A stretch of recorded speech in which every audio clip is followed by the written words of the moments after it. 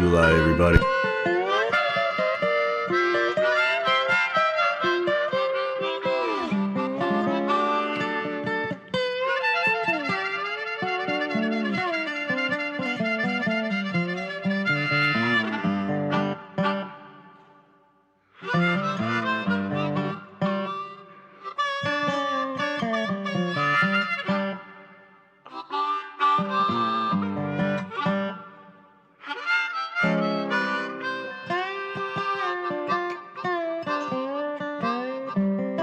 How's everybody doing? Good to see everybody. Hey, Rhonda. Hey, Bromidicus. All you early birds. Everybody's showing up early. This is all cool. Cool. We got a long way to go, kids.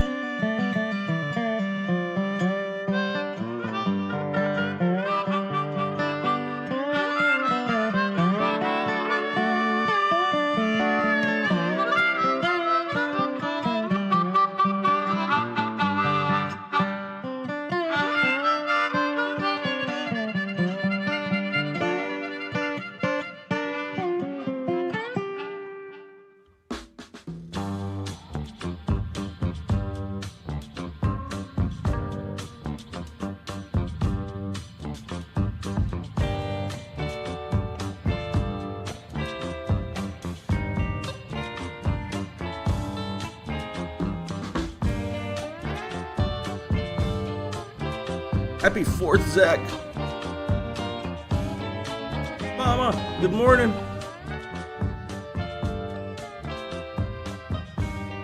No more running amok. No more running amok, people.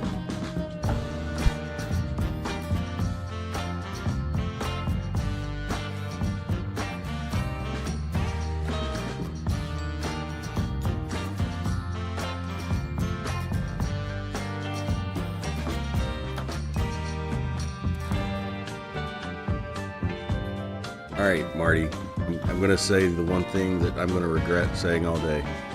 Behave. No, that's never going to happen, is it? Yeah!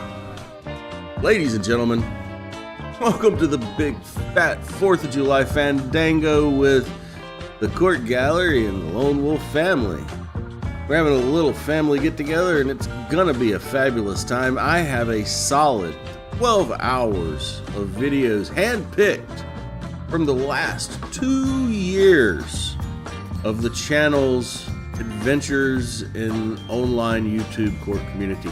If you want to see what exactly, well, roughly is being played, you can look down in the description. I have a little bit of a rundown there. After the show's over, that will be turned into a chapter block so you can just jump to whatever you want to jump to.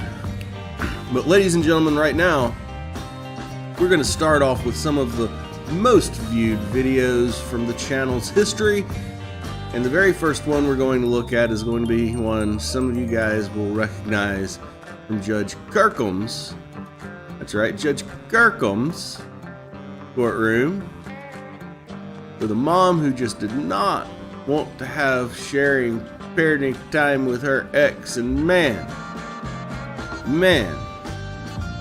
he was ready to go to jail for it. Anyway, we're going to start there. We're going to move our way through some of the top viewed videos of the last year. It's pretty much like the top 3 or 4 videos. I forget what exactly it is, but anyway, it's pretty much the first hour. It's warm up time. It's, go get you some breakfast made, go get you some refreshments, hang out. First hour is warm up. Second hour, we start the Sov Cits. We got 5 hours of Sov Cits. And ladies and gentlemen, I just want you to remember one thing.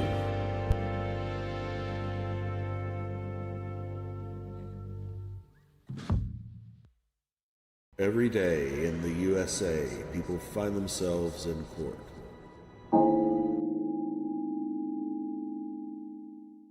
Calling case 2020-1981 DC, Richard Beck versus Jennifer Martinez. Today is Wednesday, December 13th, 2023 at 2:10 p.m. 2021 DC.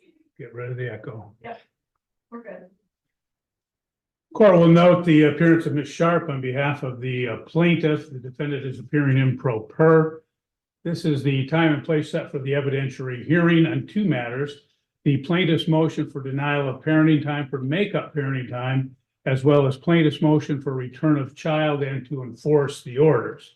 The court would note that the court had entered an ex parte order to enforce judgment of custody and to show cause for failure to comply back on July 25, 2023, which stated in the order in paragraph 1 that the defendant shall immediately return the minor child back date of birth to plaintiff for his parenting time.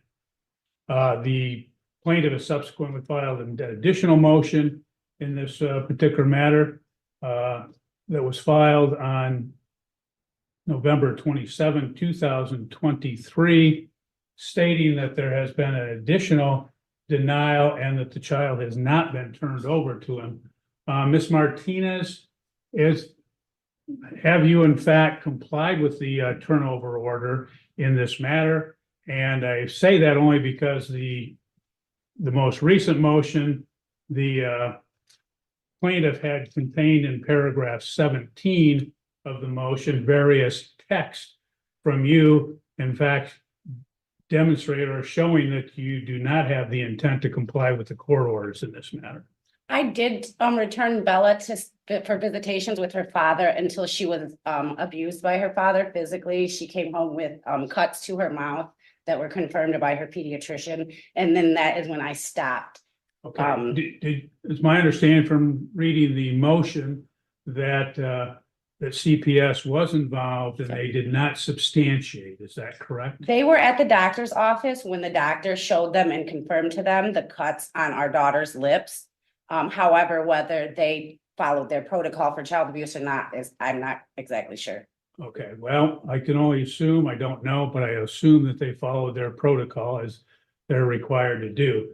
Well, I guess the main point is, are you in fact refusing to turn the child over to the plaintiff? Well, as of right now, yes. The plaintiff, Mr. Back, has pled guilty to domestic violence, which Okay. occurred Well, July 1st. that's the only point I want to make Yep. today, Ms. Okay. Martinez. Yep. As a result of your failing to turn over, as this court has ordered, the court is going to remand you to the Calhoun County Sheriff, Okay, where you will remain incarcerated until such time as the child is turned over to the plaintiff.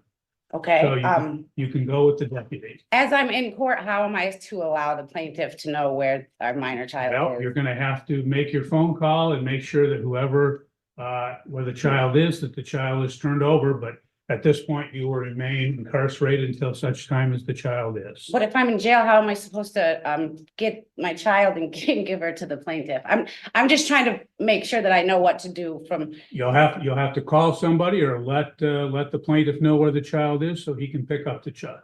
May I ask one more question? Yes. So we are gonna follow the current parenting time order, which is from the plaintiff gets our child from 8 p.m. to 8 a.m. So, The current orders have not been changed. They will remain in effect until such time as we have another. so I am to turn our child over to the plaintiff at 8 p.m. tonight? Is that, if that's the time of the Yeah, turnover? well, yeah, that is the time of the turnover, yep. Well, in this particular matter, I do note that the court has previously, and there are makeup parenting times that are required. Ms. Sharp, what are the makeup parenting times that you've requested? My client initially went without the child starting July 5th. And I believe she started to comply back with the order, was it in August? I don't remember, she just placed me. Okay, let me just look at my work. And then she stopped complying. She stopped complying November 3rd and my client has not had the child since. Okay, so in total, how many days is that? 29 the last time, 29 overnights, correct? Yes. Okay, and then from November 3rd until now, I'm sorry, just 1 second, Your Honor. May I, Your Honor? Just a minute. Let's figure this out first. You need a calendar, Ms. Sharp? Yes, I can bring a calendar, Your Honor, I can do it. Sorry, I was relying on his mom, which she's out there, Oh, and she knows all the dates. I was gonna put her up on the stand to do it, and. Okay, so the first time was 29, and now my client's stating it's 34 overnight, 34 total or 34 this time? additional. Okay, so we have a total of 63, it looks like, Correct. is the total. Ms. Martinez, is that square with your understanding? Yes, yes, it is. I was just wondering if the court was going to go by its recommendations that anybody that had pled guilty to domestic violence should not have 50-50 custody of the minor child because We are enforcing the orders that Okay. are in existence at this time. Not is the gonna court spec- going to investigate because of the domestic Court does not violence? of the plaintiff? investigate. Oh, Other the agencies, FOC handbook said it. does. other agencies investigate, CPS investigates, the police investigate, the court does not investigate. And I was just wondering, because the FOC handbook says that the court would investigate. if Court they will were- order that the child be turned over to him immediately, Okay. forthwith, and that he will have the child for the 63 days that he has been denied as make-up parenting time. Yes, I can have my ride here. Cindy, go get the minor child and bring her here within a half hour. She is only about 5 minutes from here. If the court can wait a half hour, I can have her here in a half hour. well, okay, I'll have the deputy take you, he can holding tank, and then we'll see that the child. I'm sorry, should she bring her here to this You can courtroom? do that when you go to jail, figure it out. I can, there's a personal protection order against him and he continues to address me. When my friend Cindy goes to get, should she bring her here to this courtroom? Bring her back to the court. In fact, what we'll do is we'll have Ms. Sharp and her client, they can be out in a conference room and the child can be turned over to them. And at that time, once Ms. Sharp is confirms that he has the child, then we will allow your release. Sure. Okay. Can you do that for me, please? Thank you. The child has been turned over to your client, is that correct? Yes, Your Honor, she's in the Okay. hallway. Court will again reiterate that the child will remain with the plaintiff in this matter for the next 63 days for the makeup parenting time. And thereafter, the parties will then comply with the current order that's in place.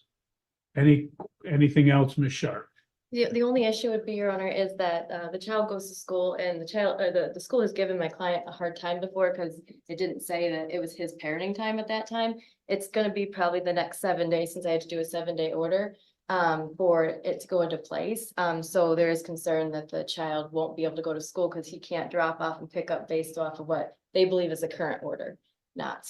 So but we just want to make sure she still can go to school somehow. Oh, and- Yeah. Yeah, and if you want to add that in the order in case, it's necessary, because you're gonna have the child for 63 days, so you'll need it. So but the fact is that he does have opportunity or does have the right to take the child, pick up the child and be involved in the schooling. He would have that right anyway pursuant to MCL 722.30. Yes. Ma'am, don't shake your head unless you know the law. I'm sorry, but the only reason why it's like that is because those are my parenting time hours. Mr. Beck doesn't have Bella during school hours. So that's why the school has that in place to follow the order to a T. The law states that the non-custodial or the other parent, even if they're not a non-custodial, the other parent has the right to all information concerning schooling, doctor, etc. Yes, they inform him about anything that goes on in the school, but just to follow the order to a T, he was not allowed to drop her off at school at noon or pick her up at 3:30 because those are not his parenting time Right. hours. We'll put that in the order, make sure that that's taken care of so that he is allowed to drop off, pick up and do whatever's necessary for the schooling purposes. Thank you. Anything else, Ms. Sharp? Just that probably in the next 7 days, because it will be a 7-day order, he probably won't have the ability to take her to school and just, my client just wants to, unless maybe mom can reach out and let them know. Or my client will try to reach out, but they won't follow anything without the order, so. That's up to Yes. that's up to the defendant. Okay. I'm not gonna order that she contact the That's fine. school or anything at this point. Thank you, Your Honor. Ms. Martinez, anything else that you? Yes, sir. Can you tell me how this is in the best interest of the child, being that Ma'am, I I'm a don't victim of domestic violence that he pled Ma'am, guilty you to? can file a petition if you have. Thank you, Your Honor. Thank you so much. Okay. Court will end this matter at 3:00 PM. You're free to go. Have a good day. Thank you. Thank you.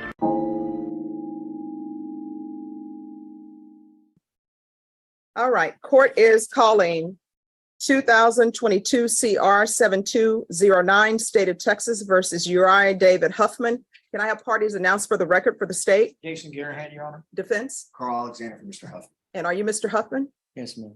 All right, you entered a plea of guilty on September 11th. You applied for deferred adjudication. According to the plea bargain agreement, punishment is to be assessed at a cap of 12 years in the prison. There are two cases that are being taken in consideration. There's an affirmative finding of deadly weapon, a $5,000 fine, and the state is opposing your application. And there is restitution to Joshua Sandoval and Ramon Lavario. Have both parties had a chance to review the PSI report? Yes, Your Honor, the state has. Yes, Your Honor. Any objections? There's a few corrections, Judge, but I think we can handle most of that during testimony. All right. State, do you have any witnesses? Check one second.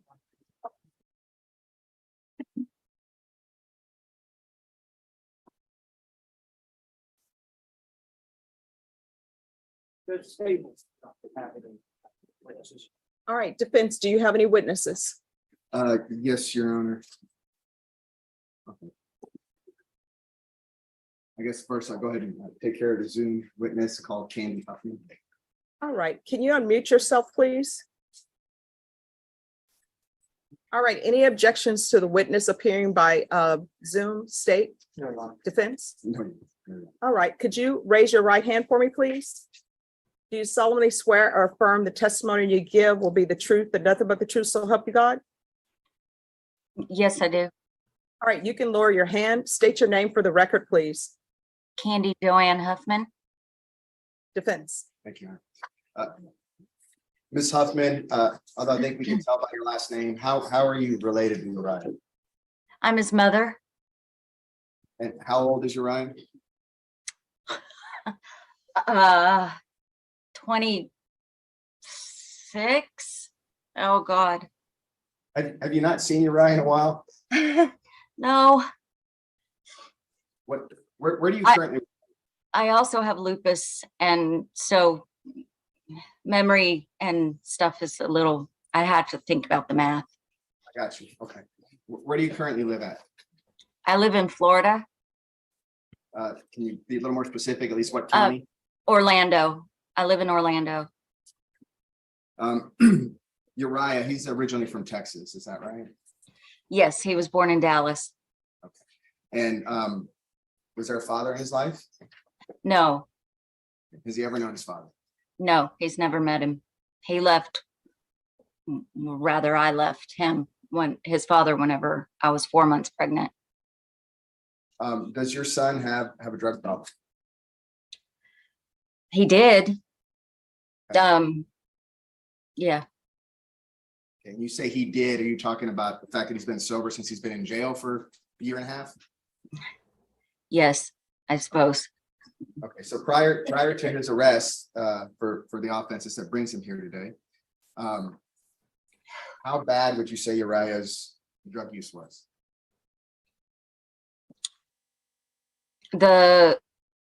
I would say probably pretty bad.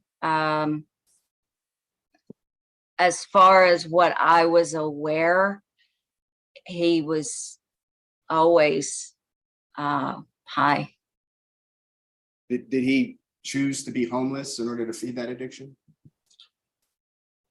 I think that I don't think he chose to be homeless in order to feed the addiction, to be honest. I think he chose to be homeless, and the addiction, or the drug use rather, was just part of it because of the people that he was around. So during this time, the time that Uriah took part in hurting people, was he the same Uriah that you knew and raised? No, absolutely not. Uriah was never violent. Even whenever I found out about what happened, I was shocked. He's not a violent person. He was never in fights at school growing up. He never at all. He wasn't violent at home. He didn't punch walls. He was never like that, ever. Now, since his incarceration, have you had contact with him, either through Yes. phone, video visits? Yes. And have you seen Uriah change over the course of the last year and a half? Yes, other than just being understandably sad and depressed and lonely, as you would be in the situation that he's in, I got my son back. Became I could talk to him again. He could carry on and wanted to carry on a conversation with me. He was back to being my loving son again. Now, if the judge grants Uriah deferred adjudication, okay, will he have a place to live? Yes, he can live here with me. So that would be in Florida. Yes, sir. And again, if he's granted deferred, there's probably going to be a lot of requirements of him, such as making appointments, being tested for substance abuse, probably doing some type of classes of community service. Mhm. Will you aid him in making sure he's complying with all of the requirements? Absolutely. Yes. I work from home. Well, I am starting a home business. I'm an artist, so Okay. it's just crafting, but so I'm free to do that. Will you help Uriah in getting employment? Yes, absolutely. Does he actually have a job waiting for him in Florida if he is granted probation?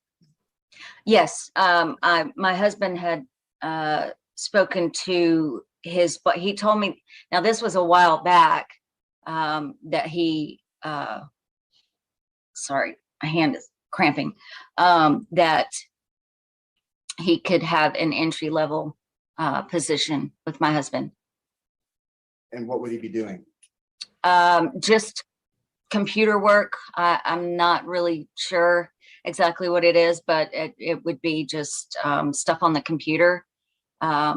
Other than that, if that isn't still available, because he hasn't talked to his boss about it recently, then I would do whatever I needed to do to help him find a job. That would definitely be a priority.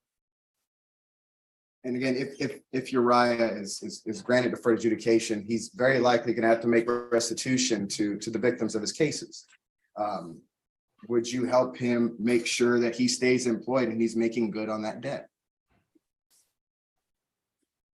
I would do whatever I needed to do to help him do what he needed to do. Yes. My husband and I would, my mother and father would. I've already talked to them about it as well. My mother and stepfather also live here. That's why I moved here. And they're also supportive. So that's a support structure that Uriah has there in Florida. Did he have all that here before when he chose to get lost in drugs? He's always had me, but no, not really. Other than me, no. But so now it's a bigger support structure waiting for him. Yes, I would say so. But he also he won't know anybody here. Like nobody from, anybody that he used to run with or know on the streets or anything. Like he won't know anybody here. So it would be a complete fresh start, and as far as that goes, I think that would be a great help as well. And that's just my opinion, but yeah. All right, Ms. Huffman. Thank you for your time. I'll pass the witness. I'm sorry, state. Thank you. Ms. Huffman, I'm Jason Gary, and I'm a prosecutor for the state of Texas. Yes, sir. Hi. Hi, nice to see you on Zoom here. I got the indication that you're, when Mr. Alexander was asking you some questions that, tell me if I'm wrong, but Uriah's violence towards other people was sort of a drug induced. Is that what you feel? Yes, I think that it was drug induced and that and because of who he was with, more than anything. I mean, you are aware that there's a evaluation, what we call a precedence investigation, where your son stated that he denied consuming alcohol or drugs during the commitment of this offense of aggravated assault on an individual. Are you aware of that? No, I'm not, but I know how methamphetamines work, and I know my son, and he wasn't the same person at that time Were you there? mentally. Sorry. No, I wasn't. I obviously wasn't there, but I talked to him often. Well, sometimes I went and talked to him for a month or two, but I mean, I talked to him that day, the day that he got arrested, and I could hear it in his voice. Did you know that if he actually didn't get arrested on the day of the offense? No, well, no, In his precedence investigation, he said he did meth after the offense happened in the days following. You're not aware of that, are you? no. And are you aware of the victim's injuries in this case? The victim's what? Injuries. Yes, So you're aware that he lost an eye, yes, his skull was crushed in, yes. and that he was shot at more than once. Not by my son. Not to, I'm sorry. It doesn't matter. Yes, I am. And it's a terrible thing. And I'm glad that he is alive. You're also aware he was stabbed. Is that correct? No. No, I wasn't aware of that part, but I mean, it doesn't make it any better or worse. It's all bad. You realize also that he was hogtied with his arms Yes. and his behind him Yes. and put it in his own trunk of his own car Hmm. and driven around and then dumped on the side of the road without many articles of his clothing, pretty much naked. Are you aware of that? Yes. Your son told you this? No. Okay. No further questions, John. All right, any further questions? All right, you can call your next witness. All right, can you raise your right hand for me, please? Do you solemnly swear or affirm the testimony you give will be the truth and nothing but the truth, so help you God? Yes, ma'am. All right, you can lower your hand if you'll state your name for the record, please. Uriah David Huffman. All right, make sure you keep your voice up. Yes, ma'am. All right, defense. Thank you, Your Honor. All right, Uriah, you had a chance to go over this PSI. I'll just start there. Right. All right, you're gonna have to answer yes or no. Yes, sir. Okay. And I believe you said there's a couple things you wanted to comment. Yes, sir. Okay. So let's just cut right to the chase about what happened to Joshua. He was here to go. Yes, sir. The PSI talks about you actually tying him up. Did you tell the probation officer you actually tied him up? Probation officer? That interviewed you for this. Did you tell them that you tied him up? I don't believe so. Okay. So as far as the tying up is concerned, because he was tied up, right? Yes, sir. Okay, how did you participate? What was your active role? I just got the rope. Okay. And I handed it to DK, or to Daryl. Sorry. I'm sorry, could you speak up? I got the rope and I handed it to Daryl. Okay. And that's your co-defendant in this case, who I believe you refer to as DK. Yes, sir. The PSI also talks about you putting Josh in the trunk of his Yeah. car. Yes, sir. Did you do that? No, sir. Did you tell probation you did that? No, sir. Did you drive his car away with him in it? Yes, sir.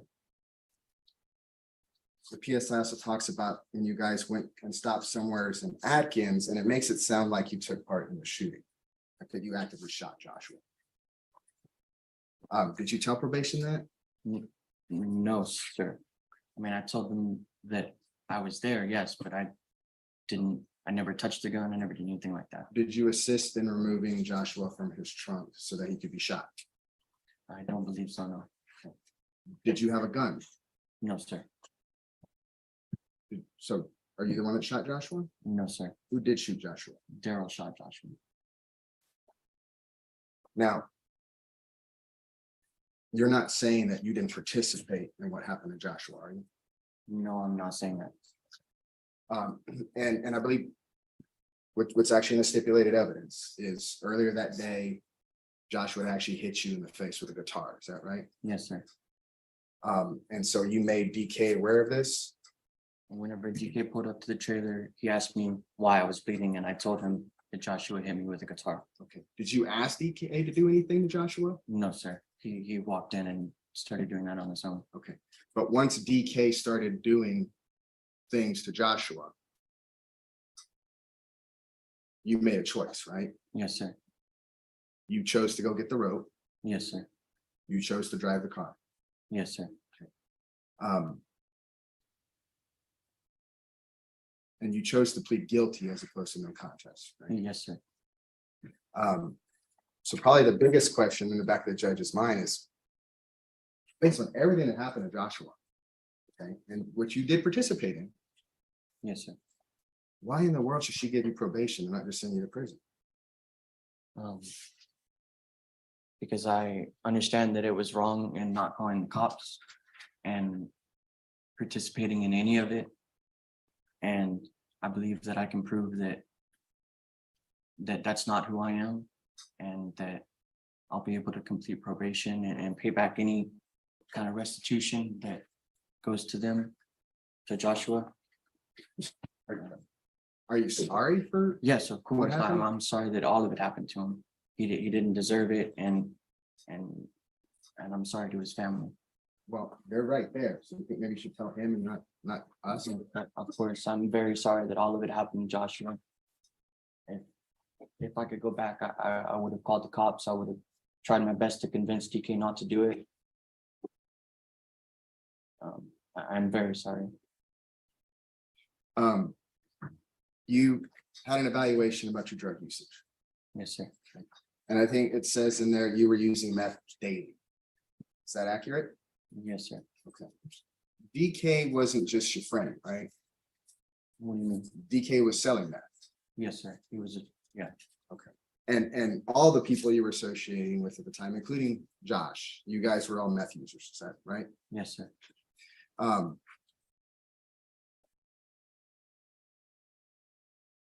Again, if the judge takes a chance on you. That's a hard thing to shake. It was recommended that if you're granted probation, that you do inpatient therapy, Yes, sir. excuse me, rehab. Are you willing to do that and do what it takes? Yes, sir. No matter, because there's several programs a judge could choose from, some of which could take up to a year before you're ever released. Mhm. Are you willing to do that? Yes, sir. Are you asking the judge for a second chance despite your choices? Yes, sir. Tell her that, not me. Yes, ma'am. I would. I hope that you'll give me the chance and opportunity to prove that, or to give me a probation and even the drug rehab program.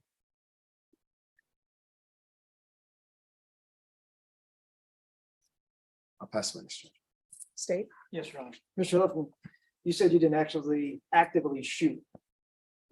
Mr. Temple, right? Yes, sir. And you actively, I guess, grabbed a rope, handed it over to DK, which is Daryl King, right? Yes, sir. Daryl King is the one that shot Josh, is that right? Yes, sir. Who stabbed him? I'm not aware. You're not aware? You didn't have a knife? No, sir. You didn't have a knife. No, sir. And so the stab wounds, you don't know how that happened? I'm aware that he got stabbed, but I don't So who know how. stabbed him? All right, I'm gonna need you to speak up. I'm aware that he got stabbed, but I'm not aware of who stabbed him. Was there anybody else? Mm, Was there anybody else that could have stabbed him? Mhm. Yes. Who? I don't know his name. It was just a guy. So you don't have the guy's name. No, sir. So this random guy that you don't know his name stabbed Josh. Is that what you're saying? No. So who I'm stabbed him? saying that there was another guy that could have done it. Could have done it. So you could have done it. No, that's not what I'm saying. You asked me if there was anybody else. Okay. Yes, there was. You were there. Yes, sir. You were there when he got put in the trunk. Yes, sir. You were there when he got tied up. Yes, sir. You're the one that drove the vehicle around, right? In a hot trunk. And you knew that this individual had been stabbed, beaten, and tied up. No, at the time I did not know. You I didn't know he found had out, been beaten? no, that he'd been stabbed. I didn't find that out until I was already in jail. Oh, so you didn't witness any stab wounds. You didn't see him bleeding before he got shot? No, sir. He wasn't bleeding before y'all shot him on the side of the road. I didn't shoot him. I know, I said y'all, law parties in the state of Texas, if you're standing there, you're participating, and that doesn't mean you pulled the trigger, but you were there, right? Yes.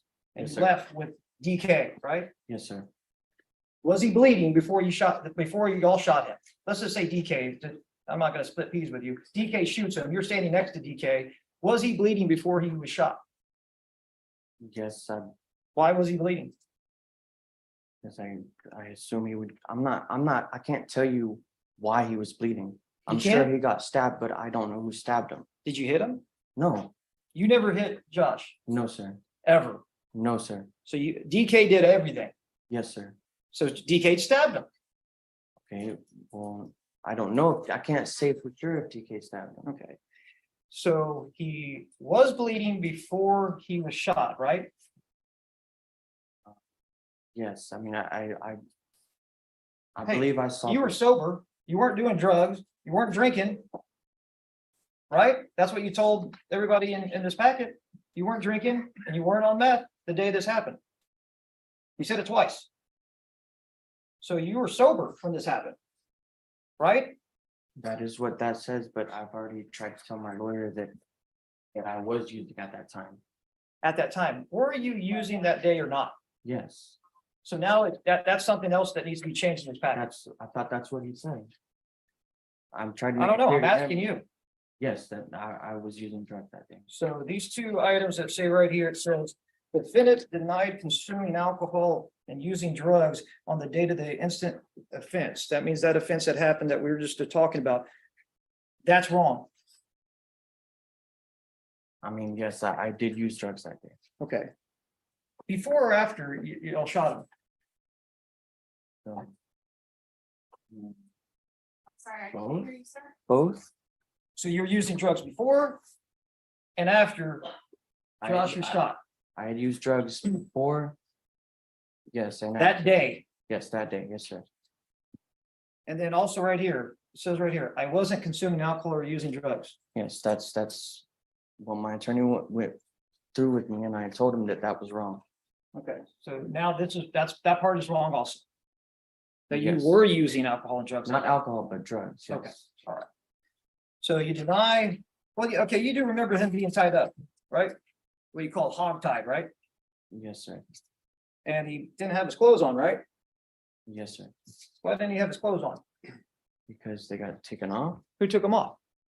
DK. And you just stood there? Yes, sir. Was he hog tied at the time that the clothes were being taken off or not? Yes, I believe so. He was.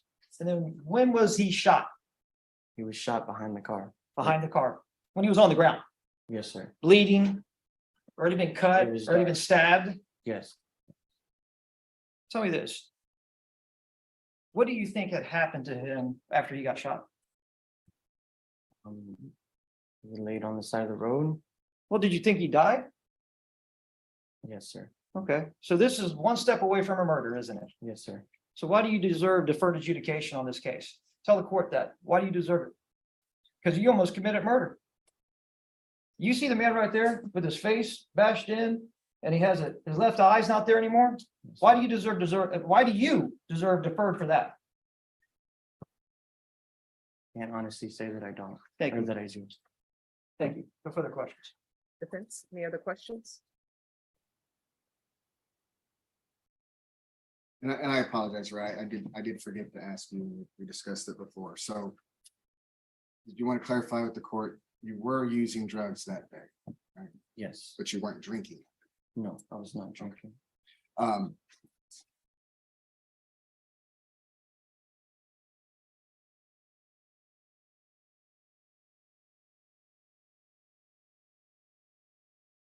You knew what was going on, Joshua. Right? As the events are unfolding, you know what's going on. Yes, sir. You could have done something, right? Yes, sir. Why didn't you? I wasn't in the right state of mind. I just been hit with a guitar. So I wasn't thinking clearly. DK, he told me to get the rope. He told me to do this, and I chose to listen to him. Whenever I should have told him that, like, no, What gave DK so much power over you that you it's not that he had. listened to him? It's not that he had power. It's just that I don't know. He's a very intimidating person, and Is DK a little man or a big man? you know he's a big dude. Did you ever know DK to be violent? He always got what he wanted. Yes, Or DK was the one holding the gun? yes, sir.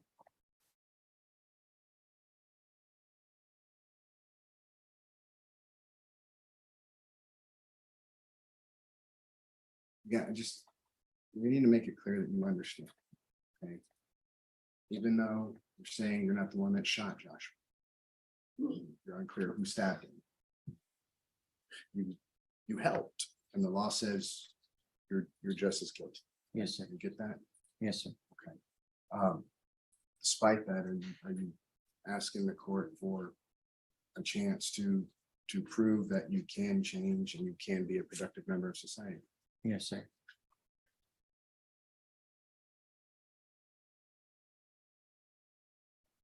Thank you, Rep. That's what. No question.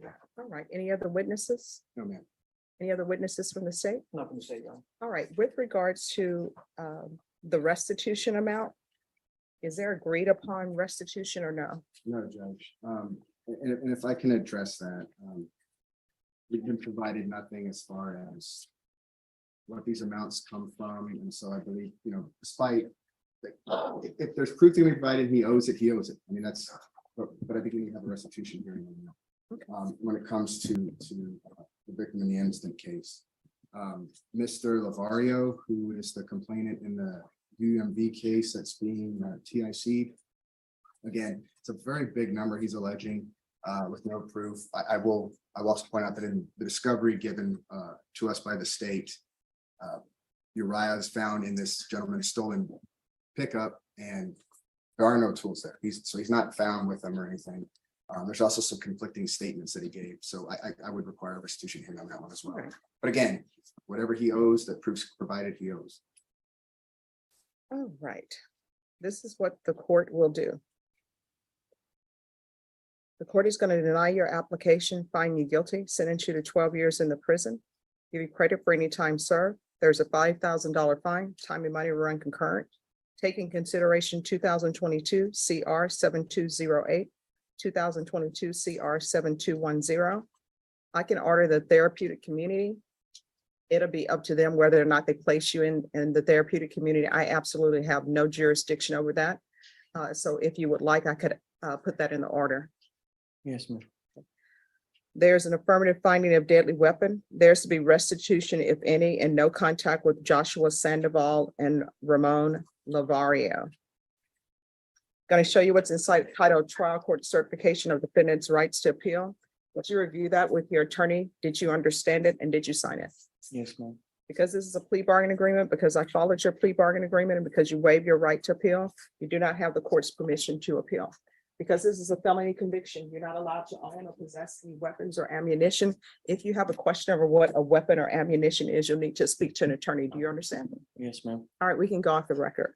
I know that 12 years is a lot of time. Honestly, anytime you do, whether it's at the Bexar County Jail or wherever it's at the prison, that's a lot of time. But I did internalize everything that was said. I listened to all of the witnesses. If you have a drug or alcohol problem, You need to use this time away to get your life in order, to concentrate on what improvements you want to make so you don't be back here. The complainant in this case has permanent injuries, and those injuries will never go away. You can go to jail, do your time, get your life in order. You can even get a college degree at the jail. And I could be wrong, but I don't even think they have to pay for the degree. So you can get a free degree at the jail and work on yourself, figure out how you got in this situation and not put yourself in this situation again. Do you understand? Yes, ma'am. All right. Is there a victim impact? No, Your Honor. All right. Good luck to you.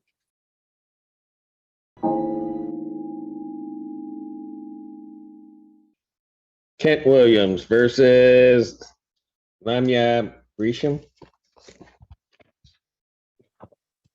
Yes, Kent Williams here, Your Honor. Yes, Lamia Gresham is here. Amaya, I'm sorry. You know, I Lamia. put the in wrong place. My apologies. All right. Claim of 1,400 last week is Correct. owing. Grisham, do you dispute that? Yes, I do. I don't believe that I owe $1,400, but I have no problem starting to pay rent this month. So what's the 1,400 for?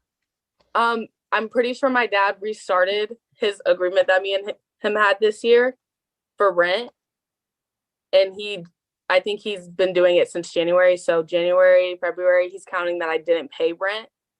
But I had told my dad that I wasn't going to pay rent, and he's actually brought this up to me 2 years ago. And I've been able to live here with no problems. And this has never been such a big concern like then. But starting now, I can pay with no issues. So. Okay, hold on.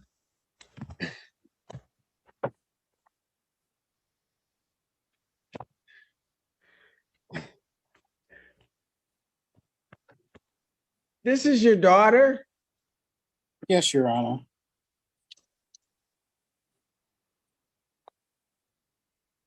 The disagreement occurred at the beginning of the year. And we discussed that when she was not going to school, nor choosing to do much productive, that both her mother and I had talked to her and discussed and said that she would need to pay rent as part of, you know, her ability to stay at our house. And so she said she refused to do so. We've tried to work through this and talk through it. And we came to a point where I said, look, you either need to pay rent or you need to move out. And she said, well, you cannot legally put me out. So this is how we ended up here, Your Honor. Would I have preferred it to be this way? No. But this was what she said, and therefore we are here at this point.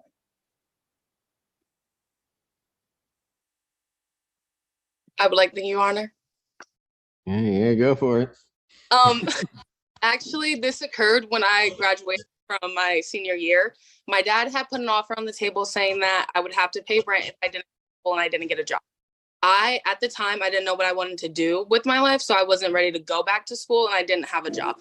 But I did get a job at Roy's and I did make about 3 payments to them. And I was like, I can't afford rent. Like, I'm not paying it anymore. So I told them I wasn't going to be able to pay rent anymore. And it was fine. Didn't hear any issues, nothing. And then at the beginning of this year, he did bring it back up. But I was like, I don't really think I need to pay rent. Like, I don't get the point of it. So I didn't pay it. He didn't mention anything until May. He texted me. He was like, you're at $500. And I was like, okay. Like, I told him I wasn't going to pay it, but that was the end of the conversation. Nothing else. Hasn't mentioned anything. And then recently, me and him had gotten into an argument and he said that I owed him this amount of money. And I was like, I'm not paying that, Dad. Like, I'm sorry. You can take me to court. Like, I don't know what to tell you. Gee, thanks for that offer. So then he gave me this piece of paper saying that it was from the court and it wasn't from the court. And then the following week, I actually got the real paper and then it became a big thing. But I have no problem paying rent now. But before it wasn't a big thing until I told my dad to take me to court.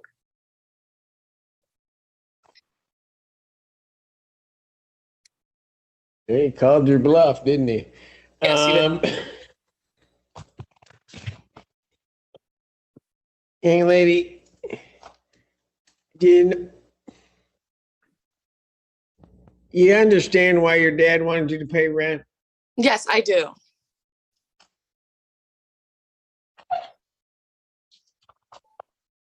Me and my dad have talked about it multiple times. Multiple. And you just don't want to listen to him? I told him I didn't feel that I didn't like want to pay. Well, the conversation changed from me having to pay rent Hold on a second. How old are you? me. I'm 19. You're 19. Yes. So this has been going on for about a year? 2 years. So this $1,400 is from the period after you were 18? This $1,400 started this year. So since January, I believe. Correct. Okay. And how old were you in January? I believe 19. 18. She just Okay. turned 19 in April. So from that time, why do you think you shouldn't pay rent?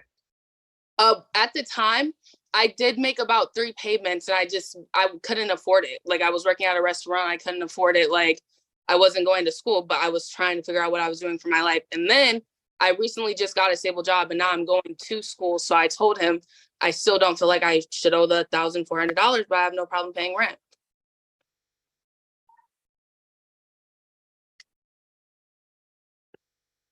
Your Honor, if I could step in, I'm more than happy to work out some sort of agreement as long as that she understands that she needs to pay, because my whole goal behind this is to understand that in life, you have to go through and you have to pay for stuff. Nothing comes for free. You need to understand that when you go through, certainly you won't have someone as generous as I've been in terms of trying to grant you enough time to just get your stuff together. So I'm willing to work through some sort of agreement to make up for the 1,400, but the goal is for her to understand that, yes, you're ultimately responsible and you need to take responsibility for those things that you're given. Young lady, do you think you can talk to your dad and you guys can work something out rather than have me impose something on the two of you? Yes, I do. Okay, now I'm just going to give you maybe just a little hint on how you should do this, because what your dad just said is absolutely correct. You don't get things, people don't just give you things. Rent is $200 a month. Your dad is trying to teach you a much bigger lesson about life, right? I would suspect, I don't know your dad, but I would suspect that it isn't about this $1,400. When it's all boiled down, it isn't about that. It's about you. Okay, now, at fear she may be watching this on YouTube, I will say this. I had one of my own like you about 6 years ago. You're hard to deal with because you have a different view of the world that I'm not sure that it fits. All right? But if he's willing to sit down and talk with you, take that opportunity. Okay, young lady? Yes. All right? You get one dad. He's not going to be around forever. And so what he has to do is he has to try to teach you as much, stuff into your head as much wealth and information and knowledge as he can within the period in time that we are allowed to grace this earth. And that is what he is doing. So realize that that's the central focus. It is not, I don't get the sense to punish you at all, to make you feel bad at all, or anything. but it's to give you something so that when you head out there into the real world, you have something to rely upon on that journey. You follow me, young lady? Yes, I do. All right. So I'm going to give you guys 2 weeks to get this whole thing worked out. Dad, Yes, Your I'll Honor. just say to you, I had a 19-year-old, not kind of like this, but kind of like, they come back around. You'll be okay. All right. You already look like you lost your hair, so you'll be all right. You ain't got much more to go. Okay. Thank you, Your Honor. October 6th, 2023. What time? 10 a.m. Okay, It's 11 a.m. Excuse me. 11 Yeah, a.m. no need for you guys to get here early. Okay, thank you. All right. Okay, Thank you. thank you, Your Honor.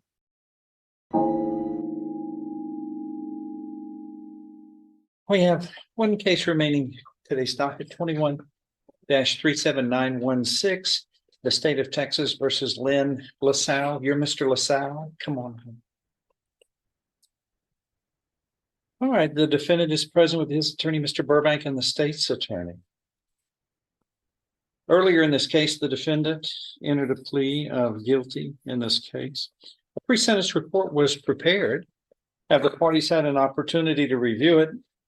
And are there any corrections or changes to it? State? Nothing state. And if Nothing. then it's made a part of the record for all purposes. The agreement in this case is that whatever sentence shall not exceed a cap of 5 years in prison. So I guess we're looking at no less than 2 nor more than 5 years in prison. I guess deferred or unadjudicated probation is an option. Regular probation, I guess, is an option. Okay, go ahead. Your Honor, we were here before. We took a recess in reference to some issues. You wanted us to take a look at it. In between that time. This is some letter of. This is from his new employer, Judge, since the last court date. And he has been hired on as a department head, supervisor at Turbo, whatever, over in Houston. And that's to show that Turbine pump. right on that. Also, Your Honor, I have been in touch with the complainant, and I know what the video shows. It shows that they got into something that he shouldn't have not done. He does have a past, I think, that had come up before in front of you in reference to other instances. I see a criminal mischief. Right, and then, well, there was also some family matters that were discussed before. He still has a young child. He's the primary caregiver over in Houston she's a minor. And it does involve the child and the mother. I think he probably just took the wrong course of action with mom. But he has had continuous, though she says, and I'll be very frank with the judge, she says, well, he's not letting me see her, but he is living over in Houston. I believe she's over here in Beaumont, or in this area of Jefferson County area. But this all started over the care and condition of the child, and that he felt that she was not being taken care of properly. Who? The child was not being taken care of properly by mom. There again, I think he took the wrong steps. I think he admitted that he does have a history of kind of taking the wrong steps, and because it's right there in the PSI report that the state and you pointed out the last time we were here. I'd only asked for some consideration in reference that he needs to be corrected and punished if he goes to TDC, there are more people than him that are going to be hurt, and specifically is the daughter or the child. He does have some other family members that, like today, are taking care of her. But he is the primary and has been taking care of the child. You do have the power of deferred and to review every couple of months or every 6 months or so, or weekends. You know, he is over in Houston, so you have to drive back here to Jefferson County. And then I think we did talk about shock probation, Judge. And it's my understanding for the record that because he has a prior state jail felony, but he would still be eligible for shock probation. Is that your understanding, Mike? Yes, sir. But I would just ask that you take it all in consideration. You know, he did what he did, and there's no getting around that. So if you have any questions of Mr. LaSalle, then I'd be more than happy to answer them, Judge. But I'll represent to the court after the last court hearing. I called Mom at least once, maybe twice, and it wasn't what he did. It was, how am I going to get access to my daughter? That was the whole crux of it. And after advising her, and I will tell you that, well, maybe you should get an attorney or somebody to go out and get a family court order, which they don't have. Maybe it would kind of correct some of this stuff. And I think I went through one ear and out the other. So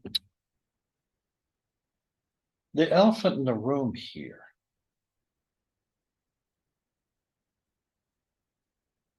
A couple of elephants are in the room here. I wasn't going to punch my ticket on that one, Judge. This isn't the first assault on this lady. You pleaded guilty, I presume, but you were convicted, placed on regular probation in 2019 for, let's see, assaulting Jacqueline Frank. The same complainant here. Let's see, by scratching her face with your hands, and at the time there was a family member. And I'm looking here that the probable cause affidavit was again, let's see, he was communicating with the defendant, leaving work, advising him she was coming to get her daughter. LaSalle kept telling her he was bringing her, found LaSalle in the parking garage of the hospital. LaSalle appeared intoxicated, used his right arm to wrap around her neck and telling her to shut up. Then let her go. She attempted to grab her child.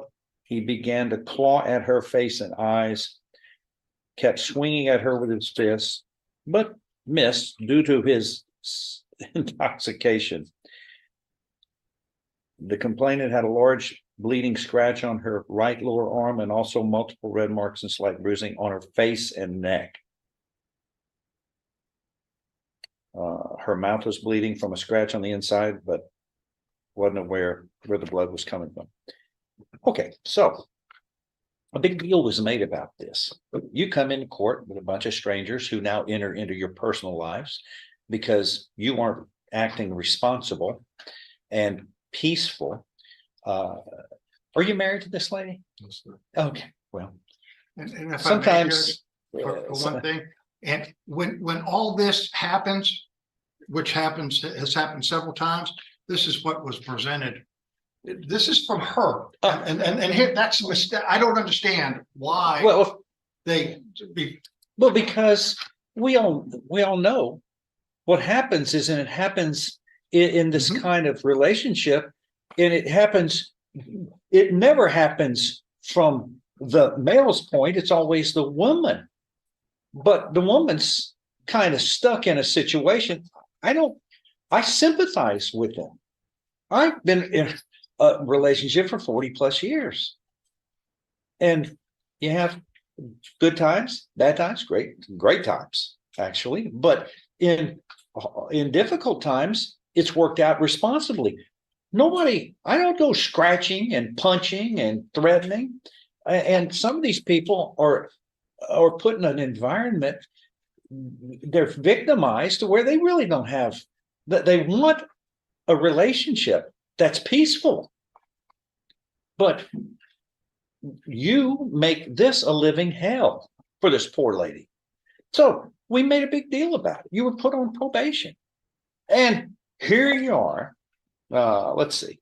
Didn't take very long. You were placed on probation for a year in 2019. So I guess you were released in 2020. So let's jump ahead to June of 21. A year later, opens her vehicle, grasps her by the throat with both hands, throws her keys on the ground, grasps her by the hair, drags her, causing her to scrape her arms and legs. Well, that almost seems familiar. Held her down in the parking lot by applying pressure to the back of her head, causing injury to her face.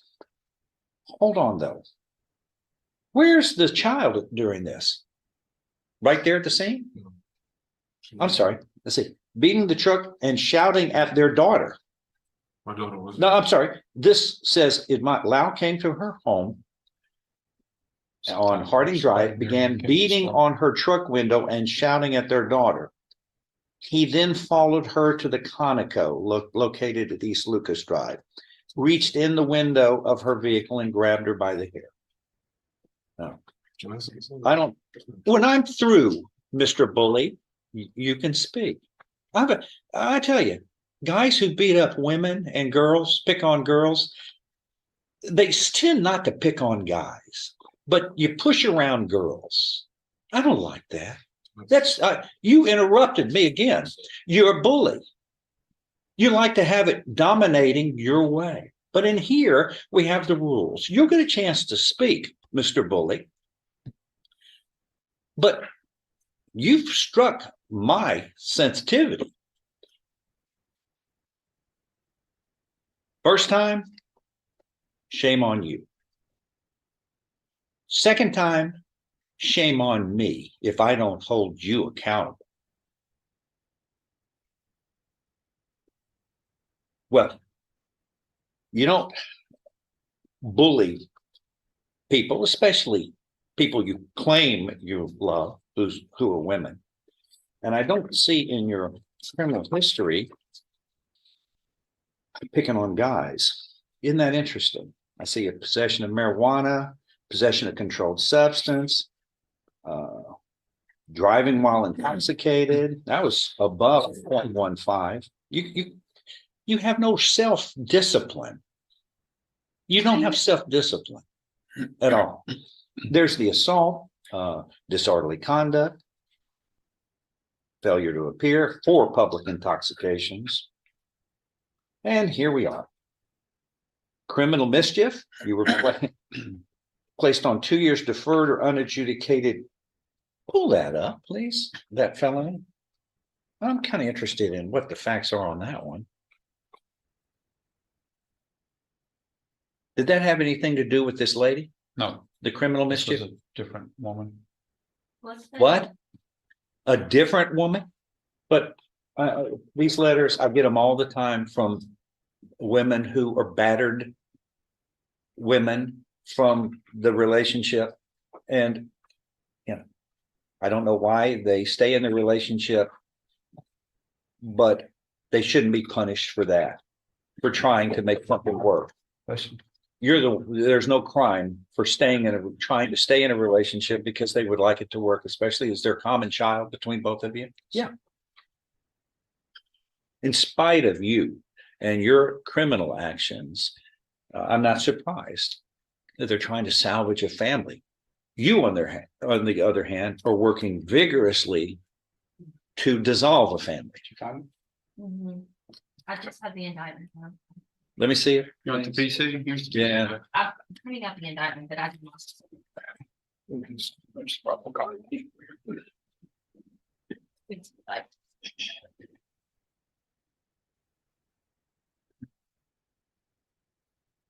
Let's see, destroy an automobile by jumping on and kicking said car, throwing an unknown object at said car without the consent of Carolyn Evans, the owner of the vehicle. Another woman is a complainant, another girl.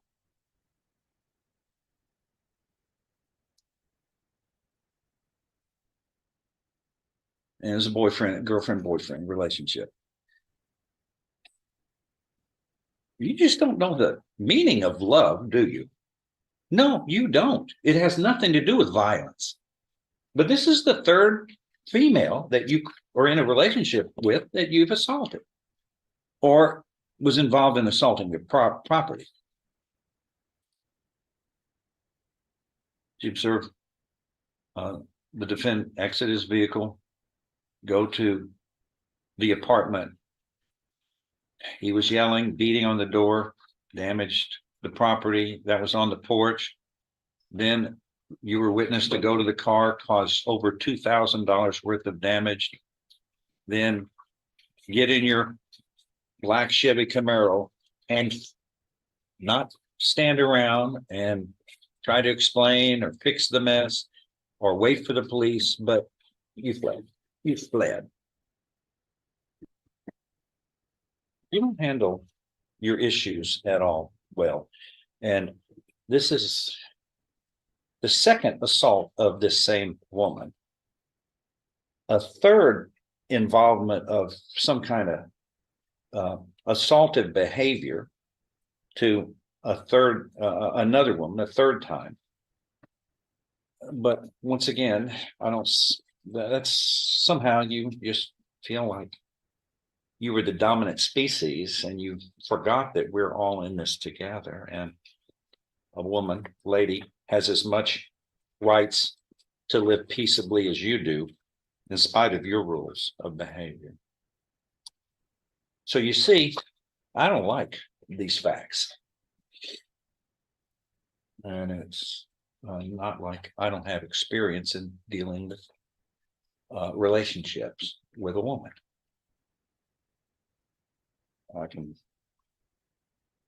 You work things out, but you don't damage their property. You don't scratch their face. You don't grab them by the throat with your both hands and by the hair and drag them. So, anything you want to say? I apologize for everything that I've done, but Now, how do you take it back? How do you fix it? You're supposed to fix it by, if you make a mistake, you learn from your lesson. You go, I touched the oven, the stove, and it burnt my hand. But you keep grabbing at the stove. You know it has consequences. A bunch of strangers now, me, for example, are in your life, your personal life, because you are irresponsible in dealing with your personal life. And it's one thing if you want to just beat the heck out of yourself or scratch yourself or, that's bizarre, but not others. In front of children, they've got to see this. They've got to see the results of it. Don't tell me they don't. But this is the third time, sir. I just. And it's, And I also pointed out that. you were placed on probation, then pleaded true on this. This was that criminal mischief. Then you pleaded Also printed out the motion and it's. true to some violations that resulted in of probation. So you've been on probation twice, right? yes, sir. Now, for this, number one, for this state jail felony on the criminal mischief, and it was revoked. And then you were sentenced to 16 months in the state jail. Then this assault family violence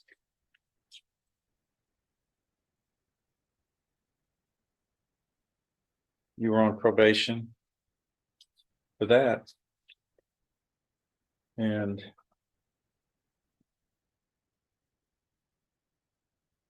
it doesn't look like you were probation for 1 year. That doesn't look like it was revoked. No, sir. And then so here we are. You were on a possession of marijuana back in 2008. That was a misdemeanor. It was revoked. And then looks like there were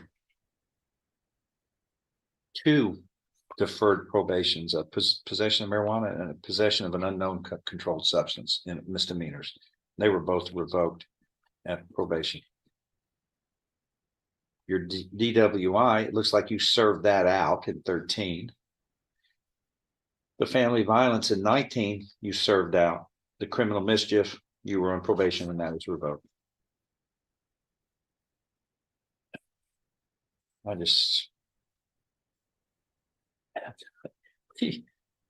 We just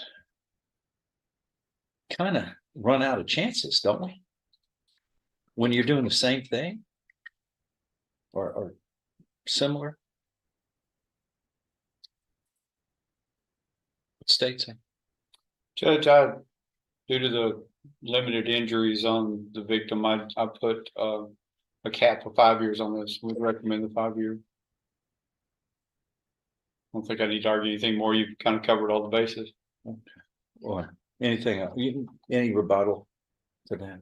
No, Judge, I mean, there's no argument with what you said. There's no argument with what the state said. He does have a past.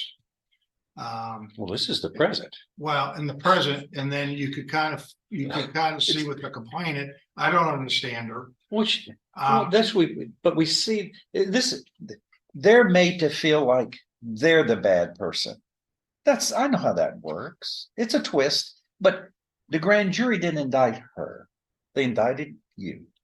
But even with all this, Judge, she still didn't take any steps to get her child back. I mean, here's because there's some precedent that says if there's family violence, the family court has to take that in consideration in reference to designating the conservatorship of the child. And she's never done anything, but then she turns around and writes something like that. I don't understand it because we saw what happened between both of them. And then when I talked to her, it wasn't, he's no good. He needs to be locked up. It's, when do I get to see my daughter? I mean, I want to see her, or we have to come to some arrangements, or that's what I want, is something that I can, and you do. You shake your head saying that's not correcting any problems. And I've seen it. We've seen it over and over again. Yeah. It's victims have lost trust with the way the system works, especially in family instances. They don't know who to trust anymore. This is the second time he's assaulted her. She's going, what's the system doing to help me keep from being dragged around and my throat choked? I can appreciate reluctance of her to turn to who's supposed to help me here. Just terrible, Mr. LaSalle. You ought to be the poster child for breaking up families, not putting them together, sir. Really. I've never, it happens, but it's terrible. I mean, a family is one of the most wonderful gifts we can all have, but you don't take a precious gift and choke them. You don't scratch their face. That's just terrible. And this court stands for something different from that. Anything else? If not, I'm going to find you have pleaded guilty here voluntarily. You are mentally competent to do so. You understand the consequences of pleading guilty. There's sufficient evidence supporting your guilty plea from State's Exhibit 1 here. admitted in your plea hearing to support the indictment, to find you guilty beyond a reasonable doubt. And I now find you guilty beyond a reasonable doubt of this third-degree felony. I'm following this agreement. You were hereby sentenced to confinement in the institutional division of the Texas Department of Criminal Justice to serve a term of 5 years. And you will be given credit for all time that is credit worthy. You don't continue to commit assaultive behavior, especially on family members, and expect the punishment to get lighter. It steps up because you're not getting it. It's not getting through you. That if you have an anger management problem, it's not for a bunch of strangers to force you into that. You need to take your own responsibilities and independently go help yourself like everybody else does. We're all imperfect. We all make mistakes. It's how you deal with your mistakes and fix them until you ring up a lengthy criminal history. That's the difference between responsible behavior and irresponsible behavior. You've handled relationships irresponsibly, and a family, families are very important. I do all I can to try to keep them in a unit, but this is like a concentration camp, the way you handled your responsibilities. You've got women, it's consistent. Women are the ones who are assaulted by you. That's no way a gentleman acts. You're not acting like a gentleman, sir. You're a bully. Bullies, when they step over the line, they will get punished. And I beg you to start acting responsibly and treating ladies with the respect that they deserve. When that happens, a wonderful team family unit blossoms. You are not helping the growth of a family unit. You're only working against it with violent behavior. You need to stop that. You will be held accountable. All right, that is all. Do better, sir. Okay. You ought to be the poster child for breaking up families, not putting them together, sir. Don't go anywhere. We're not done. We're not close to done, ladies and gentlemen. We're about to start the Sov Cits block. Buckle in. The next 5 hours are going to be crazy, ladies and gentlemen. I want you to remember one thing. Every day in the USA, people find themselves in court.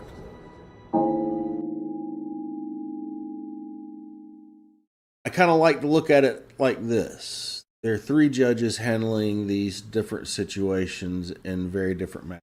Look at this. Look at this.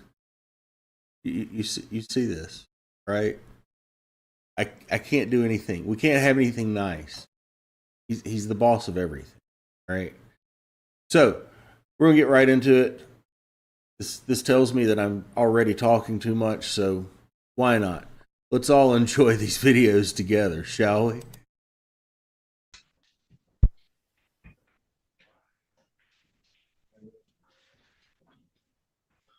Good afternoon, your name? Dylan Edward Hall, Your Honor.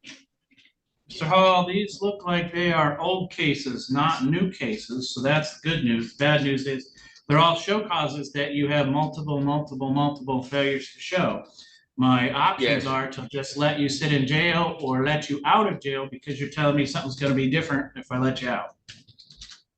Your Honor, I was incarcerated since October. That's why I failed to appear for it. Well, these are going back to 2014. You failed to show. What I say is a bunch of times it's over the years. Are you incarcerated on anything else? No, right now. All right. No, yeah. So if I let you out, you go back into the world. Is your plan to get a job, start working? I have a job with the Department of Justice right now. So yes, I'm gonna pay it. I just have to get to my paycheck. All right, what I'm gonna do is, I'm not gonna hold you in jail on old cases. I'm gonna release you from jail. We will set this for review in 90 days. You don't have to pay. I could read to you the dollar amounts on these. I'm not sure if you're aware. But essentially, I can pay it all at once as soon as I get. essentially is you don't have to pay it all at once. We just need you to make some sort of progress towards zero. When you get out of jail, if you actually put some money on these, you maybe wouldn't even have to come to that next court date in 90 days. But if you do nothing and come back in 90 days. I understand. Yeah, I'm gonna just pay it off. You know, since my Aunt Elizabeth died in the United Kingdom, I got quite a bit of money now, so. All right, well then you're all set. You can go ahead and go. Sheets. We're about to go. Step up this way. I don't understand what's. Sir, you're here for your first appearance. We're getting you in front of the judge, so I'm asking you to step up here so you can go through this process. Stephen, this is about to go really poorly, really quick. Come up, sir. Okay. It's going to go bad for you regardless. Just wait. You now stand charged with your third case, sir. What? You now stand charged with resisting arrest and failure to identify oneself as a fugitive from justice. You're now facing an additional year on each case. We're going to do probable cause. You have the right to remain silent. Anything you say can and will be used against you. I don't understand. I don't understand. Sir, You do not have. it to you right I have now. the right to arrest me. I did nothing wrong. Let's see. I did nothing wrong. You do not have the. I do not have, you do not have the right to arrest me. You do not. Are you acting under your constitutional oath today? Are you? Yes. You are? Okay, well, good. You are in agreement with the prosecutor, right? I make a motion that this case be dismissed. I'm about to hold you in contempt if you. For what? In order for there to be a crime, there has to be an injured person. The only person injured is me, and I have the scars from the policy officers beating me, pulling me out of my car without even telling me why. Going to do. I don't understand. You have the right to remain I do not silent. understand. One more word and I do not, you can't do that. In order for there to be a crime, you're not, this is against my constitutional rights. Okay, you know. Do I have a witness that they are committing treason? Do I have at least 2 witnesses? Do I have at least 2 witnesses that they are committing treason? This is treason. They're violating my rights. They are violating my rights. Hey. Look, see, that's what I'm talking about. Look. Put your hands behind your back. No, sir. Put your hands behind You're your back. violating my rights, and you all know it. The public prosecutor is there, a court reporter. Put your hands behind your back. I'm not doing anything wrong. Do I have 2 witnesses saying? Do I have 2 witnesses that say that they are committing treason? Please raise your hand. Do I have 2 witnesses that they are committing treason? Sir. Do I have 2 witnesses that they are committing treason? Quit resisting. Raise your hand. Are you raising your hands? That would be the taser. Put your hand. Put your hand. Do I have 2 witnesses? Do I have 2 witnesses that they are committing treason? Raise your hand, stand up. Stand up for America. They are committing treason. They are committing treason. Raise your hands. No one. They are violating the Constitution. They are violating the Constitution. Oh! Stop. I have no cartilage in my left arm. Stop resisting. As the medical report shows, when y'all last officers last beat me up, I had to go to the hospital. I'm trying to lift you up properly, but you will not stop resisting. Man. Hey, Karen. Silence.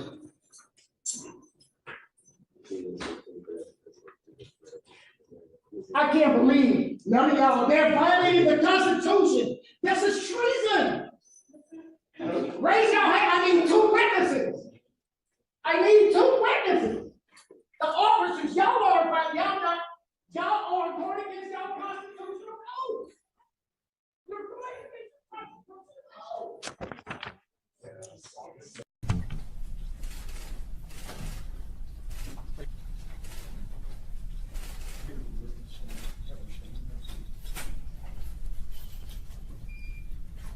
clause number 88C012210 F1833, State of Indiana versus Dijon Anderson. Ms. Anderson, for the record, would you state your full name, please? Yes, I am Princess Califia Hatan Tupac II, representing the entity Dejon Anderson. You're known as Dijon Anderson. I'm representing the entity of Dejon Anderson. Your date of birth? My date of birth is February 2nd, 1961. That would make you how old? That would make me 63 years old. And the last 4 digits, your social security number? I do not have a social security number. I have a declaration of nationality underneath the Washita Moors of the Indigenous People of the United Nations, Chapter 221593. Are you under the influence of any drugs, including alcohol today? No, I'm not.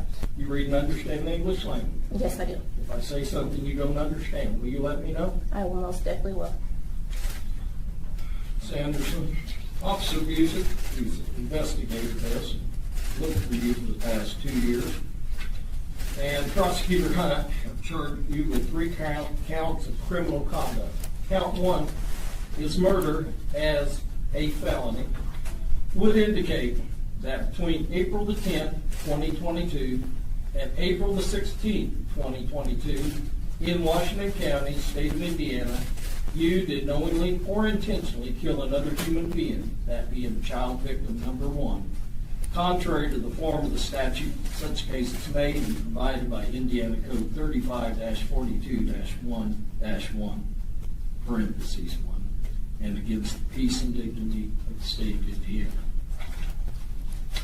Count 2, neglect of a dependent resulting in death as a level 1 felony, would indicate between December the 1st, 2021 and April the 16th, 2022 in Washington County, state of Indiana, you being at least 18 years of age and having the care of child victim 1, a dependent, less than 14 years of age, did knowingly place said dependent in a situation that endangered the dependent's life or health and which resulted in the death of child victim number 1. Count 3, obstruction of justice as a level 6 felony, would indicate that between April the 10th, 2022 and April the 16th, 2022 in Washington County, state of Indiana, you did alter, damage, or remove a record, document, or thing with the intent to prevent said item from being produced or used as evidence in a legal proceeding or an administrative or criminal investigation, contrary to the form of the statutes made and such case provided. The murder, a felony, has a range of imprisonment from 45 years to 65 years, with the advisory sentence being 55 years and up to a $10,000 fine. The level 1 felony, neglect of a dependent resulting in death, has a range of imprisonment from 20 years to 40 years, with the advisory sentence being 30 years and up to a $10,000 fine. And the level 6 felony has a range of imprisonment of no time in jail, treated as a misdemeanor, to 2.5 years at the Indiana Department of Corrections, with the advisory sentence being 1 year and up to a $10,000 fine. Do you understand what you've been charged with? I do understand. Okay. And do you understand the potential penalties? I do. Do you intend to hire a lawyer, or is someone likely to hire a lawyer for you? I want to file a motion for self-representation. You understand if you do that, you are required to conduct yourself as a lawyer to be able to board our potential jurors, to abide by the rules of evidence, to abide by the rules of procedure. I do understand. I have a master's in history. That doesn't give you a law degree, though. But I do understand how to read procedures and understand the court procedures. Right. Just because you represent yourself, that doesn't ensure yourself of a good lawyer, you know. That's a personal opinion, but I understand. Make your request in writing. okay? I will, most definitely. Uh, Can you give me at least just like 5 days and I could get it I to you? can certainly give you 5 days to do it. I think what my intention would be, let me ask you this. Can you afford a lawyer? It's not that I can't afford a lawyer, it's that I want to do self-representation due to, I understand the nature of my case, and I understand that this is my life on the line, and I do understand that there are things that involve my case as far as the evidence that I hold, which is cube classified evidence, which should be turned over to Judge Advocate General Courts immediately, if possible. Because my case involves other cases that are open currently with Judge Advocate General Courts, as well as federal investigations that are open. What are you talking about? Well, if the Judge Advocate General approaches us, we'll address it at that point in time. Okay. How about I appoint you standby counsel? Oh, no, thank you. No, thank you. All right. You make your written request. I need to advise you, you have a right to a speedy public trial by jury in this county. You have the right to face all witnesses against you, see your question and cross-examine those witnesses. You have the right to have witnesses brought into court to testify on your behalf, and at your request, the court will issue subpoenas requiring those individuals to come into court to testify on your behalf and bring evidence in. You have the right to have the state prove you guilty beyond a reasonable doubt. You have the right to remain silent. You cannot be required to give any testimony or make any statements against yourself to anyone. You do have the right to be heard in your own defense at any hearing or trial concerning the charges against you. Anything you say, however, may be used against you. Do you have any questions concerning your rights? No, I do not. Then I will set this matter for a pretrial conference on the 25th day of April at 9 a.m. A trial date of the 6th day of August of this year at 8:30 a.m. and an omnibus date of June the 15th. Do you have any questions at all? No, I do not have any questions. You'll sign this reappearance slip. We'll discuss the issue of bond. Ms. Hunt, what's the state's position? Yes, Your Honor. Given the gravity of this case, first of all, I would like for you just to take judicial notice of the probable cause affidavit that the state filed in support of these 3 charges, which resulted in the arrest warrant. Attention that it's almost a 2-year mark of officers locating this, at the time, unidentified little boy in the woods. So I would argue that the defendant has been a fugitive since that time. Her identification has been made. I think that raises any bond in a murder case to be something of the utmost importance and should be of an amount that should be very difficult, if not impractical, for her to be able to afford, or I feel she will be abscond from this court. She's never been from Indiana. She's not from Washington County, is my understanding. She was located in California. So on that reserve, I would leave that to the court. And if further motion is needed on the state's behalf, I will make that. Thank you. Ms. Anderson, you just made an objection. Yes. State the basis of your objection. The basis of my objection is the fact that I am not a fugitive. I have been under NSA surveillance for the past 8 months. And how can that qualify me as a fugitive on the run when I've also had a detail from Space Force that was following my every move when I contacted the Indiana State to arrest me? That is not a valid legal objection. If you want to represent yourself, you're going to have to learn the rules of evidence and the rules of procedure, because if you conduct yourself like this and make these types of objections, you have no chance in the world, baby. Okay. So, objection overruled.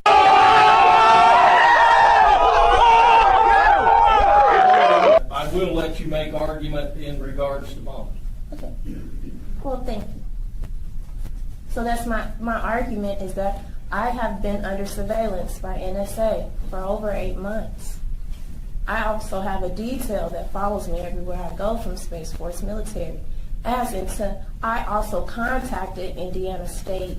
I think it was a federal marshal that I called to have my location tracked to pick me up.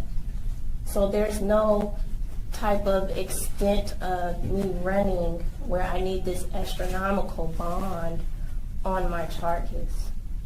Well, that's sort of interesting because it's my understanding Officer Busey has been in touch with almost every one of those agencies and they haven't been able to identify your location until recently. So I'm going to set your bond at no bond at this particular point in time. If Space Force comes forward and tells me that they're willing to monitor you, we'll take up the issue of bond at a later time. Okay. Anything else? No, Your Honor. All right, we'll be off record at 1:44. You can.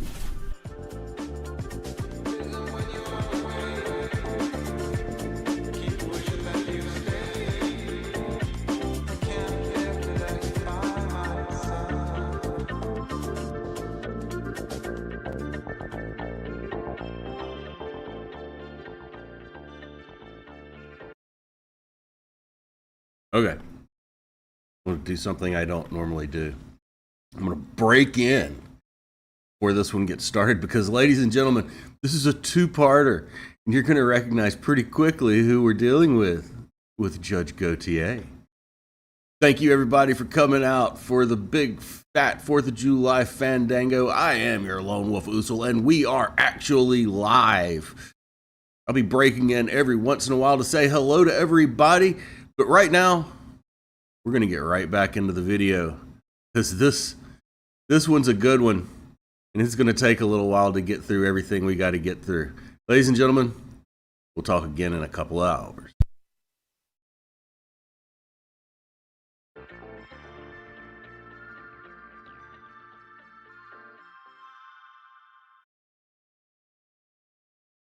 Oh, wait. I did forget something. I forgot something very important. I forgot it before the last break. I needed to say thank you to Zach. Zach gave a very generous super chat in the first block of videos. And I don't pause like most streamers do to say thank you for such things. But while I'm live today, I do want to take a second while I'm saying stuff. I think I actually have if you want to see real crazy, there's actually a human back here.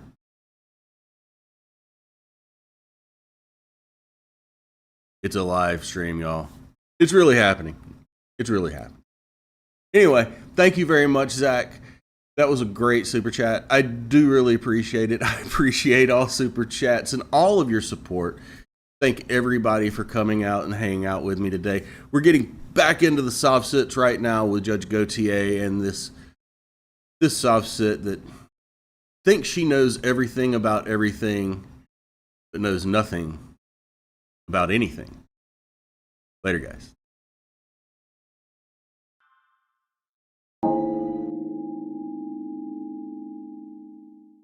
We're here in the matter of contempt of Beth Bridgman. It was committed and filed under the case of People v. Seth Flores, filed 23-0868 SD. Counsel, you want to state your appearance for the record, please? Melissa Goodrich, Wayne County Prosecutor. All right, Ms. Bridgman is not present in the courtroom. Have we confirmed she's not out in the hallway?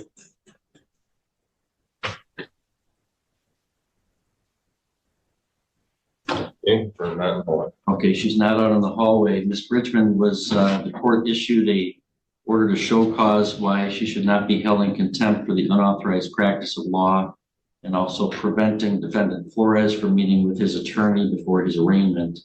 I do see in the file a proof of service that she has been served with that. And in fact, also in the file where Ms. Bridgman has returned the show cause cut into pieces with red writing on it, stating your offer to contract is not accepted. So she apparently this was received today by the court. So she's been to the courthouse this morning to deliver this. Is not present for her show cause prior to the issuance of the bench warrant. I guess I'd give her a 15-minute window to appear. It is 11:03 right now. We'll go off the record and recess until 11:15 and reconvene. If she does appear sooner, just let me know and we can reconvene at that time. We'll be in recess till 11:15.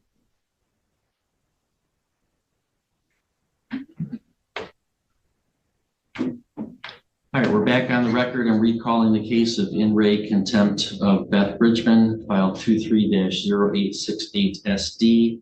It's now 11:16. Ms. Bridgman is still not present in the courtroom. Is she present in the hallway? Not present. Okay, she's not present. This appears to be a willful non-appearance due to the fact that she's returned the show cause affidavit and the order with it cut into pieces with the red lettering. Your offer to contract is not accepted. Of course, it's not an offer, it's an order of the court to show cause. She has now willfully not appeared. Ms. Goodrich, do the people have a request? Your Honor, at this time, since we're here on a show cause, she's been properly served and also given an additional 15 minutes to appear. We would ask for a bench warrant to be issued. Request as to bond? No bond. I think given the willfulness of the behavior, we'll set bond at arraignment. So I'll issue a warrant for Ms. Bridgman's arrest for her contempt for non-appearance today with no bond to be pre-posted. All right. Thank you. What is this? Thank you, sir. Do you just send that out? Such an interesting outfit.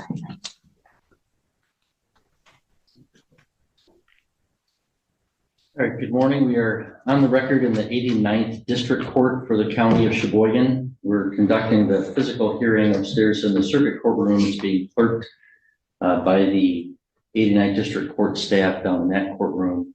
And we're here in the case of in re Beth Bridgman on a contempt matter. It was filed in an underlying criminal case 23-0868 SD. We are providing public access both in the courtroom, in the circuit courtroom, and also online. Counsel, you want to state your appearances, please? Good morning, Your Honor. Paige Miller on behalf of the people. Attorney Eric Villanueva appearing as arraignment attorney on behalf of Beth Bridgman. Although I will represent myself. Yes, Okay. we'll get to that. I would like to say I'm here on special appearance. No, I think I have some rights here. I don't know. What does special appearance mean to you? It means in a common law that I'm a living soul. I am not the straw man of the all caps. And you'll have an opportunity at a later time. Please just take a seat. I've never seen those opportunities come back around. Thank you. Okay. We'll get to that in a moment. So but I am now's waiving, not the time. I am not waiving any of my Ma'am, rights. Ma'am, okay, thank you. Ms. Bridgman, you're free to stand or sit, whichever you're more comfortable with. I don't know how I'd pull the chair up, so thank you. Well, then, if you want to sit there, I have no problem. All right. Thank you. All right, well, Ms. Bridgman, you're here for an arraignment on 2 allegations of contempt. So I have to advise you of what those are. The first was an order to show cause that I signed on December 13th, 2023, which alleges that you are in criminal contempt of court for the unauthorized practice of law and for preventing the defendant, Seth Flores, from meeting with the Michigan Indigent Defense Commission attorney prior to his arraignment. We scheduled that for a show cause hearing on December 20th. You did apparently appear in the courthouse that day and turned in a copy of the show cause cut into strips with the red lettering on it. Says your offer to contract is not accepted. And then you did not appear at that show cause hearing. So therefore I signed a warrant for your arrest for that non-appearance. So that warrant alleges that you are in criminal contempt for failing to appear at that show cause. So failing to appear for order to show cause on Wednesday, December 20th, 2023 at 11 a.m. for preventing defendant Seth Miguel Thomas Flores from meeting with MIDC attorney prior to his arraignment. So those are the 2 contempt citations pending against you. you have the right to have a hearing on both of those allegations, where your contempt would need to be proven beyond a reasonable doubt. You have the right to present evidence in your own defense and cross-examine and challenge any of the evidence presented against you. You have the right to an attorney. If you qualified and requested, you have the right to an attorney appointed at public expense. The MIDC provides an attorney for your arraignment today, just as a courtesy and as required by a statute. MIDC? Michigan Indigent Defense Commission. You also, of course, have the right to represent yourself. Do you know? Well, first, do you comprehend the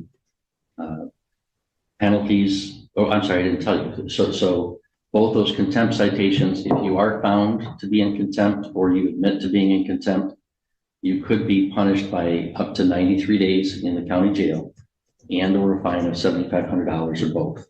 That's the fine. That's the maximum penalty for both of the contempt citations. Ms. Bridgman, do you comprehend the rights that you have that I outlined for you and the maximum penalties I outlined for you? I think that I would like to wait. I have a call in to the state trooper that your office or the prosecutor's office called to investigate something with me. And I was on the phone with her and told her I had received the show cause. And she said, he can't serve a show cause. I shot over a copy of it. He can't serve a show cause because you're not under bond. This is from the state attorney general's office. I was still on the phone with her. I had filed the paperwork at 9 o'clock. She called me at approximately 10 o'clock. I was still on the phone with her till after 11 o'clock. And she told me that you could not issue a show cause because I was not under bond.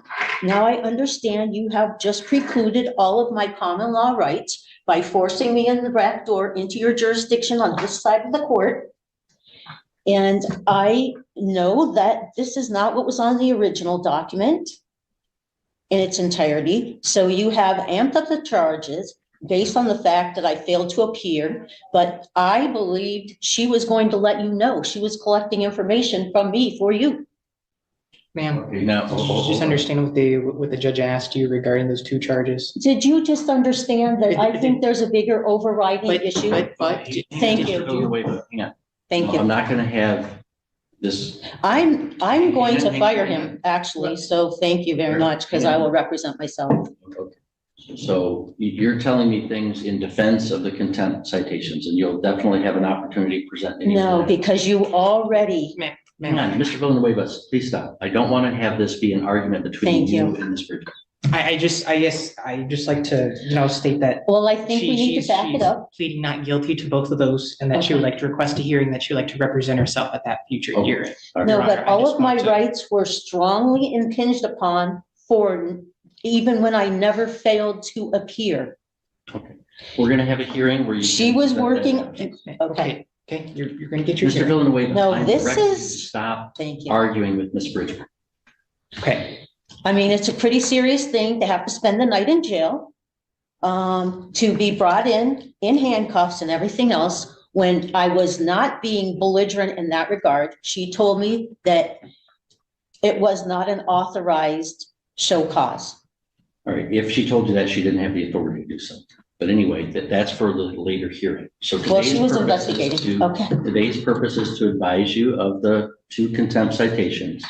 So do you comprehend the maximum penalty that those could carry and the rights that you have that I outlined for you? Now, can I ask what statutes or what law or what are you saying here are the charges? Because this does not match. Sorry, I have cotton mouth so bad.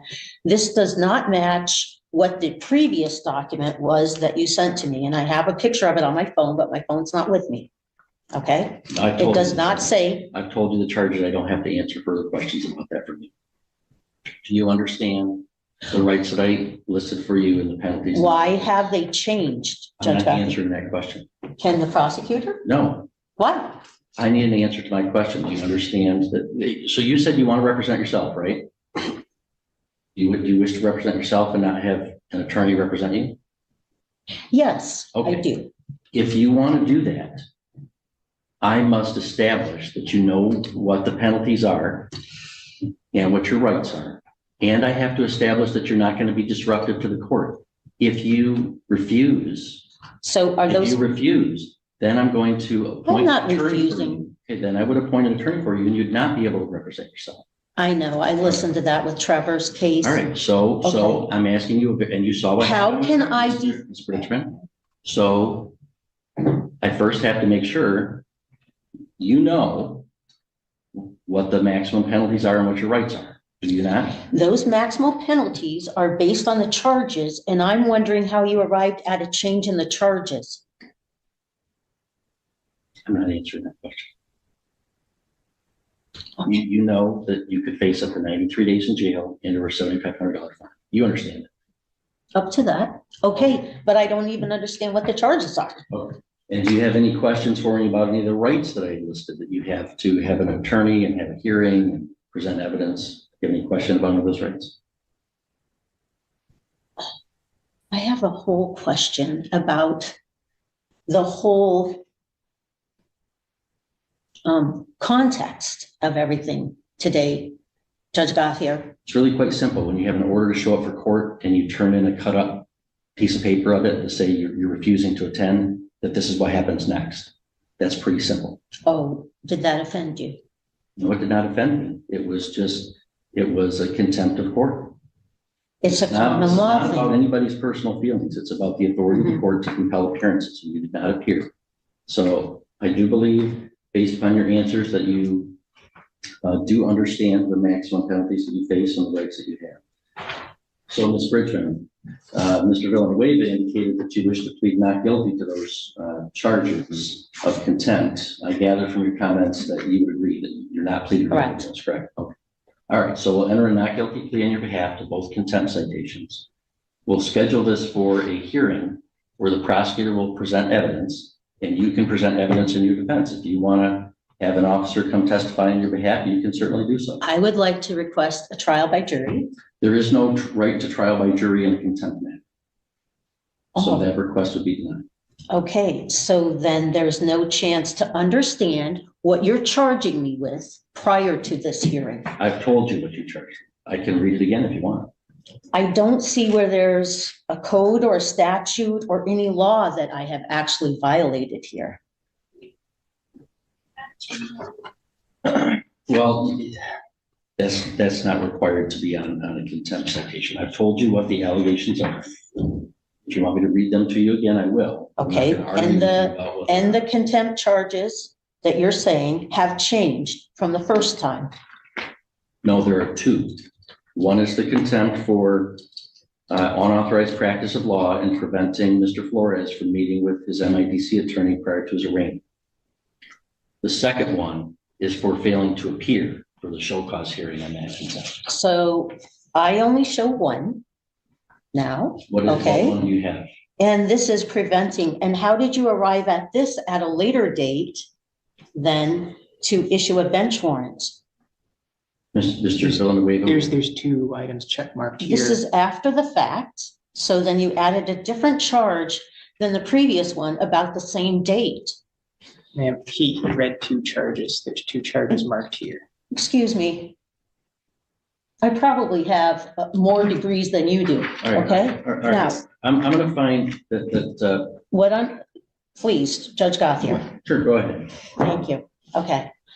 So the first one was that I was practicing law. That was the first one. That's the show cause that you say I failed to appear for. No, it was contempt for unauthorized practice of law and preventing defendant Flores from meeting with MIDC attorney prior to his arraignment.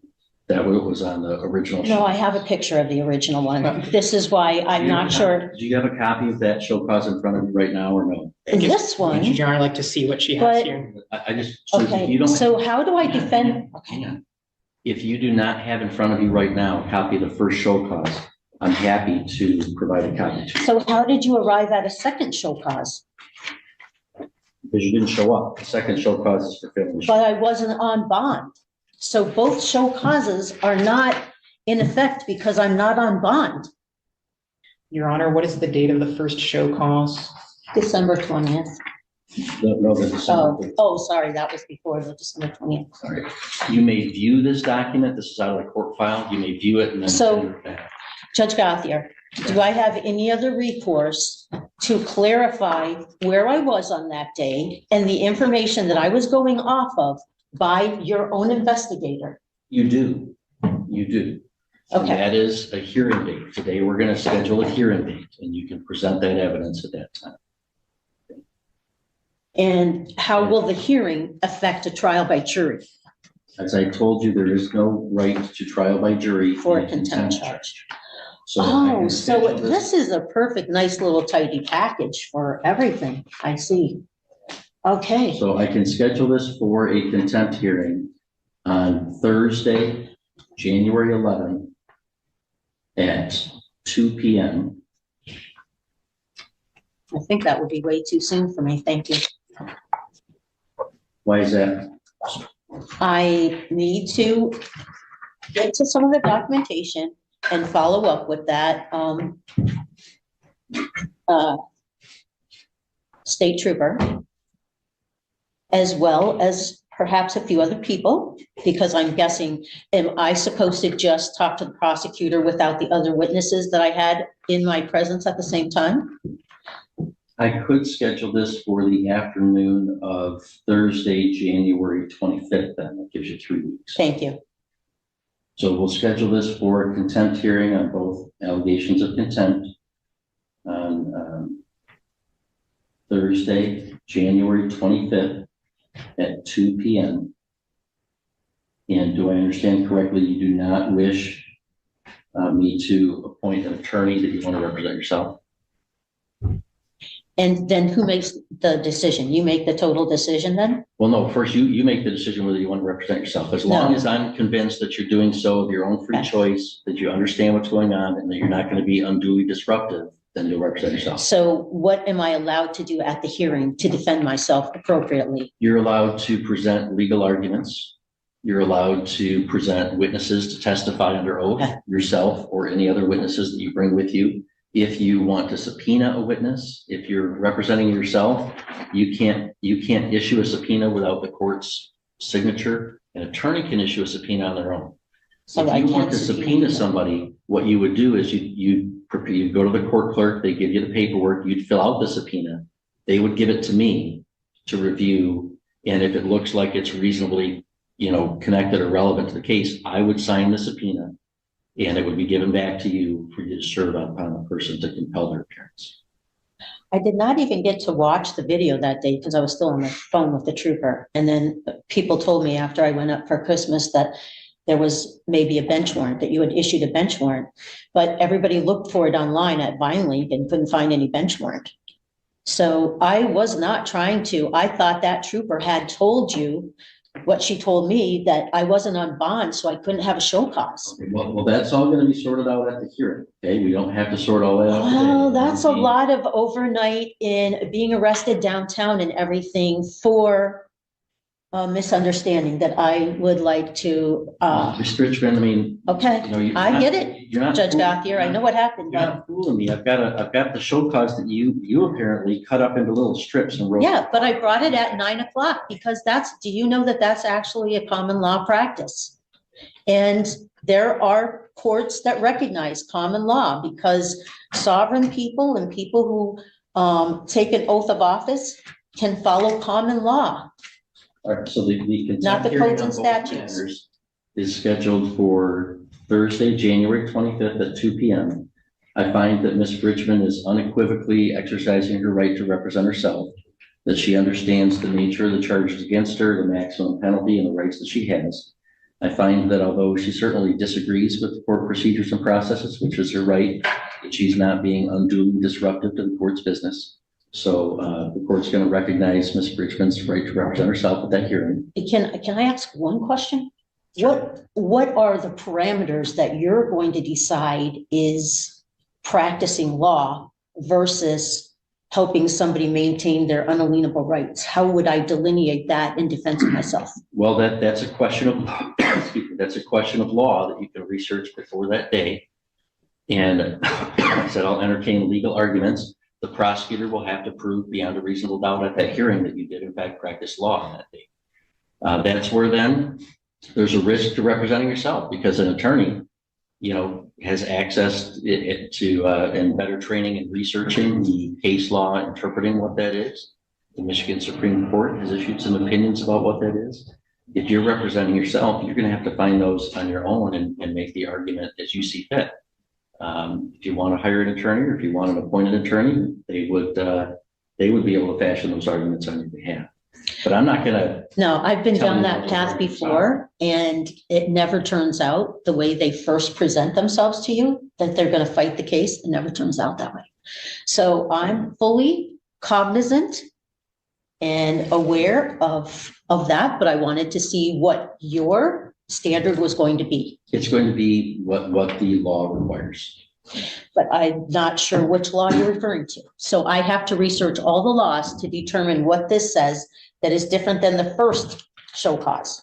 Yeah, Ms. Richmond, if you want to represent yourself, it's a little bit more work. You're going to have to I'm not saying it's not more work. It's also not presented in a way that tells me what I'm really being charged with, or that anybody has any proof of what they said here.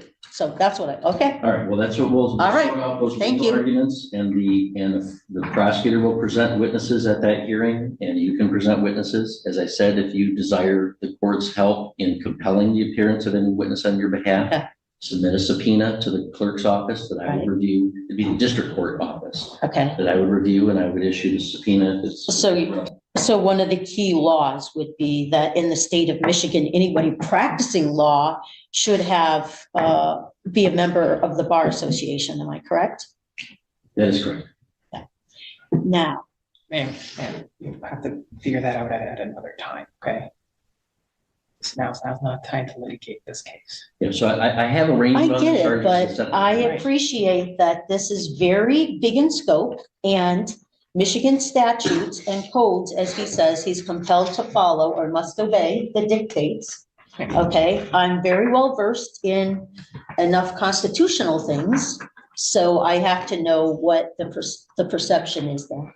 So, thank you. I appreciate any clarification. I do have to follow what the any decisions of the Michigan Supreme Court are binding law on the lower courts. There are constitutional system in Michigan. Also, any statutes that were passed by the legislature and signed by the governor are laws that this court and all citizens of the state of Michigan have to follow. So the procedure that was followed here, I could still take up in another manner, correct? I'm not sure what you mean by another manner. At the hearing, you can challenge the procedure of it. I was talking to your investigator. She knew what time I had a court date. Yes, absolutely. If you want to present that person to come testify about that. She's not going to come testify, I'm sure. She's downstate. She might write something.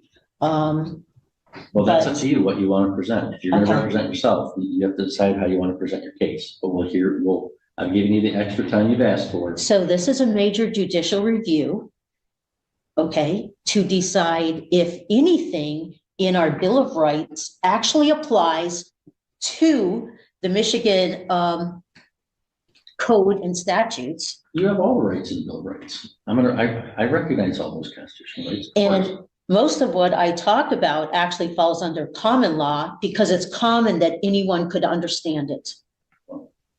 All right. That's why it's called common. Set the hearing date. Okay. We'll arrange you on the charges. I'm going to recognize that you are exercising your right to represent yourself and discharge Mr. Villanueva from any further responsibility in the matter. The only other question I have to decide is whether you should be released on your own recognizance or whether you should be required to post a bond before the next hearing. So I'm going to hear first from the prosecutor and then from you on that question. Ms. Miller. Your Honor, I would object to a PR bond in this case first because of her failure to appear on December 20th.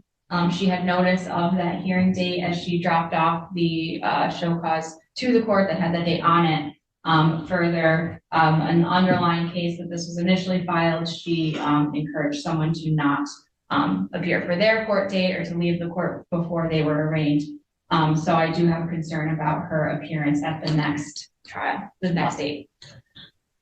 All right, Ms. Bridgman, anything you want to tell me with regard to whether I should allow you to be released on your own recognizance before that hearing, or whether I showed up at 9 a.m., Your Honor, and anybody could call me if they didn't understand that. I filed a similar document in Mackinac County and they accepted it. Common law is a very acceptable kind of a standard if you know it and you know what you're doing. So maybe there'll be a chance that I can present some of these other avenues, because how does my country tell me to take an oath of office to defend the Constitution, but then I'm held to only codes and statutes of the Michigan legislative body, governor, and perhaps Supreme Court? That's the overarching question here, I think. And I think a lot of people Well, I can struggle with recommend the that. Schoolhouse Rock video to you about how a bill becomes law. Oh, yes, I'm just a bill. Yes, I'm only a bill. Oh, I know how it happens. Your Honor, I also pardon know me. we don't have a lot of judicial review. So Your Honor, as a pardon me. bond question, any input, Mr. Villanueva? Yes, I guess I know you've just released me as the attorney of record, but I guess in support of the bond on her behalf. Yes, go ahead. Yeah, so I like to advise the court that Ms. Bridgman is a resident of the city of Sheboygan. She advised that she's a former social studies teacher. She's presently collecting disability. So she informs me, I'm unaware of the status of if she has an automobile or anything. I'm not aware of any known criminal history for Ms. Bridgman, and she reports that she has no drug or alcohol issues. Granted, there's this allegation of not appearing at a previous hearing, and she was picked up, I believe, within the Sheboygan County for that. And so I advise that Your Honor. Oh, and one last thing, she's a politically active member in the community. She has audited an election previously, so I believe she's more or less, I guess, committed to this area, this local municipality. It seems unlikely that she would go anywhere, and how she would do that. And so, Your Honor, I would ask that you set reasonable bond for her release. Thank you. All right, thank you. Well, I don't believe that Ms. Bridgman poses any danger to public safety. I don't think she's a flight risk per se of fleeing from the jurisdiction. However, I do believe that she's a heightened risk of just flat out refusing to appear, as evidenced by the fact that she cut up the previous show cause into little strips and wrote that she wasn't accepting an offer. Well, they It didn't. wasn't an offer, it was an order. Sorry. To appear. They didn't And you can't actually have hand it people to me. just refuse to appear on orders to appear by saying, sorry, I don't want to. So I don't think that release on her own recognizance would be sufficient to secure her appearance. So I'm going to set bond in the contempt matter at $10,000 cash or surety to the full amount. There'll be no special conditions attached to it, however, just the standard conditions, Ms. Bridgman, that you have to make sure that we know if you change we have to know your address, contact information. You can't violate any laws in the state of Michigan or any political subdivision thereof, and you must appear for all court appearances. So the whole bond thing keeps me under your jurisdiction, which I wouldn't have come into your court the same way today, except that you put me in jail, so I was forced to. That's the bond that I've set. So This is the struggle between keeping my oath to defend the Constitution and adhering. I've taken a similar oath, and I believe I'm going to get it today, Ms. Bridgman. So we'll see you on the 25th. We will look at the case. That's what it is. All right, so please adjourn.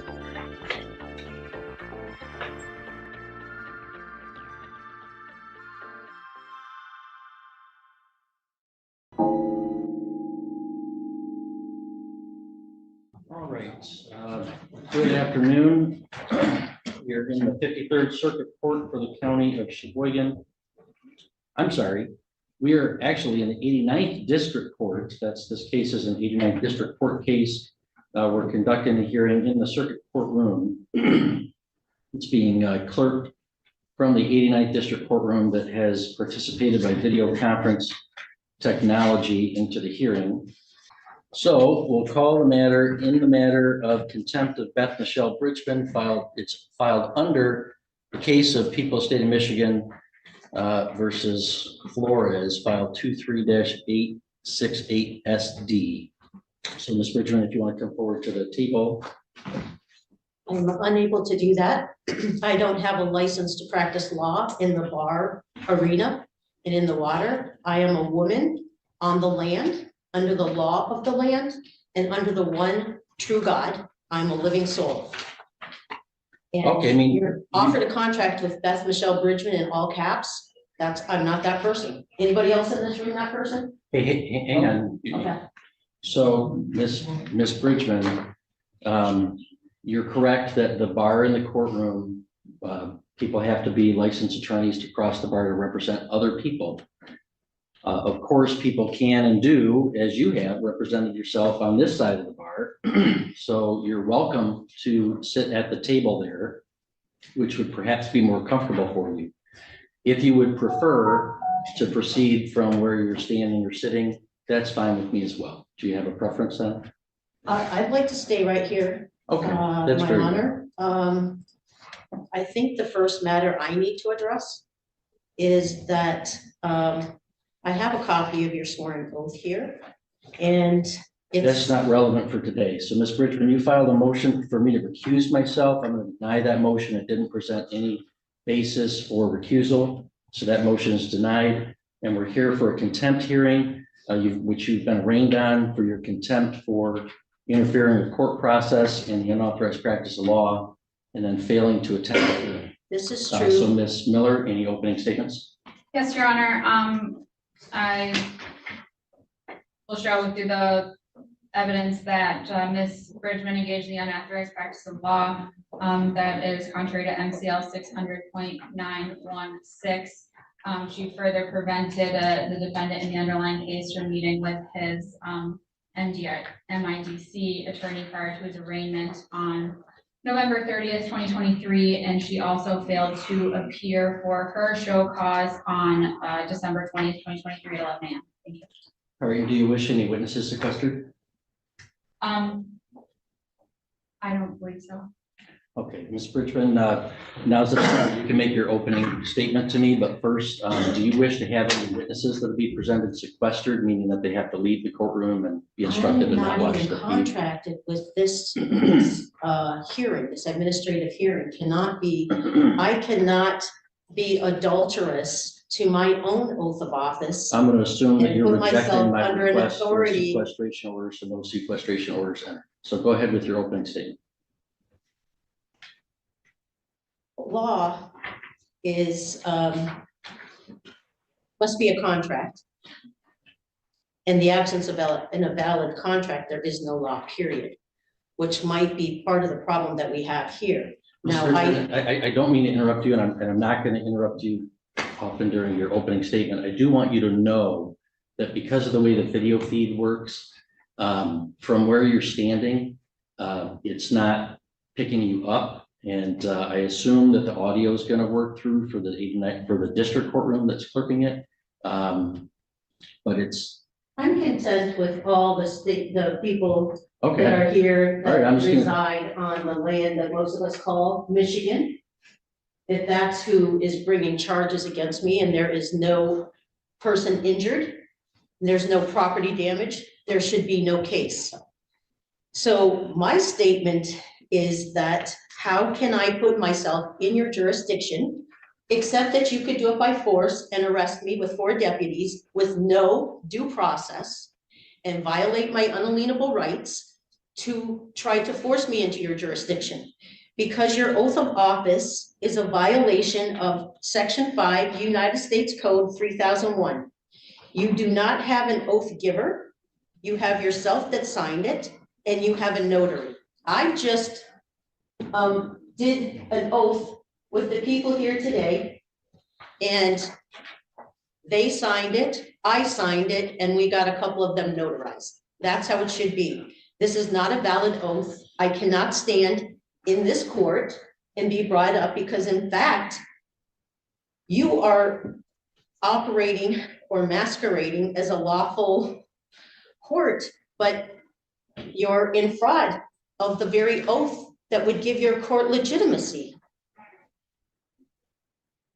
I have a remedy, Your Honor. I have an oath here, And if you would like to take it in the presence of the people and signed and notarized, we can move forward. Otherwise, I would be violating my very own oath of office and an oath I just took downstairs as well, to the United States of America's Constitution. All right, does that conclude your opening remarks? Well, it concludes the fact that I see that you're not interested or care what the people and the truth of the lawful process of the people. I don't know if anybody else cares to say that. There's no injury and there's no property damage. I do believe I withheld Mr. Gilbert from some money he was probably banking on that day. And I believe the court operates in commerce and is here to make a profit on all of their activities. So that is my violation. The state of Michigan hated that I blocked an attorney before Seth was arraigned. You cannot be bringing me in the hallway downstairs and charging me, and then tell me that you're the true judge of the 53rd Circuit Court when your oath is not properly even administered. I happen to know, I believe, did you take a Bar Association oath? I'm not answering questions. Are you done with your opening statement? I guess I don't really need to be here because this is not a legitimate court that I should be standing in. And I will not violate my own oath by submitting myself to an authority that has not done the proper oath himself. All right, Ms. Miller, your first witness. Thank you, Your Honor. The people would Ms. call. Bridgman, you may not leave the courtroom. I know you have people that need to know that they are violating people's unalienable rights by picking them off the street without a single piece of paperwork. Okay, Ms. Miller, who's your first witness? They would call. Does anybody else have a problem with this? Oh. Yes. All right, hang on. There's going to be no outbursts in the courtroom, or you'll have to be removed. All right, Mr. Bird, please raise your right hand. You may not leave the courtroom. You swear to tell the truth, the whole truth, and nothing but the truth, so can? Yes. Okay. I'd be happy to administer a Ms. legitimate oath. Bridgman, hang on. So the court process works. I gave you both a chance for your opening statements. This is not a Hold on, court hold on. I can submit to. Hold on. The process is going to be. I know you like to look really regal up there and You know, maintain a degree of authority, Ms. and you have Bridgman. guys carrying guns. Ms. Bridgman, I'm fully aware of that. Ms. Where are Bridgman, their I body can- cams and their vehicle I cams? can put you in a jail cell. You can watch it from there. I know that's what you're hoping to do. So Ms. Miller is going to be given an opportunity to question the witness, and then you'll be given an opportunity to question the witnesses. That's how court procedure operates. If you interfere with that procedure, you're going to be in direct contempt of court. Ms. Miller, proceed with your question. I would have to be. Can you state your name for the record? David Berg, And can you spell your last name? BERG. And how are you employed? I'm the IT director for Sheboygan County. And in that capacity, are you able to see and access the surveillance footage in the building? Yes, I am. And are you able to pull portions of that video off the server? I am. And were you working that capacity on November 30th, 2023? Yes. And are you aware of security footage that was pulled from the system for that date? Yes, I am. Do you know what the time frame of that security footage that was pulled was? No, 8 to 10. And do you know what part of the building was pulled from the system for that time frame? I believe there are about 5 camera views, mainly downstairs in front of district court in the entryway. Okay. And did you review this thumb drive prior to sitting here to testify today? Yes, I did. And does everything on this thumb drive, was that pulled from the system from November 30th? Objection, this is all hearsay. Anything that is on that video is all hearsay. It hasn't been offered into evidence yet, so hold on a second. So you were able to view everything on the thumb drive? Yes. And was that all footage from those cameras from November 30th? Hearsay. Yes. It hasn't been offered into evidence yet. Hold on a second. And no, I know your presumptions are that if it's said in court and it's not objected, it becomes presumptive evidence. All he said is that he reviewed it. So continue. And did it appear to be She is leading the edited in witness. any way? I'm sorry, what's that? Did it appear to be edited in any way? No, software that we have does not allow us to edit. So it's the full capture of that Yes. time frame. Yes. Okay, I'd move to admit People's Exhibit 1. Okay, Exhibit 1 has been offered for admission. Ms. Bridgman, do you have an objection? I have an objection that anything in the hallway is going to be considered contempt of court. Okay, it is, I'm going to presume that that's an objection as to relevance. It is relevant, objection overruled. Exhibit 1 is admitted. Thank you. So, my honor, can we move to settle this? Because I know your main objective is to get me into jail unconstitutionally again.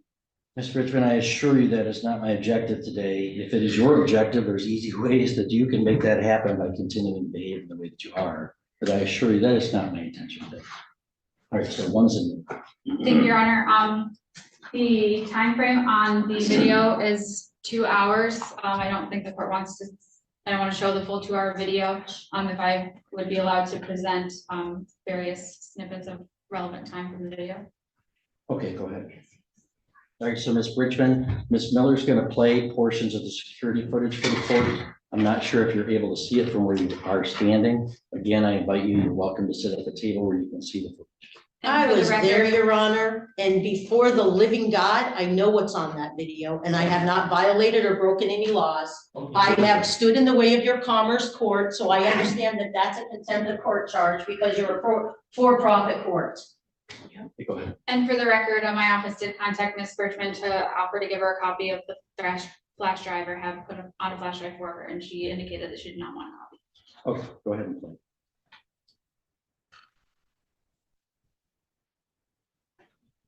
I'm not seeing anything. Your Honor, the focus is right here. I can't see any of that. Okay, well, I can move the TV closer to the Well, bench. I don't know if that'll help. That's way off in the corner. I can move to the next clip and see if the court can see anything on that. But I mean, I see there's people down in the hall. I don't see how it would help me render a decision. well, then I can just reserve to show the clips in Okay. case we need to later on. Then I have no further questions for Mr. Burke. All right, Ms. Bridgman, do you have any questions for the witness, David Burke? When's the last time you were at Salvation Army with your daughter? Couple weeks probably. Sorry, I missed it. That's all I got. Okay, thank you. Second. Your next witness. Thank you, Your Honor. The people would call Seth Flores. He's just in the hallway. Now, Your Honor, before you call the next witness, I would love to be in honor in your courtroom. And I would ask that we would settle to save this young man. We're in the middle of it here. Mr. Flores, would you please raise your right hand? You swear to tell the truth, the whole truth, and nothing but the truth, so help you God? Yes, sir. Okay. Can you state your name for the record? Seth Flores, And can you spell your last name? Flores. Okay, thank you. And were you present in this building on November 30th, 2023? Yes, I believe so. Why did you come to the building on that day? I had a court date for an arraignment, Okay, do you remember what time you showed up at the court? I think around 10, maybe. And when you came into the building, what happened? Walked in, Beth approached me. Seemed like she wanted to help me. She told me I didn't need a lawyer. And the judge suggested that I should talk to one. Okay, can I stop you for a minute? You said Beth approached you. Do you see Beth in the courtroom today? Yeah. What's she wearing? Jacket. I asked the court to, for the record to reflect that Mr. Flores identified Ms. Bridgman. And the district court is clerking it, and they're telling me they're having a hard time hearing the witness. Mr. Flores, can you speak up and maybe use your outside voice here? Yeah. Should I repeat the question? No, go ahead. Okay, and so before you walked into the building on the 30th, did you know Beth? No. You just met her on that day? Yeah. And when you went into the courtroom, did anyone go with you? No, You don't remember anyone being in the courtroom with you? they didn't walk in with me or, I guess I can clarify. Once you were in the building and then you went into the room where the judge is, did anyone go Okay, with you leading into the that building? witness, come on. But that's just laying overruled. Go ahead. yes, I've walked in the courtroom. I thought you would have prepped them better than this page. Ms. Bridgman, that is not a proper objection. That's an interjection. That's disorderly. Don't do that. I know you're an adult human being, so you're capable of controlling yourself, so please do so. This is a format that has to be dignified and follow proper procedures and be orderly. Okay, you just made my case, Judge, because your oath is not properly in order. Mr. Flores, so just to repeat, when you went into the room with the judge, did anyone go with you? Just Beth. Okay. And at some point when you were in the room, do you remember if Beth said anything to the judge? That I didn't need a lawyer. I didn't say that in the court. Hang on, you Leading the can't. witness. Miss You're Bridgman, putting you words in can't- his mouth. You'll have an opportunity to ask questions, but you can't interject. her. Well, I have to object. And then at some point, did the judge tell you to do anything? Speak to a lawyer. Okay. Did you ever speak to a lawyer on that day? What's your objection? She's just leading. She's taking them through every step, which I can refute. And she's telling them, you should have done this prior, Paige. You should have had them in here earlier and prepped them. She asked him a question, did this happen? And he said, yes, that's perfectly. That's proper. leading. That is No, not she leading. should ask him Objection. what happened.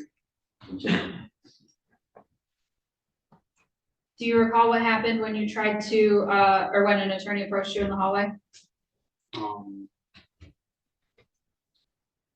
Beth tried speaking to him and wouldn't let him speak to me. Do you remember who that lawyer was? Gilbert. And were you ever able to talk to Gilbert about your arraignment? Only after, What do you mean by only after? like, I don't think I did. Maybe like a couple of days or a week after. Okay, but not on the 30th. Did you ever No. talk to Mr. Gilbert? Not on that day, no. And did you ever give any paperwork back to the court that morning? Yes, I did. Did you write anything on that paper? Can we ask him what he did? Objection? She is overruled. No, she's not. I'm not completely sure what I wrote on the ticket. Something about it's my personal vehicle, or it wasn't my personal vehicle and I wasn't driving. Why did you write that on your ticket? That suggested me to.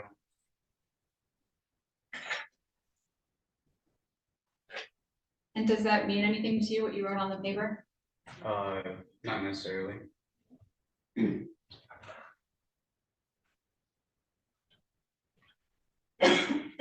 So you said that that suggested that you write that on your ticket? Yes. And what did you do with the ticket after you wrote on it? I think I turned into the civil court desk.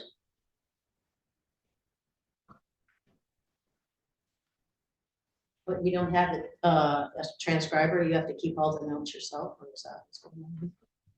So Ms. after, Bridgman, that's not a proper objection. Stop misbehaving. You know how to behave.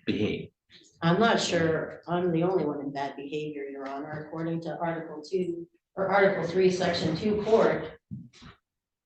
Go ahead, Mr. You might be in bad behavior. Your Honor, may I approach the witness? Why don't you hand it to the bailiff? We'll have the bailiff do that. Is that a copy of your ticket? And is that your handwriting on it? Is that what you turned into the court? I believe so.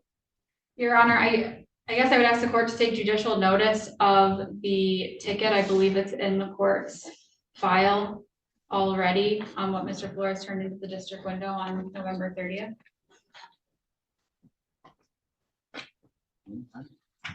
It is or not, but I'll also take judicial notice of the court's own records. Do you have it marked as an exhibit? I do. Is it, what number is it? It's exhibit 2. 2 will be admitted. Thank you. Or-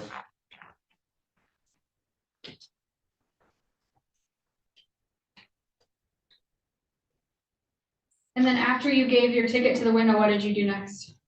I was advised to leave. Who advised you to leave? That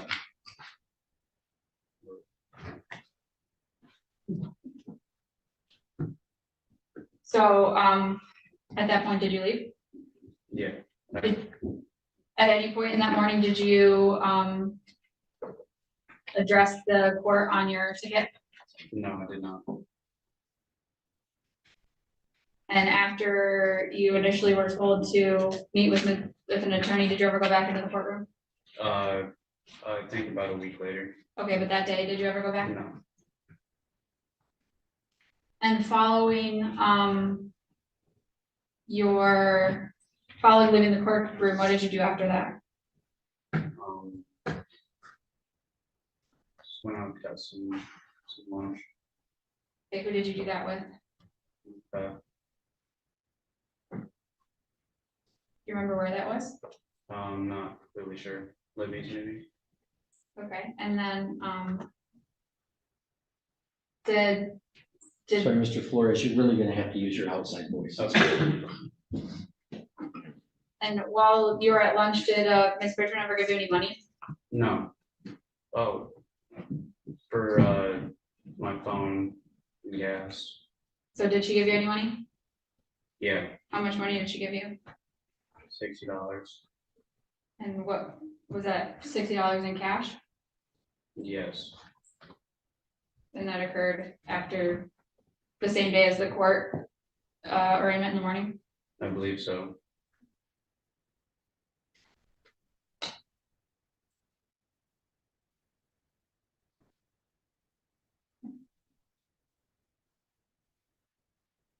I don't have any more questions for this witness. All right, Ms. Richmond, do you have any questions for Mr. Flores? Sure. Okay, go ahead. Good to see you, sir. I'm sorry it's under these circumstances. The way I recall it, you were talking to some of my friends before we talked, or we were talking and then we went out into the hallway, but. Your Honor, I guess I'd object, that's not a question. Sure, you'll have a chance to offer testimony under oath if you want, but you just made a statement about your recollection. Okay. You can ask questions of this witness. Okay, Seth.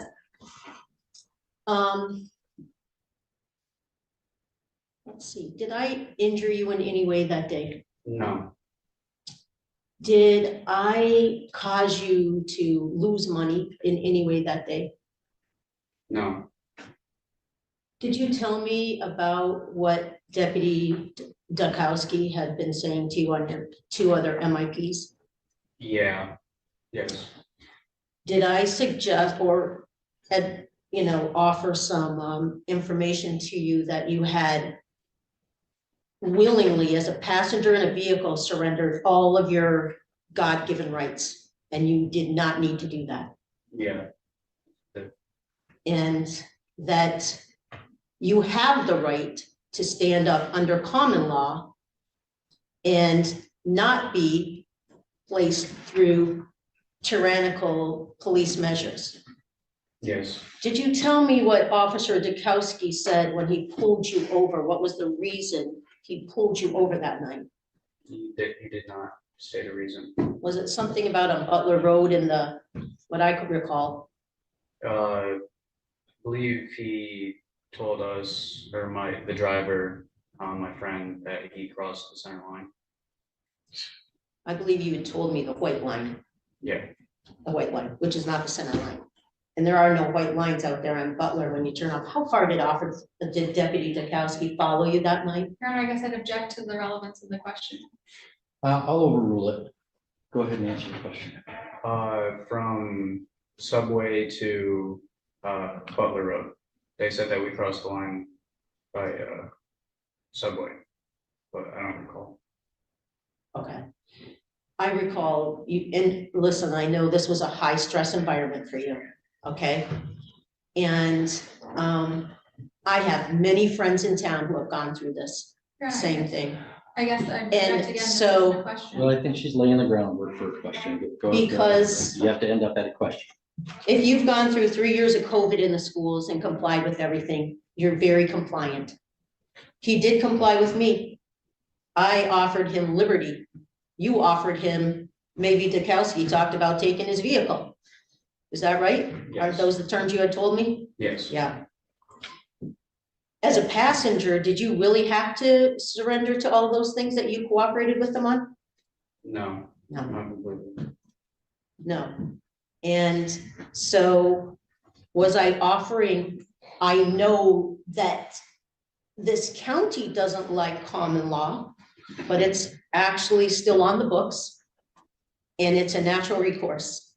And there are plenty of laws that say, if nobody's hurt and nobody was injured, there is no crime. So I was suggesting that you stand up for your rights for once, because I don't even know where you guys got the alcohol. Is this Can you tell me ending? where you got the There alcohol? you go. Ask questions. Can you tell me where you got the alcohol? Well, hold on. I'm not gonna have you ask Mr. Flores any more about the underlying substance of his case, because he would have certain privilege rights against self-incrimination. Okay. So I'm not gonna have you do that. You had just gotten off work, is that right? No. How long had you been off work? Probably a couple hours. I got off around 8. And it was what time were you picked up?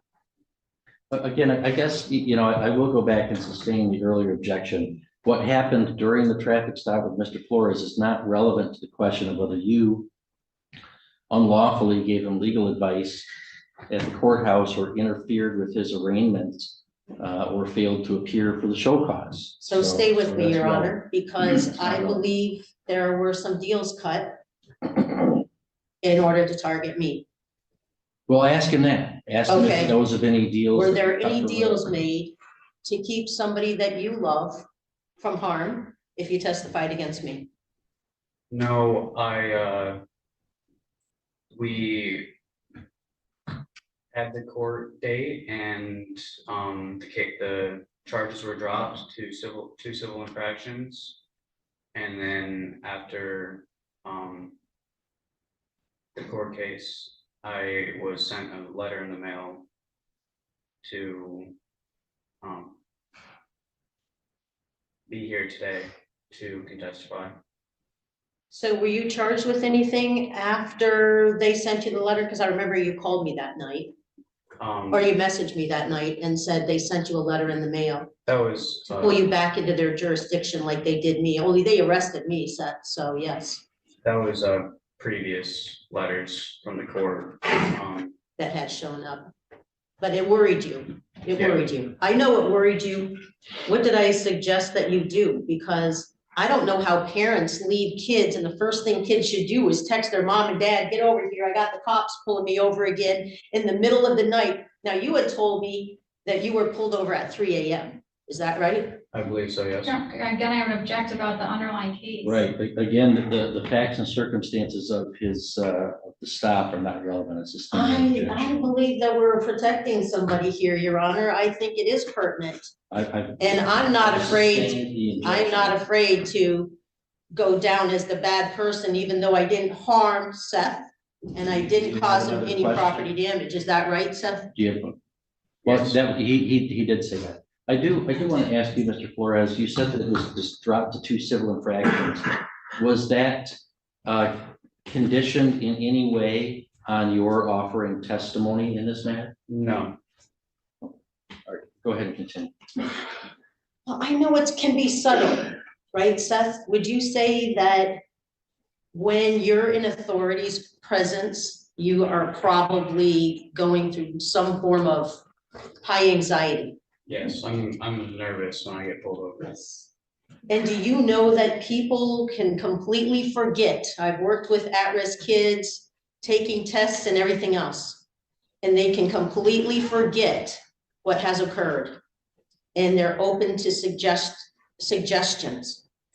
And I know how to calm kids down. And was I not willing to stand with you if you were going to be pulled over? Did I not tell you if Dukowski came at you for the 4th time to get a hold of me? Yeah, I felt more confident after that, but I'm still nervous when cops pull me over, even when I'm not in the wrong. Is it possible because of your high anxiety around, and this, you're not alone in this, dude. I can show you a dozen people in this room at least who have high anxiety around this place and anything having to do with it. And these gentlemen, is it possible that some of your memory today is not exactly right? Maybe not 100%. Do you think I felt I needed to protect you and Gilbert? Because I knew what Gilbert was trying to do. He was trying to put you back in their jurisdiction. They were trying to make money off of you. And I was preventing that, right? I felt guided almost. You felt what? I felt guided almost because nobody was really telling me what to do. Yeah. So there were a few details that I would say I recollect differently, but I would no more put any of my friends in the jurisdiction of his authority and this court's authority and subpoenas and bonds and everything else to testify against you. Okay, that's not the Because question. I don't Ask your care, Your question. Honor. I'm here to protect Seth All right. and anybody else. Can you redirect? Yes.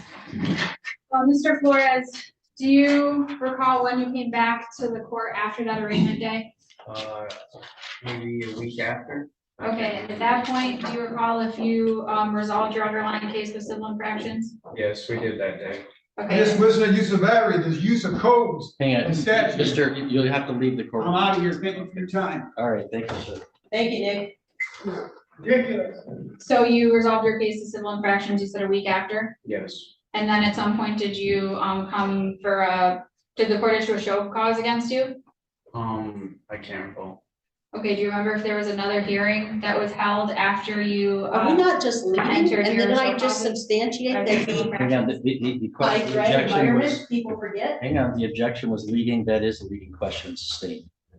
I think after the. Hang on, the question, there was an objection to the question, I sustained it, so we have to wait for another question. So did you provide testimony in your underlying case at some other time, other than today? During the civil infractions when I got charged. Okay, do you remember what the date was? I do not. I do not know the date. I think it was December, sometime December. But you don't remember why you were testifying? I don't recall.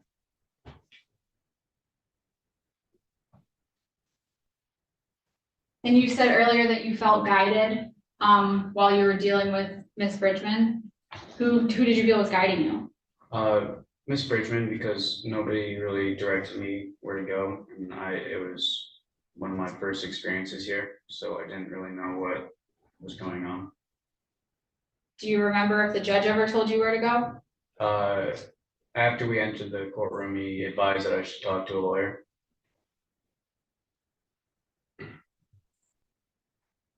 But at that point, did you already feel guided?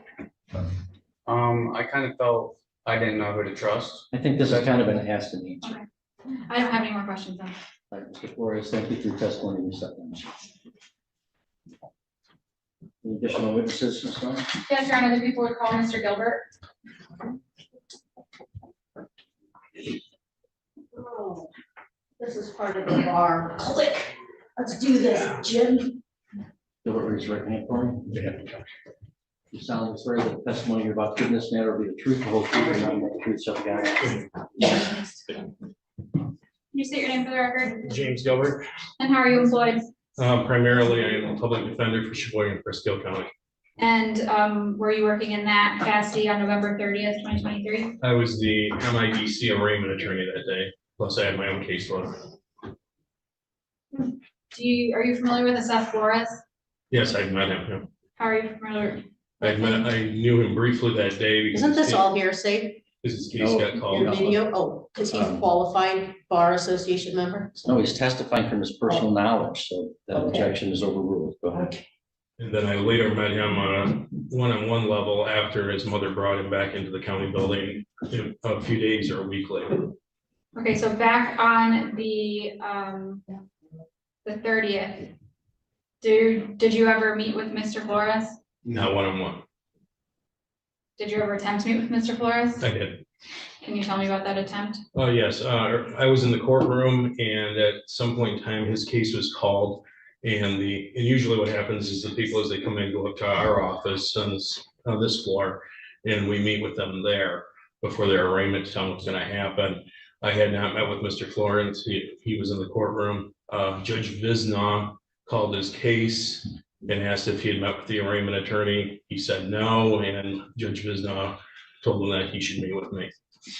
And then what happened was there was another gentleman in the room that made some comment about I wasn't going to represent him, and just to tell the court that I wasn't going to meet with them. I said, I can't do that. I need to finish up with a couple of cases, and I'd be out for hallway to meet with them. And a little bit later, I attempted to do that. Wow. Can you tell me about the attempt in the hallway? Yes, I walked out into the hallway, and Mr. Florence was there with the lady that's here in the courtroom. And The woman, the living soul. okay. But on 3 attempts, I tried to talk to Mr. Florence, and each time I was interrupted, wasn't allowed to talk to him. And who interrupted you? The woman in the courtroom in the green jacket, her coat. Okay, isn't this some kind of bar association star chamber thing we got going on here? Wow. Ms. Bridgman's testimony under oath, and you'll have a chance for cross-examination. Okay, I just Stop interrupting. invalidated your oath. What does testimony under oath mean in this county? Ms. Bridgman, I mean, I've warned you repeatedly. I don't know if you're having some enjoyment out of that, but I really want you to participate in the courtroom fully from this. If you continue to disrupt it, I'll have you watch it from a jail cell over video, and I'll mute you, and you can just listen. But I don't want to do that. I want you to participate fully. Will you please cooperate with me in that and let the process go forward? I mean, we got to have a hearing, so. I see what, I A see star what you chamber did is something here. that determines guilt without a hearing. So I'd we're like to having a see hearing. Gilbert's Go ahead oath with of the next office. question. And I got yours. So you said you were interrupted 3 times, is that what you said? That's correct. Okay, at some point, or what did you do after that? After that, I just I went back up to our office, and at that time there was like the person that's in charge was a gentleman named Mr. Keogh. I just reported what had happened, and pretty much that was it. I learned later that Mr. Florence had left the building. Okay, and then did you so at any point did you assist Mr. Flores with an arraignment on that date? I did not. And at any point were you able to go over the facts of his case and advise him of his rights? I was not. I attempted on 3 times, and I don't remember the exact order. I at one point tried to explain in the hallway what my job was. The lady here, Ms. Bridgman, interrupted me at one point in time and said, "No, his job is to scare the hell out of you." That was one time. She interrupted. I tried again. I was told that Mr. Florence was not going to contract with me, and I thought the two of them were together. And then there was a 3rd time I was interrupted, and I basically said, "Okay, I'm done." And then at some point later you met with Mr. Flores? That was a couple days later, a couple days or possibly a week. And I don't remember exactly. do you recall if there was any other hearings in his case? I was subpoenaed, as I was today, for I believe a show cause hearing for Mr. Florence that I had to testify at, and I believe that was in December, Do you remember what the underlying show cause was? for his failure to stay for the arraignment. And that would have been the arraignment on the 30th? Correct.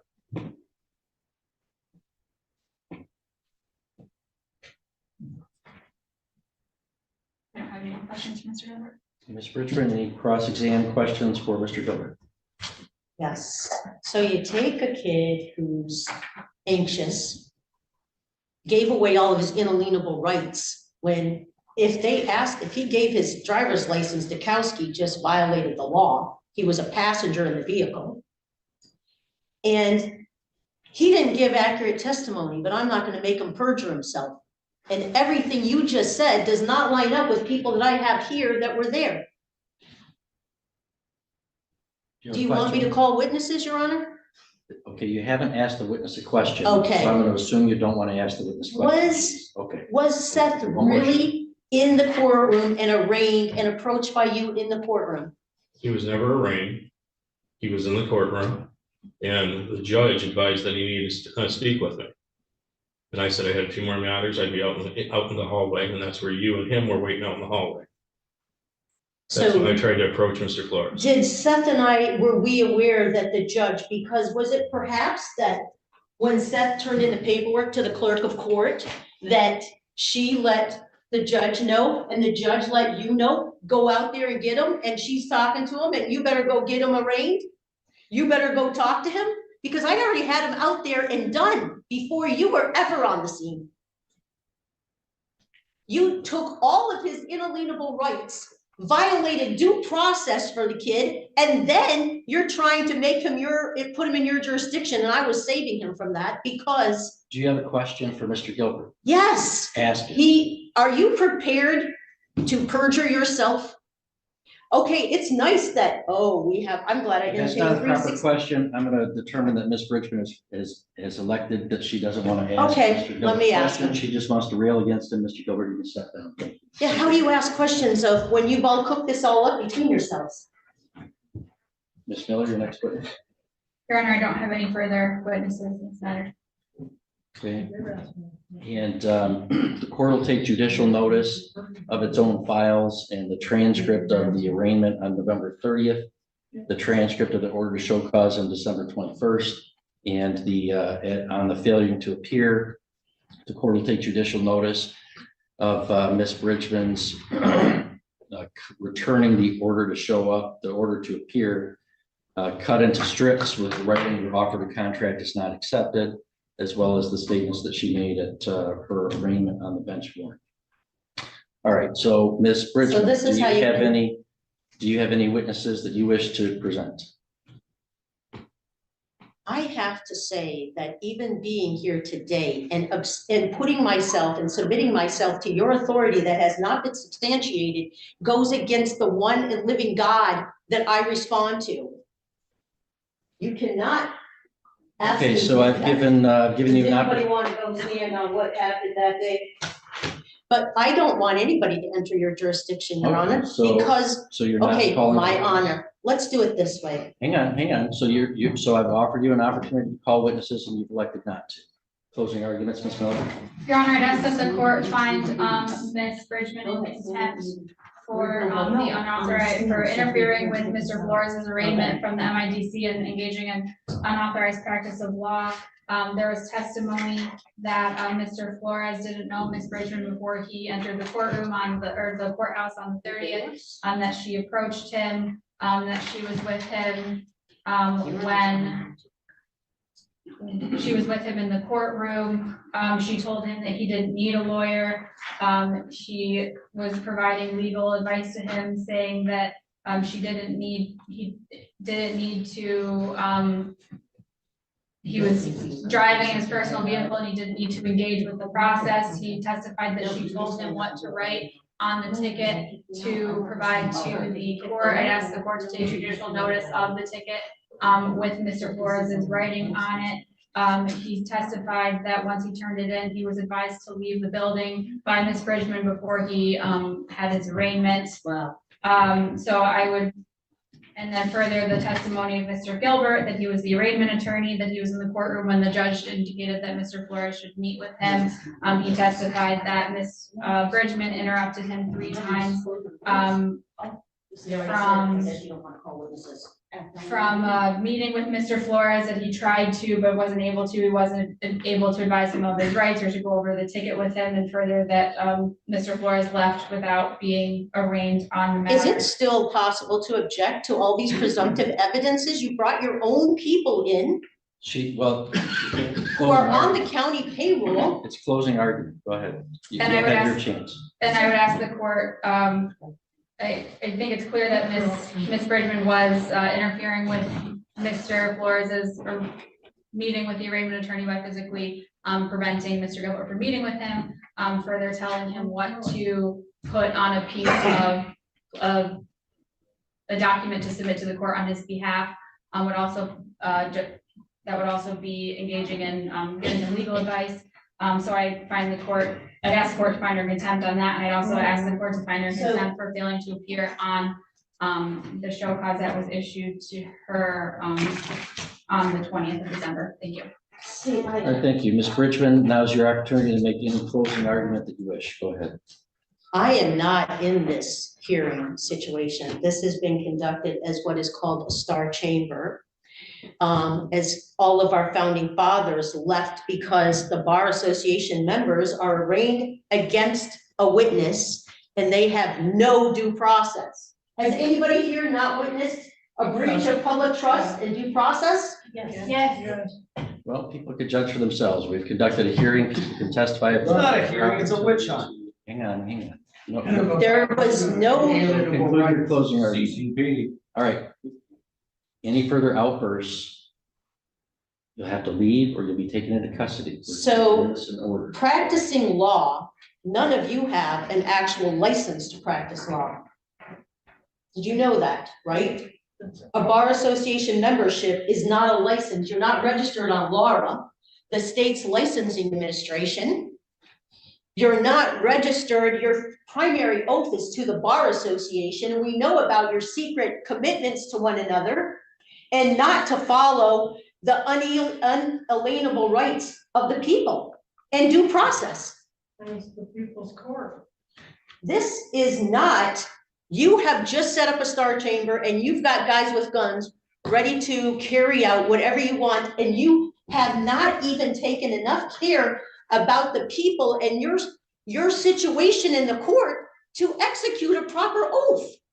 You should have had somebody swear that oath to you. You can't sign your own oath and have it notarized.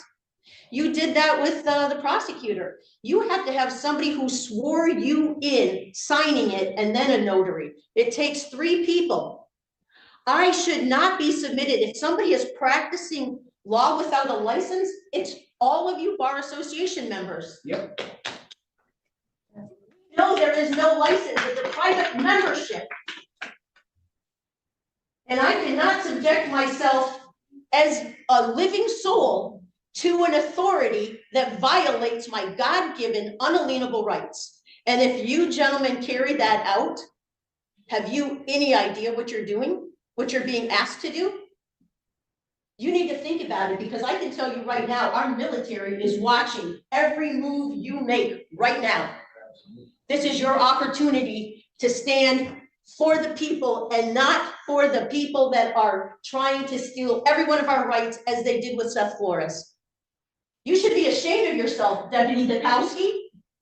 You told him on his second MIP you were going to take his vehicle and he was going to have to pay $12,000 to get it on the impound.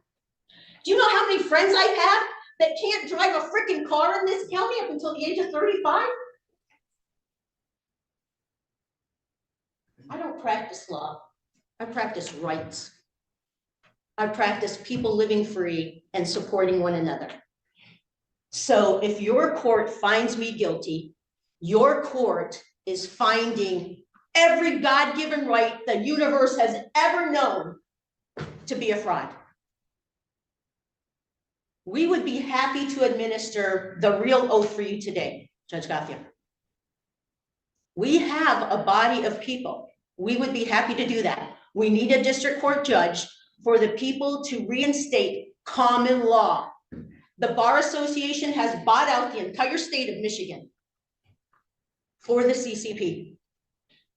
I know what that means. I know what your role in that means. And I believe redemption is for everyone.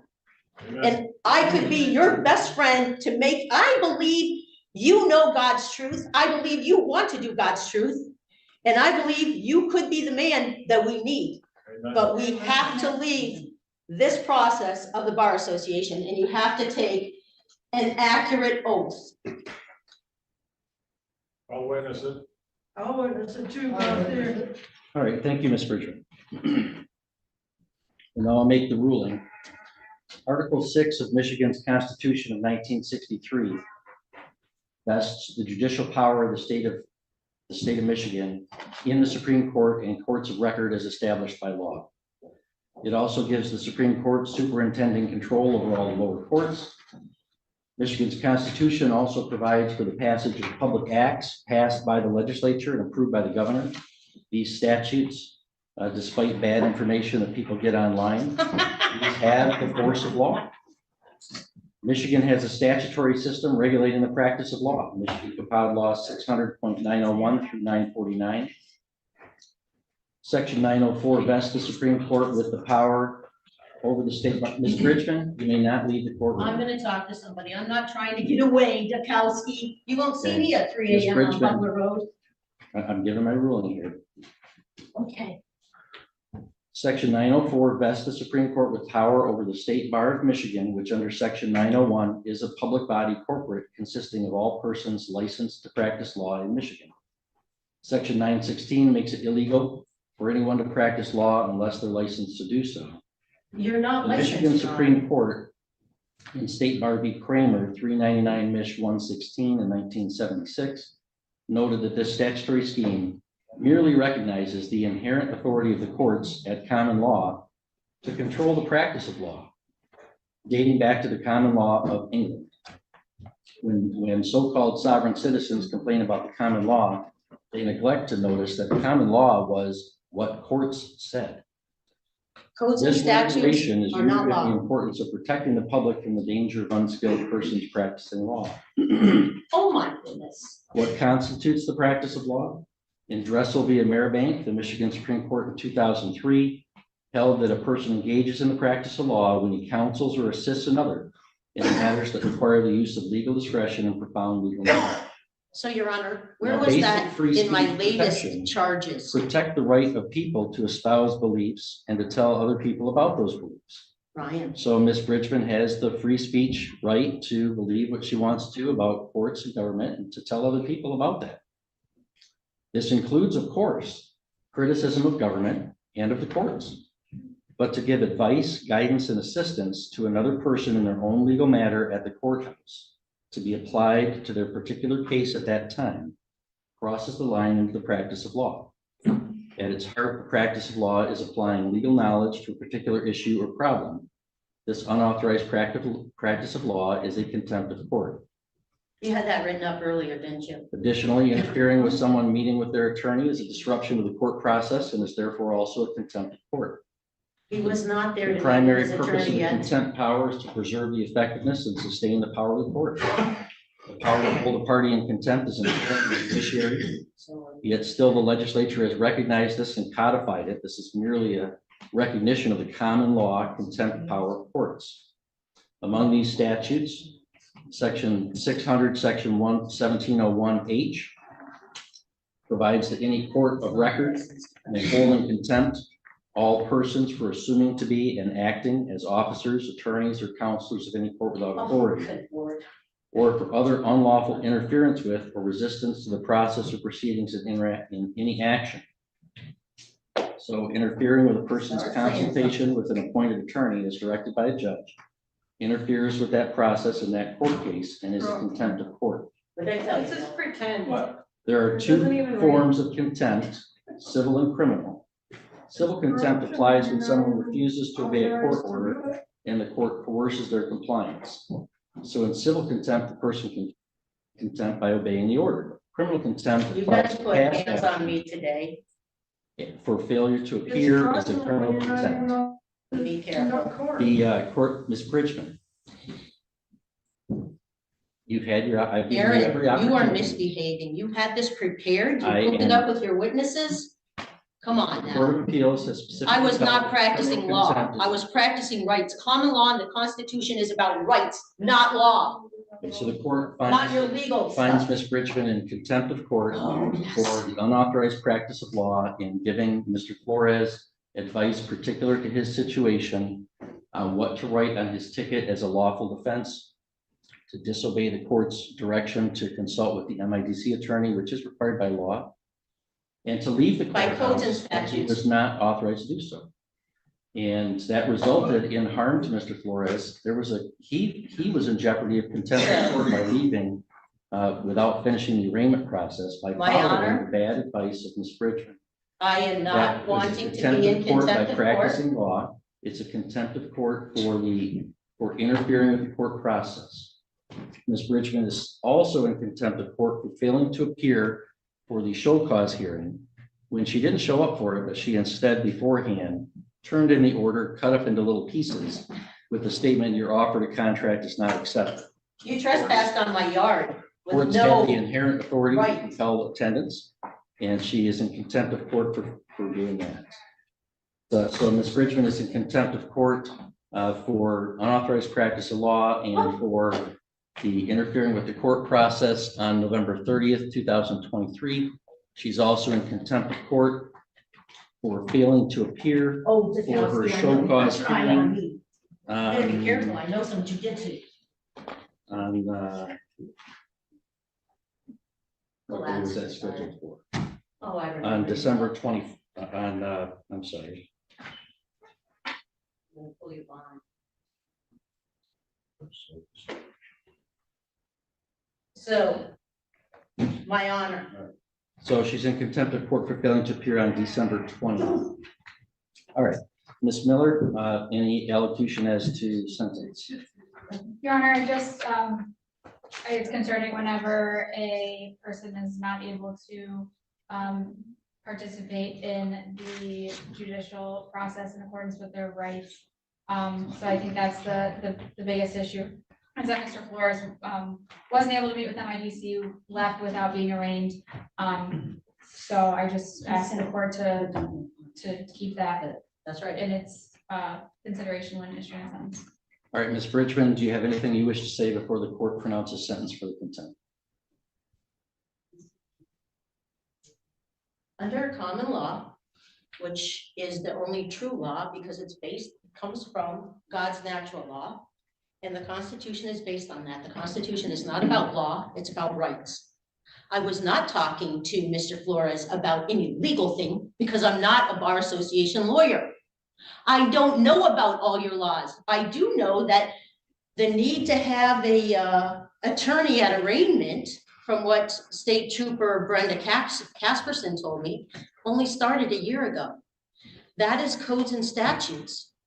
We are not bound by that. We are living beings. We are not the corporate dead entity of the court system. I did not practice law.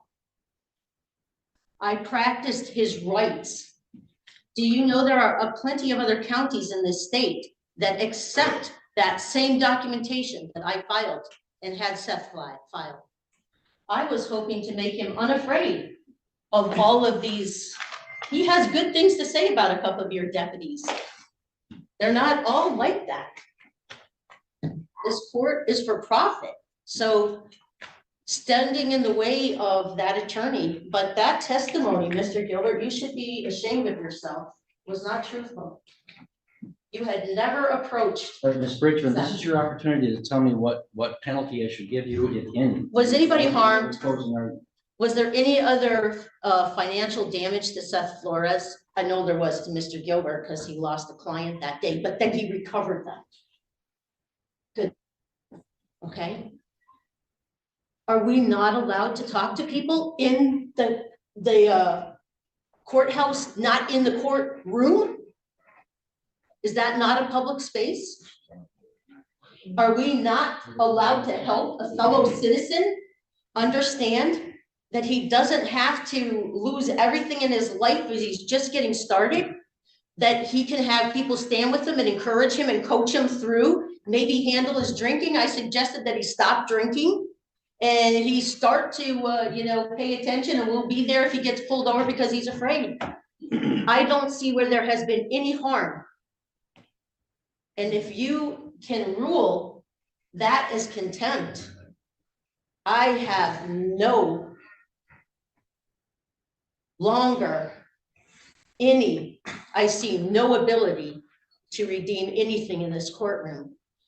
You refuse to address your oath. And if you hold me in contempt of court, I think that's quite unbelievable. Absolutely. All right, well, I've already Yeah, so had. I do have somebody who would like to make a statement on my behalf. No, that's not allowed. All right, so, I have See, filed you're a. judge, I- jury. Yeah, you've made all your statements.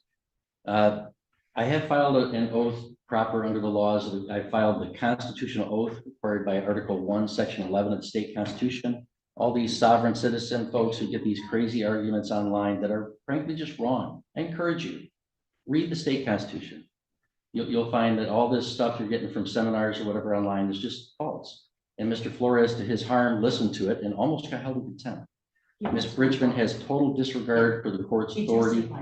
He was not harmed. And courts are the way that citizens have recourse to the law. In societies that don't have a court system, they don't have the rule of law. You end up with the rule of the bully.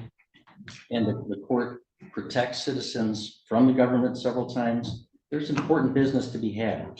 There was important business to be had for Mr. Flores that day. I don't think And the Ms. British. Bridgman interfered.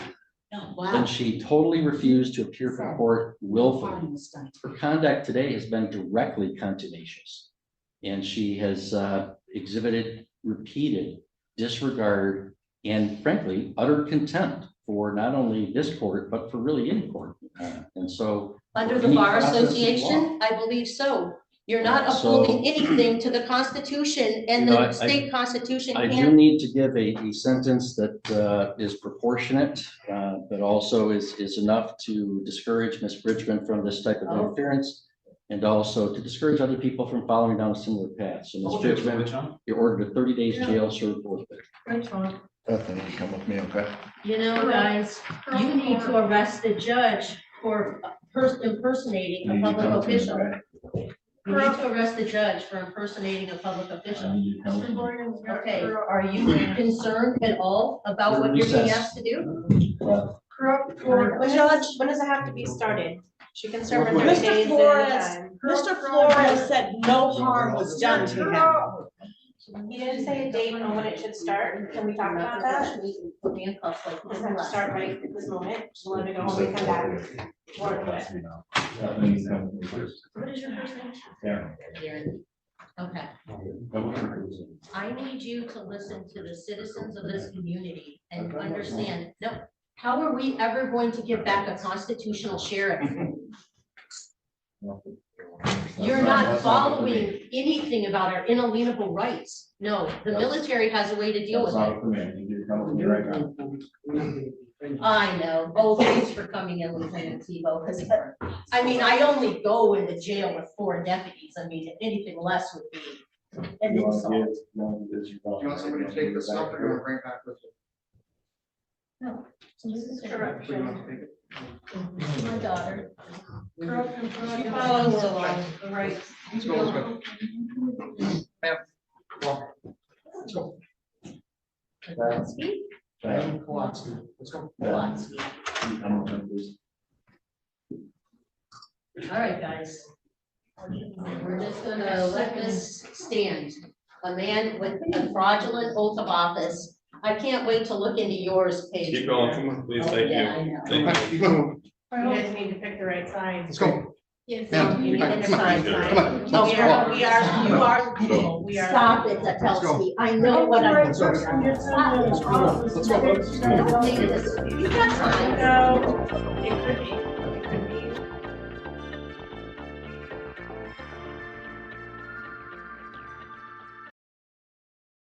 All right, breaking in again. This one, a lot of you may remember, but this is one of the actual first Sov Cits I ever covered on my channel, almost 2 years ago now. This This, ladies and gentlemen, is the Boro Grove himself. I hope you enjoy. Check in again before we get started on the next one. We have 2 Sov Cits in front of Judge Middleton today, kids. 2.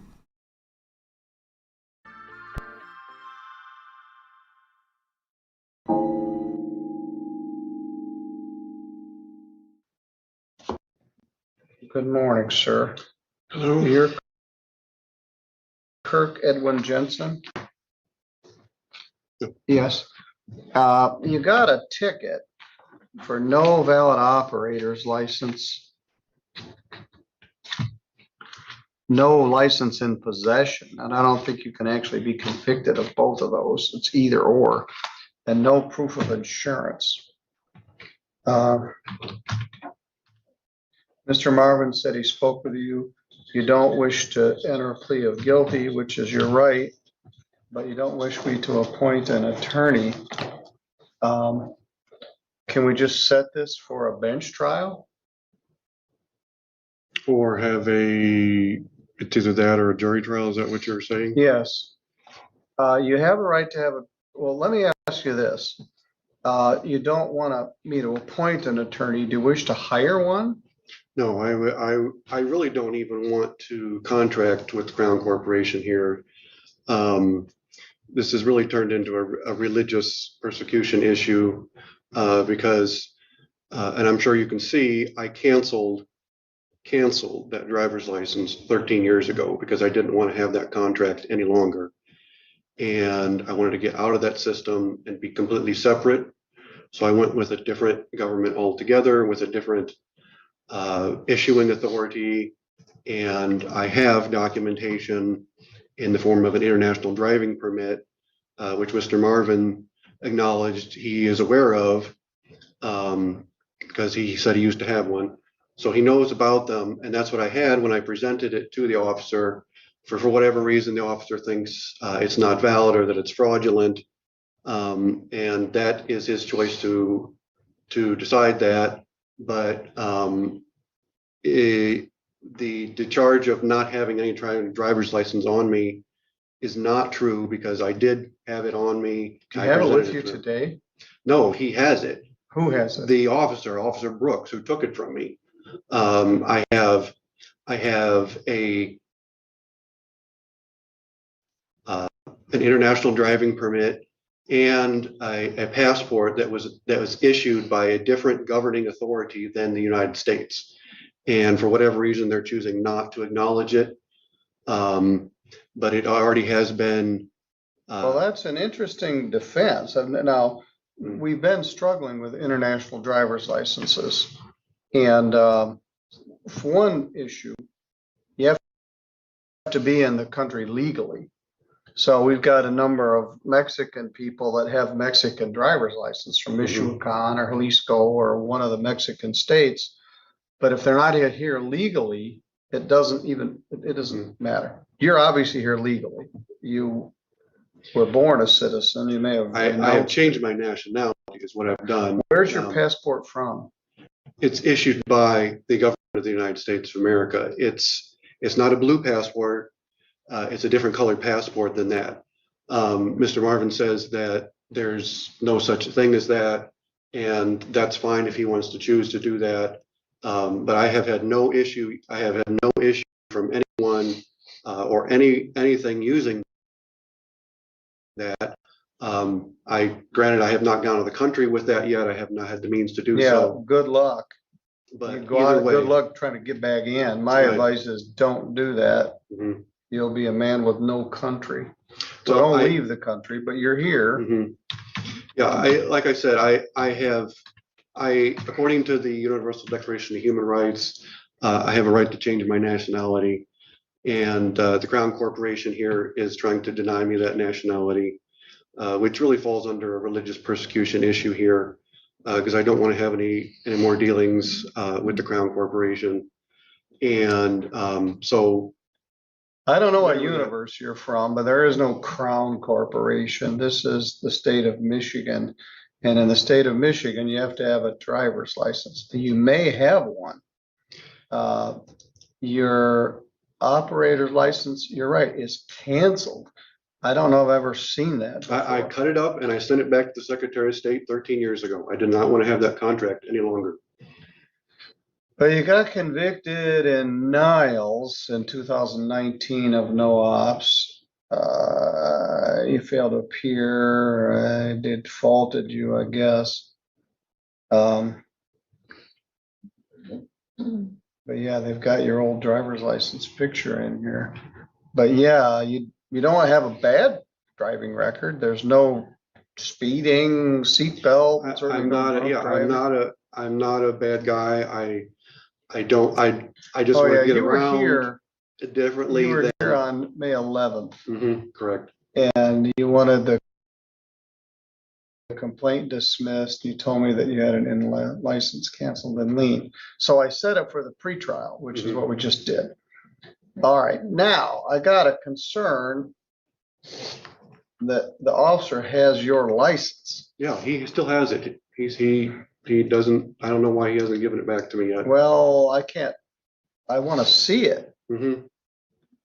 All right, so Mr. Marvin says we haven't reached a settlement.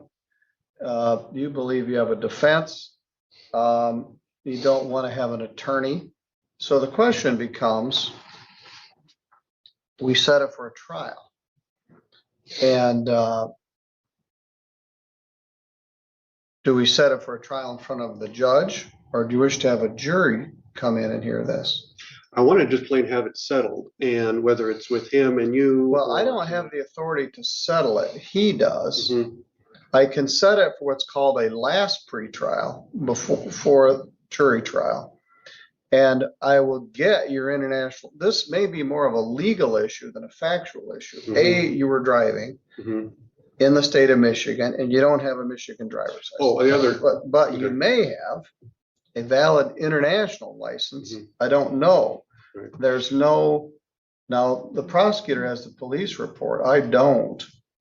The other thing that I failed to mention was that I was also under contract while I was driving that. I was under a legal contract. And obviously that contract was impaired while I was trying to fulfill the obligations of that contract. That's alternate universe stuff. There's no contract. The issue is, I mean, the owner of the vehicle, I had a contract with the owner of the vehicle. I was under contract to perform some services for the owner of the vehicle. Oh, okay, so, all right, that may be so, but then you may need a CDL to do that. Your Honor? Yes? I'm not sure. I haven't looked at that statute in like years, but doesn't an international license have to have a prerequisite of a valid license from some place before you can apply for that international license? And I had a national one too as well. So I don't know. I believe that's the prerequisite, but I don't all right, know. well, I it could may be be, wrong. but we've got a legal issue and I don't even, he's got a theory that may have no basis or may have some basis. We have recently had a man from India who tried to do everything right. Right, I remember him. And it's so cumbersome and difficult. And he really he was living here. He had a driver's license from India. He got an international driver's license. Or he had a New York license, and somewhere he forgot to dot an I or cross a T. All right, I'm going to set this for a last pretrial, but I need. And what does that mean? It means we're going to take one more effort at resolving this thing, but I need to see your evidence. Okay. Well, I can tell you the Officer Brooks, he's the one that has it. All right.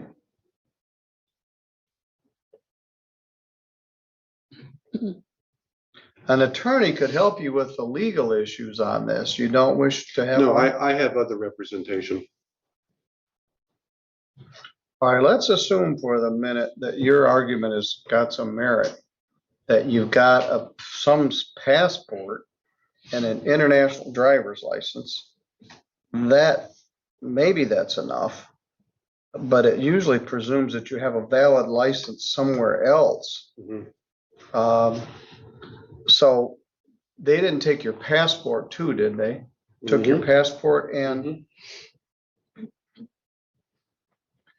All right, I'm gonna set this for last pretrial 2 weeks from now. For June 29th. At 3 o'clock. Does that interfere with your work schedule? No, I'm self-employed. Okay. They charge this on the ticket. You're also alleged to have no proof of insurance, which is a civil infraction. The insurance was there. It was not on the car, in the car at the time. All right. A simple phone call to the insurance agency will prove that it was All right. in existence. Well, there's two different kinds of offenses. One is not having insurance. That's a 1-year misdemeanor, carries a minimum $200 fine. The other one is not having the slip in the car. Right. So if you can prove that so that's what the charge is. It isn't that you didn't have an insurance, you didn't have it in the car. Yeah. So if you got it, bring with you your proof of insurance. Right. For that date. Right. All right, we'll try another shot at this. When you were here at your arraignment in May, you were very polite and respectful, and we don't agree on things, but let's take a closer look before I jump to any conclusions. And I'll have a lot more evidence at that time. Yeah. And if it can be resolved, great. If it can't be, the question at that point will be, do we have a jury trial or do we have a bench trial? And one of the things about people like you that want to check out of our government and our system, they don't mind bringing in 30 of their fellow citizens to come in and hear their thing. The irony is, if I sent you a jury notice, you wouldn't show up. You would say, I don't contract with you and I won't participate in your system. But you don't have any compunction about dragging 30 other people in here to hear your case. So at this point, we haven't gotten that far. Can we just decide that in 2 weeks? Yes, certainly. So let's see, I want to get those documents from the sheriff's department, take a look at them. Okay. There may need to be some legal research done as well. But you're putting the burden on them, which is how it sort of works. Yeah. They have the burden of proving it beyond a reasonable doubt. So you raise this defense and say, prove it's not right. Well, that isn't exactly how it works. You've got to show there's some merit to the defense. Key West used to offer passports to the Conch Republic. There was a little place there and you could get a Conch Republic passport and it looked like a real passport. And they shut them down. People were using them in other countries to show they had a Conch Republic quasi-American passport. So there's all kinds of screwy passports out there. And I understand that there's nefarious people who want to do things for nefarious purposes, and that's not me. I don't want to do anything for nefarious or evil purposes. I'm trying to be upright and righteous here in what I'm doing. And I'm just simply wanting to be separate according to my religious beliefs. And that's all this really boils down to. All right. Well, one option is don't drive a car. If you don't want to participate in it and you want to opt out of our system, don't drive. Have somebody else drive you or stay in one place. But if you want to use our public roadways and share the road with other people that are licensed, you can't just decide I live in an alternate universe and I don't have to obey the same rules that everybody else does. So one option is don't drive. And then you won't have to worry about it, but we'll see what we can figure out. We'll take another crack at this June 29th at 3 p.m. here, and I'll get those documents. If you have proof of insurance, bring it with you. Okay. All right, I'll see you then. Okay. Thank you.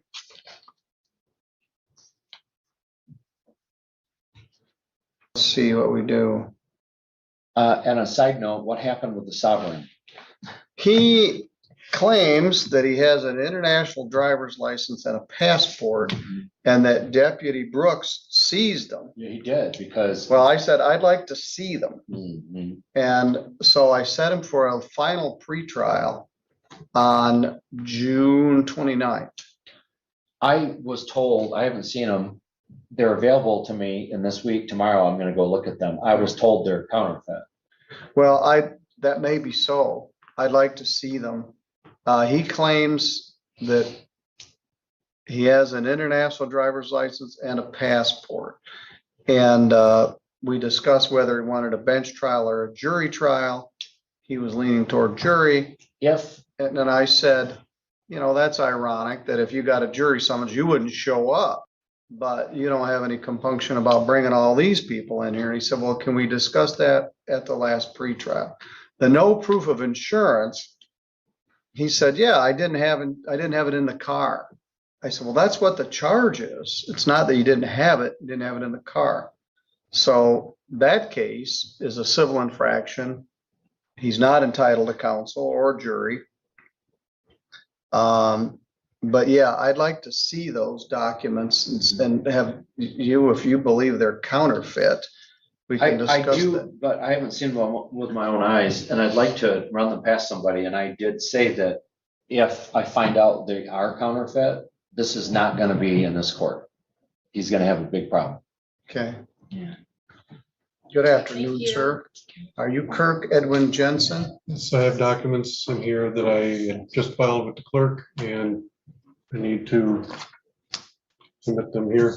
Is that this thing called non-statutory abatement? That's it. All right, I got it. I provided a copy to Miss Davis. It's entitled Kirk Edwin Jensen, Reign Citizen, Reign of Heavens, a set apart place with an address. Non-statutory abatement. File number 23660ST, charges operating with no license. Charge 23661, charge with operating with no license in your possession. I don't think you can be convicted of both of those, as I said at our arraignment. And then the third count is a civil infraction, no proof of insurance. Could probably be charged as no insurance, but it was charged as a civil infraction. I have the proof of that here, May I see it?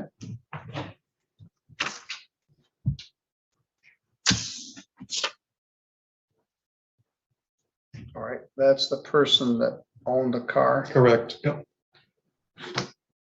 All right. Let Debbie see that. All right, we had kind of a chase our tails around at the time of the arraignment. You are, what do you wish to be, a Reign citizen? That I have a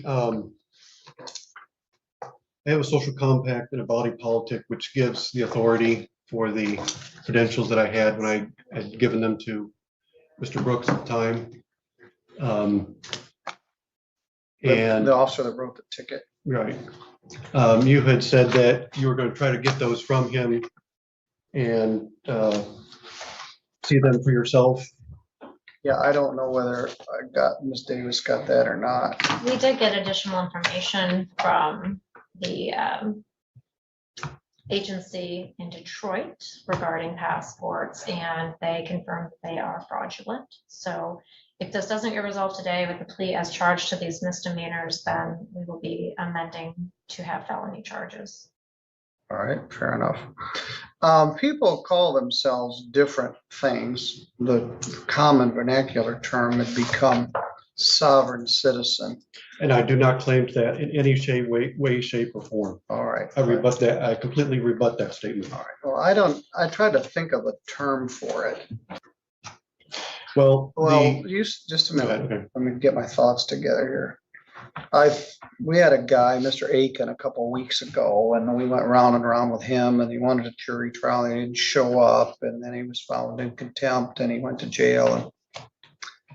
And I said, well, how about willfully misinformed defendant? That's too cumbersome, or willfully ignorant defendant. And then I was laying in bed between then and now, and I thought, follow me here, mimsy where the burrow grows. It's like, what the heck does that mean? It's from the poem Jabberwocky by Lewis Carroll. It was written in the 1800s. It's a nonsense poem that doesn't mean anything. And more importantly, there was a science fiction story written maybe during the war called Mimsy Were the Borogroves. It's a very interesting story about some toys that were sent from the future back to here. It's pretty relevant right now with cell phones. And the third line is Mimsy Were the Borogroves. And what is a Borogrove? It doesn't make any sense. So my term for these people that come in with this kind of nonsensical jabberwocky is going to be Borogroves. So this is Borogrove. It doesn't mean anything, and neither do your pleadings. This non-statutory abatement and all this stuff about self-claimed contracts and Exhibit B and C has no lawful effect. So the question I have here is,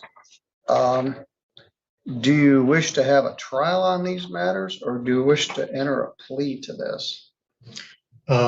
So does the body politic and social compact, is that being disregarded? Correct. Okay, then I'll go with the trial.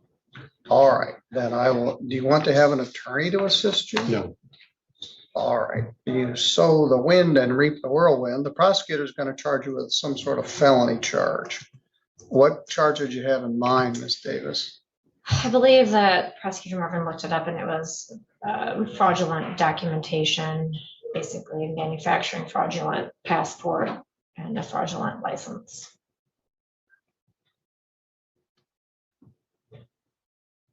We talked about Conch Republic passports. Whatever you had in this false passport and some claim that somehow you had an international driver's license, you have to have a driver's license from somewhere to have an international driver's license. And this isn't it? Mm-hmm. And I had that too. I have that too, yes. All right, well. One last question. The documents that were taken by Mr. Brooks, I want to make sure that those are entered in as evidence when the time comes. Do you have those, Deborah? I do not have physical possession of them.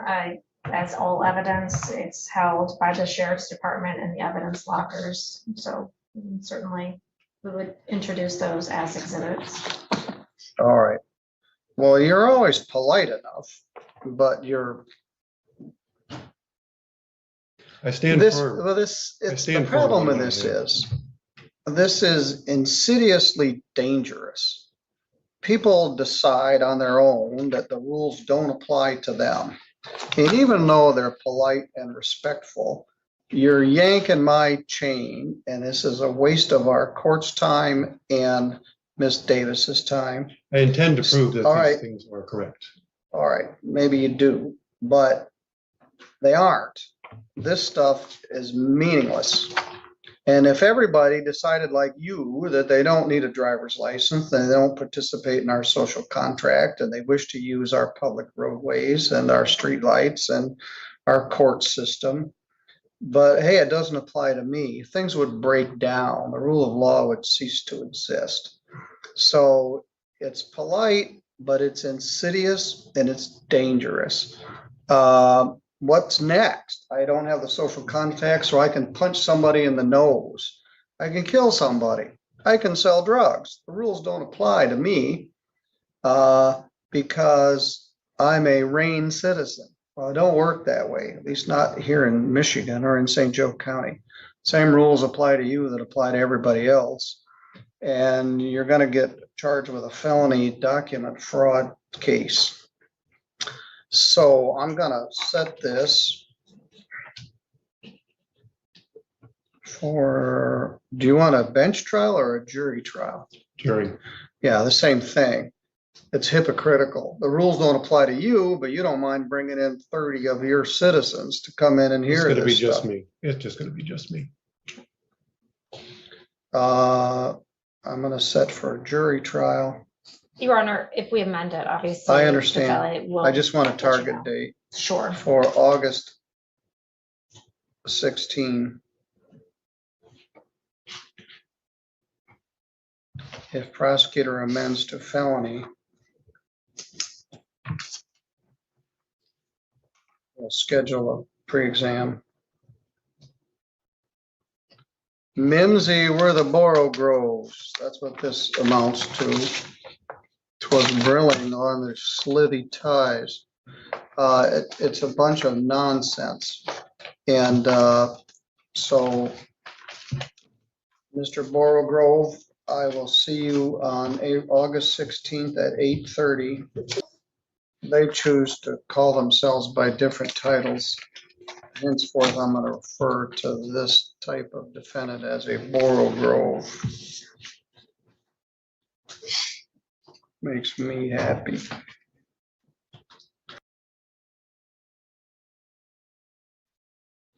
All right, we have Mr. Kirk Jensen here, who's unrepresented. Mr. Jensen, would you come up and have a seat? Josh, you kind of inherited this. Mr. Jensen was originally charged with traffic violations. The matter was set for a jury trial for August 16th, I believe it was. We had summoned jurors and we were ready to proceed.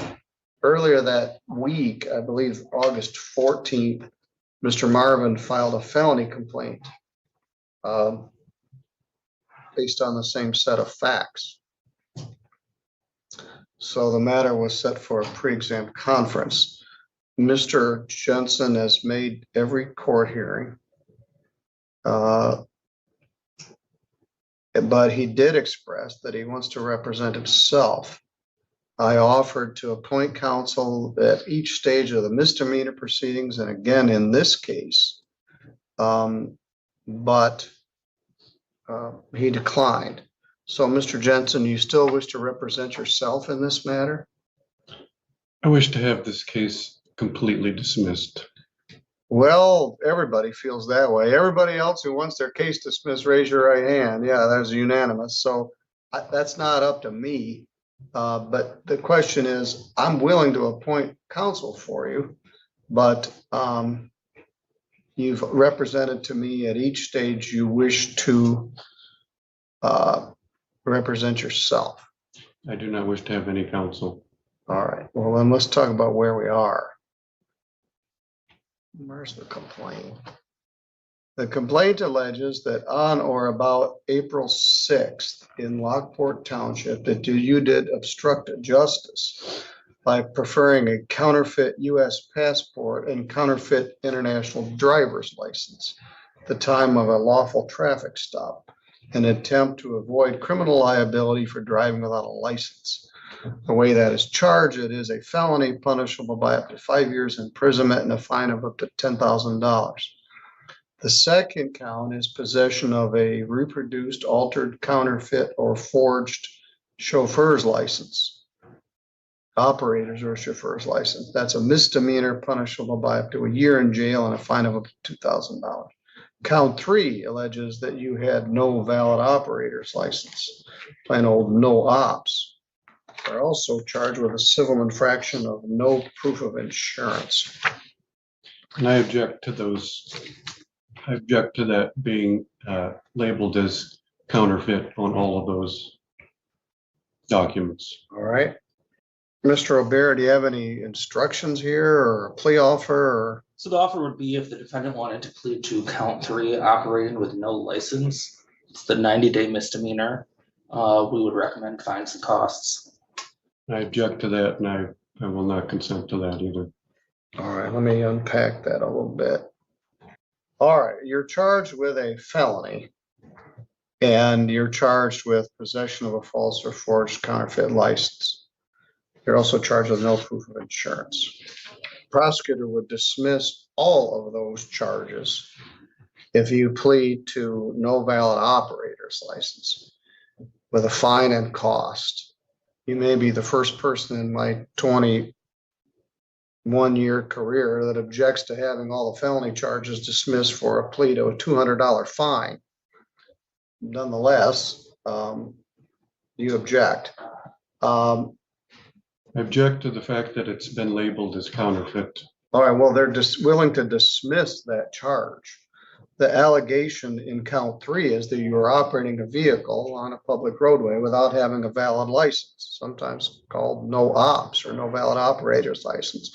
It's under 257301 of the Michigan Traffic Code. It's punishable by up to 90 days in jail and a fine of up to $100. It carries 2 points and it goes on your driving record. If you plead guilty to that charge, I'm going to fine you $225. I'm going to give you time to pay it, and the matter will be done. If you don't wish to plead to that, we're going to have a preliminary examination next Wednesday, where the prosecutor will attempt to bind you over to circuit court on felony charges and continue the matter for a felony conviction with potential prison sentence. So his offer is to just be done with all of it for a plea to no valid operators. That's, frankly, was kind of surprised by the generous offer, but that's what it is. So our options are to plead to having no valid operator's license. You could even plead no contest. You can plead no contest. You don't admit what happened, but you also don't deny what happened. You allow or accept that a conviction will enter. You and I have a fundamental disagreement about what it means to operate a vehicle or what it means to travel. But if you want this matter to be over with, you can enter a no contest plea to no valid operator's license. If you want to reap the whirlwind, we can have a preliminary examination next Tuesday afternoon regarding the matter. What would you like to do, Mr. Jensen? I don't accept any of that. All right, the matter will be set for prelim. And just to make it clear, this would be the third time that a charge of no operator's license has been levied against me, and I'm standing against it because those documents are valid, and I object to them being labeled as counterfeit. Find out next week. So that will be Tuesday, September 5th at 1 p.m. Prelim. All right, your bond is continued. You're free to go. And just a reminder of the civil case that is ongoing, and those who are named in that, yourself and Mr. Marvin as well. Just to make sure that Which civil case is that? civil case, the notices, and all the recusals and everything that's been filed into this case that I've been filing in. Just to make note of that it is on the record. Well, let's take a look. Oh, you filed a August 28th, which is yesterday. I got this. I didn't see it. Objection to the report and recommendation in the matter of civil case. You filed this in federal court? This was done in a federal court, has a federal case number on it, and all the defendants are listed. Oh, it's great pleadings. It cites Abraham and the Book of Nations and a bunch of other jabberwocky. But it has been filed in federal court. All right, that's all a matter of record. It's in the file. And you've even got Hebrew letters in here.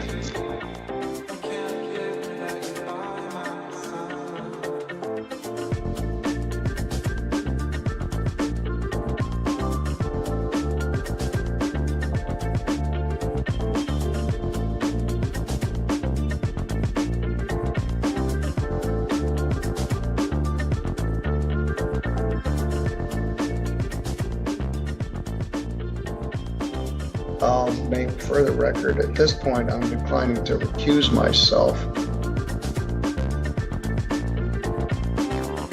So here I wrote in TSA agent and a drug enforcement agent and state police and get the evidence. They send it out. They say, "Yep, this is absolutely fake. This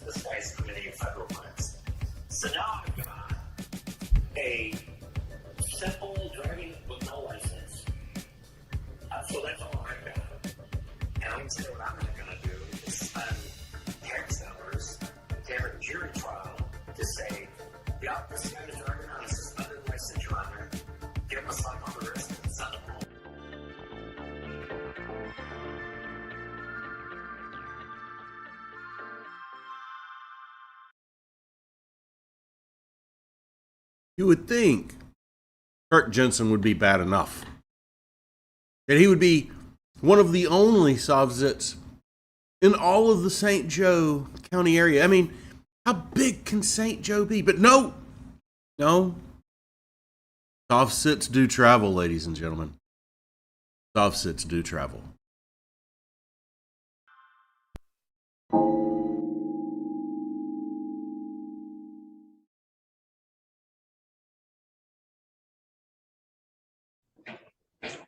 Yeah, I speak, Your Honor. Yes, sir. Can I stand up? Or can I Yeah, speak if you right want to. I'm not sure. I might cut you off. We'll see what you want to say, but let's explain what the deal is. Can I speak first? You just said that I could speak. Yeah, all right. Well, I tend not to plead, sir.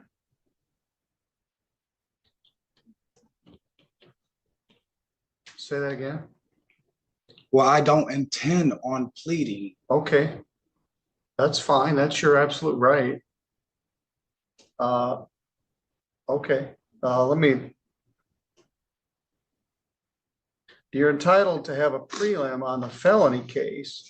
The misdemeanor drinking driving just goes with it. Such as I do not acquiesce to acquise jurisdiction. All right. Acquiesce is what you mean. There we go, but you know what it means. There we go. I know what it means, but you don't. We've Well, got a I borough know I growth. can't pronounce it, but I do know what it means. Well, it means you don't accept jurisdiction, and you can challenge that when you're sitting in the St. Joe County Jail saying, hey, I own jurisdiction. At any rate, you are correct. You don't have to plead to anything. And if you want a preliminary examination, we'll set it for next week. Thank you. And whoever's feeding you this gobbledygook is not a favor. It's not gobbledygook because you know what it is and I know what it is. Yeah, As far as this it's, court does have jurisdiction. all right. So, all right, sir, we'll set this for a prelim. The other reason why they took action on your license was because of that notice of suspension. One, two.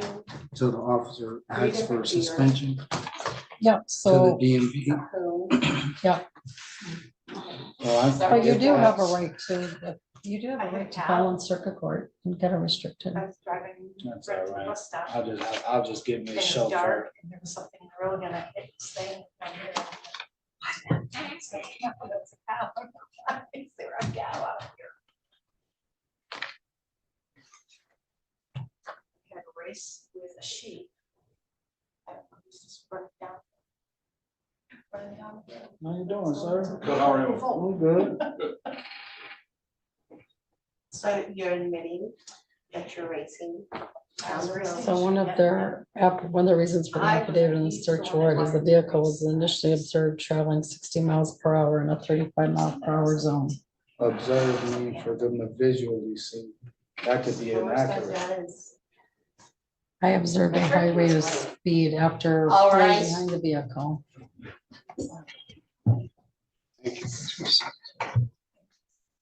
I activated my forward-facing radar in moving mode, same direction, and the screen displayed a speed of 60 miles per hour. And was accompanied by an audible tone consistent with the speed displayed.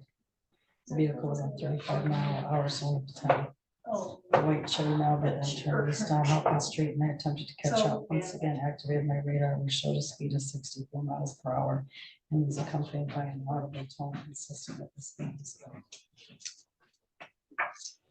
And that's whose word? The officer's word? Mhm. That's mine. I take my chance. Well, they have video. And I know what the video will show.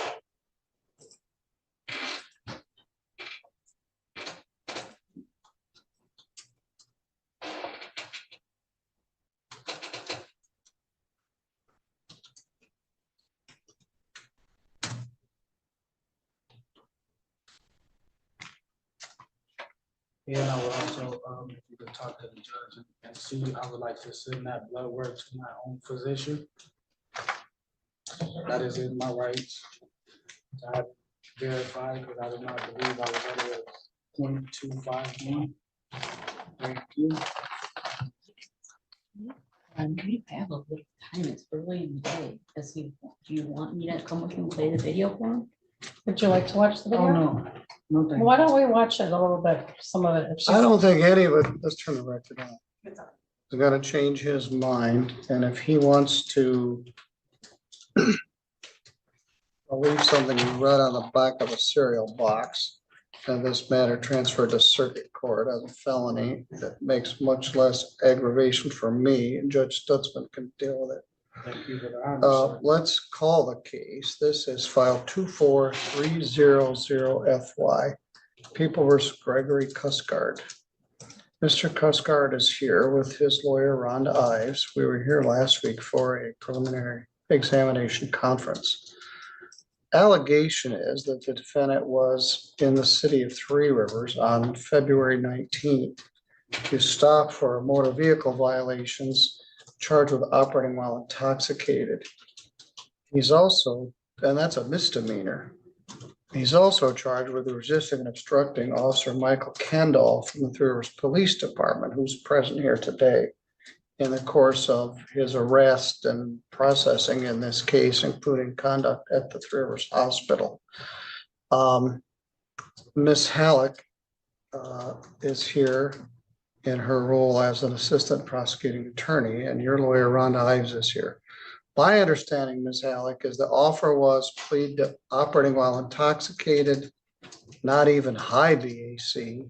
No, it was actually an impaired, Your That Honor, was offer impaired. and one attempt resisting obstructing. Oh, that's right.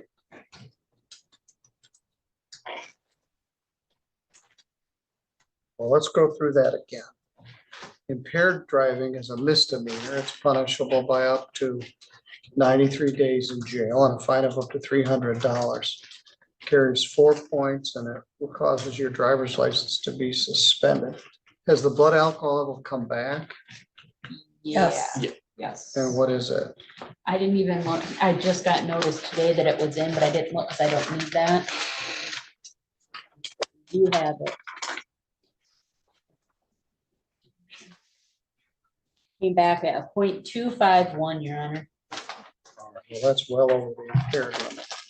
All right, that's one option for you, Mr. Cuscard. The other option is to have a preliminary examination here today. And we talked about this last week. You're absolutely entitled to a preliminary examination. But let me explain again what that is. You're not going to be found guilty or not guilty at this hearing. It's a hearing just to determine whether there's probable cause to believe that a crime was committed and probable cause that you did it. And it's only on the felony charge of resisting and obstructing. The misdemeanor charge will automatically get bound over with the felony, the drinking driving charge. And the whole thing would be sent to circuit court for further proceedings, trial or otherwise, in circuit court. Do you understand? Yes, I do. All right. And so what needs to be found here is simply probable cause that you resisted or obstructed Officer Kendall. Do you understand? Correct. All right. And as I think you're in the same position you were last week, you wish to have your preliminary examination here today. Correct. All right. In which case the prosecutor will revoke the plea offer. No, Your Honor, we'll keep it open. Even after the prelim? Well, that's up to you guys. I guess I won't. Then if I was him, I'd have a prelim too. All right. Are you ready to proceed? Yes. Rhonda, are you ready? Yes, Your Honor. All right, well, let's take our testimony and see what we got. Ms. Halleck? Thank you, Your Honor. Who would call Officer Kendall?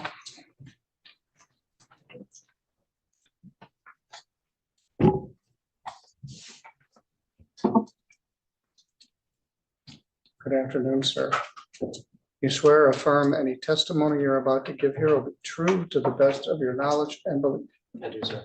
Thank you. Please have a seat and state your name and spell your first and last name for the recorder. Officer Michael Kandolf. It's Kandolf.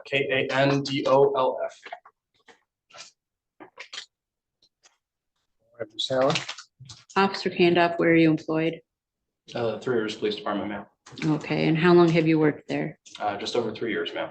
Okay, and on February 19th of this year, did you have the occasion to have contact with, I guess, was there an incident involving the defendant?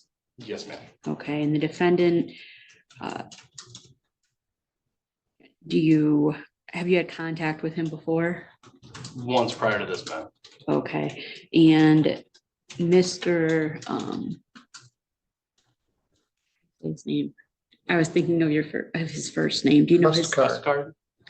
And what is his first name? Gregory, ma'am. Gregory, thank you. And Mr. Cuscard, is he in the courtroom today? Yes, ma'am. Okay, and can you describe him for the court? He is a African-American male wearing Columbia jacket, khakis, and Nike shoes, sir. Ma'am. Okay. We would just ask thank you. We would I ask, have that same jacket. Yours is bigger than mine. we would just ask the record reflect that the officer identified the defendant. It may. And on February 19th of this year, did you have an occasion to come into contact with the defendant? Yes, ma'am. Okay, and what happened on that date? I observed a car traveling southbound on North Main, traveling at what I perceived to be a high rate of speed. I pulled up behind the vehicle and clocked it using moving radar at 60 miles an hour and a 35. I tried to catch up to the vehicle and it turned eastbound on Hoffman. And as I turned the corner, it was the only vehicle around. And I hit it with the radar again, and now it was going 64 and a 25. The vehicle came to a stop at Portage and Hoffman, where I lit it up with my emergency lights and put the spotlight directly on the driver. Okay. And at what point in time did you at some point turn on an audible signal? After it proceeded through the intersection. I believed it was going to be stopped, and as I was about to open my door, it proceeded through the intersection. Okay. And so then you proceeded to follow the vehicle, and did the vehicle at some point come to a stop? Well, I skipped this. Did you turn your siren on? After it went through the intersection at Portage, sir. What time of day or night was this? I believe it was just past 10 o'clock at night, 2200. I did not review that again. All right, but it was dark out? Yes, sir, it was dark. Okay. Okay. And you did mention also that you had shined your light on the defendant. Did you make contact with him at that point, eye contact of any type? I saw him look in his rearview mirror. However, I did not make direct contact with him. Okay. And after the intersection, when you turned on the sirens, the audible signal, how long until after that, until he stopped? He went to the intersection at Hoffman and Jefferson, which is M60. He continued, after he made a full stop, he continued eastbound on M60 to Lockport, where he turned up into Lockport, which is the apartment complex. He continued to go all the way back around the apartments until he came to a stop in 2 parking spots right in front of an apartment. Okay. And after that first stop at that first intersection, you turned on you had your lights on and your audible signal on. Yes, ma'am. And he failed to stop. Yes, ma'am. Okay. Once the vehicle did stop, can you explain what happened at that point? I approached the vehicle and ordered him to show me his hands. He continued to fidget with his phone, trying to call somebody. He was smoking a cigarette at the time.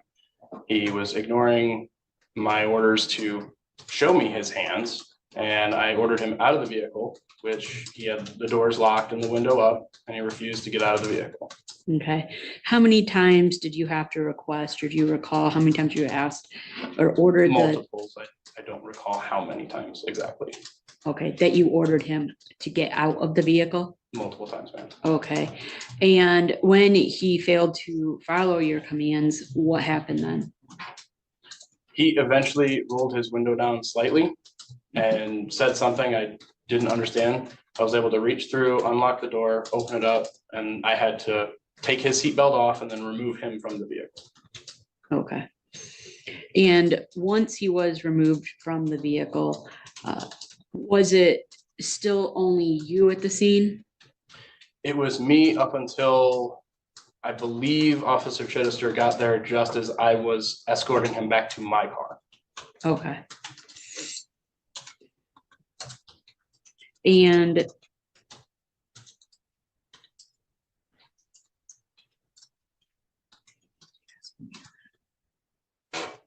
did the defendant offer any explanation to you as to why he did not stop? No. And did the defendant make any statements or admissions with regard to resisting? I don't recall him making any statements about resisting, ma'am. Okay. With regard to, I guess, his demeanor, his behavior, when he exited his vehicle, what did you observe? I smelled the odor of intoxicants, and when he was still in the vehicle and looked at me, I could see redness in the eyes, watery eyes, indicating that he may be intoxicated. And at the time, he was making statements while being escorted back to my vehicle. He was making statements about this was his first DUI. Okay.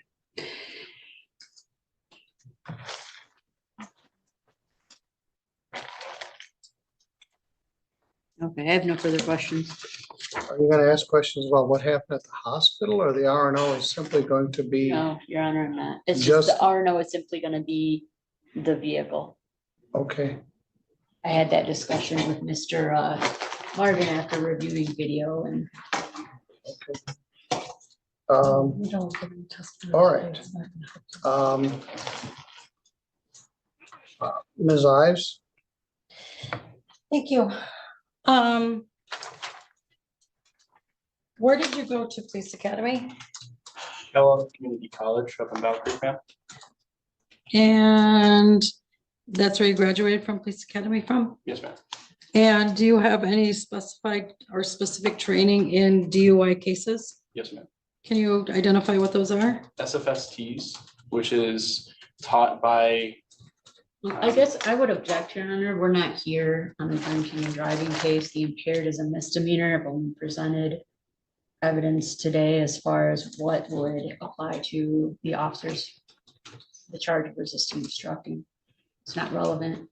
All right, what's your response? Well, Your Honor, I believe it goes to the probable cause of the actual arrest and why, as we get to why he pulled him out of the car. So I think we need to know his training as a preliminary starting point before I can ask him regarding his rationale for demanding that he get out of the car in the first place.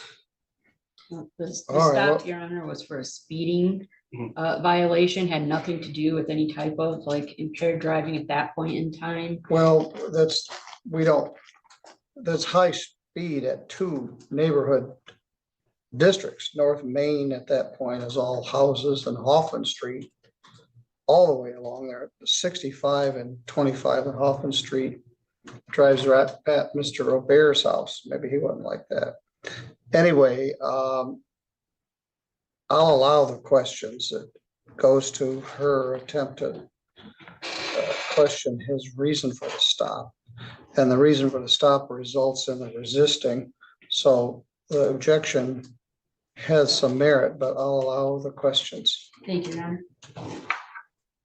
Again, if you could identify your specialized training in DUI areas. I have training in SFSTs through the academy, just as all officers that I'm aware of do. And you're certified in how to perform SFSTs. And those tests are scientifically proven to show that. And then the rest of the process is generally accepted as you go through the paperwork after you've established your probable cause for it. And you said you were certified in SFTs. What year was that? 2020, ma'am. I'm sorry? 2020, ma'am. 2020. And since you graduated, or what year did you graduate from Police Academy? 2020, ma'am. And since you got out of Police Academy, do you have any other specialized training in DUI cases? Nothing further than that, ma'am, no. Okay. When, what direction were you facing when you first observed Mr. Cusscard's car? I was facing eastbound. And which direction was he going? He was traveling southbound. Okay, and were you at an intersection or in a parking lot, or I where was were in a you? parking lot. Okay, and were you stationary or what were you doing in the parking lot? I was stationary watching North Main. And I'm sorry, which direction was the defendant going when you first noticed his vehicle? Southbound. And what initially struck you about his vehicle when you saw it? It appeared to be traveling at a high rate of speed compared to all vehicle traffic that I've ever seen on North Main. Did you see him pass anyone? He didn't pass anyone, no, ma'am. There was no other cars at the time. Were you able to identify, or did he actually pass you when he went in front of you? Were you able to identify the rate of speed that he was going when he passed you? Not at that exact moment, no, ma'am. When you pulled behind him, did you notice that there was any weaving in his lane or any traffic violations? Other than the speed, no, ma'am. How long were you following him before you were able to capture a speed detection in your car? Was only a few seconds after I pulled out, ma'am. I had to get the radar into the forward facing mode in the same direction, which is only 2 button pushes on the remote, ma'am.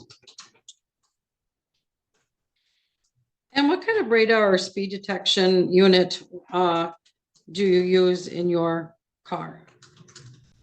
I don't know the exact brand, ma'am. Not off the top of my head. I would have to look at that again. Is there more than one? We only use one type of radar at the department. I don't think we have any different units in the department. And how often do you calibrate that speed detection device? We're not certified to calibrate. We can test it to make sure that the instrument is working to standard at the beginning of the shift, but we don't calibrate it ourselves. That has to be a technician from the company. And how often per policy are you supposed to calibrate it? I'm not aware of that, ma'am. How often do you, Now, this isn't relevant. This goes to a speeding ticket, and he didn't get a speeding ticket.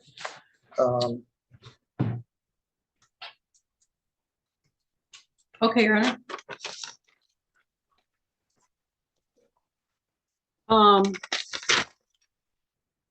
When you initially clocked him on your radar, what did you indicate? What speed was he going? He was doing 60 is what the radar unit displayed, ma'am. And was that before you turned on your signal? Yes, ma'am. That was before I activated lights or signal. And what was the primary reason that you activated your signal? Or your, because of speeding. okay. And then at that point, that's when you said you went through the intersection? Yes, ma'am. And what intersection was that? No, you've missed a turn. They turned off North Main Street westbound on Hoffman Street, I apologize. or eastbound on Hoffman Street. So you turned eastbound on Hoffman Street Yes, ma'am. at that point.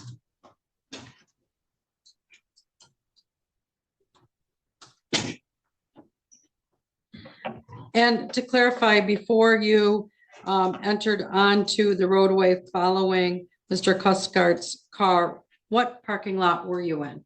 I was at Berkshire Hathaway.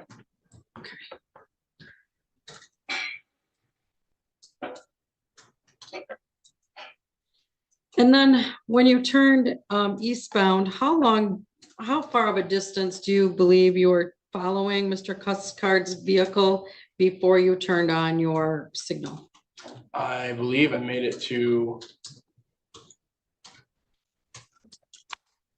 I was trying to get closer before activating my light. I believe I made it almost to Oak Street before I'm sorry, not Oak Pine. Okay.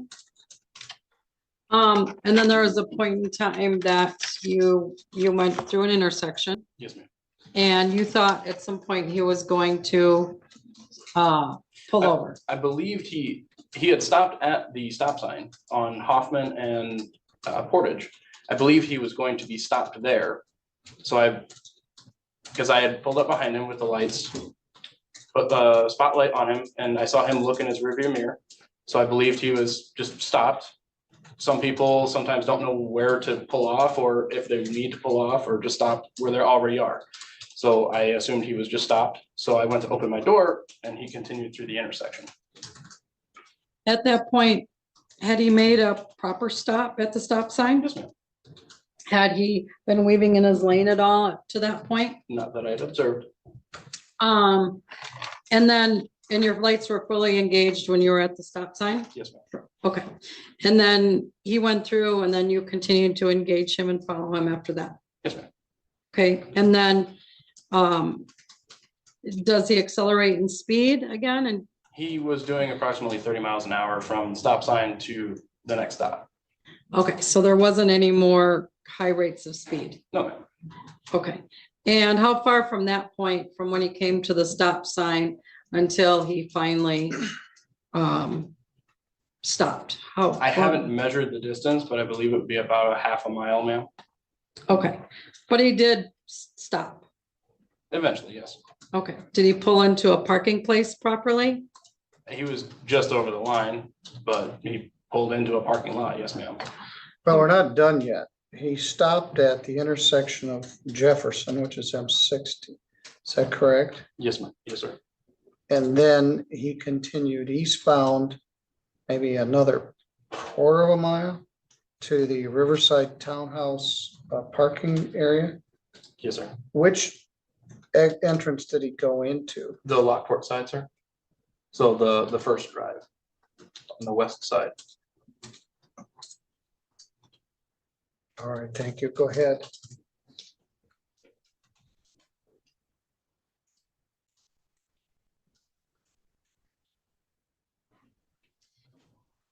At any point in time, did you see Mr. Cuscard's hazard lights on his vehicle? I don't recall that, ma'am.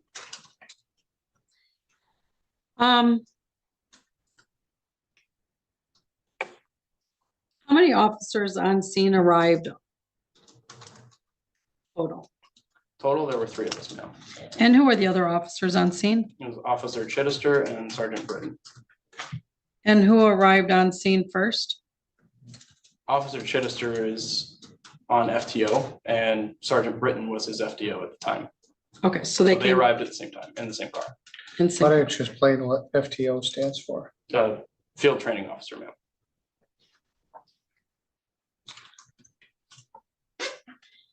When you approached Mr. Cuscard's vehicle, why did you demand that he get out of the vehicle at that point in time? Because he refused to stop, which is an indicator that something is wrong. And in your training experience, typically you would walk up to a vehicle and ask for a license, registration, proof of If they come to insurance. a stop, as most people do when you're pulling them over, yes, ma'am. In this case, you did not do that. No, ma'am. You just demanded that he get out of the car, correct? Yes, ma'am. And did you have any conversations with him at all when you were demanding that he get out of the car? I was ordering him out of the vehicle and he was doing something on his phone and ignoring me. Was there physical resistance when you were attempting to retrieve him out of the vehicle? He didn't pull against me, but he did not help himself get out of the vehicle. Is it true that Mr. Cuscard started to come out of the vehicle as when you first pulled him out of the vehicle, what was the first sign of intoxication that you noticed, or what were the signs of intoxication? Once I pulled him from the vehicle, the first sign was the odor of intoxicants, ma'am. Were there any other signs?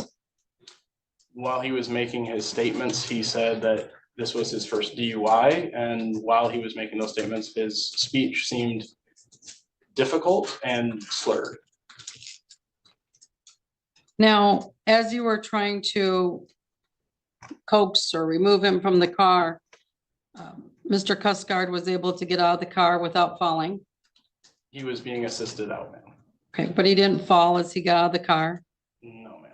He didn't stumble. Not that I recall, no, ma'am. At that point, he was able to have a conversation with you. I wouldn't consider it a conversation, ma'am. Okay, what do you consider it? He was making statements.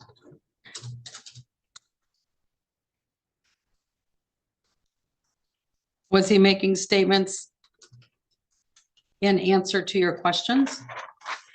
At that time, I wasn't asking questions, ma'am.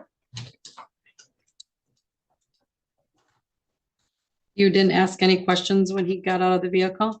Not while escorting him from his vehicle to the front of my vehicle. I don't recall making any questions towards him, ma'am. Okay. And he was able to walk without stumbling, tripping, or He was falling? being escorted by 2 officers at that point who were holding him by his arms.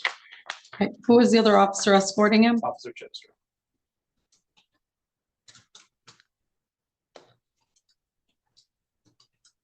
At that point, did you ask him to do any field sobriety testing? No, ma'am.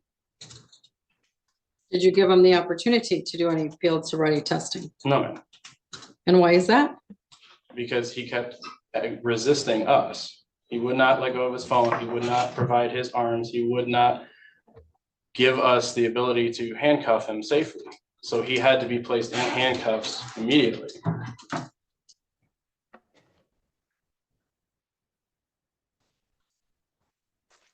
Do you recall a time when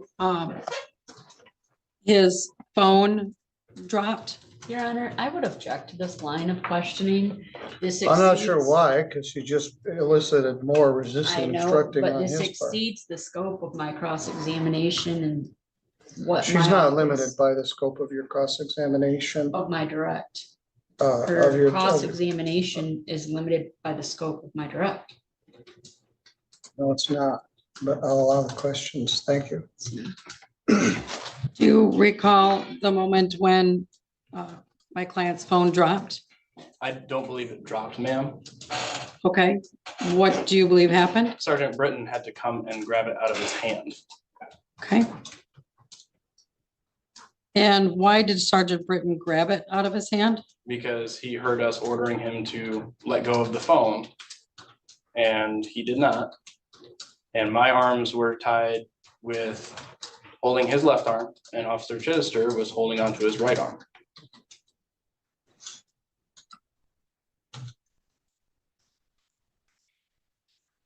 At what point did you decide that he was under arrest? When he was resisting lawful order, ma'am. Okay. And that was when you were trying to pull him out of the car? Yes, ma'am. The audible signal and the lights indicating that he needed to pull off to the side of the road.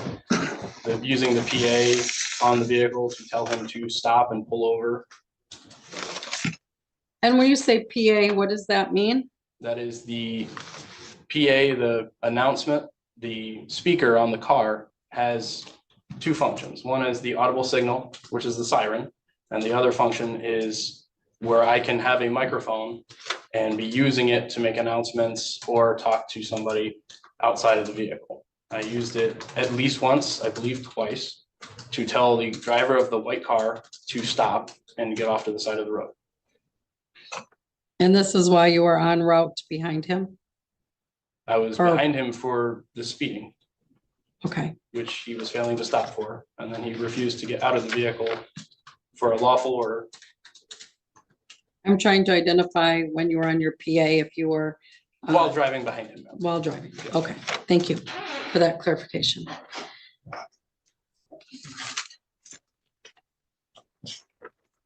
I'm just gonna confer with the client for a second.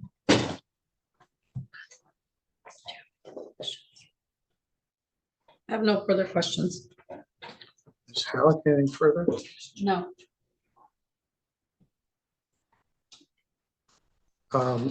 Ms. Ives, any rebuttal, No, Your Honor. argument? Ms. Halleck? May the officer step down here. Yes, thank you.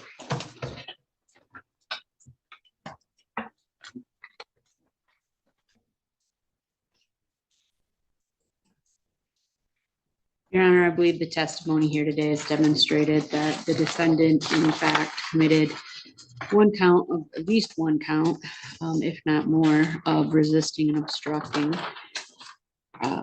against Officer Candoff when he refused to exit his vehicle. He was given lawful commands several times according to the testimony, but yet remained in his vehicle. The testimony here today, although not originally on our complaint, does support at least one count of fleeing and eluding in the third degree. He was given several commands out by way of the officer's audible signal. He indicated that he did use his patrol vehicle to announce and ask the defendant to pull over, that the vehicle did continue to proceed through several different neighborhoods and at a speed of at least 60 miles per hour in a zone where it was marked for 35 miles per hour. And we would ask that Your Honor bind over on those two felony counts, fleeing in the third degree, and one count of resisting and obstructing. Thank you. Ms. Ives? Well, Your Honor, I don't believe that the resisting and obstructing charge has been met with regards to the evidence that's been presented. Clearly, there was, I think the court can find evidence that there possibly was fleeing and eluding in this case, but I do not believe that would warrant a bind over on both counts. Thank you. Fleeing and eluding comes in several different varieties. There it is. Fleeing and eluding in the third degree is that the defendant, the officer was in uniform in a marked vehicle. Defendant was driving a motor vehicle. The officer ordered the defendant to stop his vehicle. The defendant knew of the order. The defendant refused to obey the order by trying to flee or avoid being caught, and the incident resulted in a collision or some portion of the violation took place in an area where the speed limit was 35 miles per hour or less. We don't actually have any testimony regarding that. Whatever fleeing took place on Hoffman Street from the light, from the stop sign at Portage to, just a minute, to M60 and then down M60 to Lockport parking lot. Part of M60 is 55, and the residential section of Hoffman from North Main to Portage is certainly 25. But I don't remember what the speed limit is from. Your Honor, between Portage and M60 is Stop. 35. Thank you. Proofs are closed. We can ask to reopen them. The testimony was the speed limit was 25. And I don't know what it was at that point, but I don't believe it's over. It's in the city of Three Rivers, so I don't believe it's over 35. So I guess I will allow it. Are you also going to ask to amend the drinking driving charge to high blood alcohol level? Yes, Your Honor, we will Actually, we will request that.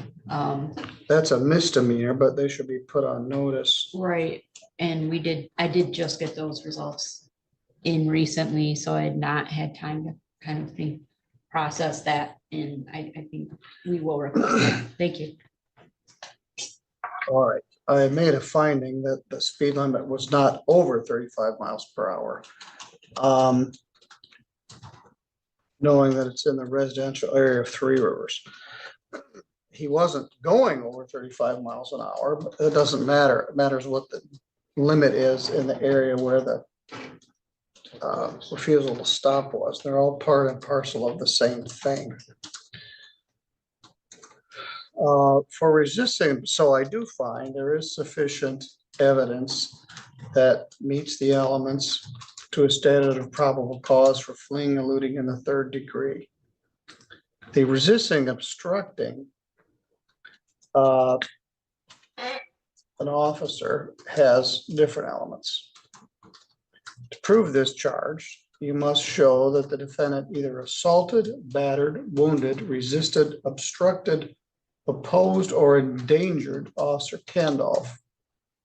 Obstruct means the use of threatened use of physical force or a knowing failure to comply with a lawful command. The defendant must have actually resisted by what he said he did, but physical violence is not necessary. Second, the defendant had reason to know or knew that the officer was a police officer. Here he's in a marked patrol car with lights and siren. Third, that the officer gave the defendant a lawful command, was making a lawful arrest, or was otherwise performing a lawful act. This was a traffic stop that turned into arguably a flee and elude, and then he refused to get out of the vehicle. And that meets the standard of probable cause for that charge as well. So the prosecutor can file an amended complaint alleging resisting and obstructing a police officer as count 1, fleeing and eluding in the third degree as count 2, and they have leave to amend the misdemeanor charge operating with a high blood alcohol level. Bond is set in the amount of $1,000. The defendant has posted his bond. He's been present for every proceeding. And matter is bound over to the circuit court for further proceedings on the amended complaint. Thank you. Thank you.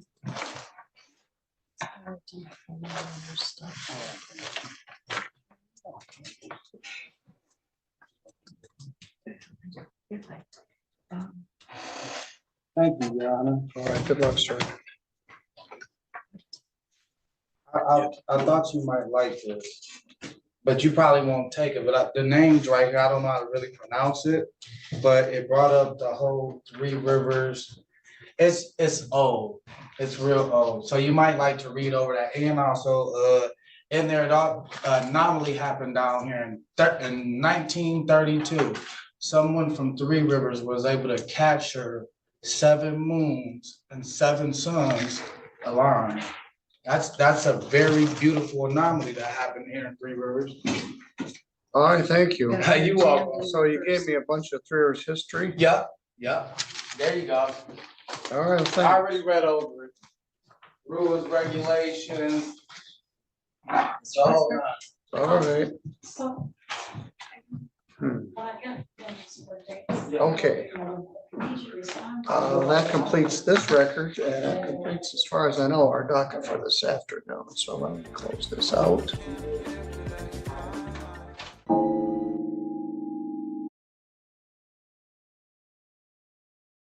Do I really need to intro this at all? Ladies and gentlemen, welcome to that point in the day. It's Mr. Magoo in front of Judge Simpson and all of the objection counters included. Ladies and gentlemen, get your refreshments together, get comfortable. This is a long one. This is the full hearing with Mr. Magoo in front of Judge Simpson. Ladies and gentlemen, it starts right now.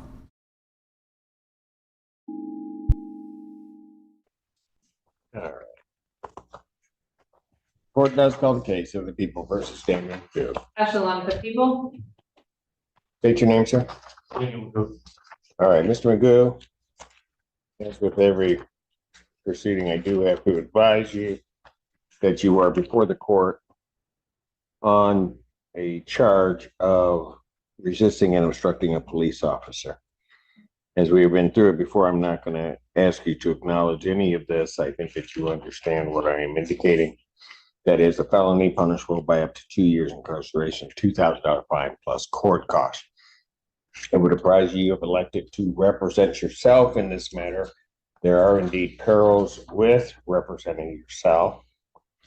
I will also advise you that you're held to the same standards as anyone else conducting a proceeding before this court, whether it be with regard to evidence, the rules of evidence, the rules of procedure, and the like. And court is not going to show you any favoritism. I'm not going to treat you better or worse than either side.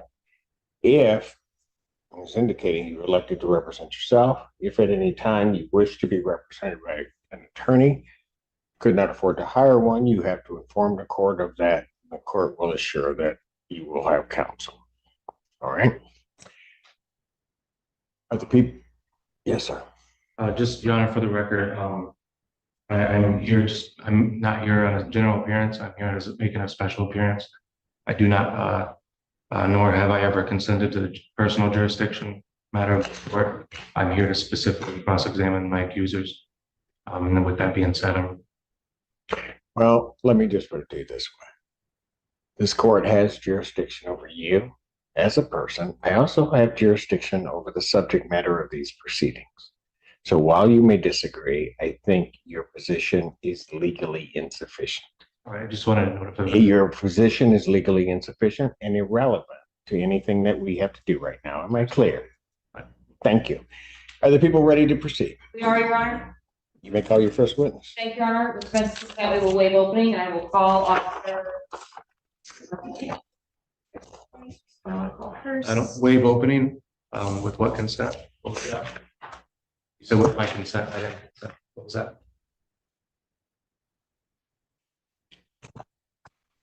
I just asked some clarification. You're not required to give an opening at preliminary examination, but if you'd like to, Ms. Lundy. I do not choose to give an opening. All right, very good. Thank you. All right, let me call your first witness. Darnell Tyson.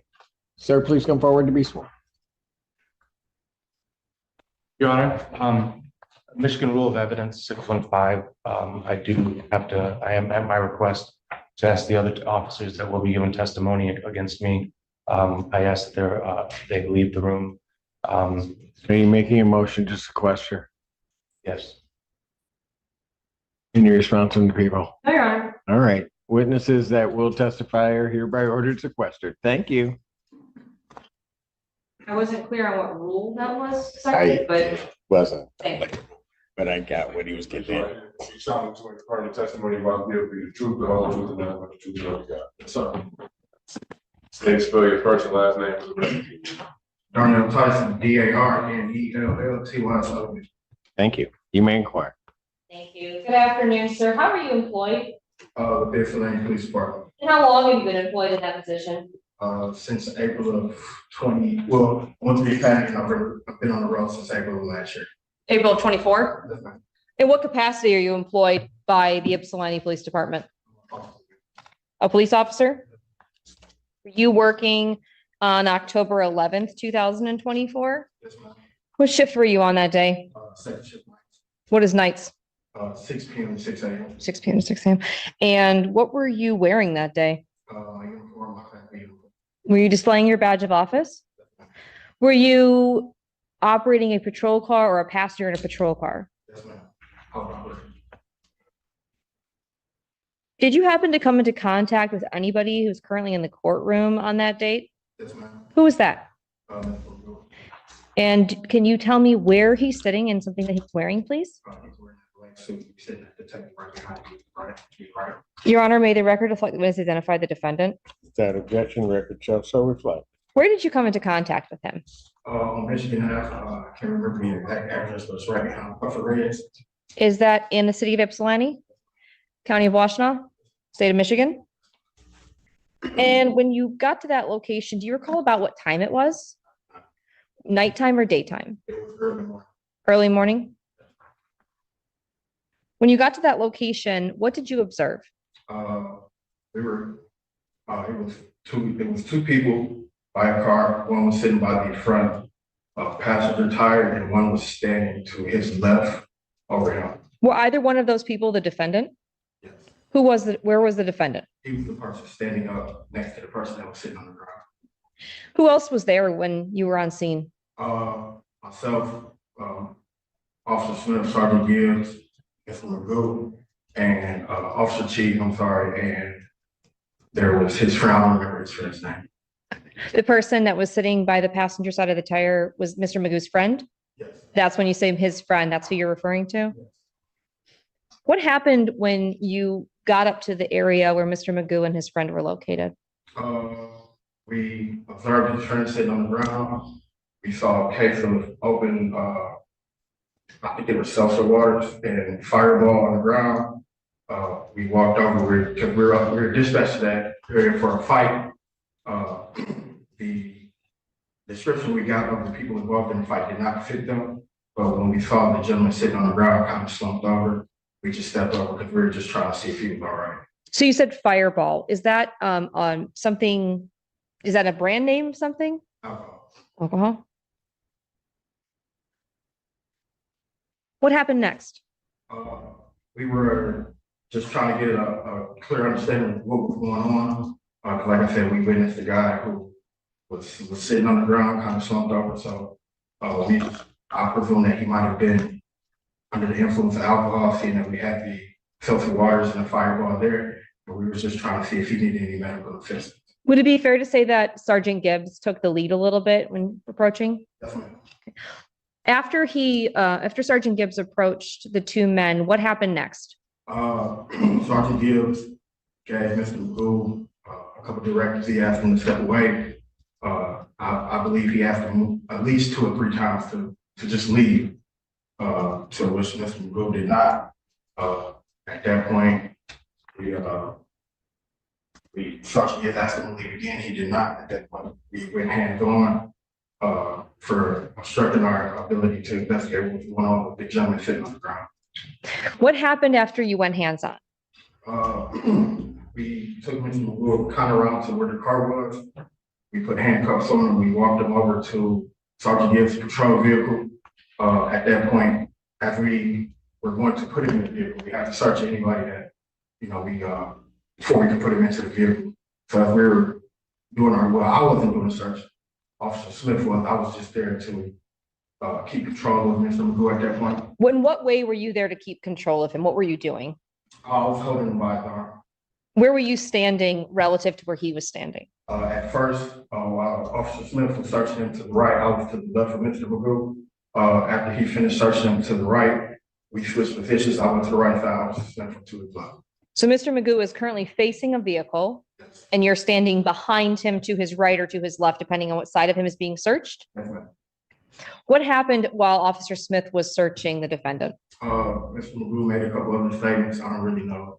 I really don't remember what those were. I do remember he made a statement about dashing or scatting, which is kind of like implicating he might run. At that point, I put my arm through him and kind of held him up against the car. Why did you do that? Mentioned about running. Why would putting his arm up and holding him against the car, why would you do that if somebody mentioned they might run? To keep him what? To keep control. To keep control. Okay, what happened next? At that point, Officer Smith was searching the left side of him. He asked about, were you guys looking for a lottery ticket? He said, I didn't have anything in my pocket. At that point, Mr. Magoo, he kind of flinched a little bit one time. So I put my arm up a little bit more just to gain a little bit more control. And then at that point, he kicked up with his right leg and caught me in the groin area. His leg hit you in the groin area while you were standing behind him? And were you wearing a body-worn camera on this night? Have you had a chance to review a copy of the recording from your body-worn camera today? Yes, ma'am. Was it a fair and accurate depiction of the original recording and of what happened that night? Now, I move to admit People's Exhibit 1, Darnell Tyson's body worn camera that has previously been disclosed to defendant in discovery. I'm going to be playing. If Any it's objection to its admission? I object to we don't need to play the video. I would much rather- Whether we need to play it. What is your objection? My objection is I would like to finish hearing the testimony before we play the series of events that Mr. Tyson has already had time to review with himself. Would the court like a response? Objection is overruled. You may go ahead. Thank you, Your Honor. And is the exhibit admitted? Yes, exhibit's admitted. Thank you. And with the court's permission, I'd like to play from the beginning of the video to about the 4-minute and 10-second mark. All right, that's fine. Object. What is the relevance? Why are we playing it? What do you mean? What's your objection? You're saying that what's contained on the video isn't relevant? Hold on, can you? I'm sorry, Your Honor. I'm sorry. No, It just started. What is your? What is the relevance for Officer Tyson's testimony of this video? What are we? What? He has to lay the foundation regarding the video, which they've done. I've admitted it. If your objection is as to relevance, clearly what occurred that day is absolutely relevant and central to its issue in this case. So your objection to relevance is overruled. Ms. Lundy, you may proceed. Thank you, Your Honor.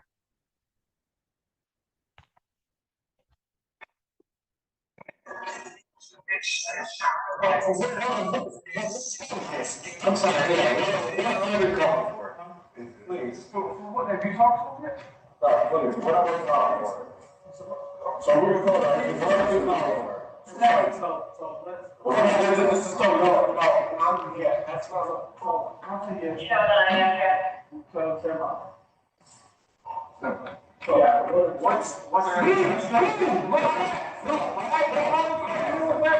I'm telling you, I'm not being right now out here. Do you understand me? You think I'm drunk? Walk away. Here, walk away. No, I'm telling you, no, sir. You got to go to me. No, she has nothing back. I just told you. Walk away. Walk away. All you have to do is walk away. Sit.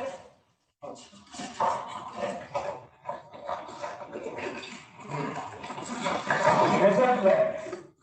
Say that no sense.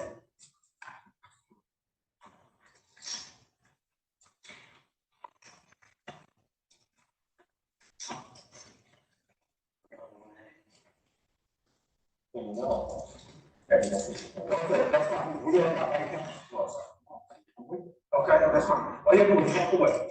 All right? This is illegal. You can't do this. You understand that? Okay, I'm not okay. You don't get it. Put him in your car. Stand up. All right, put him in the back seat. You're supposed to sing your army. Do you?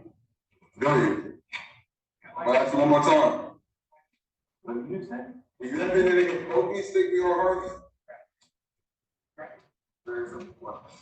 So yes or no? All right.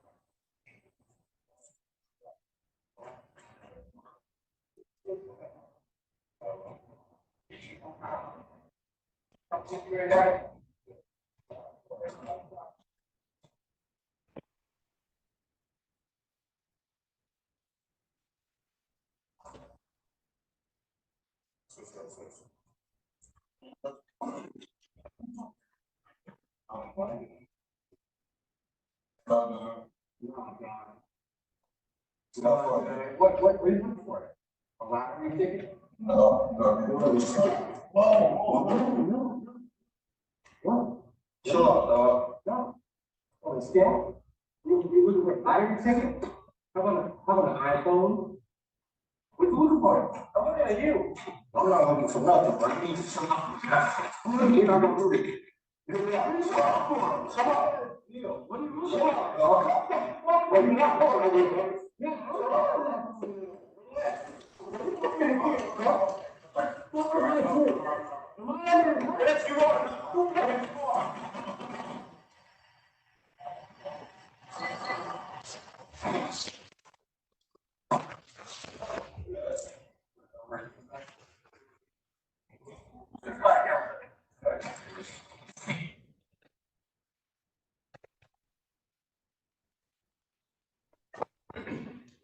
Officer Tyson, at any time did you give the defendant permission to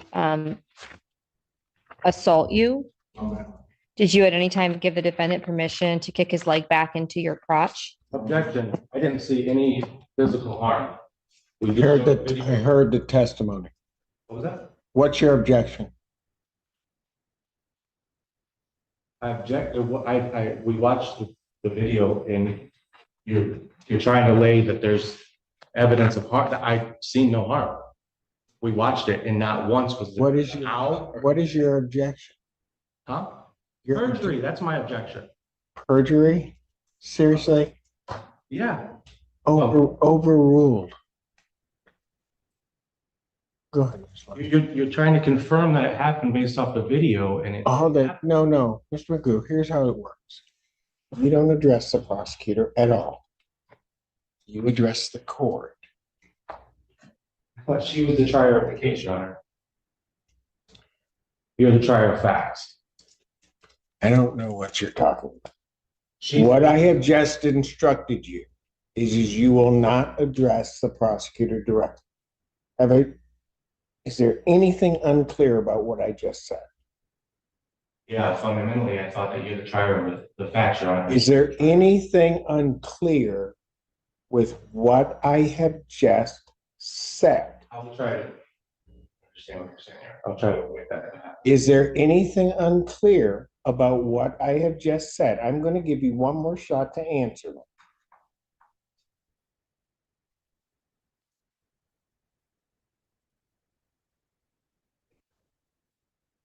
I need an answer, Mr.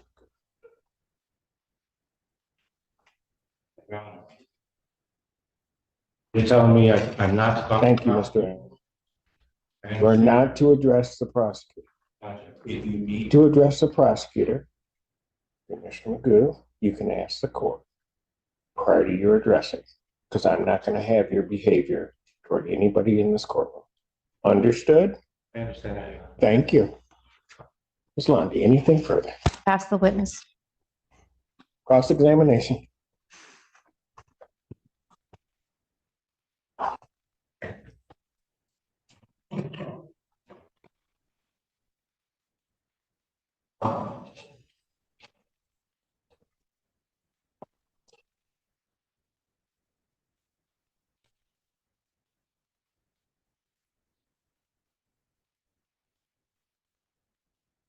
Hey, good afternoon, sir. Can you state your name and badge number for the record, please, just for my end? Thompson, 39. 95, thank you. What was your assignment on October 11th? Approximately 2:50 in the morning. We're dispatched, like I said, to Michigan Avenue, Reverend White. Okay. And at that time, when you showed up to the, where did you, it was a parking lot? Public parking lot? Okay.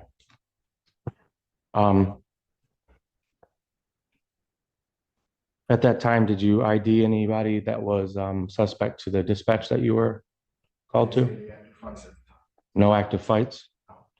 Do you remember the dispatch record, how they described the people?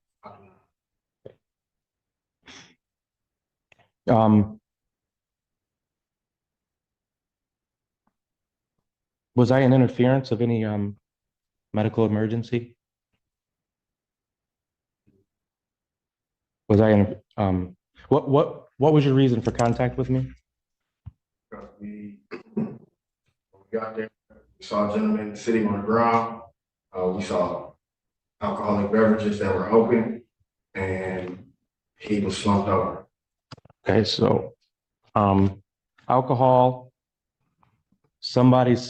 a gentleman slumped over, and then me. So what was your, reason to engage with me? Reason for coming up was not to engage you. Oh, okay. Actually, just to ensure that the gentleman sitting on the ground was okay. Okay, so it was, just a courtesy stop? Objection, asked and answered. Sustained. In your words, would you say it was a courtesy? Objection, asked and answered. Sustained. What is the objection? Asked and answered. Asked and answered.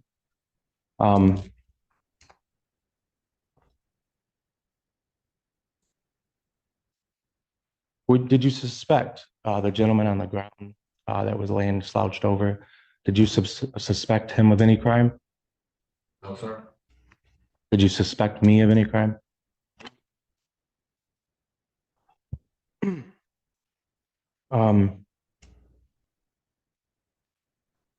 In that video, you heard Officer Gibbs, Sergeant Gibbs, I'm sorry. You heard him clarify that this was something different.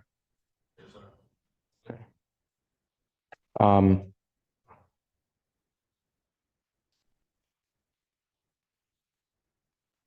Was it my legal obligation to leave? Objection, Your Honor. Calls for the ultimate conclusions to the question. Sustained. Ultimate conclusion. Can you cite any legal authority that would permit a public citizen to leave a public place? Objection as to form of the question. Sustained. As to what? What was it? Form of your question. In form of your question? The form of your question. Okay. Is improper. Okay.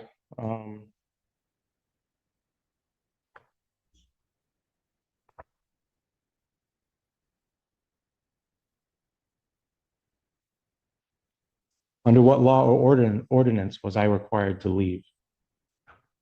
Same objection as to the ultimate conclusion. I'm trying to understand why the probable cause, Your Honor, as to why I was arrested. There's still no clarity. And that's what I'm trying to get at here today. Well, not through that question. So I'll sustain the objection. You can give it another shot.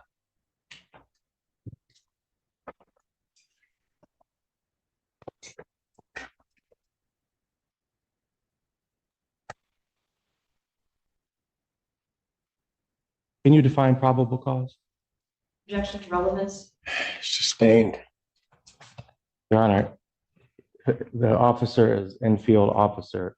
They have to be able to understand what probable cause here. In what context are you talking probable cause? Your Honor, Your question is large and vague. To define probable cause as an arresting officer. Is it probable cause to arrest? Probable cause in terms of this proceeding? In what context do you wish to try to describe? Yeah, probable cause to arrest me that night, or any reasonable articulated suspicion. May I respond? You may. It's actually two different things. The defendant was originally asking about probable cause to arrest, and then he revised it and said he's asking specifically about the probable cause to arrest him, which is not the question he asked. So my objection, as it will continue. I'll sustain the objection. I'll allow him to attempt to rephrase.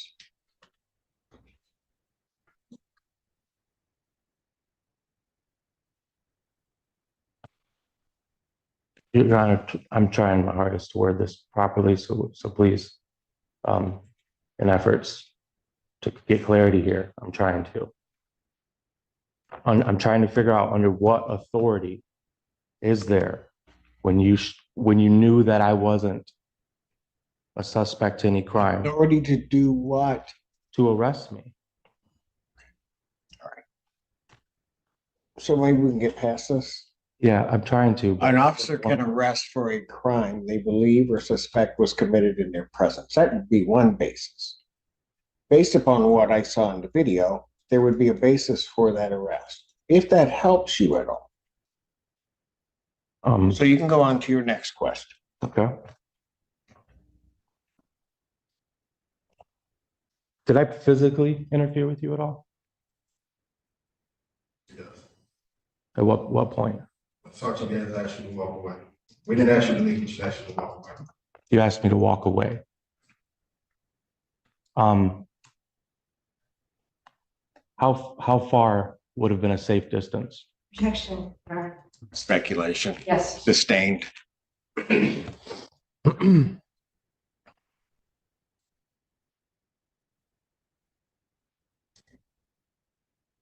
If I walked 5 feet away, would that have satisfied your order? Just asked you to walk away. Yes or no? It would have satisfied your order? Okay.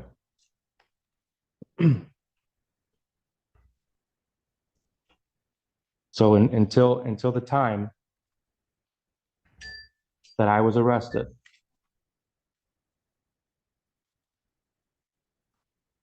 what duties did I physically prevent you from doing? We were to figure out what was going on with your friend. And because you were in it for like, we walked up, we raised up, we weren't there, we were there for the gentleman sitting on the ground, appeared to be intoxicated. Based on the circumstance, we saw open alcohol and the fireball, which is alcohol, on the ground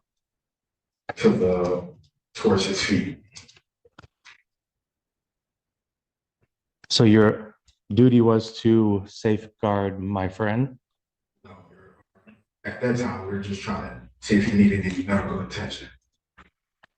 Okay. Are you a medical expert?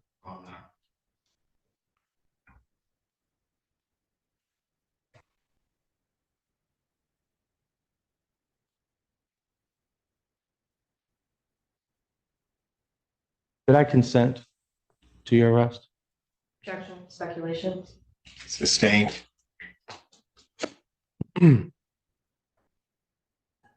Speculation.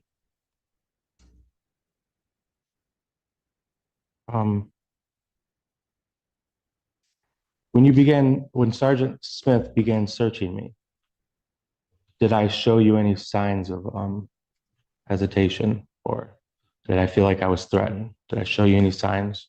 Objection as to the speculation of what the defendant thought. This witness can't answer what the defendant thought. The rest of the questions. Did I do anything? I'll overrule the objection. Let him answer it if he can. Okay. Did I do anything to make you feel like you were threatened after the arrest? So there was 2 vehicles, correct? Let me rephrase it. Sorry. There's 2 vehicles, right? The first vehicle is the one that the gentleman slouched over, correct? Sorry. Okay. You guys detained me up against that vehicle, right? Is that correct? We weren't being detained. We were just moving you out of the way. You were moving me out of the way with handcuffs? We had handcuffs on you. What was the point of moving me out of the way? Okay. So at which point in time did you decide that the handcuffs? We have to get control of somebody to handcuff. Okay. So was I under arrest at this time? Just detained. Okay. During this time, did you guys ask for any permission to search me? We don't have to ask for permission to search you. Should be detained at that point. Squad car has to be searched. For contraband. Do you know under what grounds that is? Yes. Is that That is public? absolute, what he That's just described police is the department? law. Your Honor, He has, there's several. Mr. Magoo, when an officer is detaining somebody, they have the right to do a pat down search for any contraband or weapons or anything that might harm the officer or anyone around. That Even if the is arrest is the unlawful? law. That is the I never law. consented to any of it. Doesn't matter. And we still don't have a crime that I've It done. doesn't matter. We're still trying to figure out a It crime. doesn't matter.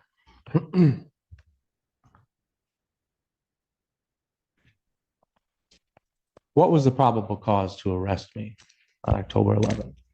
I would object as to timeline, because I want to make sure it's very specific, what time.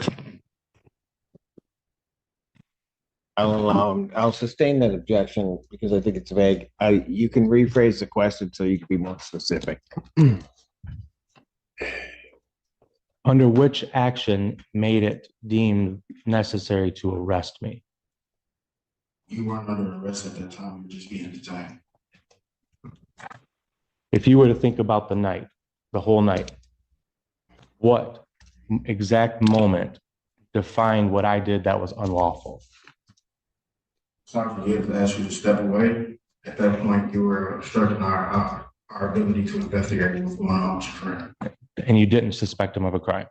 That wasn't, never. So what duties were you under at that time? Because your friend appeared to be drunk. Is being drunk illegal?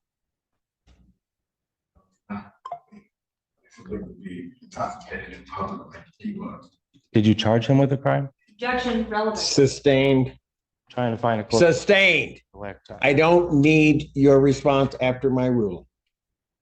Next question.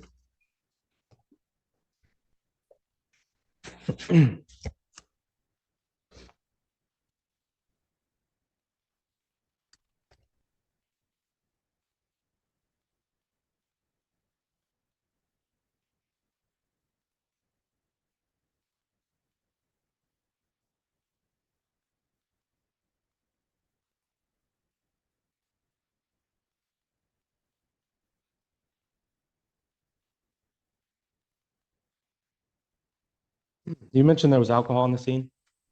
Yes.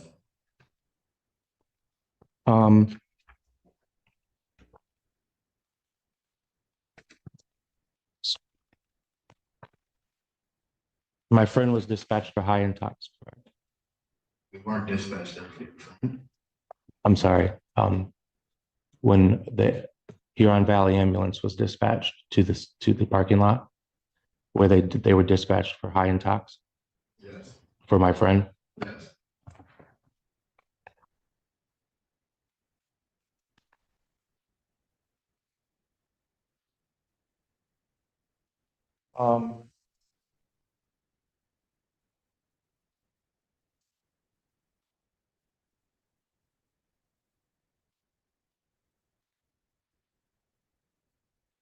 Second, I will, Your Honor, along with the same body cam, of Officer Tyson here. I also have another.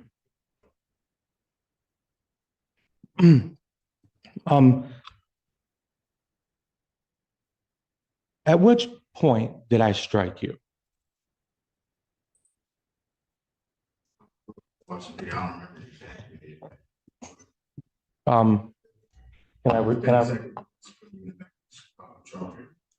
It was what? Within seconds of us putting you in the back of the patrol. Okay. And I was put in the back of the patrol vehicle under, for what reason? For assaulting a police officer. Let me get this straight. So you first said that you were putting me in the back of the patrol car, which is why when the assault happened, but then you just said that I'm getting placed in the back of the vehicle because of the assault. I object as to, this mischaracterizes the statements and evidence. It does. It's also a compound question. Yes. So Looking for clarity. I don't care what you're looking for. You got to ask the questions right. Her objection is sustained.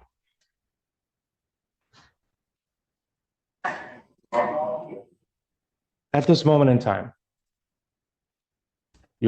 Sergeant Smith is searching me. Objection. No. That person's title is not Sergeant Smith. This isn't Sergeant Smith. No, it's not. Who's this? Oh, Officer Smith, I'm sorry.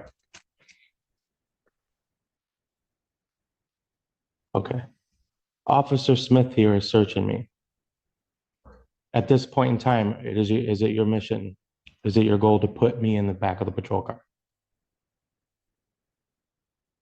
yes, you're being detained. I'm being detained in your patrol car. Okay.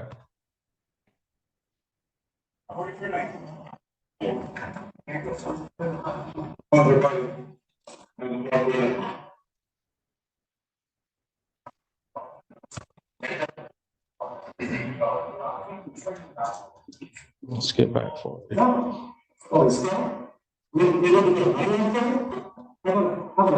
loud.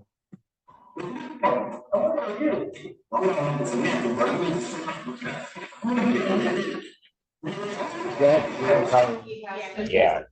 I can't even, here, let me try here, the other way.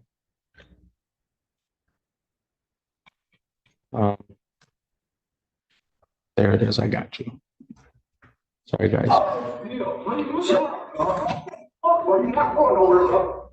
At this time, have I assaulted you? This angle I cannot tell. The injury, where were you hit? You were kicked in the groin? Was this when I was held up against the vehicle? Or wouldn't? Is that when? Sorry, you asking me, was I kicked while you were leaning up? Yeah. Yes. So when you were forcing me up against the vehicle like this? Yes. You were, okay.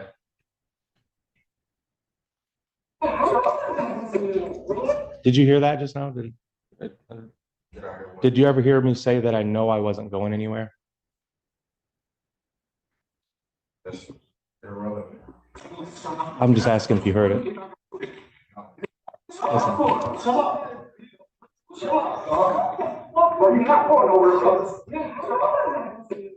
Did you hear that? I did. Okay.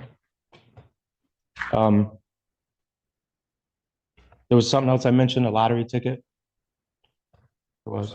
Did you guys find a lottery ticket on me or anything? No. Did you find anything illegal on me?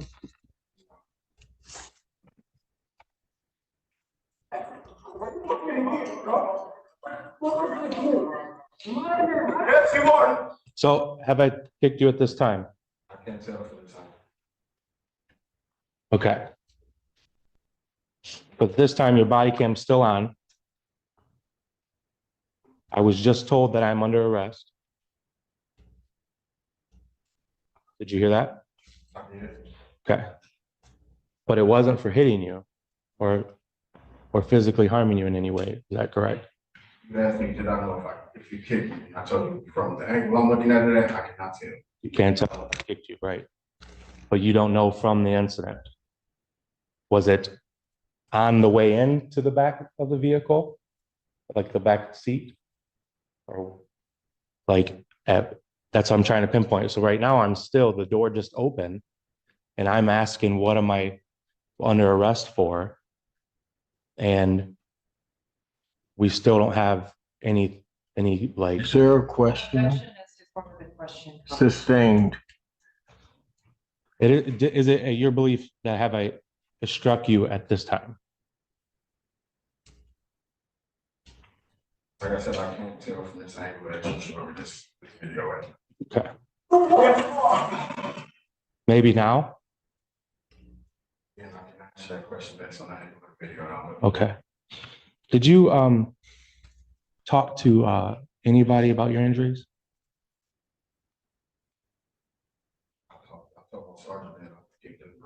You told him, okay. At what point did you tell him that?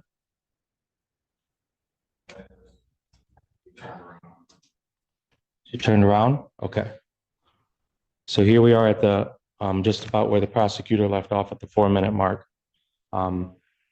Still, we have not seen any from this angle, right? There's other angles. Objection, was that a question? No, it wasn't a question. Was not. I'm not even paying attention to its extraneous, so I understand. So here we are, still. You have not said anything to Sergeant Gibbs, correct?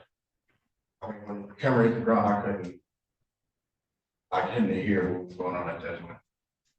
Okay. So, did you get home the wife? I couldn't see that phone. Yes. What's your wife?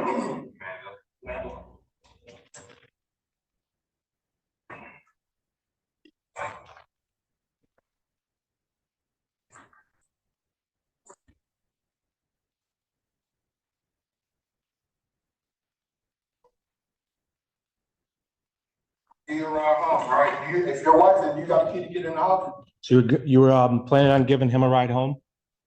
Yes, we're gonna give him a courtesy ride home. So you did not suspect him of any crime. You were gonna actually do him a gesture. Relevance, Your Honor. Sustained. Clarifying. Yes. You do have a key to get in the house. Can you show it to me? Yes. Can you show me the key?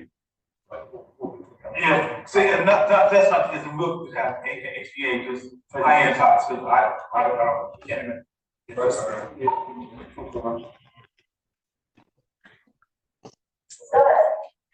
Right here. High-end tops. High-end tops. This is good. Oh, yes, he is. So, we charge him one interfering. So we charge all the means out, whatever, reasonable interfering. Get him over there. Did he? So, real quick, and I'll cut it off right there. But at that time, it is your understanding that I'm only on arrest for, what was that? He said R&O? Yes, resisting and obstruction. Resisting and obstruction. Back to why I didn't walk away the 5 feet. Yep, thank you. Okay, so at this time, he's what would you call it? He's basically reciting the charges that he's what would you call that? Objection, Your Honor, relevance. Sustained.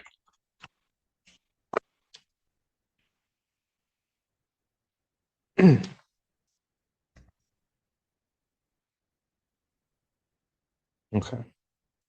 From my understanding, and I believe it is yours as well, correct me if I'm wrong, is this the point in time where you informed Sergeant Gibbs that you were injured? I told him I was a kid. Okay, you told him you were kicked. Let me back it up. So now this is the 7-minute mark, a good 5 minutes after my arrest. He kicked me in the nuts, bro. He kicked you? Yeah, yeah. Why do you think I got with him? I wasn't trying to do it. Oh, I didn't know you. Right there. So is it accurate to say that we can't define at which point you were kicked? You know, I'm gonna, never mind. Is that true? Based on the angle of the video from my body cam, I can't tell you exactly when it happened. I know it happened. Okay. I was there. You were there? Yes. Okay. Is that something is it a joke? Do you find it funny?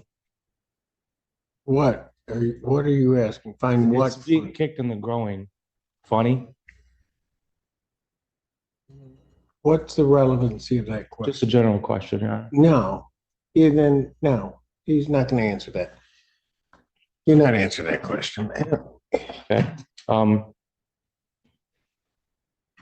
I'm trying, when the ambulance showed up, did you report these injuries to them? Your Honor, objected. The witness has said repeatedly that he was kicked. I don't think he's ever said he was injured. We're here on an assault charge, Your Honor. An injury is not necessary to prove an assault. I know. I know you do. I'm just making the record. Excuse me, Your Honor, I apologize. No, it's okay. I got it. So what is your question? Did you Did you report receive these? medical attention for being kicked? No, sir. All right, very good. Go on, move on. Did you at any point tell any medical professional? That would be medical attention. No, not if. Yes, it would be, because you would have to report it for it to happen. Okay. He's answered that question. Next question. I just want to play this moment here. This is same camera. I'm sorry, Your Honor, this appears to be an eventual. What is this? What am I going to watch? Give me a This- proffer. What is it? Give you what? Tell me what I'm gonna see. You're gonna see Officer Tyson confess that he was joking about what he said About what he said about what? about me striking him. Okay, let's see. Let me drink it, man. It's the one at the bottom.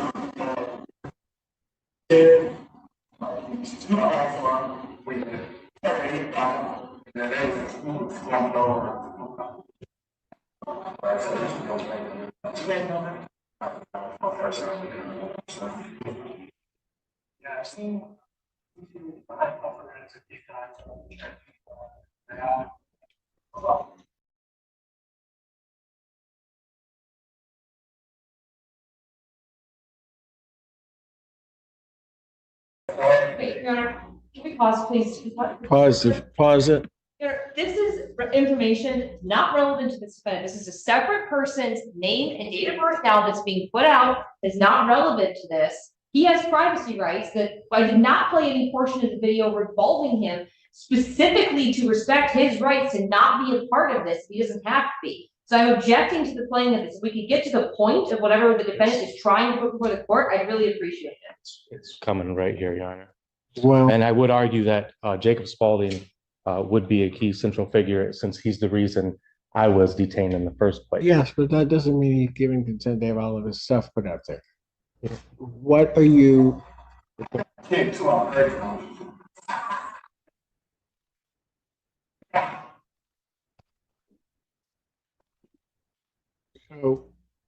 So where's the part about him joking? He quite literally says it, Your Honor. And I have certified records that have been transcribed from the Michigan. Certified by whom? By a certified Michigan court transcriber, but nevertheless, he's. Well, if you're he's present. saying you have something that says that, because I did not hear that. So if you say have something that says, no, do not play over me when I'm talking. Stop. Cut him off. No, we're not doing it that way, Mr. Magoo. You're playing by this court's rules. Plain and simple. I'm trying to, Your Honor. No, you're not. You're Promise. trying to play by your own rules. Oh. And it's not gonna, do not shake your head at me, because it's not gonna happen. I'm letting you know that now.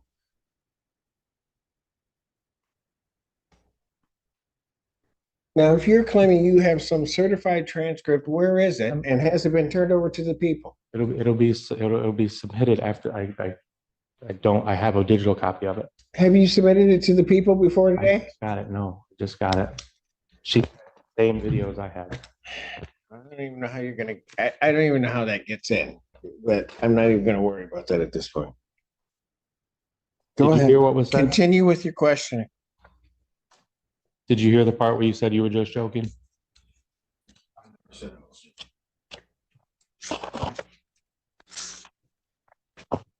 What did you say? You told the ambulance that you were kicked in the nuts? Yes. And then what? Laughing? And at that time, in between that point where you said you got kicked in the nuts and you started laughing, did you hear the part where you said, "I'm just joking, haha, you got to deal with me for the rest of the night"? Okay.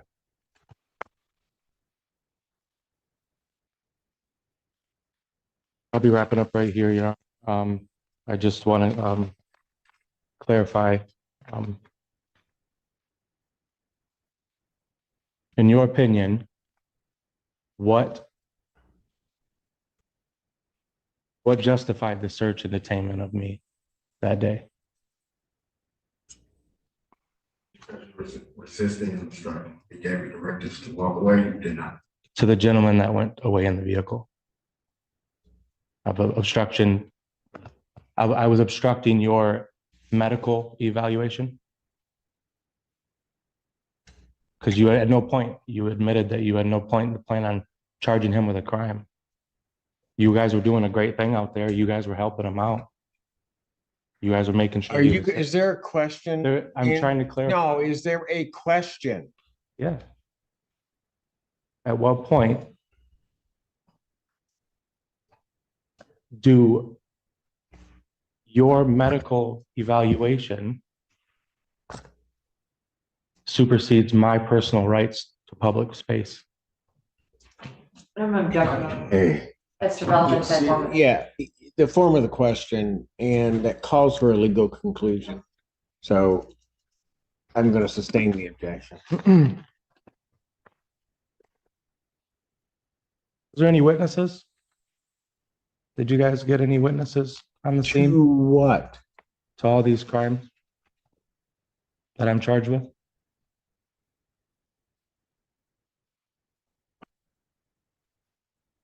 Is there anybody else on the scene that you guys talked to that put me on any kind of crime?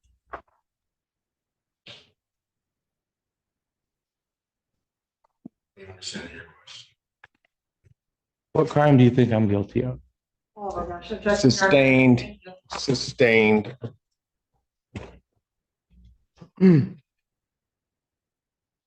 I don't speak legalese, Your Honor. I'm really trying over here.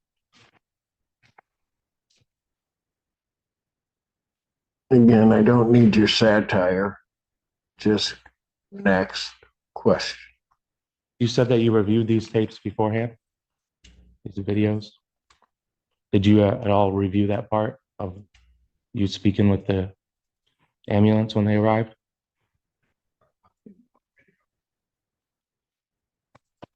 Did you at any time read me my Miranda rights?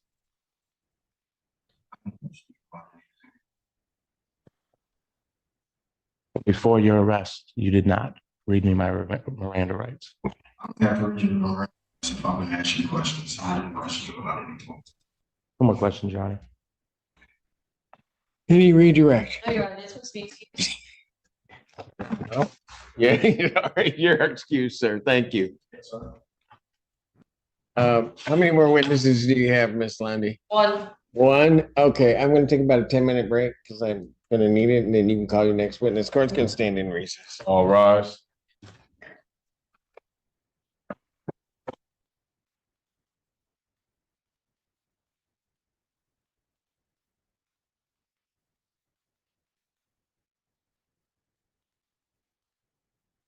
Additional witnesses, people rest. All right. Any witnesses for the defense? No, Your Honor. All right. Do you have a motion? Yes, Your Honor, at this time, people move for bind over on the single count of assaulting, resisting, or obstructing Darnell Tyson. Will reserve any further argument for rebuttal. Respond. The sergeant's name was Sergeant Griggs, wasn't it? Gibbs, Yeah. G-I-B-B, both is in Lloyd S. Yeah, Why are we not hearing the testimony of the other witnesses? I'm sorry? I was asking why we're not hearing the testimony of the other witnesses.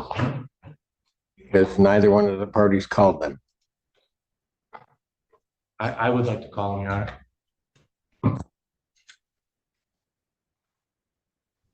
Any objection to reopening the proofs? Your Honor, I will let the court know, part of the reason I changed my mind is because I failed to instruct the officers who were in the hallway that they could not watch the proceedings on YouTube. So it was my understanding they did watch the testimony of Officer Tyson on YouTube, and I apologize for that.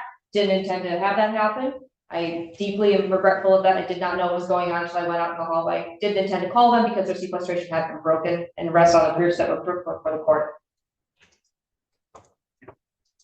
Still wish to call them?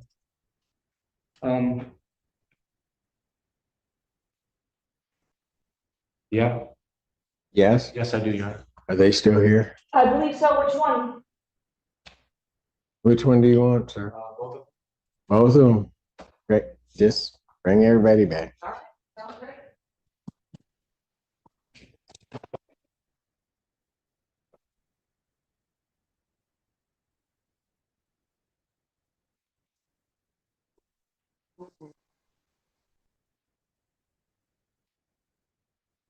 Okay, so which?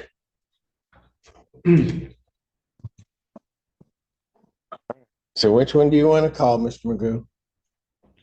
Start with Officer Smith. All right. Officer Smith, did you want the other officer? Did you want the sergeant?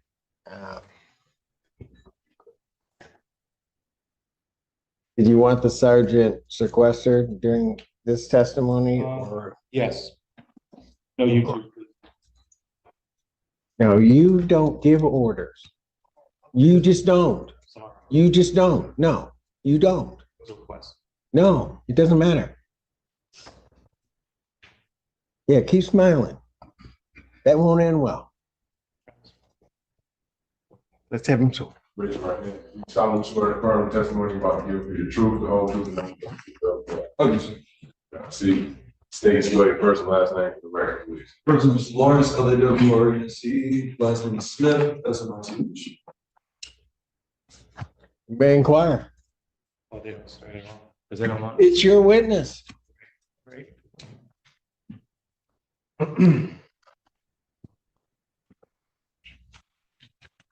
you doing, Officer Smith? Okay.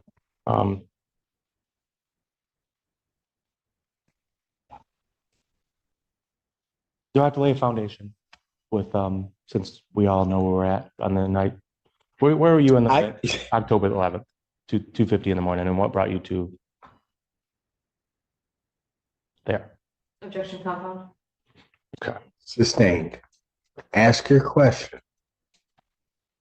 What led you to a parking lot in Ypsilanti on October 11th, 2024, at 2:50 in the morning, approximately? We were dispatched to the progress. Fight in progress. Yes. Did you get a description of the people in the fight? What was the description? Do you remember? You were just looking for 2 people, or how many people? Don't recall. Okay.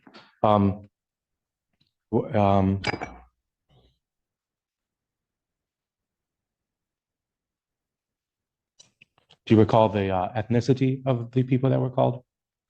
Were they what the dispatch? Who was the dispatched over the fight? I believe they gave some descriptive words in the police report. And do you recall what the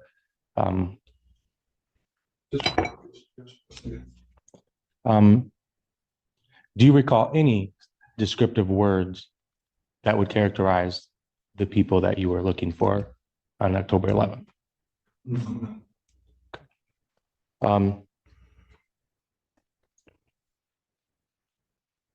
What led you to approach me?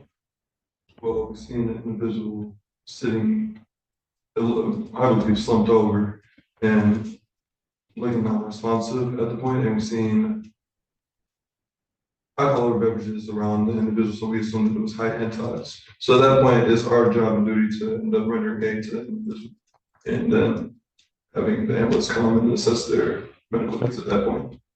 Okay. You assessed that another individual was highly intoxicated? Yes, these are our observations and our directing by our sergeant. Is that a crime? Highly intoxicated? Objection, you're irrelevant. Sustained.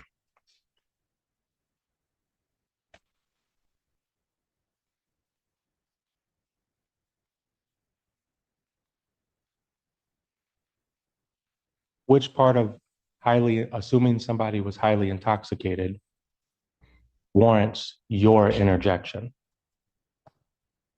Can you ask your question again, just for clarification? Are you trained on high intox? I'm not trained on high intox. on recognizing drunk drivers or something? I've been in the police for less than a year, and I've observed multiple people that have denied talks. And then also by the direction of my sergeant, who's also been doing this for 4 years plus.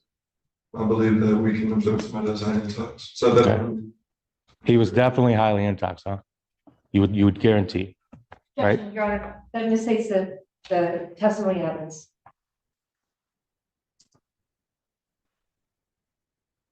Go ahead, you can keep trying. Okay. The form of your questions are a problem. Okay.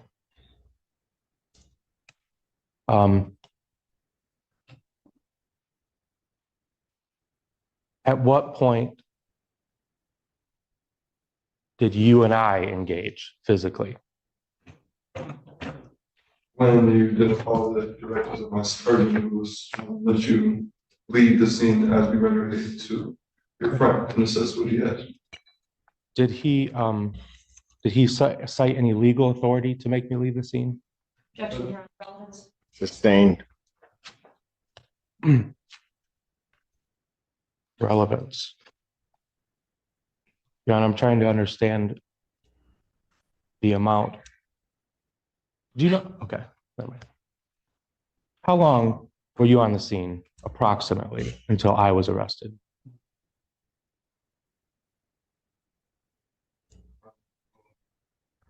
Look at the memory. Okay.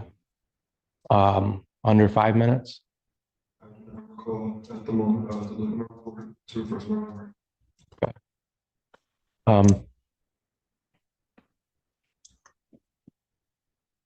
Did you or your sergeant establish or discuss any probable cause to arrest me?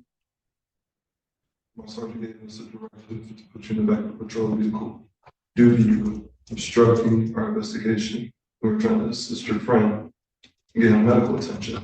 At that point, you were resisting. You put your hands onto the car, not the patrol vehicle, the car, and you clamped your Okay. arms together. So, but hold up a second. No, you cannot stop him. You ask the question, he's gonna get to answer it. So you don't stop him. Go ahead. My apologies, sir. May I finish, sir? Go ahead. Yes, you may. So at that point, you were resisting. So then we got the directive to detain you. And after you assault my partner, Sergeant gave us another directive to place you in the back of the patrol vehicle for assault on a police officer.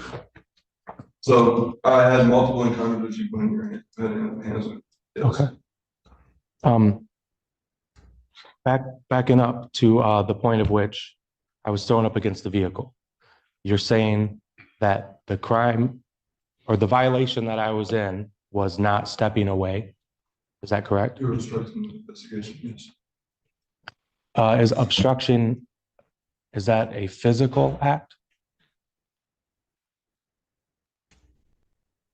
Trying to object is still legal conclusion. Sustained. Is obstruction of justice, is that a verbal or a physical? Sir.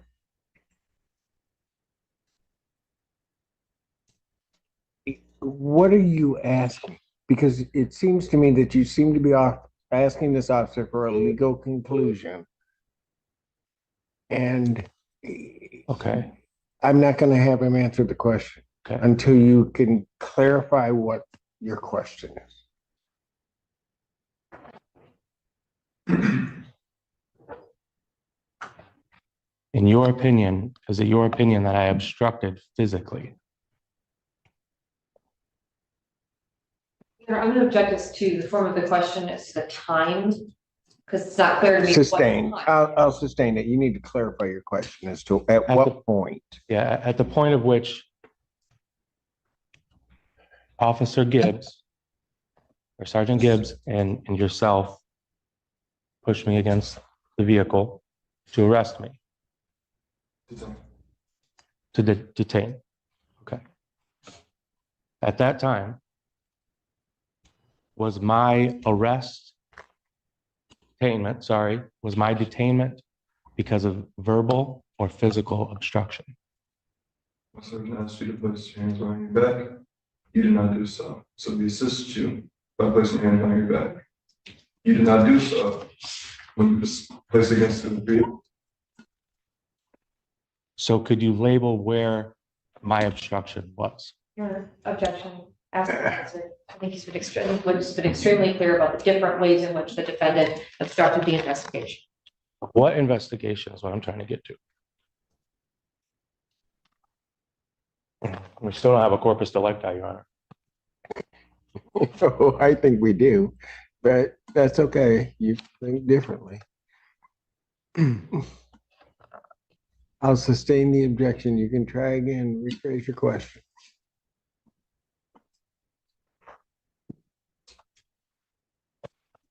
Under what investigation were you under? Assisting your friend who was high intox. Assisting high intox. Okay. Is that a normal police duty? Yes. Okay. Under those situations, is there ever a charge that would complement this? Complement what? Complement the assisting the high intox. Okay, let's try to get this clear. You were there rendering medical assistance, potential medical assistance to the individual that was sitting on the ground, Yes, right? sir. Part of a police officer's duties, if they see someone that is in distress or in need of medical attention, would be to render aid. Is that correct? Yes, sir. And that's what you were doing that evening? Yes, sir. Okay, now we can move on. Okay. What do you think my role was? Your role in what? Can you clarify for me, sir? So you have one really intoxicated friend and then one that's trying to talk to you. At which point, or which role do you think I would be under when this investigation is going down? I don't even know what that means. What do you mean role?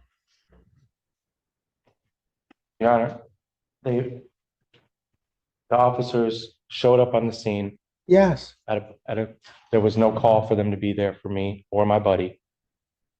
Okay, they showed up and they made themselves a part of our taxi ride home, and I got a charge for it.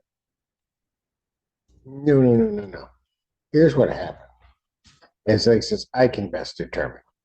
They're dispatched regarding a fight. They come across something else.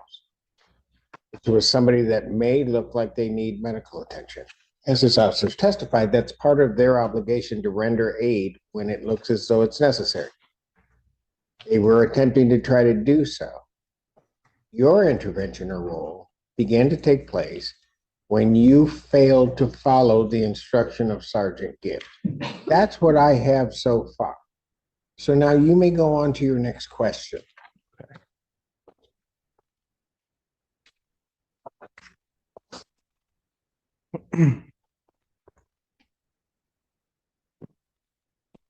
Did you write your police report for that night? I did. You did? Yes. You do that manually, or I'm sorry, on a computer, or do you handwrite them?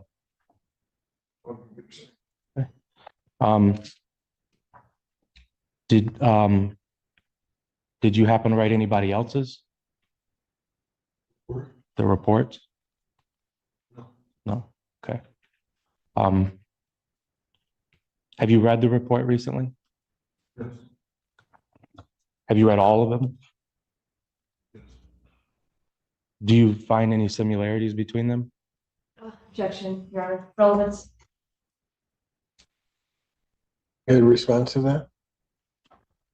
Relevance there. I'm trying to figure out where these the relevance, they're all identical reports.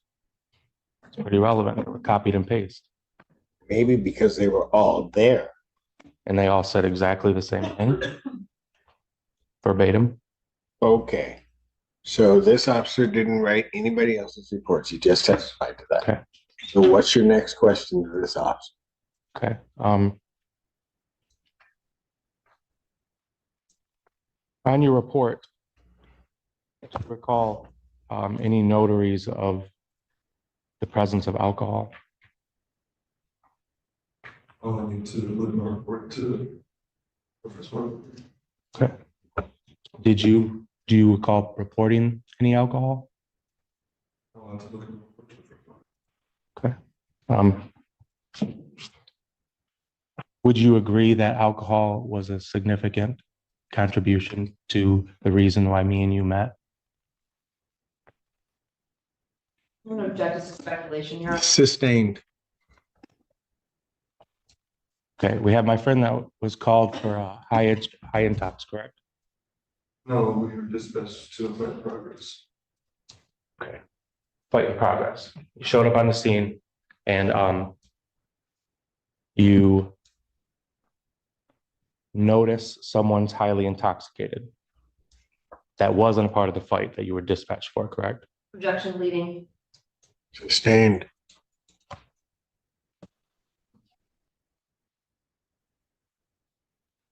Who dispatched Huron Valley Ambulance? Officer Tyson did? Okay. What was the dispatch for? Okay.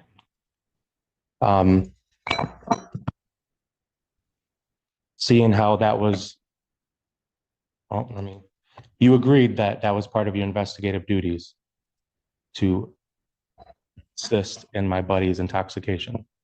Well, before that question. I know that. Okay. So rephrase. Let me rephrase.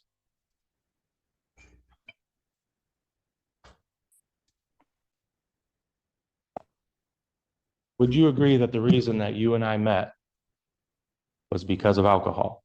Objection. Ask them. Sustained. What was the Rephrase. objection? You heard the objection. I didn't hear it. I'm sorry. It was actually asked and answered, but it should have been relevant. Yes, it could actually apply to both. It does. So, Okay.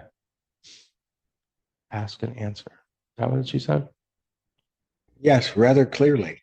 It's about the fourth or fifth time that she's had to do that. So, Okay. but five. Thank you, Mr. Kennedy.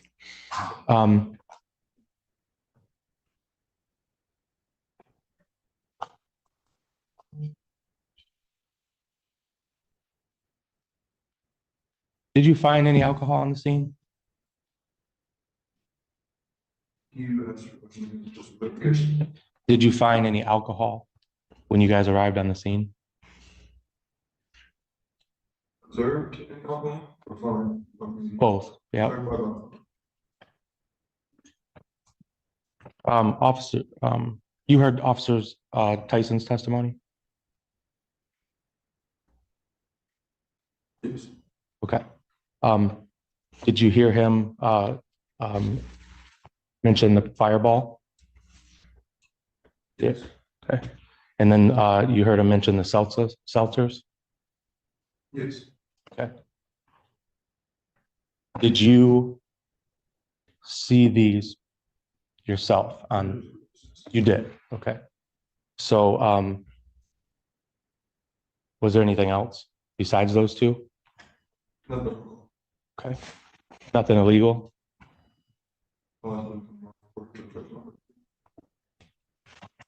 You don't recall any illegal contraband or anything on us or near us? Your Honor, objection. I'm going to object because he said he does. He had to take this court to refresh recollection since he can't answer that question. Sustained. When you're collecting evidence, part of your duties, what is the proper protocol when you collect evidence?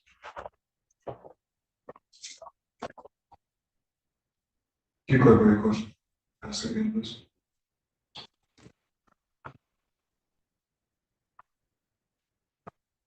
What standards or procedures do you conduct when you are obtaining evidence on an investigation? Do you log that information? Do you report it to anybody? I'm objecting to the compound. Sustained. He's not getting the, I'm so sorry, Your Honor. It's okay. Goodbye, Miss Senda. Enjoy your dinner. Take care.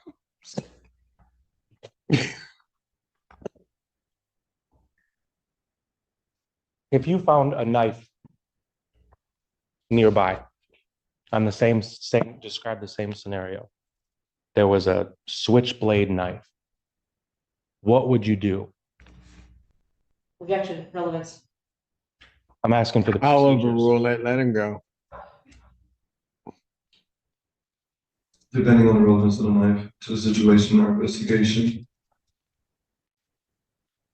we'll dispose of the knife if it comes to not being relevant due to there being a safety hazard. If it was logged as evidence, it would be logged properly at the Quacky station, the Edison police station. Okay. Before I even touching the knife, I'll put on gloves. Then I'll put it into an evidence bag, label it, tag it, and I'll place it into my patrol vehicle. After that, I'll transfer it to the Edison police department, and I'll log it into the evidence locker, and I'll notify my sergeant immediately. Okay. Wow. No, go ahead. I'm sorry. That was an impressive answer. So, given that you did observe alcohol on the scene, who reported it? Who reported it? Like reported to Metro Dispatch about the high text to your friend? Or what do we do with the?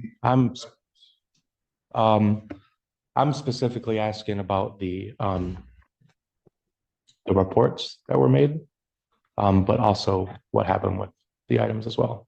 The reports of what? The police reports. Your Honor. What do you mean what happened to them? Not what happened to them. What happened to the mention of alcohol in the police reports? Because there was none. Okay.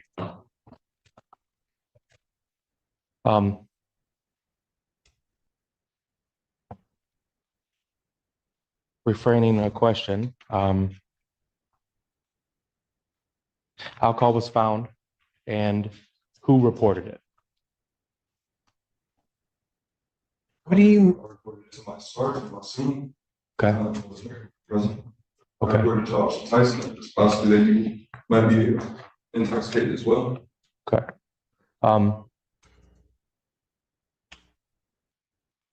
Do you know what happened to the alcohol that was on scene? Not to my recollection.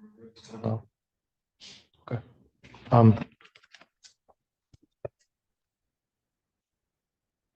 Did you get a chance to review the body cam footage from that night?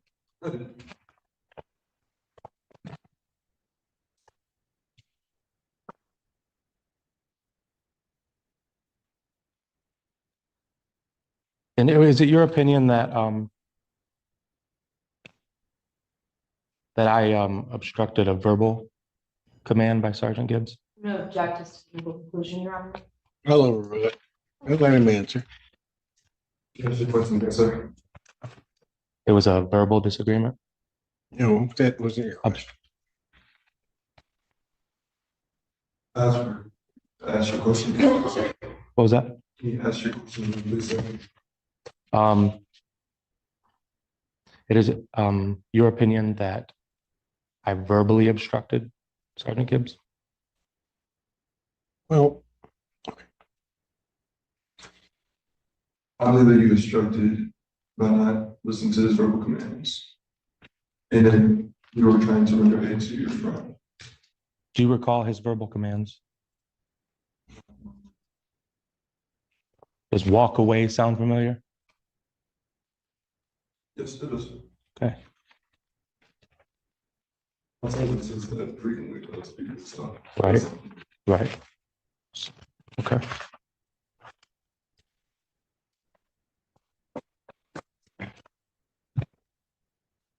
With the walk away term, do you ever hear him cite any other like legal authority with it?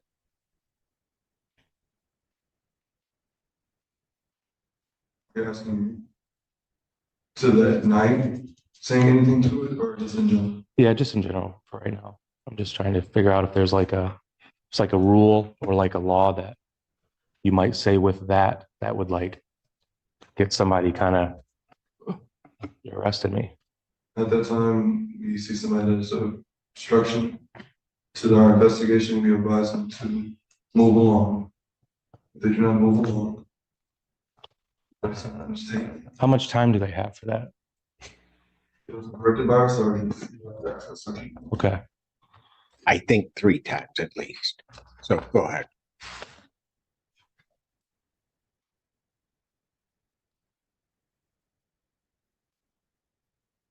Did I physically prevent you from doing your duties?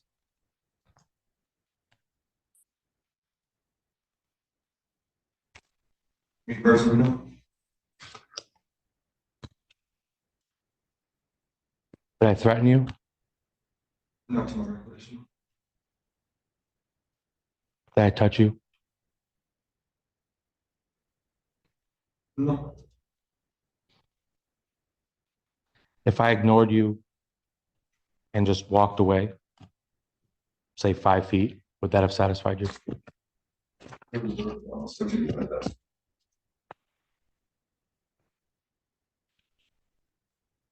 Do you know of a distance that's safe for me to be in those situations?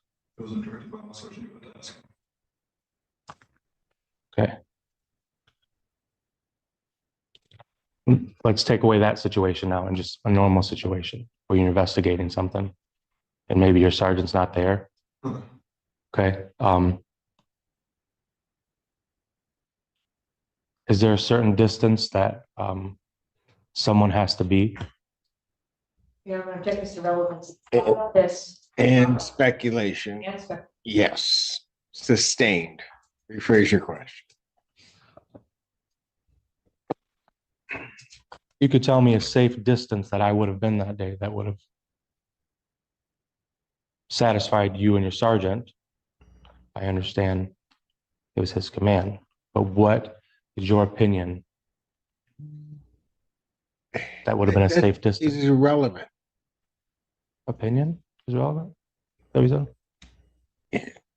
Did you not hear me? I didn't. Okay. It's irrelevant. It wasn't his command. He has answered it twice as to who you need to ask to find that out. And coming from the first car to the second, the patrol car, okay? There was there any resistance by me? Are you saying from sergeant vehicle to the next patrol vehicle? No, from the moment that I was put in handcuffs against, like next to my buddy, to the moment that I was over there, where we walked over to the patrol vehicle, the first one that I was, before I got transported. Was there any signs of aggression or resistance, in your opinion? By whom? You? By me. Okay. From your duties.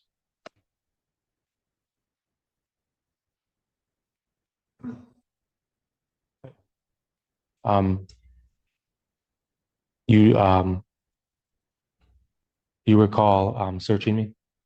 Yes. Did I consent to that search? You were detained before. Just yes or no?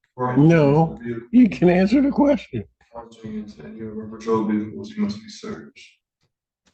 Okay. Part of our policy, I'm pretty sure for Michigan law as well. Okay. So at what point did I go from detained to arrested? After the sergeant gave us the directive that you were being arrested for assault on a peace officer. Wait. So we're on the first car. Walked over to the second car. Right? At what point I was detained all the way up until that point, and then I'm thrown in the back and I'm told I'm arrested. Did you hear that part in the video? Yes. So I'm just at what point, do you know who said that in the video? The directive. Sergeant Gibbs? Yes. You gave us the directive that you were being arrested for assault on a peace officer. No. So assault wasn't mentioned until long after I was in the patrol vehicle. Okay. So I need clarity on.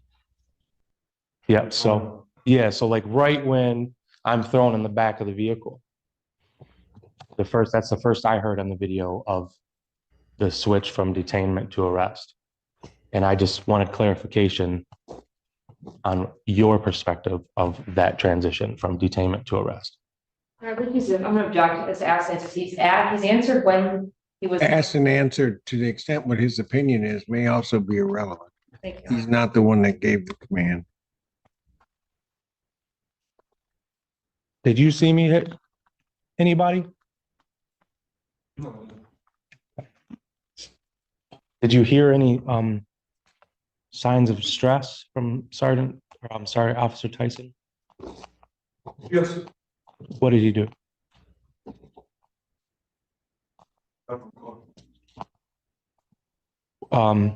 You just said you heard signs of stress. You don't recall what they were? Never. Verbatim, was it words that he said? Is that what you're referring to? He said he doesn't. Sustained.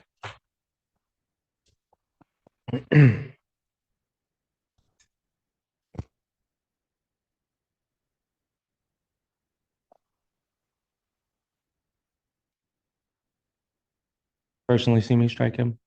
Objection, asked and answered. Sustained. What was it? Ask. Oh, asked and answered.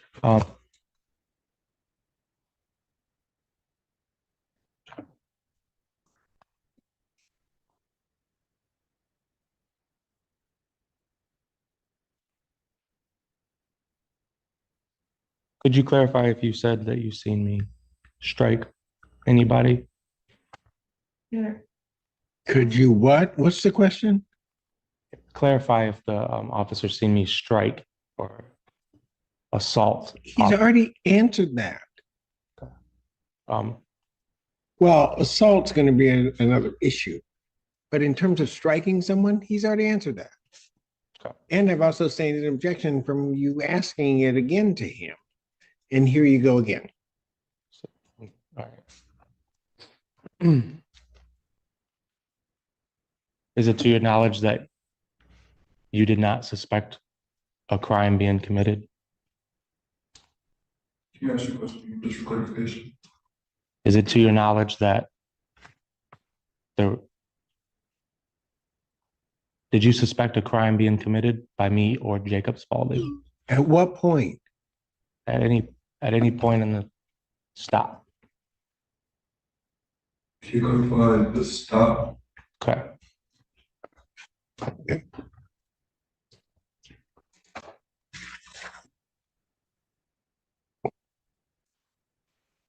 Were you aware of Officer Tyson's statement to the Huron Valley ambulance? Objection calls for a hearsay answer. And I don't know that it's relevant. Sustained. If you could define at what point the probable cause was to detain me. You didn't listen to my sergeant's directive. So he asked you to place your hand on your back. You did not do that. You resisted that. When he said walk away? No, you don't get to, excuse me, officer. You don't get to interrupt him in terms of his response. You ask the question, you let the witness answer. Go ahead. And then at that point, your hands were placed on your back. You're acting in resistance to do so. And you place handcuffs. Okay, within 30 seconds of being on the scene.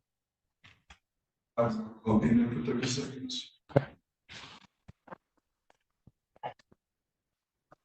Would you agree that alcohol was a related factor? To what? Related factor to what? The night, the reason why we came in contact with each other. What's the relevance of that? It's misreported. It's misreported in evidence. It's not there. I'm not gonna, he doesn't have to answer that question because you've asked it in 4 or 5 different ways already. All right. And I'm not even sure what it means. Do you recall what I was asking you when you were searching me? No. Do you recall a lottery ticket? I don't go ahead and use it since you did the search.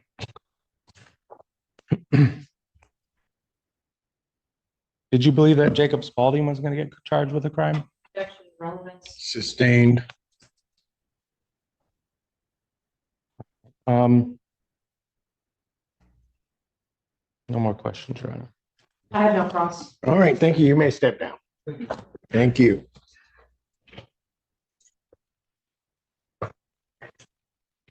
Sorry.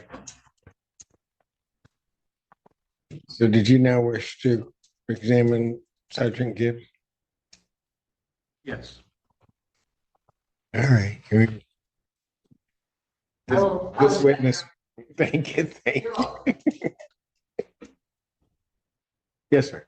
Oh, you're good. Don't worry about it. It's a great distraction. All right. Sir, if you could please come forward and be sworn.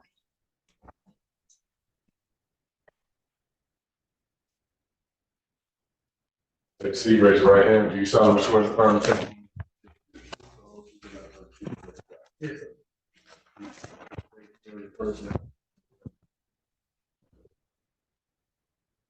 Martez Gibbs, MARTEZGIBBS. You may inquire. Good afternoon. State your badge number for the record, please. 366. 366, okay. You recall the events of October 11th? Yes. Have you had a chance to review any of the videos? Yes. Okay. I'm not gonna bore us anymore. I'm gonna really try to get to the point here. What was your, if you could articulate the probable cause as to my arrest? To your arrest? Well, Arnold and assault to an officer. Okay, all right, RNO was the initial one, correct? Yes. Okay, so at what point did you determine that I was resisting or obstructing? Is that correct? Is that Yes. Resisting obstruction. It'll be when told to put your hands behind your back, you tensed up, start to pull away, which other officers had to come and help me get cuffs on you, took you over to the vehicle, held you against the vehicle to put you in handcuffs, at which point. Okay, well, there's a lot of events, so I'm gonna just try to keep it at the one right now. Thank you. So it was, you said the point I was being detained was, or I'm sorry, resisting for. Yes, so you're talking about detainment or arrest. So we got two different things going on. Okay, so let's walk me through it. I was detained for. Detained for interfering. Okay, interfering. What was I interfering? You were interfering with my investigation, trying to help your friend who was extremely intoxicated. Yes. Okay, trying to help my friend. Is that your lawful duty? Yes. To help my friend? Yes, to help, yes. Okay. You said a couple parts. Go back to the detainment. So it was for interfering. Yes. Okay. Did I verbally interfere? Yes. Did I physically interfere? You kept getting closer to your friend, so that would be physically interfering. Physically interfering. Okay. For your investigation against my friend. Yes. Did you assume he was doing anything unlawful? No, he wasn't doing anything unlawful. Okay. You just want to help out, which was. Exactly. He was, yeah. He was highly intoxicated. Okay. Do you recall me asking you anything when you first showed up on the scene? I'm sorry. Say one more, I'm sorry. Do you recall any questions that I had for you when you guys showed up on the scene? No, Judge, hearsay. Stain. Hearsay.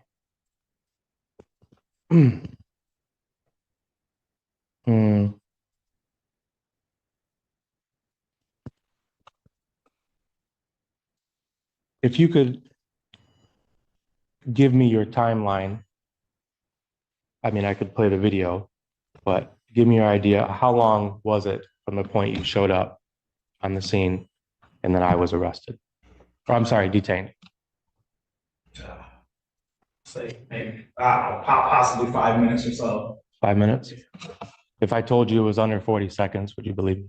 But if you want to know, then I would take your word for it. Okay. Sure. All right. Do you assume that I was at that time when you showed up? Did you assume that I was up to a fight that you were dispatched for? Or did you clarify that that was something? No. You knew I wasn't in a fight. Okay. So, so basically what I have here really is, I've watched the video thousands of times, right?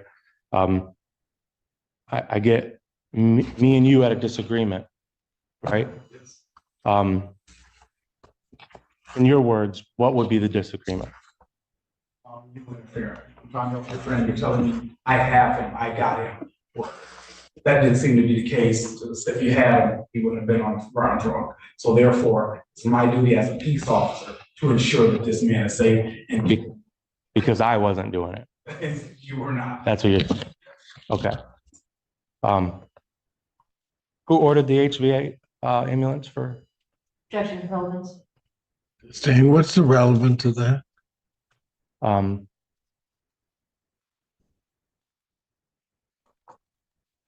Good question.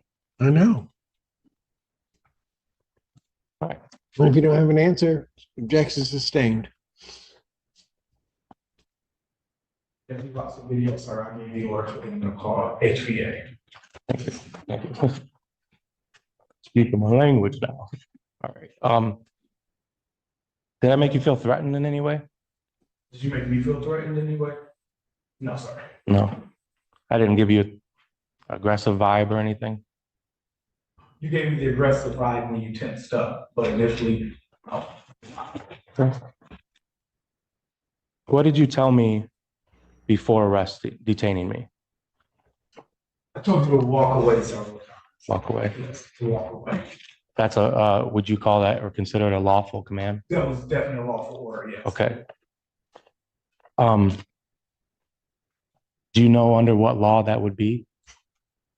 I cannot say that off the top of my head, I'm sorry. Okay. It is definitely a lawful command. You're interfering. I asked several times. You know if it says like a certain distance? If what says a certain distance? The regulation on the lawful command. What regulation are you talking about? My safe distance from my public's private space. Mr. Magoo, that's going to depend upon context. Right. It depends on what they're investigating. So what are you asking? Right. At what distance would have been safe? You walk to the sidewalk, you just stay there. That's it. That's all I want. You didn't have to leave. Man, that would have been so easy. That would have been so easy, right? Oh, yeah. Mm-hmm. Still trying to figure out this time though. I was first, right? There was no investigation. So at what point does investigating somebody else's drunkenness determine my arrest? When I'm trying to assess a gentleman who's high intox and you're interfering with that, that's when that justifies that. You're interfering with your, would you call it a civil act of checking on his welfare? Oh. Yes? Go ahead. You go ahead and answer. Okay. So still no crime. No. You were just helping out. It's not illegal to be drunk in public. Right. Drunk and disorderly as you were. That's the problem. Okay. I was disorderly. Yes, you were definitely disorderly. Okay. I was disordering your investigation into the civil matter related to someone else. Oh, I'm sorry. Say that one more time. You said I was disorderly. Yes, you're wrong. So in the process, I was, because it's under 40 seconds, right? Okay. So within 40 seconds, I didn't listen to your walk away command when you're trying to investigate someone else's intoxicity and welfare. God bless you. Objection is the form of the question. It's a form of question. Knowing that there was no crime, would you agree that? Or your friend? Showing up on the scene, you guys were trying to get information about A fight, an alleged fight. a fight. Okay. Once we saw there was no fight. Right, and it wasn't that. I just running. Right, drunk guy. Yes. Right. The guy was intoxicated. Let's take care of him. Exactly. Okay, so you're trying to take care of him. And what did you think I was doing? Objection as to speculation. Over. Did I? Let's hear. What I think you were doing. Yeah. Hindering, being obnoxious. Okay. If you never showed up, what do you think would have happened? Objection speculation. Sustained.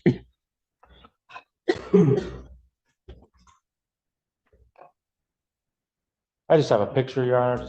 Of what? Just the night in question, just a picture. I would really like to see any exhibits Just- before you showed up to the court. There you go.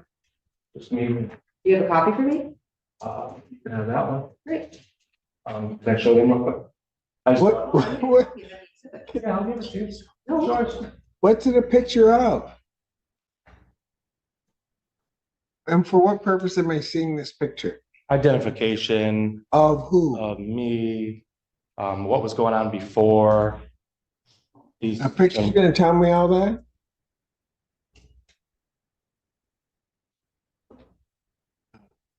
You got a picture and a picture. Well, there's no other copy, Your Honor, so. No, that's fine. I would have sent it to you digitally, I got.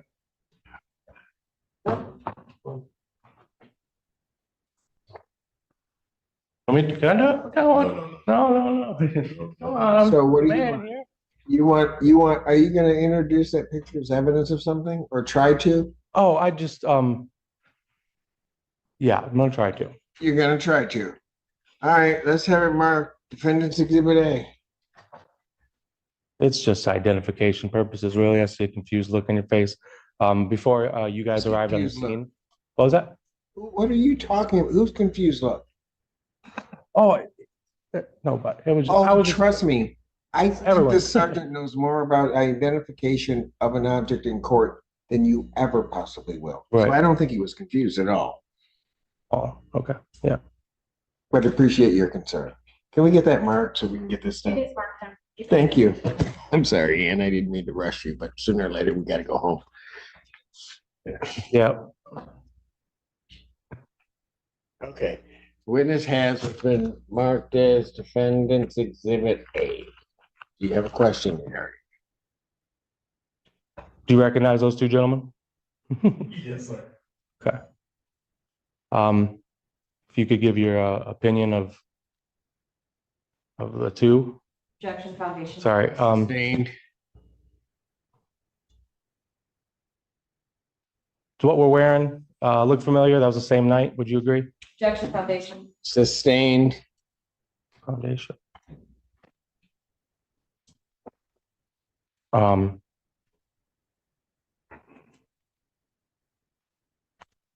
I'm still trying to get to a crime that I committed, and this is before you showed up. This is, I was waiting on a ride, right? Hold on a second.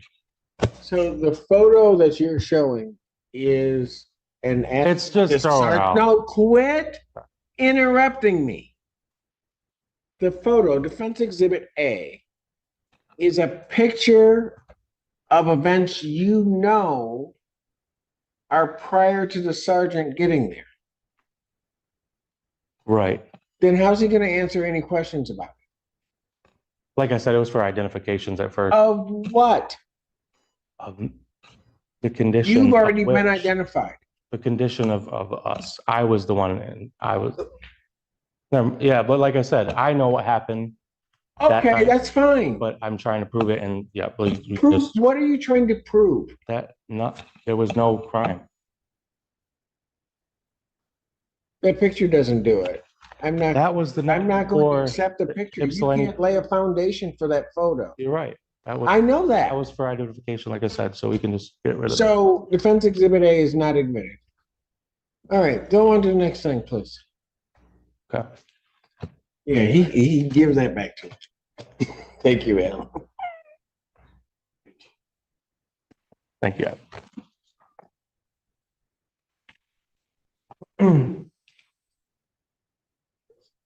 Do you recall the presence of alcohol on the scene? Yes, sir. Do you recall reporting that there was alcohol on the scene? Yes. You did report it? Yes. Um, It says it in the report. Says it in the report? Yes. Okay.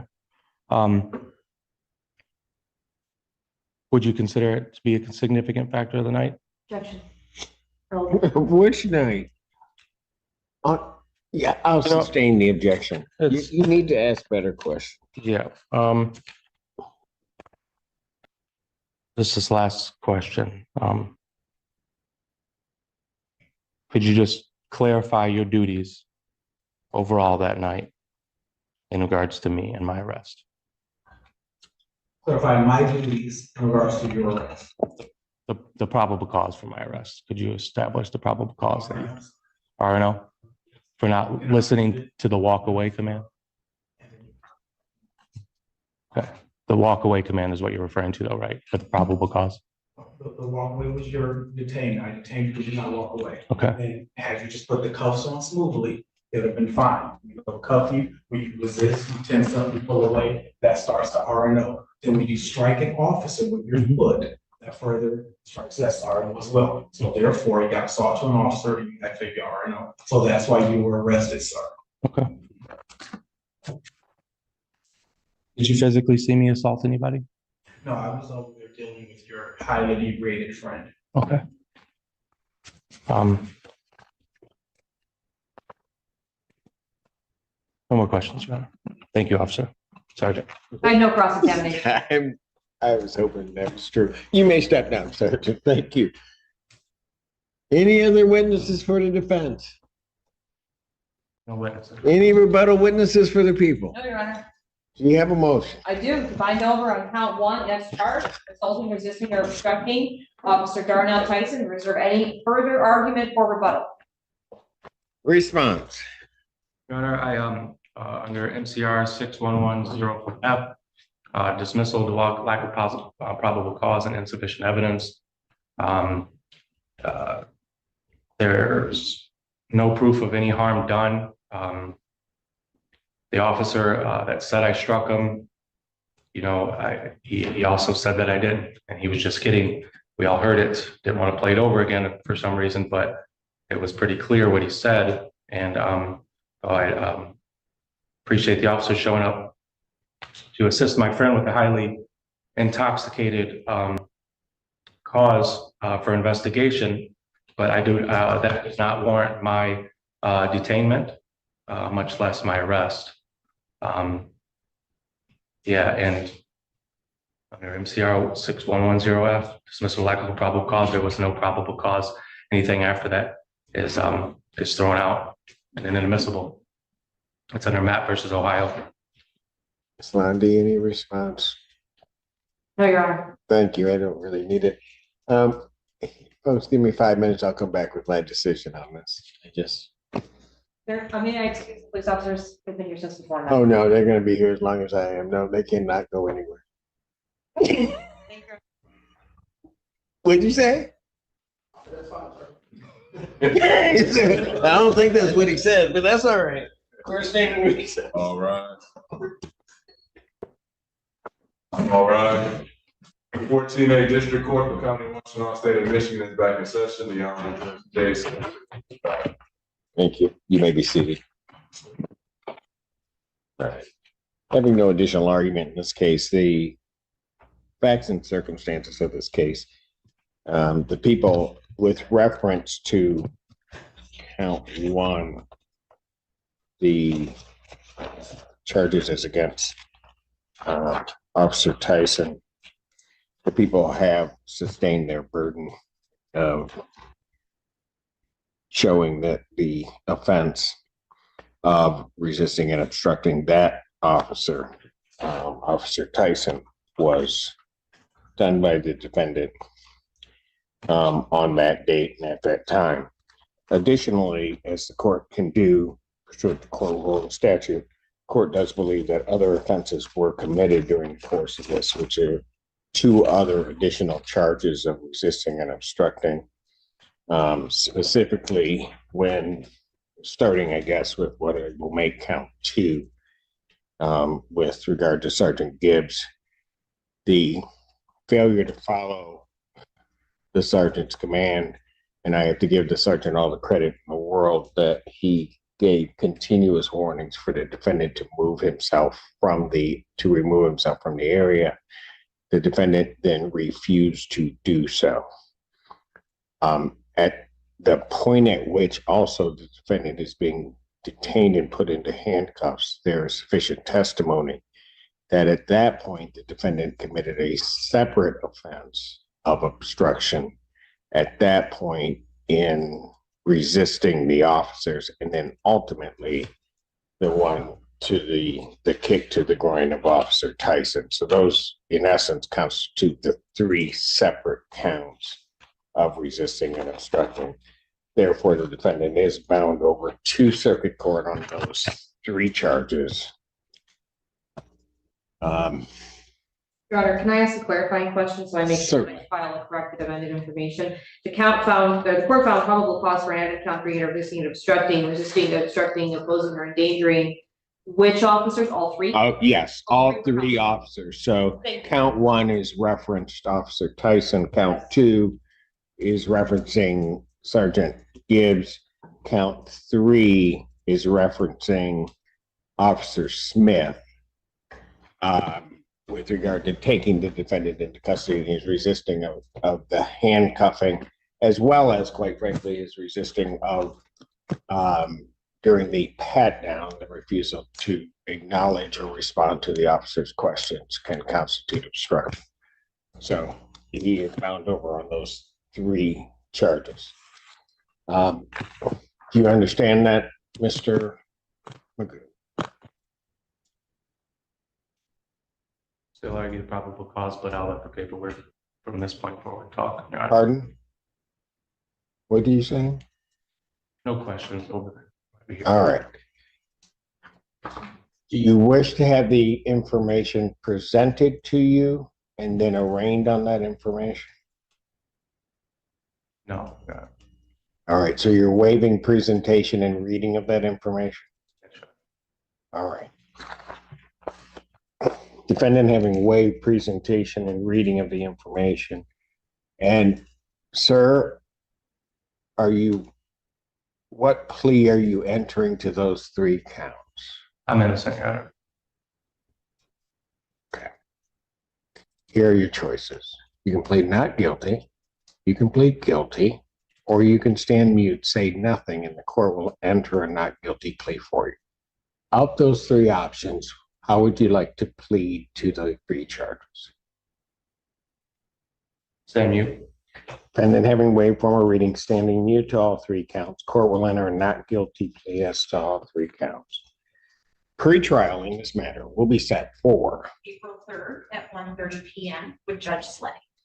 April 3rd, 2025, 1:30 before Judge Slay. May I have until noon tomorrow to submit a signed amended information to the Yes, we'll hold the file. Thank If you do that, that way the whole file can go up. My goal will be by noon tomorrow. Fantastic. Previously, the defendant has accepted email service of motions, but the court be so kind as to make inquiries if he'll accept email service of the signed information. Sir?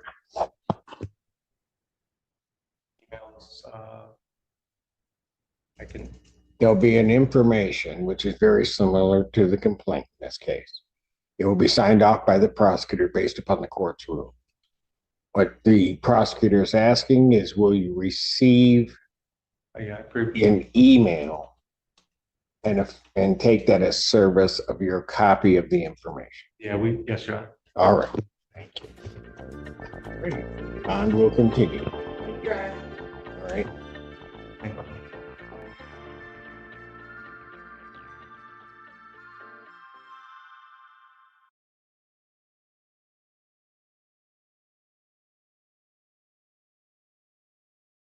That ends a whole nother section.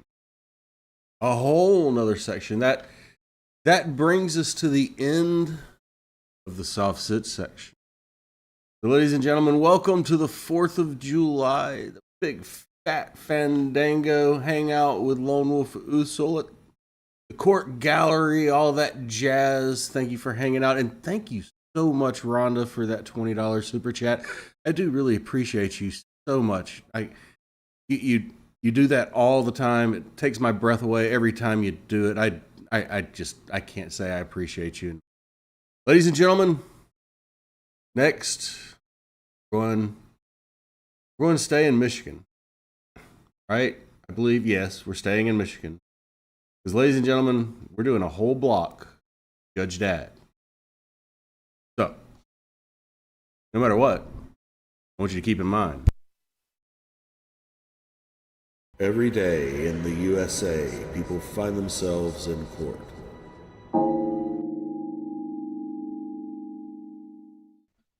People against Sarah Janice Smith, 25G306224.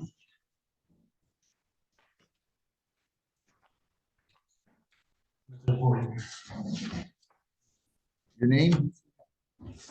Sarah Smith. Why weren't you here on January 30th? I didn't have any notice. I never got anything. This is the only notice that I received. Do you still live on Young? Yes. You're charged with compulsory attendance at school, which is a violation of the parental responsibility law. You have the right to a lawyer. I'll be happy to provide you with one now if you want one at public expense. Would you like a lawyer? No, that's okay. So they think that you had a child going to 30550 West Jefferson I at no. Gibraltar High School on January 10 of 25 at 1:45 p.m. And that the ordinance of failing to attend school was violated. That is a misdemeanor punishable by up to $500 in fines, 90 days jail, costs, or all of those. So it's not the child being charged, it's you. You understand that, right?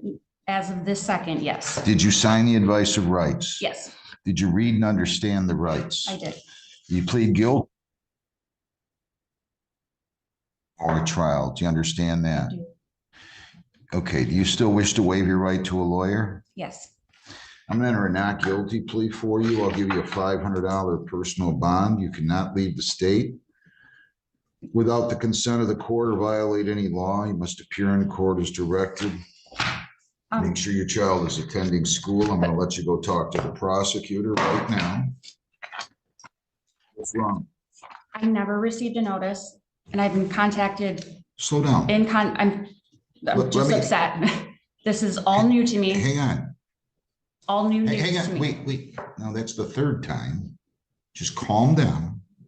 I gave you a personal bond. Just listen to me. You're way ahead of yourself right now. Don't start having a temper tantrum up there. I gave you a personal bond. I'm going to let you don't have to post any money. Those are the bond condition. Every criminal defendant in the world gets a bond condition in the United States of America. That's all I did. And the terms that I set were standard. You're going to have an opportunity to go talk to the prosecutor. Okay. You can go explain your situation to the prosecutor, see what maybe you can get him to dismiss it. I don't know. What are you so upset about? Finding all of this out just now. I'm blindsided by all of this. I've never received a Ma'am, notice. listen to me. We process cases here. That's all we do. We don't decide who to charge, what to charge, when to charge, if to charge. We don't have one thing to do with that. I don't know one single thing about this case. I don't know what to tell you. They process this, the 33rd District Court has jurisdiction over criminal matters filed in the city of Gibraltar. That's all we're doing. So you don't have to start throwing a temper tantrum there is all I'm saying. Go talk to the prosecutor and see if you can work it out. And if you can't work it out, you can hire a lawyer, or if you can't afford one, you can fill out a petition for one. Okay, do you understand? So you can go talk to him, but the court also bring the file over. Meet Mr. Austin, come on up here. Mark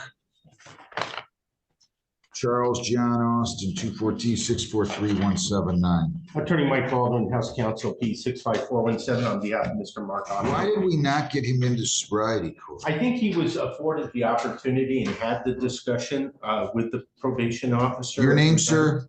Mark Charles John Austin. Oh, I'm sorry. He had an opportunity and he didn't want to do it. I don't think it was whether or not he wanted to do it. He doesn't want himself set himself up for failure. First of all, he doesn't have transportation. Is that correct? Yeah. He's not employed. Mr. Austin, let's see your AA verification. And he is on sober, right? So on here, you're 22, right, sir? Yes, sir. You graduated, right? I did. From Roosevelt. I did. Yes. When did you last work? Actually, Sunday when it snowed. When is the last time you had a steady job? Last December 2023. What were you doing? I was a janitor at BASF. You haven't worked in 15 months? Yes. 14 months? Yes. Why not? I've just been stuck in a rut, I guess you could say. I don't know what that means. Stuck in a rut. You're not following my order. I told you January 30 to go 4 times a week. This is on the 8th. I went to 2 of them. Hang on. The one was at. Let me finish. Sorry, pardon me. We're recording. So. I told you to go 4 times a week on January 30. This is February 13. That's 14 days. You've only gone 3 times. That makes you 5 short. Why? Well, on the 8th on there, I went to 2 of them. But at the end of the meeting, I was talking to people and I kind of got distracted and I forgot to ask somebody. But it still makes you 4 short. Why don't you? There's 4 on the weekend. I was gonna go to 1 on Friday, 1 on Saturday, and then 2 on Sunday, or 2 on Saturday, and 1 on Saturday. I told you to go to 4 meetings a week on January 30. This is February 13th. There are 31 days in January. That's 14 days. You should have gone 8 times. Why have you only gone? And I'll buy what you're saying for the sake of argument. Even if you forgot to get a signature, you're still 4 short. You had over a 3.0, sir.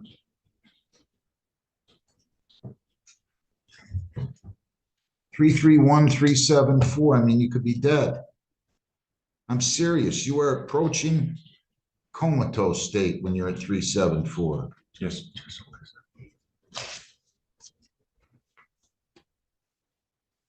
You're not taking me very serious. And I don't understand why you are letting your mother support you.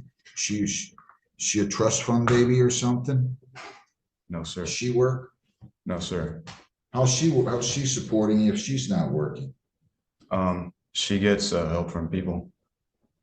Why don't you go out and get a job, a 40-hour-a-week job that will pay you some money? I've been applying to several jobs. Emily, my probation officer, sent me 3 of them. She sent me a job at the post office, but that website was a fake website.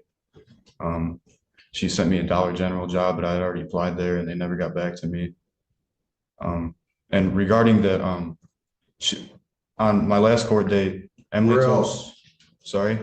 Where else have you applied? The CVS by my house. There's both 7-Elevens by my house, Taco Bell, 2 McDonald's, a Burger King in Lincoln Park. I mean, I started applying at places, outside of the city, 30, 45-minute walks. I don't think you're going to make it through this. I don't think you're going to make it through this probationary period.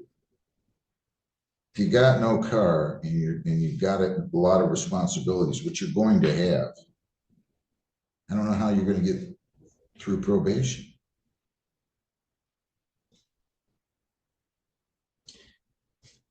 I don't want to make you feel bad, but you got to pick it up here. Yes, sir. I mean, seriously. you haven't worked in 14 months. This is one of the highest blood or breathalyzer results I've seen in 30 years. I mean, you're top 5, 7, I don't know what it is. 10 at worst, out of hundreds and hundreds and hundreds and hundreds. Probably more like thousands of drunk driving cases. And you're 22. Your Honor, if I may. I just don't know what to do with him here. Well, it starts at the MIP, and he obviously has a predisposition, a genetic predisposition to alcohol. It's basically consumed him and his life. Which is why he needed to get in sobriety court. And now he's at a point where he's struggling to make sure that he's sober, and now he's trying to go back and rekindle what he has lost in his life. So, you know, a rebirth. He went through some physical DTs for 2 or 3 days, just drying out. I'm sure. And you can see as his bond conditions, he had alcohol in his system when he went to get the sober link. Fortunately, he's on the sober link. He's sober now. I needed to address that. I was concerned about that. I want to make sure. He's on that sober link. He's doing good, Judge. Yeah, but I want you to listen. I'm inclined to take his plea again if he was drunk when he was in court. Had you consumed alcohol before you came to court? Just be honest with me. I was drinking into the late hours of the night prior.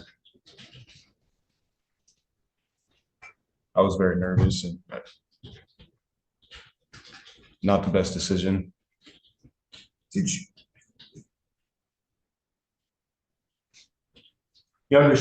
He understood what was going on when I was speaking to him. Did you, sir? I did. I believe I did. Well, I want to make sure. Did you fully understand what was happening at the time of the plea? Yes. You understood every word I said? Yes. He filled out the paperwork. Probation. I just think he needs to go into sobriety court. Well, I would agree, Judge, but it's his capability of, I fear that he's taken on too much too fast if he's trying to get gainfully employed, trying to grab onto his sobriety. I think sobriety is step one, and then go back and repair the damage historically by trying to get stable employment. Why don't you want to do sobriety court? You live in Wyandotte, right? I do. Transportation. It just seems really. Does your mother drive? No, she can't drive. Who else lives with you? My sister. Can she drive? No, she never got her license.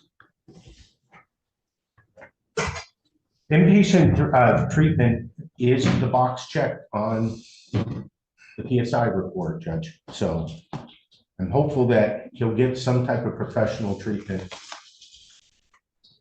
to ensure that he can maintain his sobriety.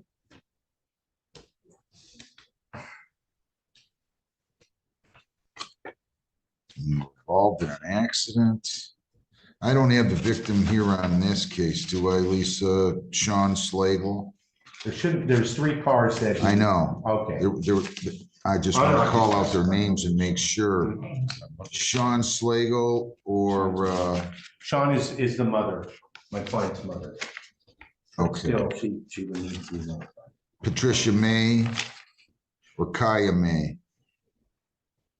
No, not on. None of them are.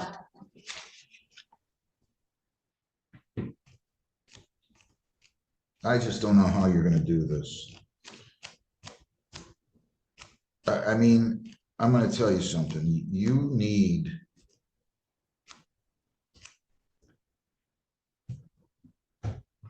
Judge, perhaps we can adjourn this today. He can have a moment to reflect. I want him to go get a job. I can appreciate that. I want to make sure that he. I'm going to hand him back. Listen, take this. I'm going to hand you back your AA. You better start. You better start going. I'm gonna adjourn this a couple weeks. I want you to get a job and figure out how you can get to all these places. Because you're not gonna be allowed to use it as an excuse that you didn't have a ride or don't have a car or didn't have transportation or don't have transportation. I understand. I might have to walk home if I can't find a way to get home today. But I don't want you to have to walk, but you got it. When did you start thinking about all? Did this not dawn on you? If you don't work, you don't have money, you don't have a car, you can't pay for gas, you can't pay for insurance. I mean, didn't you think about this?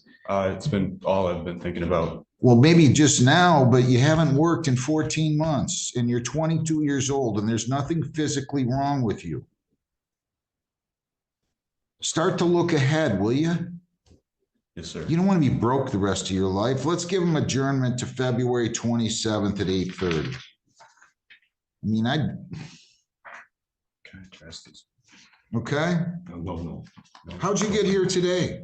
My friend, he took me here, but he was pretty blunt with me. He's like, I'm gonna be honest, I'm not driving in this weather. So he's like, I'm not sure if I'm gonna come pick you up.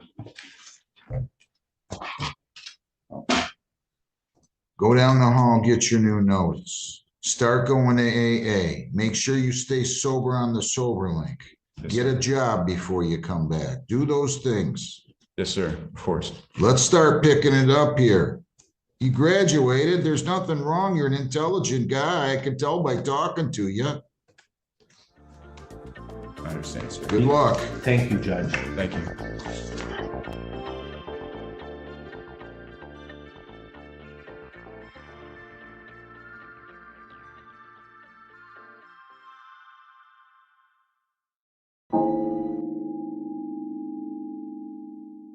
Timothy Patrick Daly, 24I-76085.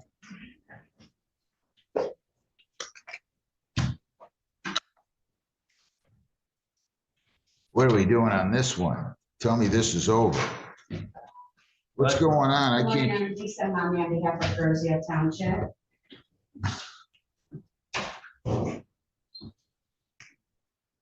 I told them your name. My name is Timothy Daly. Judge, we are here today on a review hearing. On December 19th, the defendant pled responsibility and ordered the removal of the shed that had been constructed within the setback. Mr. Daly has made some significant efforts. He has removed the majority of the shed, but if I can approach with photographs that show. Why haven't you done it yet? I'm sorry. Why haven't you done that yet? I gave you. I did it. I hired some. I'm asking. I removed everything. I left a tool rack sitting there. It's not it's just, I can show you what it is. And it's just a tool rack for my rakes and stuff. And they're saying I found out 15 minutes ago that's unacceptable. I mean, nobody's ever talked to me and said, oh no, we need more. I thought we were all done. I was coming here to close it all up. That's where I'm at. So, I mean. Well, all I did was order him to remove the shed. Judge, may I approach Yes, the photos? I yes. think that will enlighten me. Sure. more. Under our ordinance, that is still a structure and it's within the side yard setback. He's indicating that he's built something on that wall where he has put tools. But technically, Judge, even a fence is a structure because it's put into the ground. Yeah, you still got this existing? You agree with this? Yeah, I have pictures right here. Same thing. Let me see your pictures. I just want to make sure. Are these duplicates? No, I haven't seen your pictures. I don't know. I don't know when they come on the property, right? They were taken from the neighbors. You still got.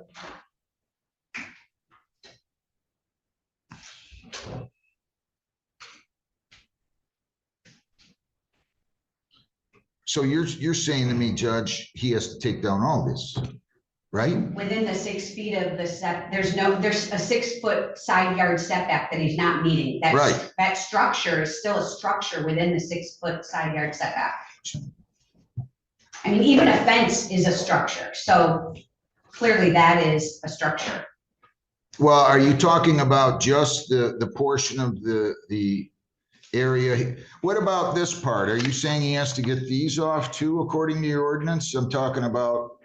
The attachments to the garage. Correct. Those were left on so I didn't have to reseal it. I mean, it's just to protect it from rain because I had to go attach to, I mean. I don't see why he has to take those off. If it's not attached to the ground, it's not a structure by definition of the ordinance. I can read you the definition of the ordinance, Judge, if that will help. Well, I just want to make sure, you're just asking that, well, I only ordered the shed to be removed. Now, I don't have a problem with extending that to this aspect. Well, but that technically is the shell of the shed. That's the wall. I get it, but not the part on the garage. I mean, technically, it is still a structure, Judge, but I'll defer to the court.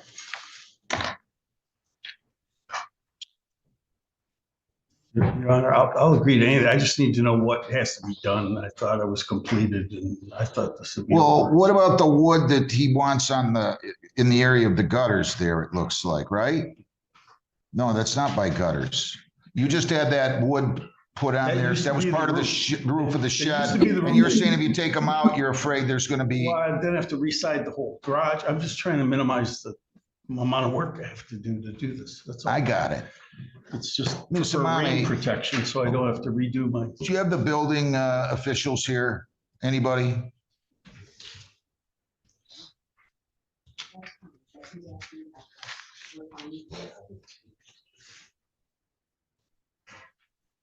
Judge, the portion that's stuck on the siding with the understanding that it would be very cost prohibitive. The code enforcement officer in the courtroom here today has indicated that that would be acceptable to remain, but the other side of it that's clearly within the 6-foot side yard setback against the fence, that would need to be removed. Right. And the wood that, right, and the wood that goes from, I don't know what direction I'm looking in, from that. From the garage. Correct. You understand that, sir? Yes. I want you to take off. Can I know? I want you to take off. So just cut it down or what? No, what is it? take it down. You're gonna have to take that part down. Okay. There's cement there's cement posts that go all the way into the ground. What is, I just don't want it to come back. I want to get it completed. I need to know, who can I talk to that can say, here's what that means. Cut it here with a saw, dig this out with a backhoe. I mean, I just need to know what they want me to do. I'm telling you what I want you to do. Yes, sir. I want you to remove this. Yep. And this 2x4 that goes up to that fence, with what I'm gonna call a fenced in area. Okay. It's not. That's just there as a brace. I got it. I want that removed and the 2x4 that goes parallel to the ground. Okay. And that's it, Ms. Hamami. If not, speak now or forever hold your peace if you don't want, if you think that's not going to be in compliance with your ordinance. I understood the. Let me see. Come on up here. Come on up here. I understood the 2x4, that's the brace for this wall, but this whole wall, you're saying has to come down? Yes. Yes, I agree. And then the 2x4. That's correct, Judge. And everything else on the garage or near it gets to stay. Provided there is no further addition or expansion. Well, yeah, but that's a different issue. He understands. So Yes. that's what I'm ordering you to do. I'm gonna give you 2 weeks, okay? Mr. Daly, Yes. and you come back and take care of that and we'll be all set, all right? Adjourn 2 weeks. What day did you give me again, Lisa? The 9th? April 9th, 8:45. April 9th at 8:45. Okay, Mr. Daly? Yes. Do you have any questions? All right. Have a good day. Good luck. I'm gonna hand you back your pictures, both of you here. Okay? Thank you. All right. Gregory Lynn Sorrell, 24W837-169A, 25W837-500, 24W837-169B, and 25B147474. All right, counsel, your appearance. Thank you, Judge, and good morning. For the record, House Counsel Attorney Mike Baldwin, P 65417, on behalf of all 4 matters. Judge, today's the date and time set on. Mr. Sorrell, you have to unmute, sir. Today's the date and time set. Hang on. I gotta get him on record. Yes, Just wait. Judge. Mr. Sorrell, I need you to unmute there on your left, up near the device there. There, it don't matter. Go ahead. Your name? Oh, here we go again. All them tickets you gave me for nothing, all your cops. Gregory L. Sorrell, yeah, crossing the street, man, 10 tickets. Gregory L. Sorrell, there you go, all your cops. Gregory L. Sorrell, especially one. Gregory L. Sorrell, you know what? I gotta say it again.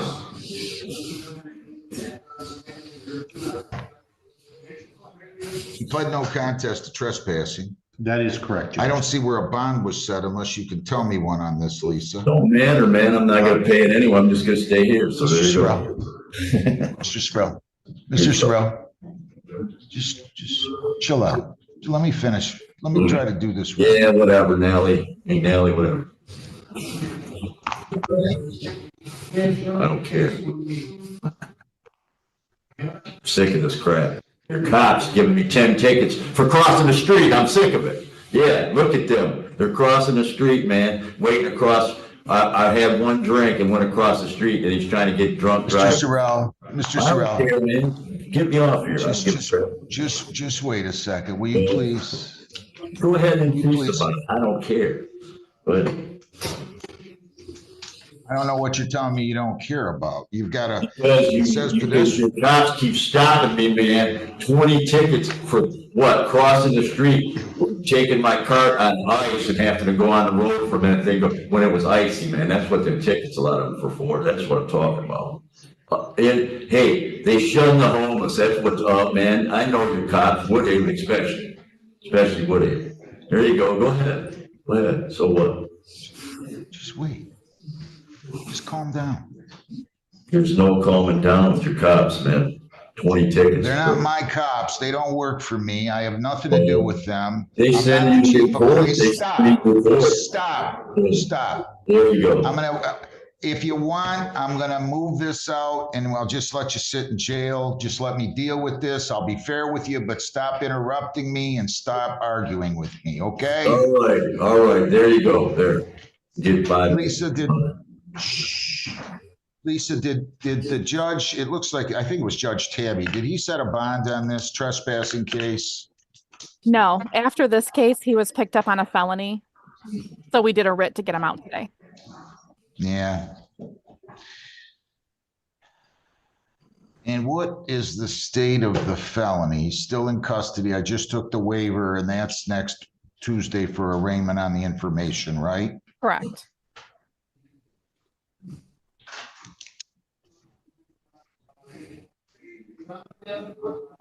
I'm gonna be more unfair with you, but you need to listen to me, Mr. Sorrell.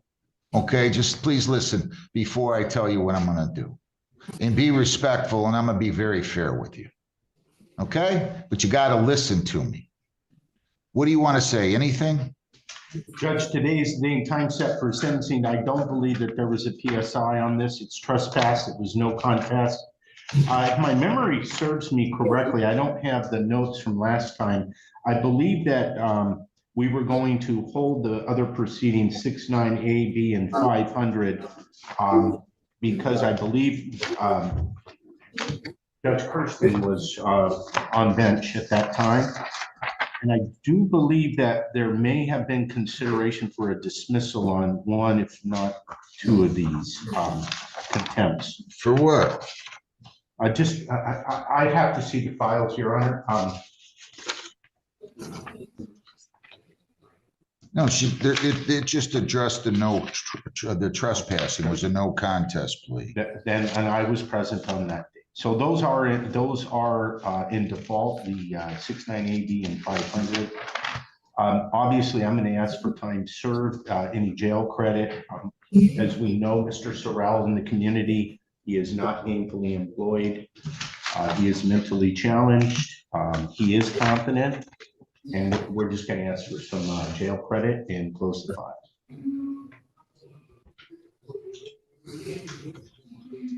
Anything you want to say, Mr. Sorrell? No, except for everyone shuns the home. I went in to warm up the laundromat the one time and fell asleep and they gave me a ticket for that. And I spent money in there and the one charge, I know I can't bring it up, but I was not guilty. I just didn't want to stay in county and I went for that. None of them other charges are true. Every one of them, except for this last one, that cop deserved it because he kept on giving me tickets for lame stuff. Crossing the street, go up 100 yards across the street when I walk 20 miles already. I'm gonna go up to the corner, 100 yards, and cross the street instead of going straight across the street. No, I'm not. So there you go. So they can give me tickets for that all day long. I'm not gonna walk an extra 100 yards and cross at the lights. Sorry. Now, when I walk 20 miles a day already, no way. So they give me lane tickets all day long for that because I'm not going to walk 100 yards up to the lake to cross. That's what them tickets, a lot of them are for lately. Yeah, that same cop, P-Brain. I call him. Okay. There you go. That's what I got to say. There you go, P-Brain. And P-Brain had it coming, that's what I'm going to say in court. He had it coming, he did, because he kept on harassing me. All right. All right. I've heard enough now. All right, I'm I've done. heard enough. Do you remember what I said? I said I'm gonna be very fair with you if you're respectful. All right, Stop. I'm You're done. so, Mr. Sorrell. I told you the truth. I'm done. There you go, I'm done. Done. I don't know why at the age of, you're younger than me by 2 years. I don't know why at 64, you would be so angry all the time. There's like, You got stopped over 100 times. Let me talk one more time. Over 100 times, man. Looking up for nothing for like going in a laundromat or gas stations and stuff, man. Kicked out for witnessing for Jesus because it's Muslims that don't like me because they own the gas stations. That's why. You wouldn't like it either. You wouldn't like it. Wouldn't. All right. I've heard enough. Lisa, I want you to mute Mr. Sorrell so he doesn't interrupt me again, but he will be able to hear me. I don't know why you're so angry, sir. You constantly are in here. I've tried with you. I don't know what else to do with you. We've had more cases with you, I think, than anybody else in the last year and a half. I could stand corrected. Maybe somebody else is on there more, but they're going to put them on the front of the American Bar Journal or something and say, this guy really gets in trouble. Now, I don't know what else to tell you. I don't understand why you're doing this, but I'm still going to be fair. I'm giving you credit for time served on all these. There was no bond set. I'm going to make the assumption that the judge would have set a cash bond of some type. And therefore, since you've been in custody since February the 26th, at least on this, which is 28 days, all these civil infractions, you get credit, 1 day credit for every $10 served on that. Trespass, 10 days jail, credit 10. As far as these cases are concerned, I'm releasing you and giving you credit. I wish you well, and that's all I can say. Good luck to you, sir.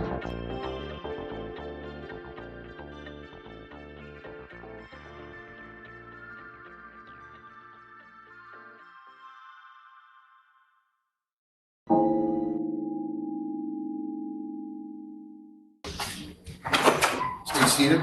Court is back in session. People against Wagrecki. Kathleen Ann Wagrecki, 21T707073.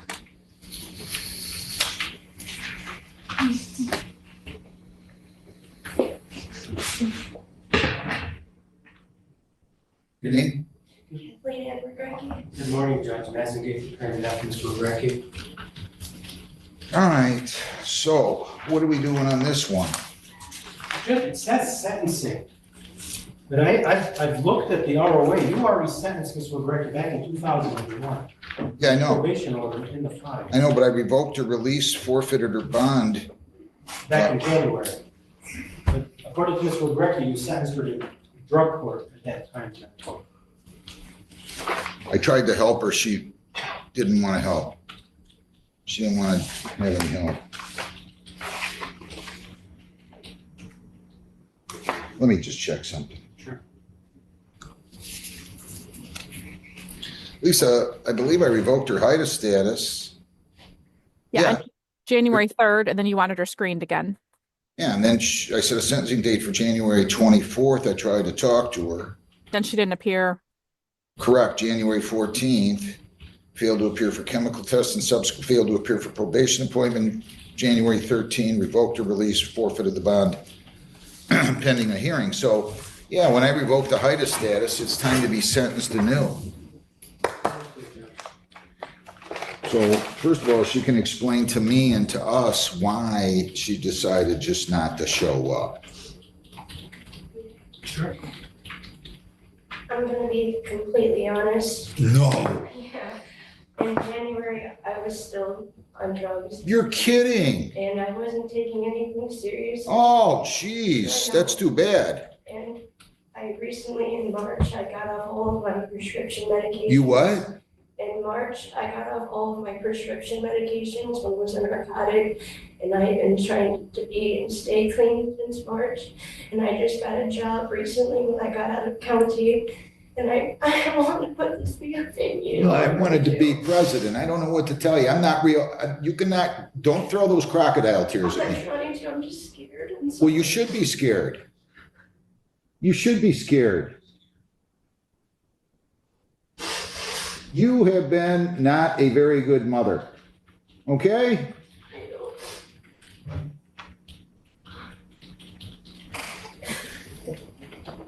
I tried to help you. I know you did. Thank you for. You didn't want any help. If I gave you another chance, you still wouldn't want help. No, Please give me one more chance. no, no, no, no, no, no, no, no, no, no, no, no. I begged you. I remember this woman. I begged you to turn your life around, to try to be a good mother. We would try to help you, get you into sobriety / drug court, and you wanted nothing to do with it. You wanted absolutely nothing to do with that. So please, save it for somebody else. If I sound harsh, I'm not apologizing. You ought to be ashamed of yourself. We have children we bring into this world. And the main reason the world's messed up like it is because a good percentage of people are just simply lousy parents or don't care or a combination thereof. We don't leave our children with our mother. That's not who they want raising them, and they're a lot more smart than we give them credit for. I don't care if they're 19, 9, or 9 weeks. Yes, Your Honor. Give me a first page of a register. I mean, I remember having this conversation with you. And your mother. And I gotta tell you, sometimes I know I'm spitting into the wind. I know it. I know it. I know I'm spitting. And sometimes it's like a 75-mile-per-hour wind coming back at me. But I don't want any regrets. I want to give everybody an opportunity, and I don't want taking anything that I did to my grave with me or dealing with my conscience as to why I didn't help. And I begged you. How many days credits do you have coming? Judge, I believe there was already 3 days in the file. Yeah, I know. Who was your probation officer again? I need Emily on this. Bring Emily in here on this. Judge, Miss, the mother would like to address the court. I don't know why. She's the victim in this case. I know she is. Come on up here. Yeah, but she's, come on up. Yeah, just move back. She's on the way.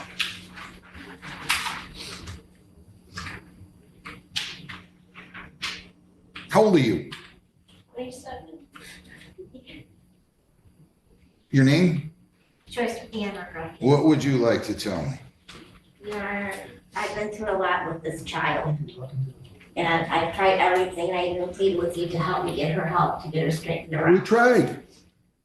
And I only have so many resources here. I definitely understand that. I want you to do what you feel is best for her, to get her straightened around. I am raising her 2 kids. I know, you were then, you have been, and you're going to for the foreseeable future. And me and her father are doing the best we can. I don't know nothing about jail. I don't know if it's good, bad. I don't think any of us want to visit there. No, I don't. I mean, I remember going in there when I was a lawyer, and I couldn't stand going in those little cubicles with those guys. Their breasts stunk, they stunk. And I will not take my grandchildren there to see her if that's the case. Your name? Emily Casino. You got anything to say on her? I haven't seen her since she showed up for her bond conditions and she didn't do one thing. I don't know.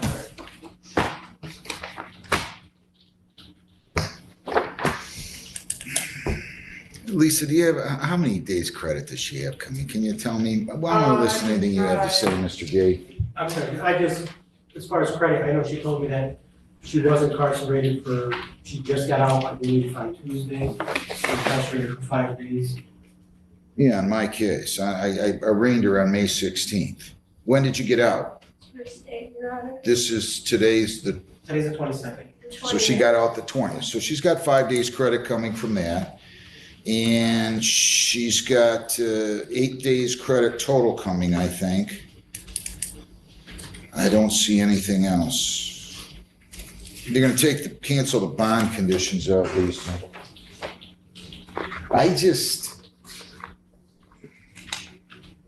I begged you. I remember this one. I'm not gonna feel sorry for you. What has she got, 8?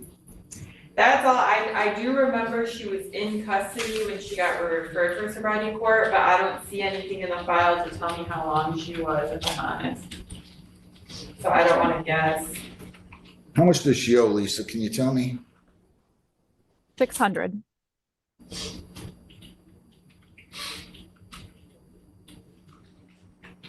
She can have that paid today, Judge.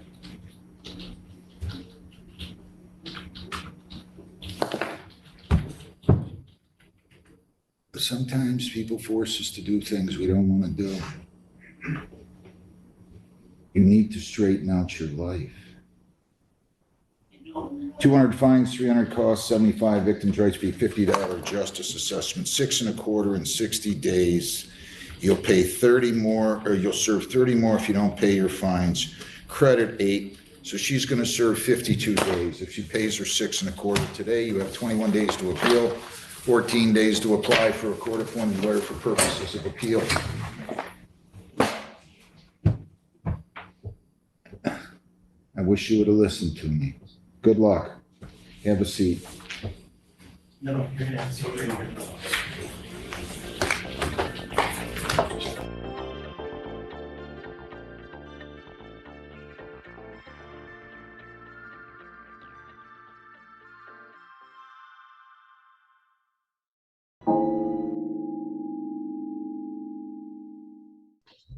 Jacob Allen Wikowski.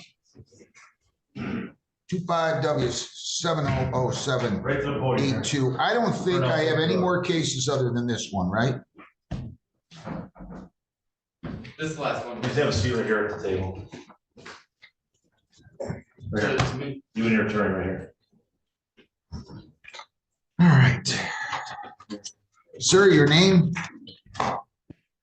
Jacob Bukowski. Mohammed?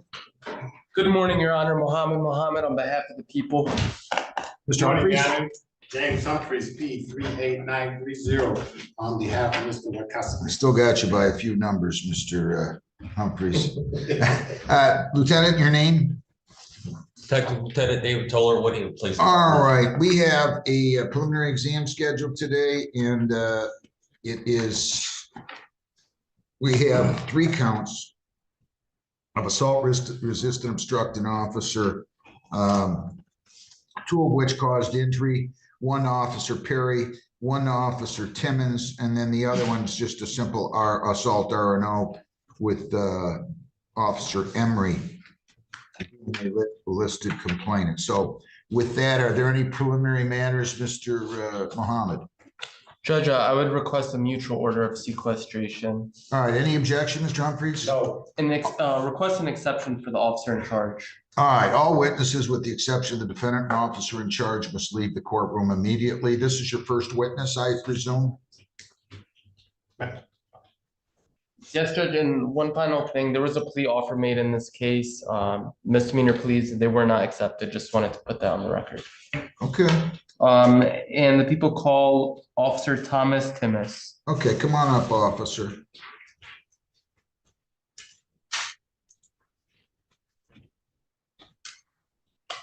Come on up to the witness chair here. Raise your right hand. You solemnly swear or affirm under penalties of perjury the testimony you'll give in these proceedings will the whole true self you got. Yes. Could you have a seat? State your name, spell your name for my reporter, please.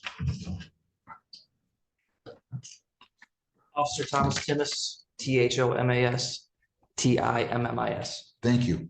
You may proceed. Good afternoon, Officer Timmis.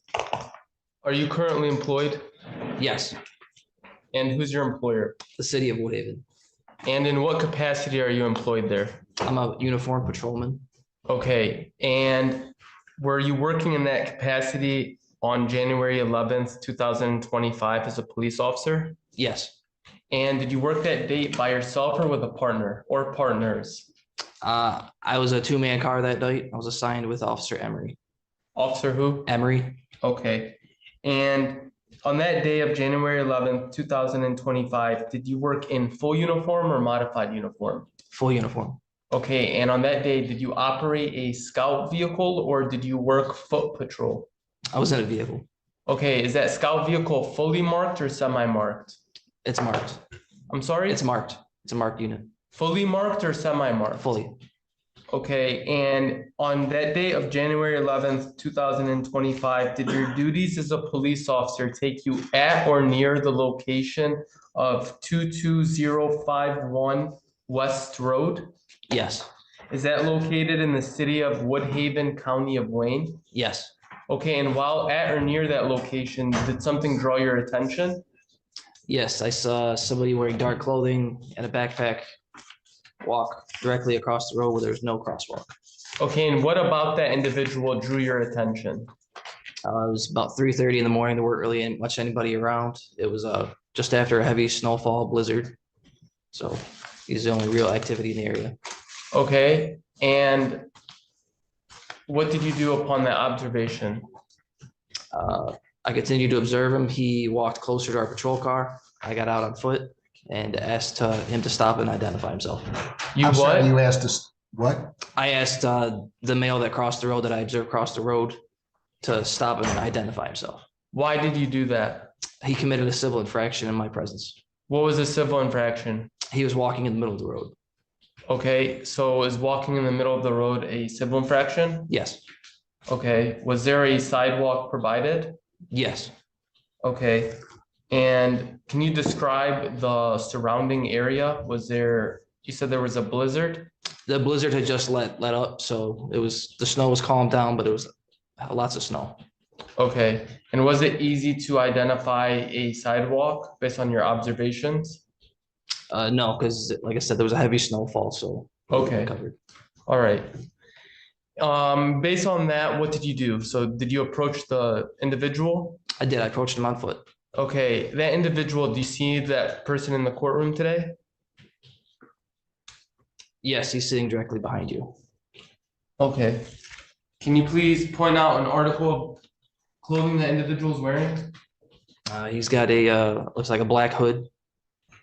Okay, and where's that person sitting? Next to the defense counsel. Your Honor, please let the record reflect that a witness has identified the defendant. Record should so reflect. Okay, and so what happened? I asked him several times to identify himself due to him committing that civil infraction. He refused both times. And then I told him he was under arrest.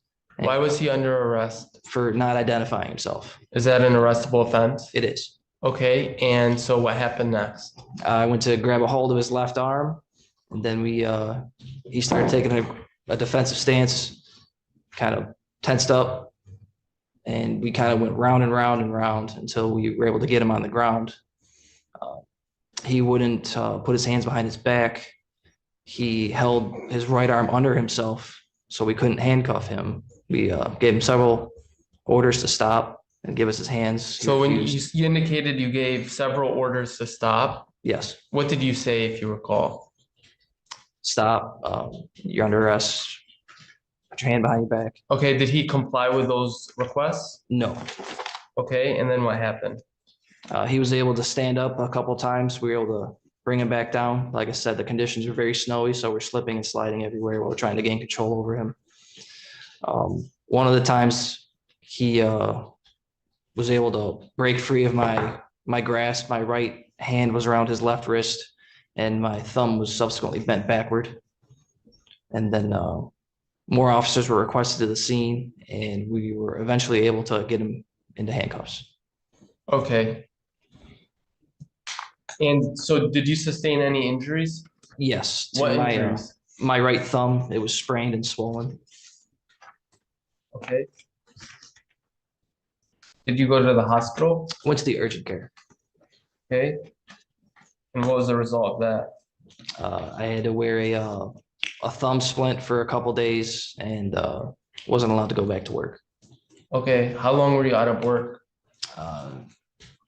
So I was cleared. So that was a Saturday morning. I was cleared to come back Tuesday, but I wasn't working until that Wednesday. So I missed Saturday and Sunday shift. All right. Judge, may I approach the witness? And I would actually like to publish this video to the court as well. There's a stipulation with defense counsel in regards to the video. Just on your laptop, or can we get it up there? Oh, okay, yeah, let me I'd see. like to get it up there. Yeah, that's. Officer Timmis, I'd like to draw your attention to the screen. Do you recognize what's on the screen? Yep, I see the closed Tim Hortons business, and then the police department will be across the street. Okay, is this a fair and accurate depiction of the location and incident that occurred? Yes. Okay, does this body worn camera, to best of your abilities, appear to be altered or manipulated in any way? No. Okay, Judge, I'm moving into evidence. People's Proposed Exhibit 1, which is Officer Timmis's body worn camera that captures this incident. Any objection? No objection. All right, so People's One will be admitted into evidence. It's going to be your responsibility, obviously, to retain it, okay? Okay, and Judge, the people would like to publish this video. Okay. Thank you. What was that? The gas station not open? No, but now I need your ID. No, sir. No, you need to provide you across the road over there. There's no crosswalk. I need your ID. You do. You flew across the road? I didn't. Okay. I need your ID. My phone. I need your identification. You're on video. Okay. I need your identification. No, sir. All right, you're under arrest. No, sir. No, sir. Dude, what are you doing? You're under arrest. Why am I under arrest? Because you're not. I didn't do anything. Dude, why are you coming at me? Huh? Are you a rookie? Dude, what the heck is going on? You're under arrest. Why? Why am I under arrest? Why am I under arrest? Dude, what's going on? Okay, talk to me, talk to me. You're being under arrest. Why? We asked for identification. Why? Because you committed a civil infraction. Okay, why? It's okay. Put your hands behind your back. Okay. Why am I under arrest? Roll over on your stomach. Dude, why?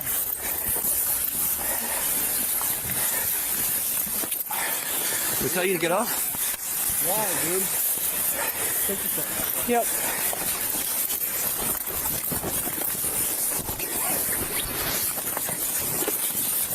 Stay down. Why?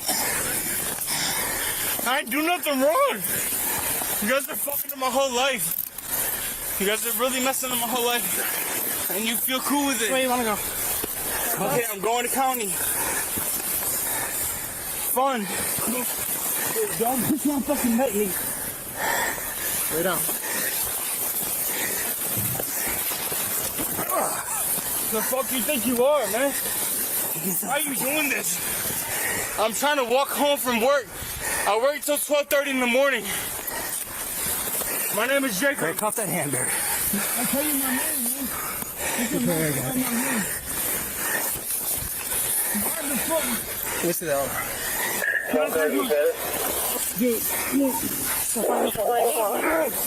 look, man. I'll give it to you, man. Talk to me like a human being. All right, look, hold my shit. Get my face out of the snow. I'll give it to you like a human being. Quit acting like I'm not a human. I'm a human. Come on, man. Hey, I'm a human being. Come on. I'm with you. I'll give you my wrist. Get my face out of the snow, please. Hey, it hurts, bro. It hurts. No, I'll give it to you. Go. I'm saying you can cuff me. Can we stand up together? Can we stand up together? Can we stand up together? Can we stand up together?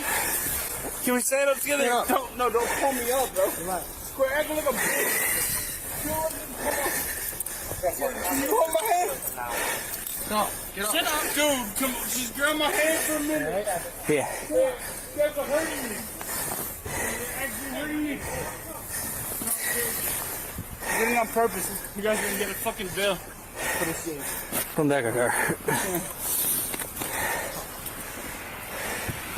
Make sure you search him first. Search him first, Kyle. How are you guys doing this? Not good. Where am I going, kiddos? No, hey, look. And Judge, I'm pausing the video at 4 minutes and 35 seconds. Okay. No further questions.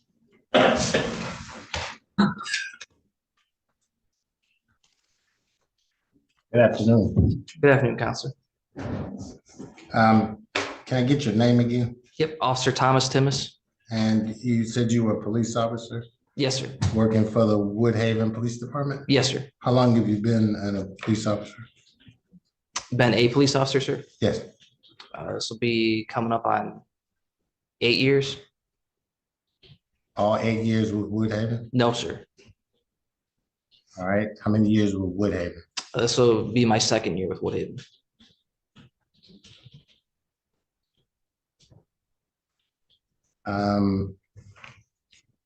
On the day in question, the video indicates that you were probably the passenger, Yes, sir. That's correct. front seat passenger. Yes, sir.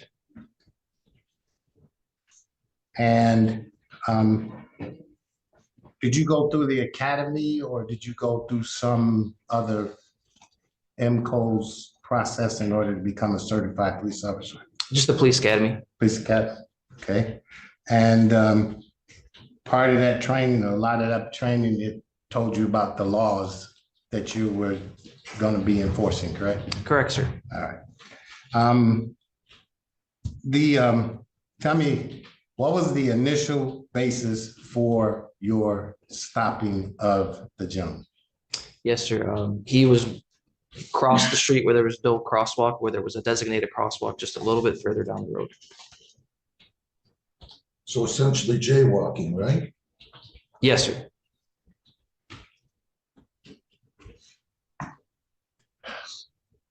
And let me just move through these like that.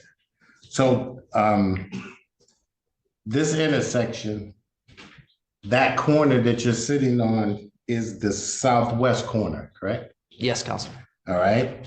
And the southeast corner, there's a little park, right? There are multiple parks right there on Hall. No, right there on the corner. Let me do it another way. Right there on the corner, directly across from here, there's a bench or some kind of a shrine or something that acknowledges somebody being heroic or something right on the corner. You talking about like the war memorial, sir? Maybe that's it. Okay. Right? That's Yes. it. All right.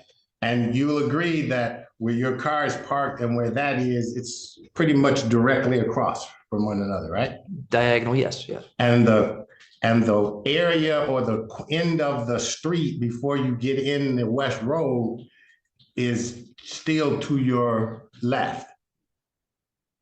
I'm sorry, can you repeat that I'm sorry. question? The area that you're sitting in, the corner of those two corners is to your left, correct? Can you rephrase that, Counselor? Okay. Sorry, it's a little If confusing. you look at the sign, up in the right-hand corner, that's the Tim Hortons, isn't it? Yes, to that building, yes. All right. And then, so going back to the left, that's the corner, correct? Yes, sir, we can kind of see the streetlights. Correct. Yes. That's the corner. Yes. All right. And is that where you're saying that there was a crosswalk? Yes, sir. Okay. Did it have markings on the ground? You probably couldn't see it because of the heavy snowfall, but there was a light, the don't walk signal, if you know what I'm referring to, Counselor. Okay. But on the ground, do you know if there is a crosswalk? Yes. All right. Markings on the ground? Yes. All right. But not visible that evening. Correct. Thank you. And that would be, just so I'm clear, that would be from the southwest corner to the northwest corner? Is that true or false? Southwest corner to the southeast corner. To the That's southeast corner? Hall Road. Okay, all right, thank you. okay, now the police station is on the southeast corner, right? Correct. And it's backed off a little, correct? Yes, sir. And there's a driveway, correct? Yes, sir. And in fact, if you come out that driveway, you can come straight across and there's a space between the two islands, correct? Yes, sir. And on this side, on the west side of Hall Road at that location, down just a little bit further is the fire department. Yes, sir. Correct? All right, now, where exactly did this gentleman cross that you saw? So there was a little makeshift ice pond that people skate at. So that war memorial, if you remember, we were talking about earlier, it's just south of that.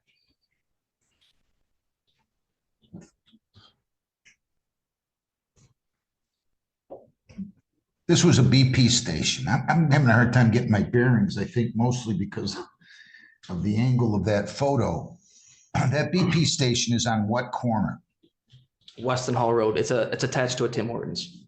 Okay, and that is, and I should know this. It's southwest. Southwest corner. So he walked in what direction, from what direction to what direction? So he was on the sidewalk, walking north on Hall on the sidewalk towards west, and then diagonally cut across the road to get to the other side of the street, to the other sidewalk. To the so if the police station side's where he started, and he ended up on the fire department side. Okay, got it. All right. Did he walk through the little space that I described as leading from the police department driveway over to the other side? Near there, Counselor. Near there, okay. Was there any traffic? Not that I saw. Okay. And did he stop in the road? No, sir, he just walked all the way across the road. Just came straight across. And then he ended up at the corner of that particular shot. Oh, are you guys still using it? Yeah. My apologies. I wondered what happened. All of a sudden I looked up, there was an ugly guy on there and it was me. Go back. 448. How much longer are we gonna be? No, I know, but I mean, how many more witnesses do you have? Two more. Do you have another place to go this afternoon? Let's break for lunch. We'll come back at 1:20 here, okay? 1:20. Everybody stay seated, go off the record. We'll come back at 1:20. Thank you.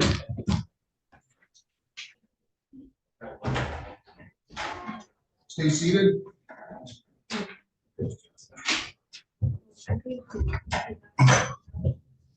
I'd like you to call the police, see if they want to come back and make a statement. They're victims. Oh, the officers? If you want to. Okay. You should call them. They have the right to be here. I did call the OIC and he said he approves the plea, but let me tell him to have the officers show up. If they want to. Yes. If they don't want to make a statement, they don't. Hey, so because we're doing sentencing today, since the officers are the victims, if they want to make a statement for the court, they can just come back. But if they don't want to, they don't have to. Okay, just let me know because we're waiting. Thanks, bye. All right, hand me up your stip form. All right. So as I understand it, he's just going to plead to attempt. Yes, and count 3 and then 1 and 2 will be dismissed, right? Well, Judge, recalling Jacob Allen Wachowski, 25W700782. Your name? Mohammed on behalf of the people. Your name? James Humphreys, Your name? 8930 on behalf of Mr. Wachowski Station. Jake Wachowski. So is that what we're doing? A plea to count 3, counts 1 and 2 to be dismissed? That's my understanding, along with the. Wait, the attempts, if you. Correct. So Judge, what I would relate to the officers is that the counts would be attempt and it would be under 771. Yeah, but counts 1 and 2 would still be, they would still be 2 years. So count 1 and count 2 will be amended to resisting and obstructing a police officer under MCL 750.81D1, which is a 2-year felony.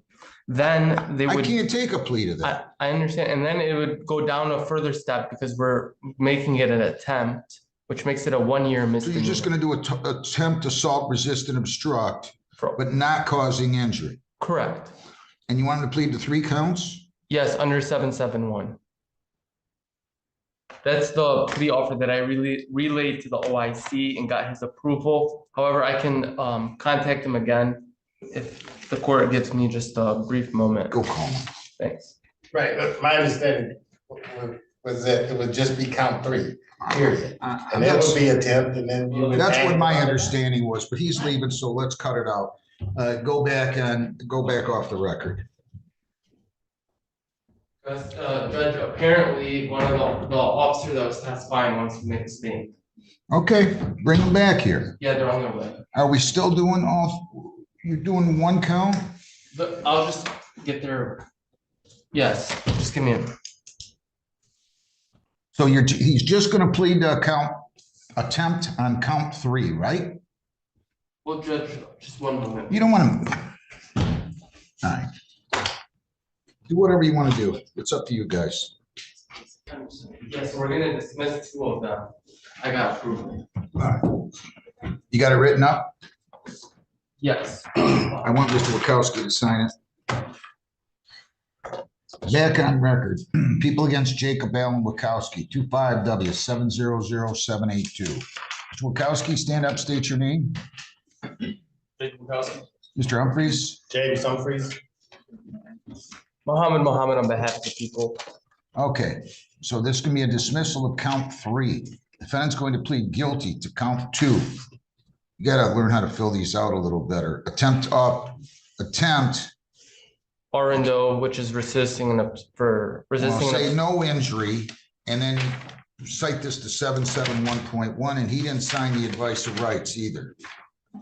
So it should be count 2. If I understood you, he's going to plead to count 2. Attempt, resist, and obstruct an officer, not causing injury. Counts 1 and 3 will be dismissed. Count 2 is going to be pled under 771.1. Is that right? Yes. So it's attempt. So count 2, attempt, R&O. parents not causing injury. Make sure you write that down so it's Okay. clear. And it's going to be taken under 771.1. And that's the agreement, right, Mr. Humphries? Yes, Your Honor. And then counts 1 and 3 and the original charges to count 2 will be dismissed. True? Correct. True, Mr. Mohammed? Yes, Judge, and I have the officer in charge and the officers associated with the case, and they've approved this plea. Is that what you want to do? Yes, sir. You plead guilty here, the possible penalties are up to 1 year in jail. Do you understand that? Yes, sir. Okay, you got to keep your voice up for me. Sign the advice of rights form and make sure you read it and understood it before you do that. And Judge, I clarified on the plea document, but just so I can state it for the record, the defendant is pleading attempt to MCL 750.81B1, which is the non-injury one. And it's going to be under a delayed sentence pursuant to 771.1. Again, the MCL for the R and O is 750.81D1 under an attempt.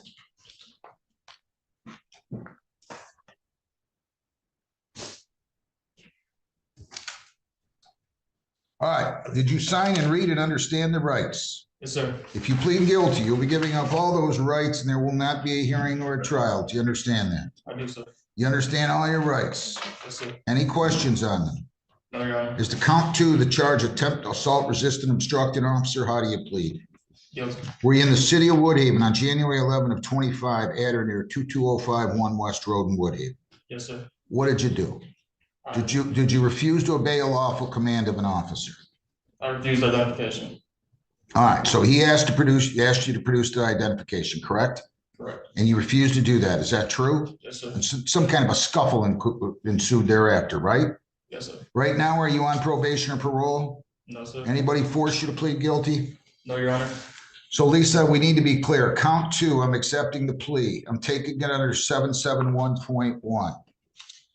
It's going to be to attempt, resist and obstruct an officer. That's under count 2. The original charge of count 2 causing injury is dismissed. Count 1 is dismissed. Count 3 is dismissed. I'm taking the plea under 771.1. I'm going to listen to whatever you have to say, Mr. Humphries. Your Honor, at this time, Give me a this sentence. gentleman, Mr. Jacob Walkowski, Probation. he was,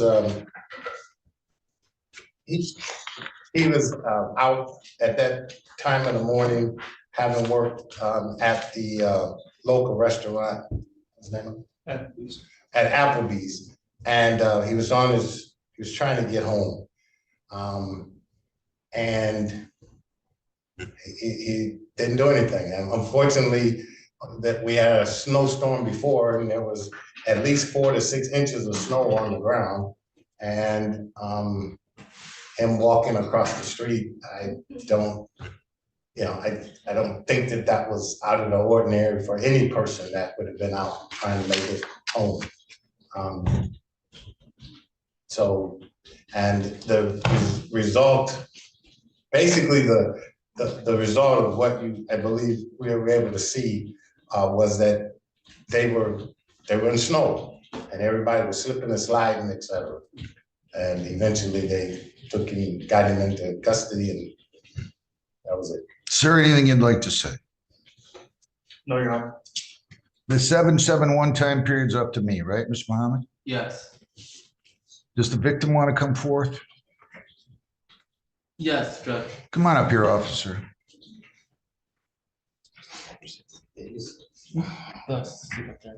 Your name? Officer Titus. He doesn't have to come up there. Oh. You can go right there. Tell me what you wanted to say. There's no hard feelings, man. All right. It was at the end of the day, it's gonna be a ticket issued. All right. I'm sure you had some outstanding warrants out of Rouge. I worked in the 25th district for a while. I know very well, unless it was an assaultive crime or felony, Rouge is not coming to get you. Okay. I can't hear you. Sorry, Judge. Did he have another warrant out? He had some warrants out of River Rouge. Is that true? Traffic warrants, Your Honor. But if that's what you were worried about, you gotta chill out. They weren't gonna come at you. Like I said, I worked in the 25th district. I know Rouge very well. Unless it was assaultive or some kind of felony, they weren't gonna come get you. All right. Just play it smart. Obviously, conditions were pretty bad that day, you'd agree, yes? Okay, just for you being in the roadway, if a car is coming down, they're not gonna be able to stop, right? They're either gonna hit you or veer off the road, crash, and potentially hurt themselves. You just gotta take the considerations in your head, all right? I was just trying to be out there, make everybody safe. I'm not trying to, get somebody in a bind. I'm just out there doing my job. Yeah, I understand. Anything you want to say, Mr. Muhammad? No, okay.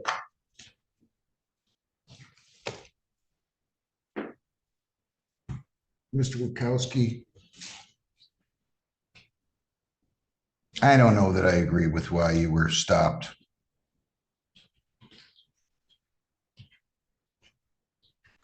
But here's the thing. We have rules. We have laws. And it just seems to me like your disrespect, although I can understand you being upset, caused you to end up getting arrested when you could have handled it a different way. You understand what I'm saying? I do understand. I'm going to place, I think you've learned your lesson. I'm going to place you on probation for 5 months. You cannot leave the state without the consent of the court or violate any law. You must appear in court as directed. I'll take a case under 771.1. I'm going to order fines 100, costs 25, 75, victim's rights fee $50, justice assessment $250, probation fees are 100. Your total's $350.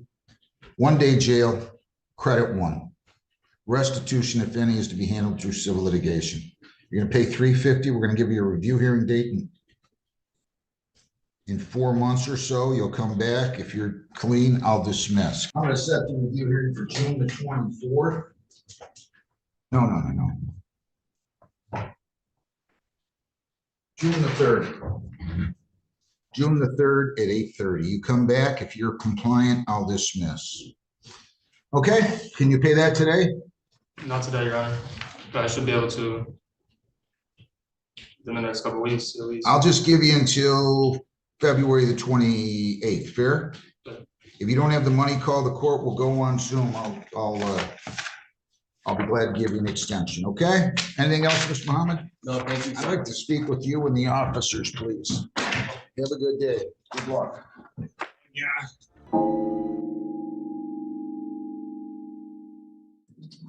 Hey. I want to do a little intro. That guy right there. Our friend Kathy over at Court Vibes. I think she's the one who initially discovered old Judge Fleischer, but it would be wrong of me not to mention the fact that he's played such a big part of this channel's history with the Fleischer Forum over the last 2 years. And what you're going to see right now are some of my favorite clips from the last 2 years from our favorite bow tie wearing judge in Harris County, Texas. One of my favorites, guys, Judge Fleischer. Big shout out to Judge Fleischer on this 4th of July weekend. Happy 4th of July, everybody. Thanks for hanging out at the big fat 4th of July Fandango here at the Court Gallery. I'm your lone wolf, Usul, and this is our Fleischer segment. Enjoy. All right. Okay. Please. I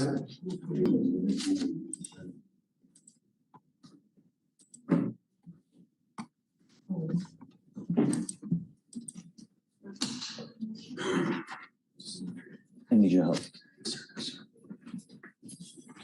Mr. Bravo, you stand charged with now assault and bodily injury. You're facing up to a year in jail and or a $4,000 fine. We're going to do probable cause. You have the right to remain silent.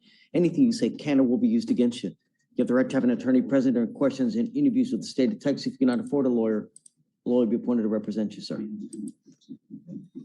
On April 15th at 5454 Washington Avenue, officers were dispatched an assault in progress involving weapons call at Clutch Bar parking lot. Lorenzo Castillo was arguing with an individual in the parking lot.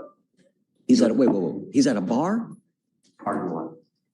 It's a restaurant too, but he was the designated driver, but they didn't say he was intoxicated, but he can do To Clutch Bar, but it was the parking lot of it. Officers were able to detain two other co-defendants, Isaac Bravo and Carlos Ventura, based on witness statements. Complainant one stated that the defendant, Lorenzo Castillo, swung at him first and he defended himself. The co-defendants then began beating him up at the same time, but was able to see how many more suspects were beating him up at the same time. Complainant one stated that he did feel pain as well to press charges. Complainant one had major injuries to his face and was checked out on scene by HFD, but did not want to get transported. Complainant two knows Lorenzo Castillo, the co-defendant. Complainant two stated that the defendant and several other suspects were beating on her boyfriend and she was hugging her boyfriend in attempts to defend him. Complainant two stated she was also struck by several punches by the defendant, Lorenzo Castillo, and other suspects. The complainant two had blood on her hands and clothing, but she stated that the blood was from her boyfriend's injuries. Complainant two pointed out a bump on her head and stated she felt pain from that bump. Witnesses viewed the defendant and co-defendants assaulting complainant one and tried to separate the complainant two from the incident as she was getting assaulted. Defendant Castillo and co-defendant Carlos Ventura went and opened the door to the car and continued to assault complainant one. Witness one stated that the defendant is a family friend and he knows the defendant's aunt. Witness two, who stated that the complainants and him were walking towards a Clutch Bar and had a verbal argument with the defendant and co-defendants, but was able to de-escalate the situation. And later on that night, that is when the complainant was ultimately assaulted by the defendant and the co-defendants on scene. Significant injuries, you said, huh? Checked by HFD, Your Honor. I haven't checked because the complainant one stated on scene that he's gonna go to the ER on his own. He didn't want to pay for the bill. So I'm gonna check with that complainant to see if there's anything more and subpoena those records. And Judge, the police report reads this when it says defendants. I think this offense report or whatever the summary is of 3 people. And so he's reading Ventura and he's reading Castillo. And they're the and defendant. Very well, it's convoluted and defendant in terms of there's nothing saying what he did. They said that Ventura and Castillo went and opened the car door, started fighting this guy. According to my client, he was the designated driver. They went into this place to go eat. The other guys were drinking. They had an argument with these people before going into the place. And when they come out, the argument ensues for whatever reason. My client says he tried to break it up and then the fight ensues. So that's where we're at. Like I said, he didn't, he was just in the middle of everything, but and the police report kind of reads like that. But I mean, I asked you to do one thing. What did I ask you to do? Stay out of trouble. You picked up an assault. Now we're revoking your bond on the DWI. You're going to jail. And I'm telling you now, you pick up a third case, I'm going to make your bond so high you're going to flip. You understand? I'm ordering you now not to have any contact with any of these people whatsoever. No weapons, no driving, anything. You understand? Let me see. I mean, I hope that there was not a bail order or there was a affidavit that you signed promising us you wouldn't drive, because then I'm gonna have a contempt hearing. his license is good. The one ALR hearing. Judge, who's this on? Bravo. All right. So he goes with you now, and then I'm gonna set the bond at 5,001 on the DWI, and then that's it. You know what? Hang on to this, because I think they checked this in with you at jail. Because I don't know, I'm going to Washington for like a conference. I'll lose this. Right, is that right? You'll be with his property, right? Yeah. Okay, I'm gonna call you. So no contact, no weapons. What were the other bumpers? So I'm gonna have him now he'll be monitored because, yeah, so don't even worry about it. It'll be with Jeremiah. So now I'm gonna put a curfew on him. He can't go out in the middle of the night. No contact with the co-defendants. Treat him like a little child.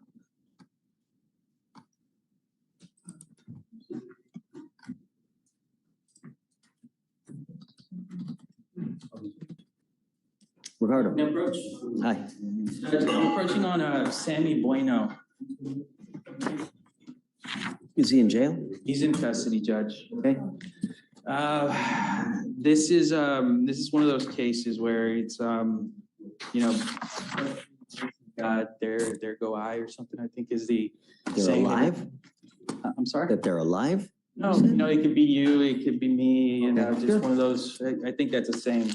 But just talking to this guy, he's not, there's a competency eval that I gotta submit, okay? The issue is that takes 30 days to come back. So he's gonna be sitting in jail for 30 days. We got an offer of time served on a failed to ID. And so he can't do that because I don't think he's competent. And so he's gonna be sitting in jail for 30 days. My understanding is, looking at his history, he's having situations in jail. He's telling me he's having situations in jail, and I understand that just talking to him, he would be susceptible to that. So basically what I'm trying to do is release him to a program, directly to a program, if they're able to hold him, if they have a bed for him. I'm trying to make that happen. I've talked to Pavel. He seems open to it with more info. I need to see if you're open to releasing him directly to the mental health center, the Harris Center, if I'm able to make that happen, but that would require a PR bond. No. Because of how many times he's taken off on us. I get it. You know? He's homeless, Judge. I get it, but that doesn't excuse that your failure to come to court, right? You're still expected to come to court, especially with how many priors. He's got a laundry list of priors, and some of them are serious, you know? I get it. Now he picked up another assault. What happened with this newest assault, Pavel? Judge, he was on bond for assault, and now he picked up a felon ID. And the assault, though, that was January 18th. The defendant punched the complainant with a closed fist to her face to the point where she fell to the ground. Stated she felt pain. This all took place at the Behavioral Hospital for Mental Illnesses. Let me give a little background, if I may, Judge. So supposedly this all happened.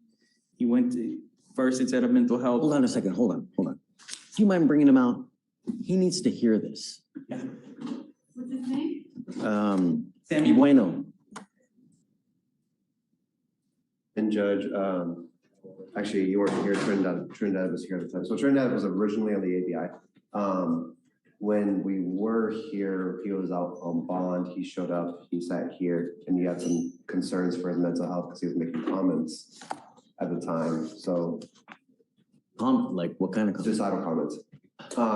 So we left him out on bond. Trinidad filed a motion saying he's competent, but he's hearing voices, like just, I guess, is like a CYA kind of situation. But we have something on record saying he is competent, but my understanding is today he may not be competent. That's why we're filing. That's why defense wants the motion for competency. And Judge, my only issue is that great, we can send them there. How do we know that they're protected though? Protected. Right. What if he lets loose in another behavioral center in the MHMRA place? That's the thing, Judge. I can't. We can talk to him. We can inquire as to why he missed those court dates. I think you'll see where I'm coming from. That's not relevant to these cases. It's a failed to ID and it's an assault. Him missing the court date. If we just talk to him. No. Don't want to. If I let him out to the MHMRA, the Harris Center, what's to say he doesn't go and beat everybody up there? Yeah, I get it. I can't guarantee that. I get it, Judge. I get it, but I'm trying to get him some help, you know? I get 30 days in jail is not the help, you know? Mr. Bueno. Yes, sir. How are you? How's jail? Yeah, jail been all right. Do you know why you're here? Yeah, for warrants. Tell me again? Warrants. Come closer. Come to the bar. I can't hear you. Warrants. Correct. For what though? No, just assault. Assault. No. You know what happened with the assault as to why you got arrested? I was in a mental health hospital. And then what happened?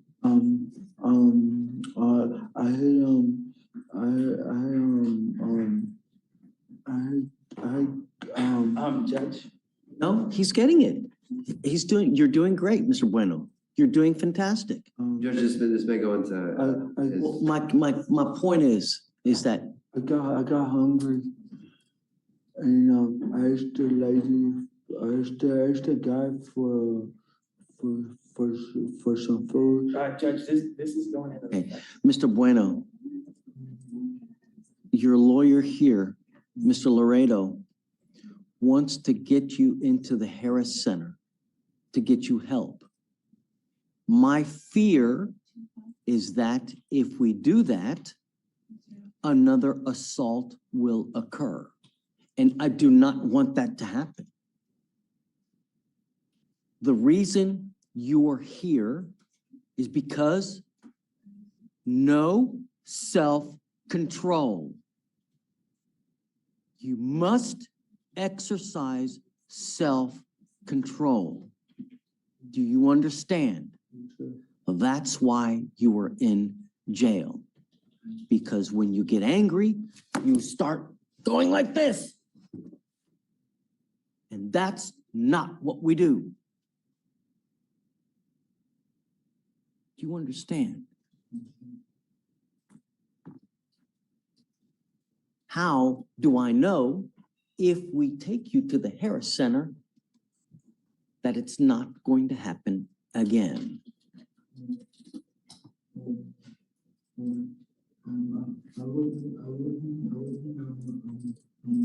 On my medicine at the time, I guess taking my medicine will help me to stay in self-control. Are you taking it now? You're not taking your medication now? Because I don't know which way to how to get my medicine. Can we get him into medical or something so we can get him to the medicine that he needs? Judge, my understanding is that based on what I have access to, he's on something. They're prescribing something, Risperdone, I think. Let me see. From what I'm able to check on. What I saw. So he's on something, to my understanding. I'm supposed to be on 5 medicine. 5 different medicines. Judge, and this is one of those cases where I don't want to say too much, you know, but we're here as schizophrenia pops up so much on his history, Judge. For years, it's been popping up, and so it's. I mean, the only reason I say that, I'm trying to get him some help, Judge. I mean, Mr. Bueno, I want to get you into the Harris Center, but I want the people at the Harris Center protected. I don't want you to do anything like what happened at the other place. Do you understand? I will give you one chance, but if you fail me again, you will be stuck with me in jail for a long time. I will only release him to the Harris Center. And we need to know that when you speak to the people at the Harris Center, that he knows that they know about the tendencies so that they are protected as well. so if I could just give you an update on why I'm proposing this, Judge. I did this in court 3 weeks ago. The way this happened was, it was kind of the same situation where he needed help. I get in contact with somebody in the MAC. They tell me supposedly there's different programs or stuff. I explain to them what's needed. They make it happen with the Harris Center. We release him directly to the Harris Center, and then he gets his help. And then I'm okay with that. Okay.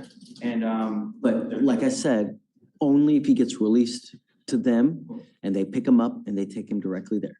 right, that's what we were able to do last time, and that'd be their expectation this time as well. Okay, I'm okay with that. Okay. So I'm gonna roll it to what's today, Wednesday? So Friday? perhaps reach out to Brad Morris so that we can get into like a mental health PTI or perhaps something like that, to that caliber, not necessarily a PTI or however they want to craft it. I don't care, but that they release them directly to the Harris Center. Okay. I think Bell's kind of on board depending on what they say, but I'll keep working to that. Judge, I think we should hold off on the PR bond until we have something set in stone. I'm not giving them a PR bond today, of course. I thought that was, No. I thought that was the direction where we're going. No, not until I know where we signed the document and we have a releasing document to the actual Harris Center. Yeah. That's only until that. My only concerns were, once I can file the order, but basically the Hair Center will just say, we No, don't have a basis. to we're hold not it. ready yet. Yeah, Not so. ready. It's too premature. And that's where I'm That's getting, the route. yeah, that's where I'm getting in contact with Max, sure, and everything up, so I have answers for you guys, and with the idea that he's gonna be taken care of over there, and I'll come back with you guys, and, but everybody's on board, it seems like, so. Yes. Okay. Mr. Bueno, self-control. Yes, self-control. I'm trying to do that, self-control. That's why everybody's in jail, because they have no self-control. Start doing that self-control. Good. Good things will happen then. Yes, sir. Okay. Thank you, sir. All right, Judge, thank you for the opportunity. All right, Sam, I'll talk to you in a minute. Yes. Paradone is for schizophrenia. What's that? It didn't say that he's taking anything. I didn't see that he's actually taking anything. I didn't see it. Or that he's been prescribed. It's for schizophrenia, bipolar, and On a page that I could see on the orange sheet or whatever, on top it says what he's taking, meds currently taking or something. So, but yeah, Judge, so I'm gonna touch base with the MAC person, get everything in order for you guys, and then you guys Set can it- sign off on it. Perhaps a week, or how long you want to do it? Judge, I'm gonna try to make it happen by Friday. Okay. Or however you want. he's right, as of April 13th, he's taking risperidone. That's what I saw, yeah. Okay, good. And Maybe that's why perhaps he was as good as he was today. yeah. Able to communicate, he was doing great. And he's homeless, Judge, when, I'm assuming he's not taking his stuff when he's homeless, so, yeah. That's right. But let me reset it. Thank you, guys. I'm gonna step down briefly and then. we can do it. I think you're ready for this. I'll report on that. Set Monday. I'm still trying to figure out. But the felony's going. Hey, Mr. Stryker. Me too.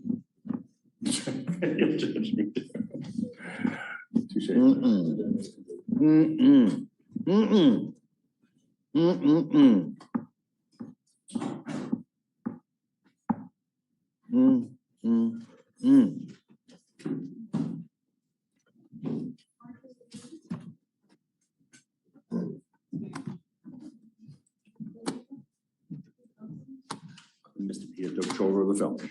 It's just the misdemeanors. Miss Williams, let's go through this. In June of 22, you had an interference that dismissed. In September of 2022, you had an injury to a child dismissed. In September of 23, an aggravated assault against a family member dismissed. Pursuant to that, you pled to a robbery and they put you on a probation for a robbery case. Since that time, you've now picked up in January of this year, a failure to stop being information. We gave you a bond, you got out. And now you've picked up another 2 cases. You picked up an evading arrest and a failure to identify oneself to a peace officer. Let's go through those.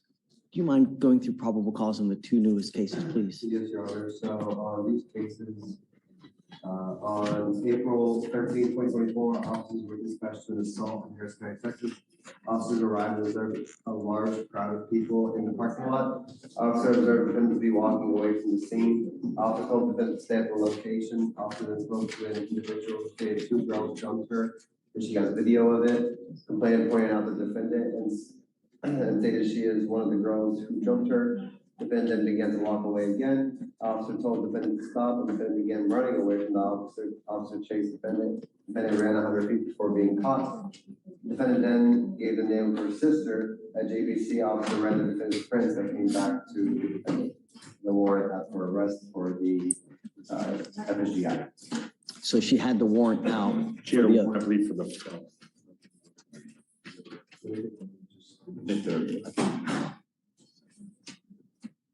We're looking at the dims just to be sure which warrant we're talking about. It's going to be warrant out from Judge Nelson's court in the 42nd. Yes. So she picked up the FSGI, they subsequently filed the motion to adjudicate. Got it. That Okay. was the warrant that was issued, that was. So here's what we're gonna do. I am now revoking your bond on the failure to stopping information. And they gave you 2 PR bonds on your 2 newest cases? I don't think so. I'm now revoking those PR bonds as well, and I'm gonna raise those up as well. And I'm gonna tell you, if you do get out again, I'm gonna order you under home confinement. Because when you get out, nothing good happens. You understand, Ms. Williams? The only thing we want are streets to be safe. And does that happen? Okay, so, I'm not saying you're guilty of them, okay? And we're just saying we have right to a jury trial. We have to, it's just a matter of, the judge wants to make sure that you're safe and that everyone is safe if you get out, okay? No. All right. The problem, Ms. Williams, is that you're on bond or on probation for a very serious robbery case where people go to prison for 20 years. The only thing we ask you to do is behave yourself. And when you put yourself in a situation where it's inevitable that bad things are gonna happen. Yeah, and Judge, I would like to say that Judge, dating in the field ID, again, we're not conceding that they happen, we're just, but they are moments of being scared, Judge. I just, she's not out there. I don't know, it sounds to me like she's not charged with another assault. And again, Judge, it's just, she's not there stealing or anything else, some intentional thing. It is in the moment, it's obviously she's scared and she maybe makes a decision that she shouldn't make, but we'll look at the evidence, Judge, and approach. Yeah, okay. Thank you, Judge. Yeah, for sure. So, for now, I'm gonna set all the bonds at 5,003. Yes, Judge. And then we'll go from there, man. We'll reapproach it. We'll get some more information, Judge. Sure. As well as when we get some information on the felony. They're not gonna file any new cases, are they? The assault or anything? That's unknown right now, but Your Honor, I think for now, the charges are just gonna stay at this. Yeah, okay. All right. Thanks, guys.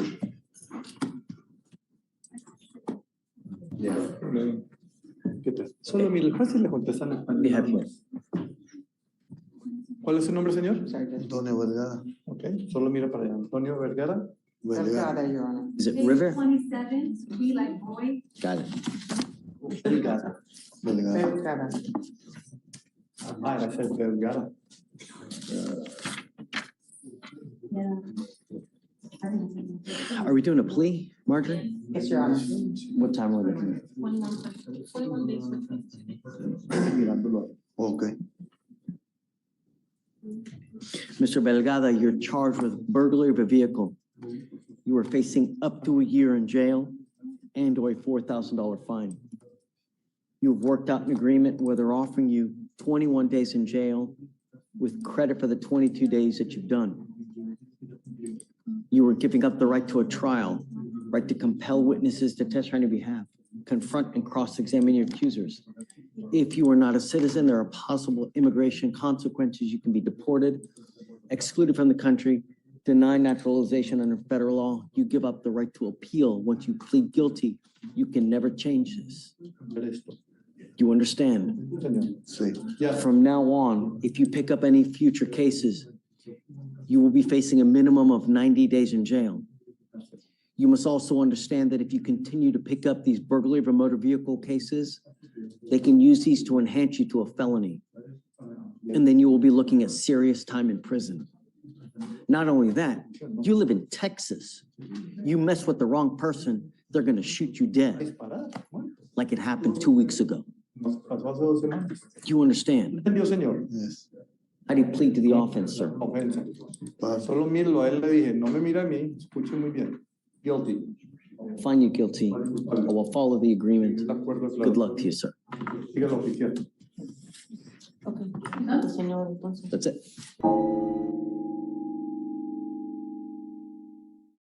Mr. Gutierrez, come up.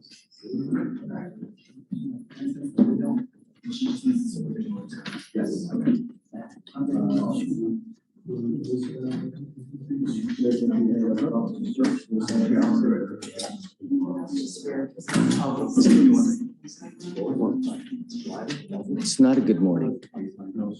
No, it most certainly isn't.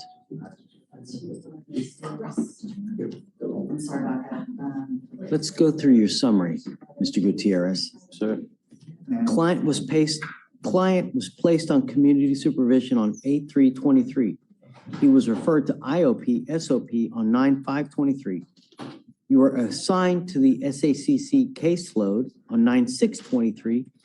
You were referred to IOP, SOP, which is the outpatient treatment programs, intensive outpatient and supportive outpatient treatment. If you failed to complete the DWI intervention program, failed to complete with the rules of his portable alcohol monitoring device, the client has a large amount of skip tests. Were verbally, I'm sorry, am I boring you?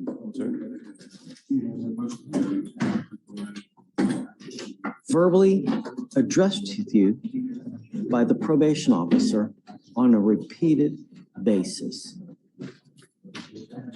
You have 2 positive UAs for alcohol and THC on 11/23 and 2/24. And now the recommendation is what? That's what we're going to do. I tried to get you to do this on your own. You were unable to do it. Now we're going to do it my way. Goes with you.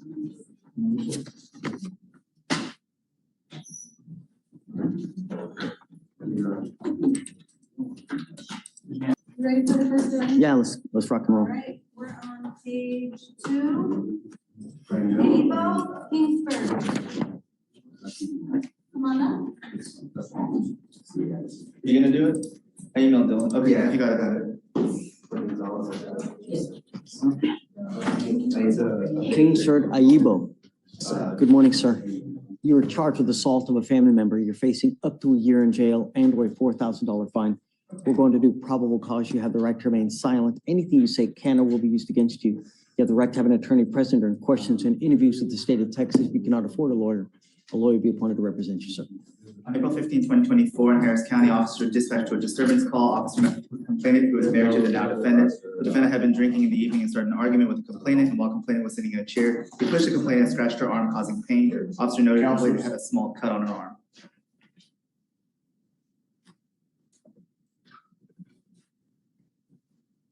Can you run an NCIC to see what other priors, if any, that he had? Mr. Kim. Mr. Aibo, I'm going to find that there's probable cause to go forward with your case. I'm now ordering you as a condition of your bond not to consume alcohol or illegal drugs. I'm going to randomly test you. If I find that you're consuming alcohol or dope, you will go to jail. You will not get any more PR bonds.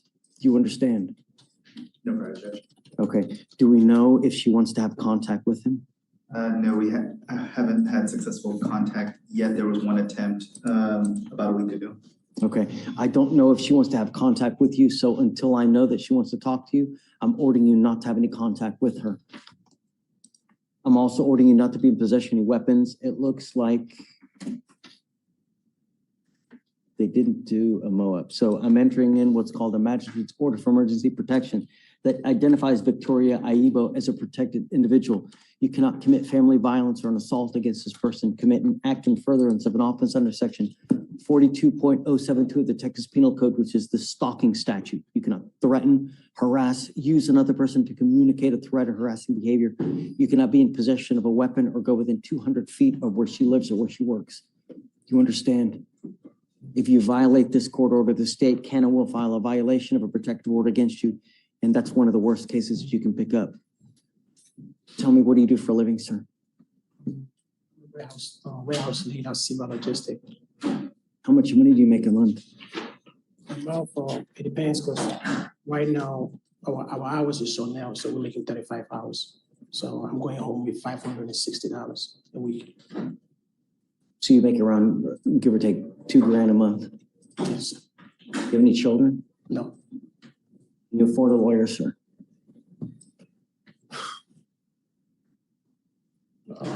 At this time, because let's do this. Let's do this. I want you to go out there. I want you to start looking. There's a gajillion and one lawyers in Harris County. It's a matter of you getting one, like buying a car. You don't go to a Ferrari dealership when you first start buying a car. Same thing with a lawyer. You go to one, you find one within your price range, negotiate with them. 99% of them will put you on a payment plan if you ask. Negotiate with them. Don't take them at first blush. If they say no, go to the next one. If you have any issues, just come back and talk to me and then we can go further. All right? Well, I'm mentioning, my wife, I'm the one who take care of it. She don't want to work, so the bills, I'm the one paying everything. So For now, until I know that she wants to have contact with you, I just don't want it, I don't want it to happen. I will have them later on reach out to her to see if there's contact. Also, when you have a lawyer, the lawyer can come and approach and then we can talk about modifying the conditions. But I want to honor her wishes. That's my first concern. And I don't know what she wants to do with you. Okay? So for now, I'm going to have you go to Victoria. We'll have you sign a reset. After that, I'm going to have you take your seat in the jury box while I get your bond conditions. We'll have you sign it and then you'll be free to go. All right? Right this Please. way. Counsel, do you have an argument? Okay. Miller? No. Dave, we have one more, please. Ma'am, come up. What is your name? Karen Williams. Williams on page 24.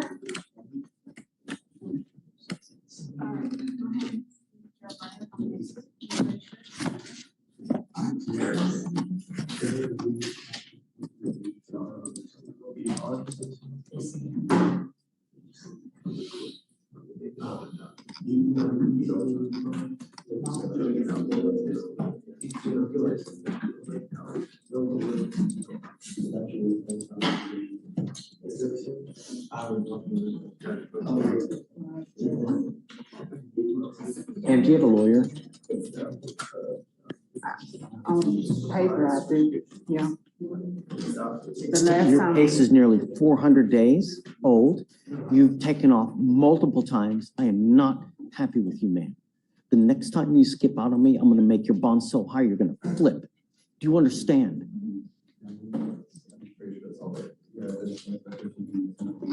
Who is your lawyer, man?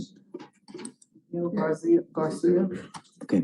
No resets. We figure out today what happens. Take a seat for me in the jury box, man. Greg. Are you assigned?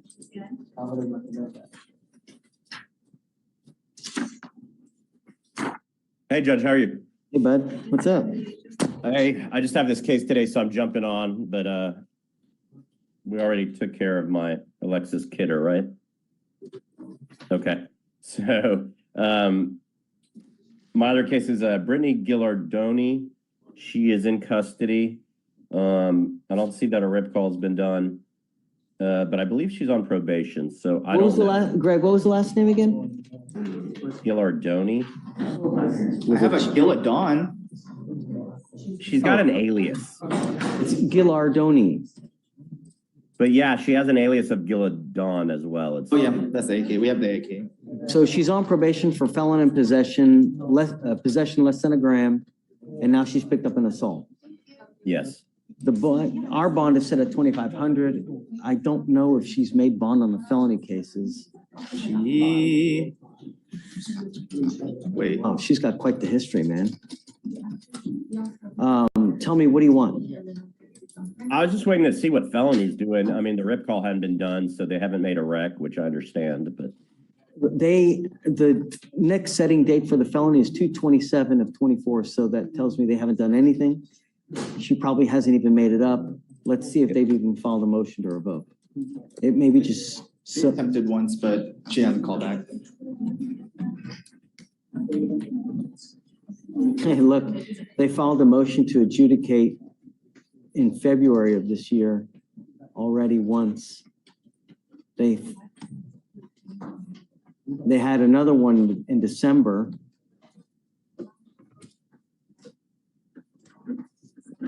So they haven't filed it yet. The last one was in 2/27 for the last revocation, but her bond is still technically set at 10,000 for the one back in February. So I imagine they're going to do it sometime soon.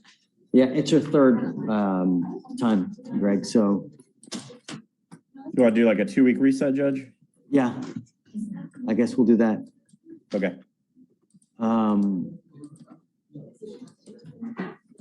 We need to probably do conditions though, because I don't know if she's gonna get out. This one. Because that's a low bond, and if she makes our bond, you know, I might. Then she's had two fugitive cases in, in this court. Yeah, do you mind bringing her up, please? So Dave, let's do PC real quick, huh? When she gets out here. Yeah, Judge, sorry, I jumped on Zoom because it's my only case today, that and the fugitive. Get you out of here quick, man. Yeah, no worries. I'm not, that's why I didn't come down there, so. Okay.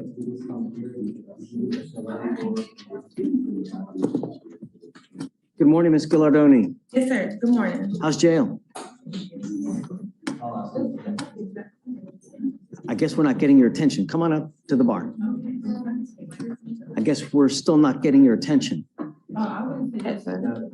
So you now stand charged with assault, bodily injury. You're facing a year in jail and or a $4,000 fine. Counselors, keep it down, please. We're going to do probable cause. You have the right to remain silent. Anything you say can or will be used against you. You have the right to have an attorney present during questions and interviews. If you cannot afford one, one will be appointed to you. Just so you know, you're not here alone. Look on the screen up there. That's Greg. He's been appointed to represent you. So you do have a lawyer with you today. On April 6th, officer replied by the complainant who stated that the now defendant was walking on the north side of the street. The complainant stated that she was walking with a male friend when the now defendant came from behind and began a conversation with the male. Complainant stated she didn't know the defendant, and complainant stated that her male friend left and the defendant turned to complainant and stated, quote, "I'm going to drag you down the street," end quote. They got into a verbal altercation where the defendant grabbed the complainant by the hair, threw her to the ground and drug her on the concrete floor, then stomped on her head once. Complainant stated she felt pain, had a not an early bruise forming on the left side of her head that the officer was able to observe, and an abrasion to her left knee that was bleeding. Ma'am, I'm going to find that there's probable cause to go forward with your case. I don't know if you're going to get out, but if you do, I'm ordering you under home confinement. You are not allowed out for any reason. Do you understand? I'm also going to put a GPS monitor so I know where you are at all times. I'm ordering you not to be in possession of weapons and not to have contact with any of the complaining witnesses. After all I do for this country. Yes, sir. Thank you. The nation, matter of fact. You're done. I You're appreciate done. that, You're sir. done. Thank you. You're done. No, something. I'm done, Your Honor. Judge, what was that? Gilardoni. It might be on your. Gilardoni with the G. So you want to go ahead and have her evaluated, Greg? Yeah, I can do that. Can't hurt. Let me make a note. I'll do the paperwork tomorrow when I'm down there.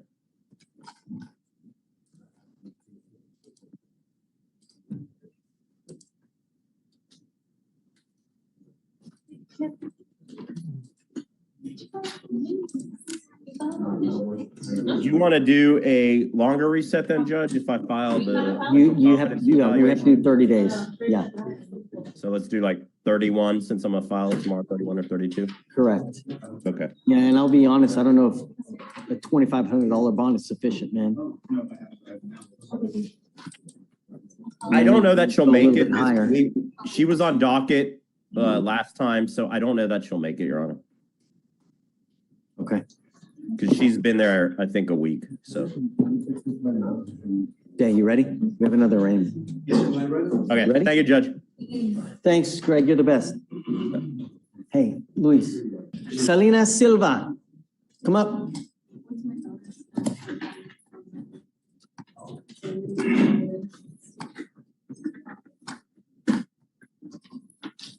You speak English. Transferieron tu caso a el ERD, se llama, un diferente corte, okay?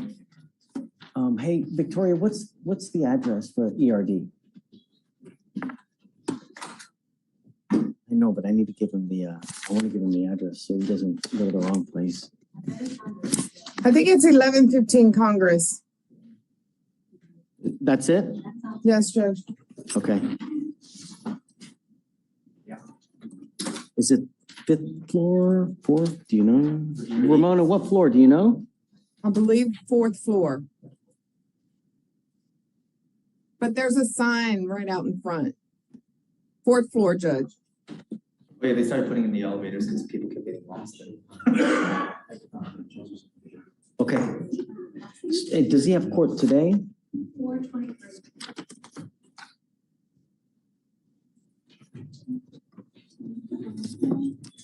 Ok. Te voy a dar este papel. Dice que tú tienes corte el 23 de abril. Oh, no. What is it? We're in April, right? Yes. Okay, abril 23 a las 11 de la mañana. Esta es el dirección a donde tienes que ir. No tienes corte aquí más. Y si tienes preguntas, llámate a tu abogado y él te puede decir más. Oh, tienes que ir ahora a las 11, pero anda ahora a esa dirección. Piso 4, en el Congreso.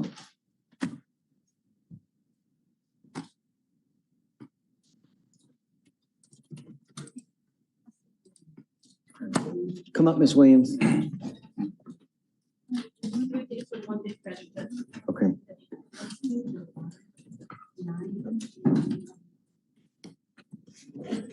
Ma'am, you were charged with theft. You're facing up to 6 months in jail and or a $2,000 fine. You guys have worked out an agreement where they're offering you 3 days in jail with credit for the 1 day that you've done. You're pleading guilty to this case. It will go on your record. It's going to be there for the rest of your life. You can never take it off. You understand? You were giving up the right to a trial, right to compel witnesses to testify on your behalf, confront and cross-examine your accusers. If you are not a citizen, there are possible immigration consequences. You can be deported, excluded from the country, denied naturalization. You give up the right to appeal. Like I said, this is done deal forever today. You can never change this. You still want to do this, man? How do you plead to the offense? Guilty or not guilty? I will find you guilty. I will send you to the agreement. Understand, Ms. Williams, that from now on, you will be facing a minimum of 30 days in jail if you ever pick up another theft case. What's more is that a third theft case, you're facing a felony charge. Instead of days, it's years. Do you understand? Okay, good luck to you, man. Please see the clerk. I'll roll it. I'll roll it. I mean, statistically, it's not. Okay. Tell me. Hi. Ashton Alvarez or Alvarado. Custody or on bond? Oh, is that, sorry. He's on bond, Judge. That's right.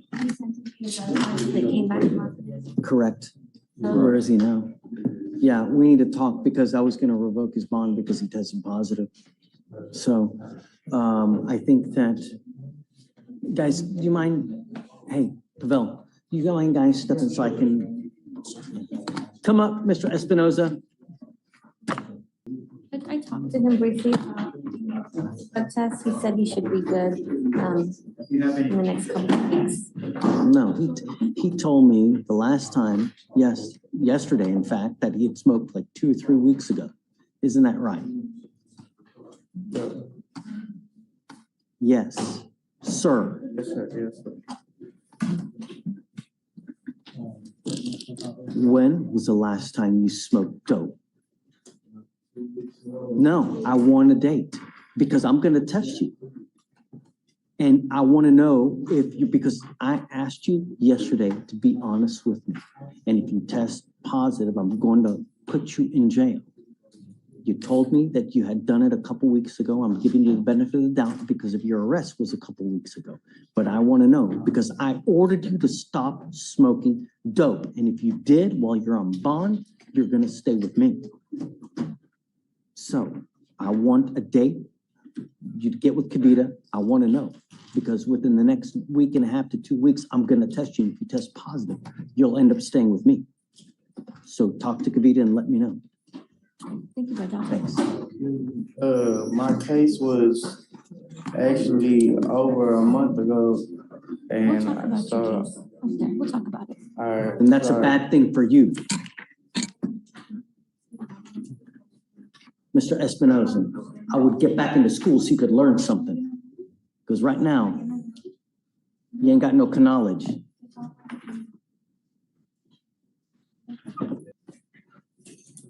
Vida, tell me. 249-9562. Talking about homeboy? Yes, we're still waiting on a RIP, it looks like, from the state. And he's gonna need probably at least 30 days to pass the drug test, considering it's been a week or so. When was the last time you smoked weed? Last week. Last. Come up. Come up. Did you get a day? Exact date, but about a week ago, Judge.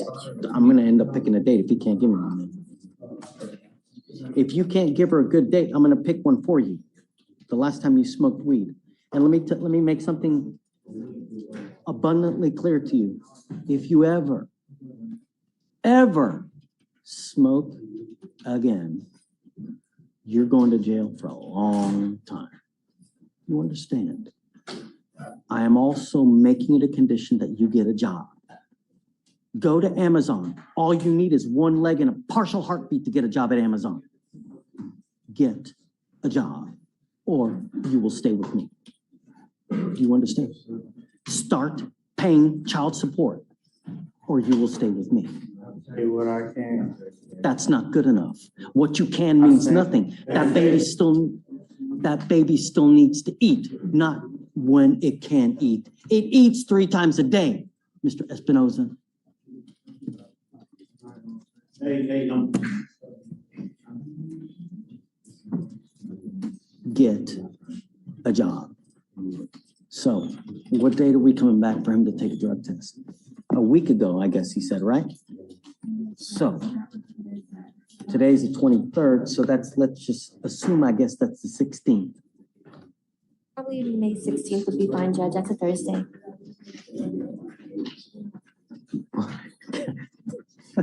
Kavita, what day did you say? May 16th? Unless you want to do like a 2. 1, 2. And I'm hoping that we can get this case resolved. I will give you that day. Any day that you ask. You're going to come here on May 16th to take a drug test. Your butt better be clear, because if it's not, it ain't gonna go well for you, Mr. Espinoza. I'm also gonna have you come back in 2 weeks to prove to me what you've done to get a job. If you've done nothing from now to the next 2 weeks, say bye-bye. Take a seat. Can I ask you a question? You'll talk to me out there. To prove that I'm actively looking for a job, can I show me applying and? You can give that to me. Okay. Lita, she can help you, but I'm telling you, go to Amazon. They hire just about anyone. If you put your heart into it, you can do damn near anything, Mr. Espinoza. That's all it takes is a little willpower and a little go-getter attitude. That's all it takes. I'm not asking you to split the atom.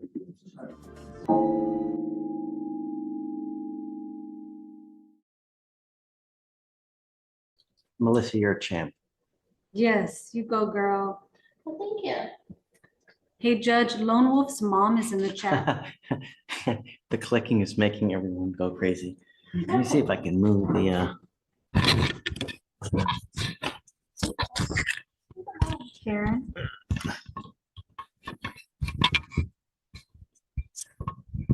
let's see if that makes it better. Karen, that's Lone Wolf's mom. Hi, Karen.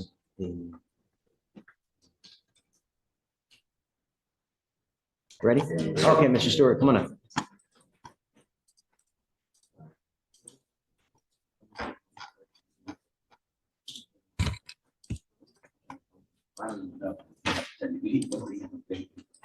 All right, so I got a bond violation report that says here, you entered the exclusion zone on 7/8 at 9:08 a.m. You left at 9:13, entered again at 3:57 a.m. There was a curfew in this case, was there not? Yes, and if you would, Judge, if you're anything like me, you have a tank of goodwill that can run empty.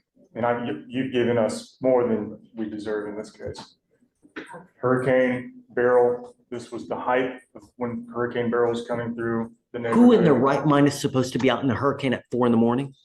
His power had gone out. He learned that his sister had a generator. And so that's where he was, that's the address. It's his sister's home where there was a generator that could provide some cool air. And that's what was happening in this case. But there's no excuse. He understands what his bond conditions was. Let me ask you this, was he allowed to be at the house that he went to? Not according to his bond. I had nowhere to go. It's hot. So what? Everybody else in Houston still doesn't have power. 1 million people still don't have power. Still, to this very moment. And they're dealing with it. Did you contact pretrial services to let them know where you were going? Yes. When did you do that? Yesterday. Okay, but you didn't do it Days before you went. I called them, they wasn't answering the phone. I got pictures. I don't care screenshots. about calling Jesus. It don't matter who you're calling and what's your excuse. You have bond conditions. This is not the first time. This is not the second time. This is not the third time that you've had bond violations. How many is This this? is the sixth time I've been here in the past 45 days. Am I supposed to let you go after 6 times? Mr. Stewart?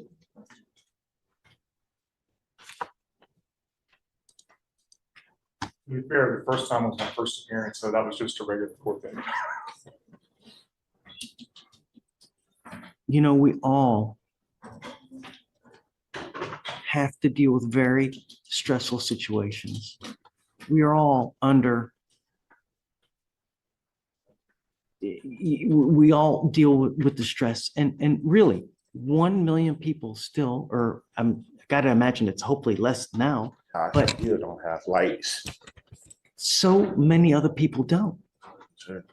But that doesn't give you the right to go where you're not supposed to go. And not only have I ordered you not to be out in the middle of the night, but the police and everybody else told you, stay at home. Don't go out in a hurricane. And yet you go out.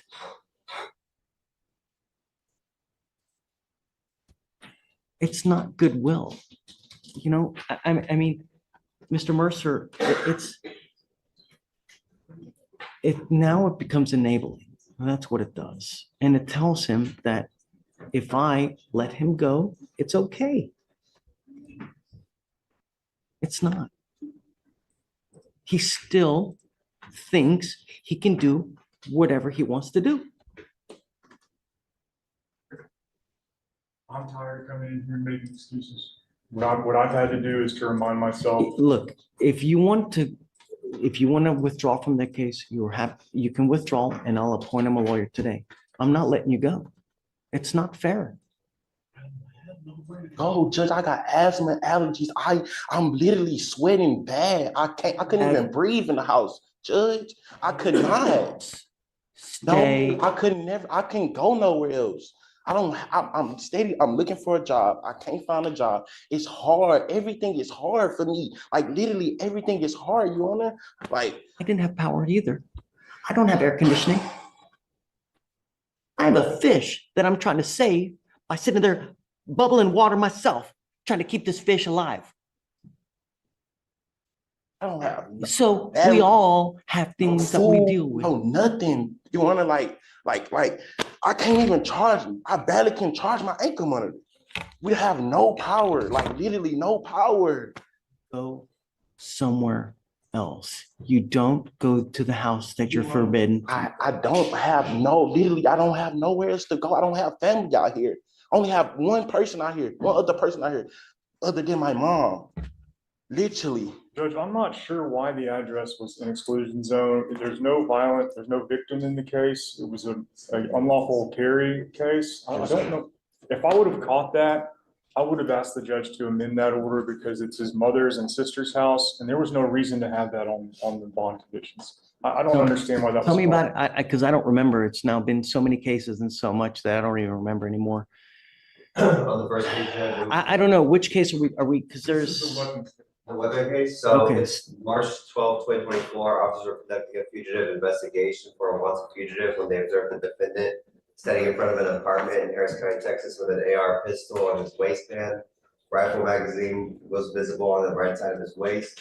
Officers approached the defendant and instructed the defendant to come to them for their investigation. The defendant then turned and ran away 20 feet from outside to inside of his apartment and ran upstairs with the firearm still in his possession. Officers then surrounded the apartment and gave commands for the defendant to come outside, which he eventually complied with. Officers then obtained consent from the homeowner to search the apartment and located an upper receiver inside a dresser, the rifle magazine inside the dresser, and a lower receiver of the rifle in another dresser near the window. The upper receiver had a live 300 blackout round ejecting out of it. That's the first case. Yes, that's the first transaction. He picked up evading and unlawful carrying in a public place. The other two were evadings. So that's where the exclusion zone came from. I feel like I dropped the ball on that because I would have asked the court to amend that. It's his mother's and sister's home, and I didn't feel like that was necessary for him to have it. Why did we do that in the first place, the exclusion over there? Do you know?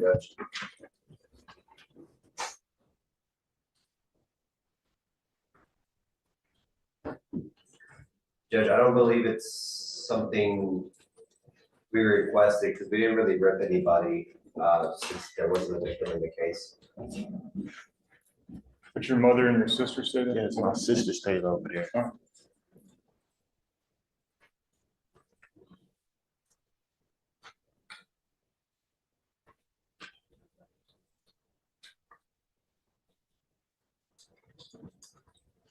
What address is that one? 12650 Ashford Meadow Drive, Unit A.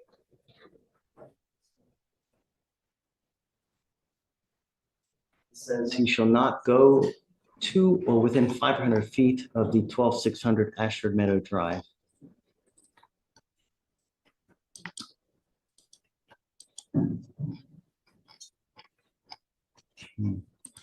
I don't want to make a presumption, Your Honor, but I do feel like if I had approached the DA and asked them to amend that, I don't think they would have been opposed.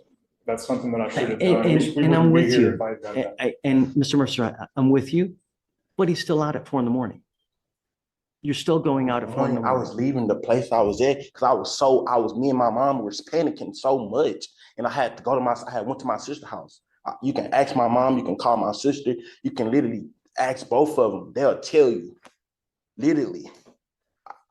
I was hiding. I have asthma and allergies. I can't breathe. I cannot breathe. So bring them over here. I want to talk to them then. I can call them on the phone, over the phone. They've been texting with me. They said, please have the judge call us, so. And she's even been calling. I promise, she's even been calling here. Bring them here. Let's talk to them Monday. Okay. Okay, Judge. Thank you. Hold to Monday. In the interim, if it's their actual address, Judge, we will be unopposed to. I'm not going to do anything yet. I want to talk to them. Bring them here Monday. Let's roll it to Monday, and I want to talk to mom and sister. Thank you, Your Honor. Okay. Be back here Monday. Yes, sir. Thank you so much. I know Roger was upset like crazy, but I mean, just fraudulent identity after fraudulent identity after no. He was just doing his job, but I did tell him, Roger, don't throw yourself at the mercy of the court. I can't have sympathy, but really. What's that over there on the wall? Nothing. Oh, okay. Hey, how can I add a picture so that I can show people the fish? No, that's ghetto. I was gonna put a picture in the chat, but I Why can't. are all my ideas ghetto? Oh, shush. Don't get sensitive, man. Let's say find a thing. How do I put a picture in there? For the live chat? For the live chat, you can't put a picture? No. You can in Discord.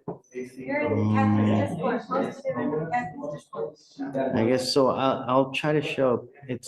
I have a really cool fish, and so I want to show them. And I'll put it in I there. don't know if you can see. That's the fish. Oh my God, Judge, right that is there. so ghetto. Is that ghetto or what? Yes. That's my fish.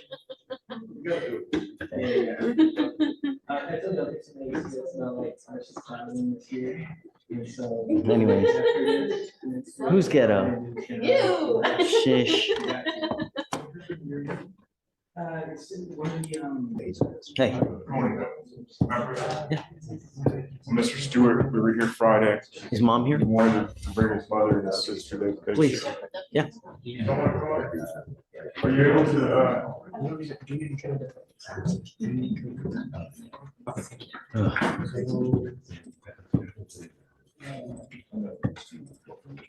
Raymond? A human? enjoy all of that? That's great.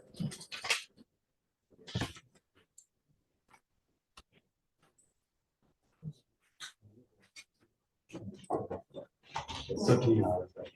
Oh, I don't know. Okay, well, that's fine.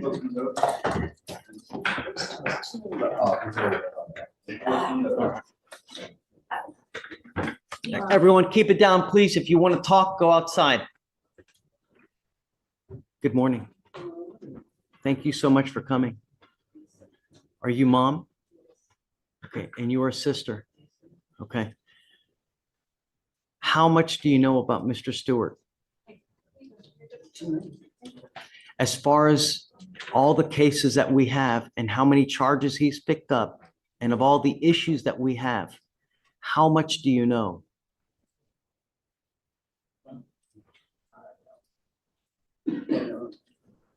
We know about them, but we don't know about it. What's Okay. really going on.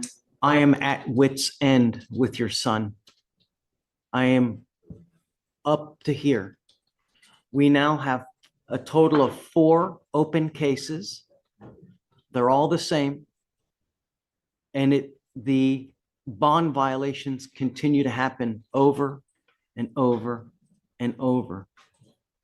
And I have put him in jail at least Mr. Mercer, at least 2 different occasions, right? 3?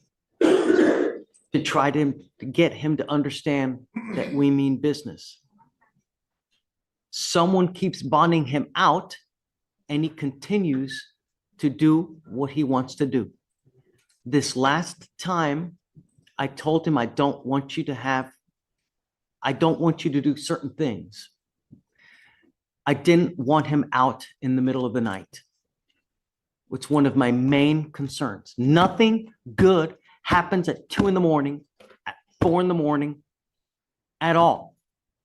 And in this last violation report, which I think numbers now 6, he's out at 4 a.m.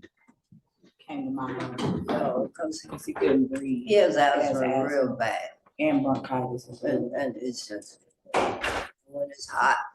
They both came to my house because they couldn't breathe. And I had a mini generator and they blew out the air from the fan, and I have no. And it can't wait another 2 hours until 7 a.m. until what he can, He couldn't breathe. And I had to give him the Albuterol through the machine and the steroid pump. He's been had this ever since he was a baby, and he cannot breathe. He wake up sometime, I just sleep sometime and can't. The noise he makes will wake you up. Like that. Because he can't breathe. how does it continue to pick up these cases and how does it continue to violate these conditions being out though? And in at least one of the cases, he has an AR-15. Well, I believe it's because he's been shot before. Look, it needs to stop. If somehow you guys are telling him it's okay to be out at 4 a.m, it's not. That was just the one time that he came when the lights went out. That was it. But it's always one time. It's always this, it's always that. And it just continues to happen. And this is the 6th time.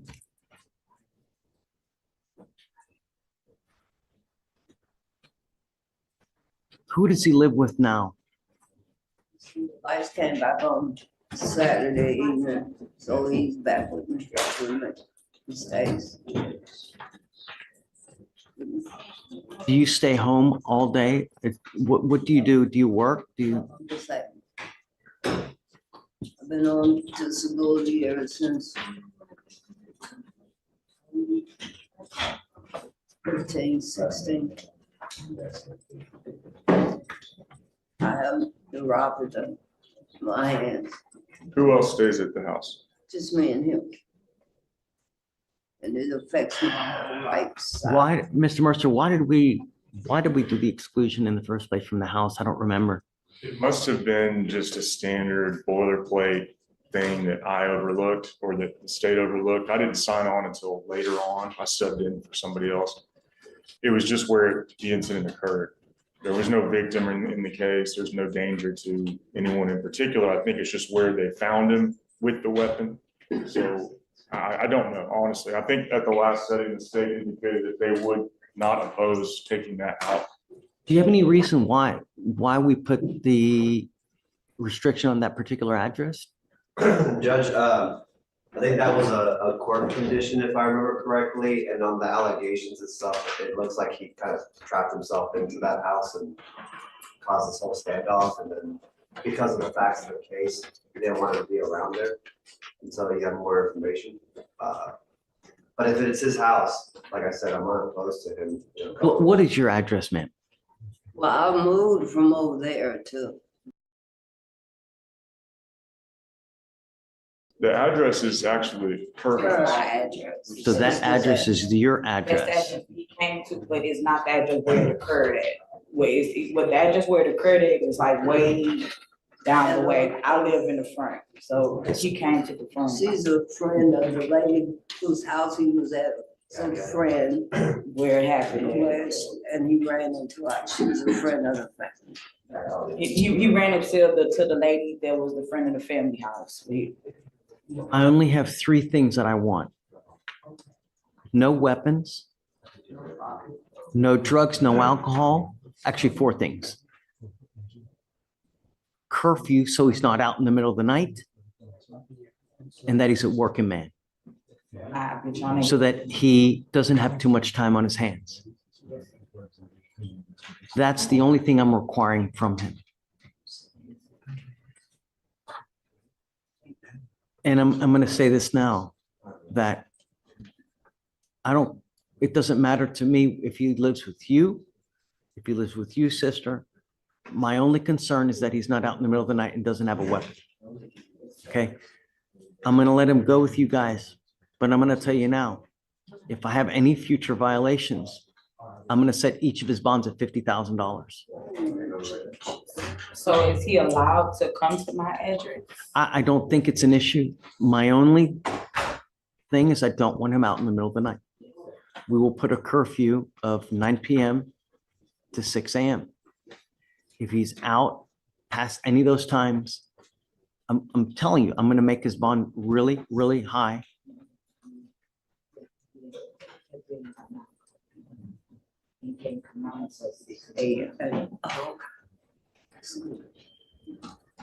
He has to have a full-time job. I'm working on trying to get him. Why are you working on it? He should be working on it. Well, I'm sorry. Well, We we- both are. We all are trying to just help him. Yeah, Because he's 17, so it's like it's not so many jobs that I understand. can get him. Look, We just if trying to you- help him. I'm happy that you're helping him. Really, at the end of the day, if that's what it takes, then that's what it takes. But I just want you to understand that I'm at wit's end. I will not entertain any more excuses. I don't care what it is. I don't care where he's going. If you need to have a breathing machine in both houses, put one in there. Because, come up, Mr. Stewart.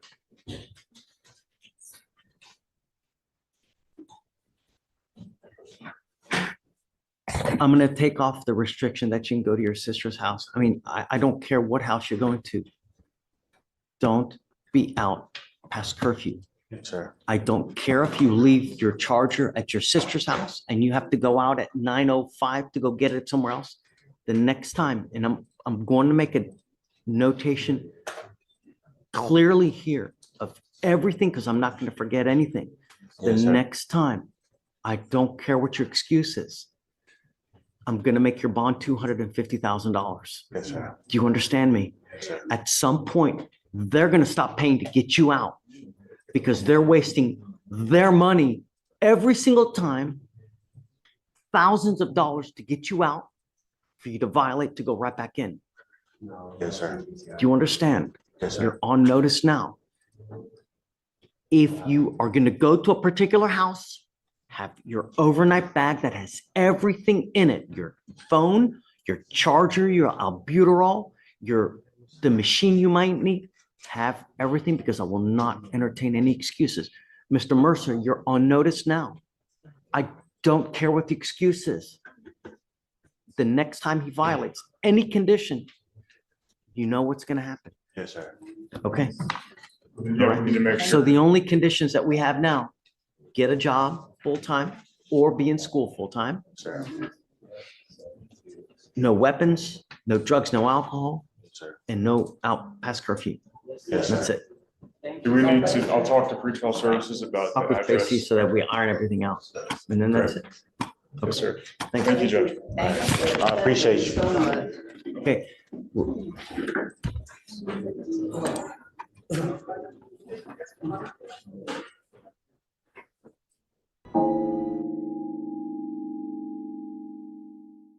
Judge, Lone Wolf can't see me. 46.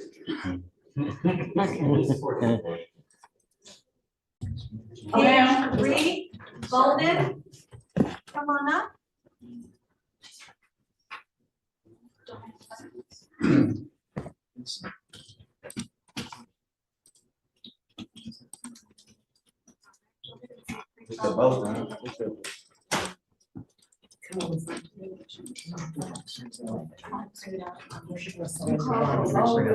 Yes. Up there.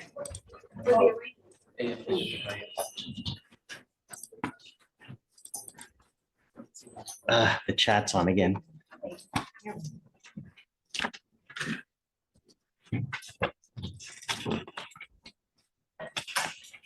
You Dominic Bolden. Yes, sir. How you doing?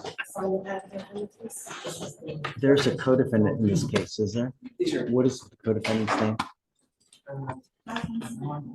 What is it? Jasmine Smith. It's currently in warrant status. Okay, do you have a cause number on it? I can't. 247-8889.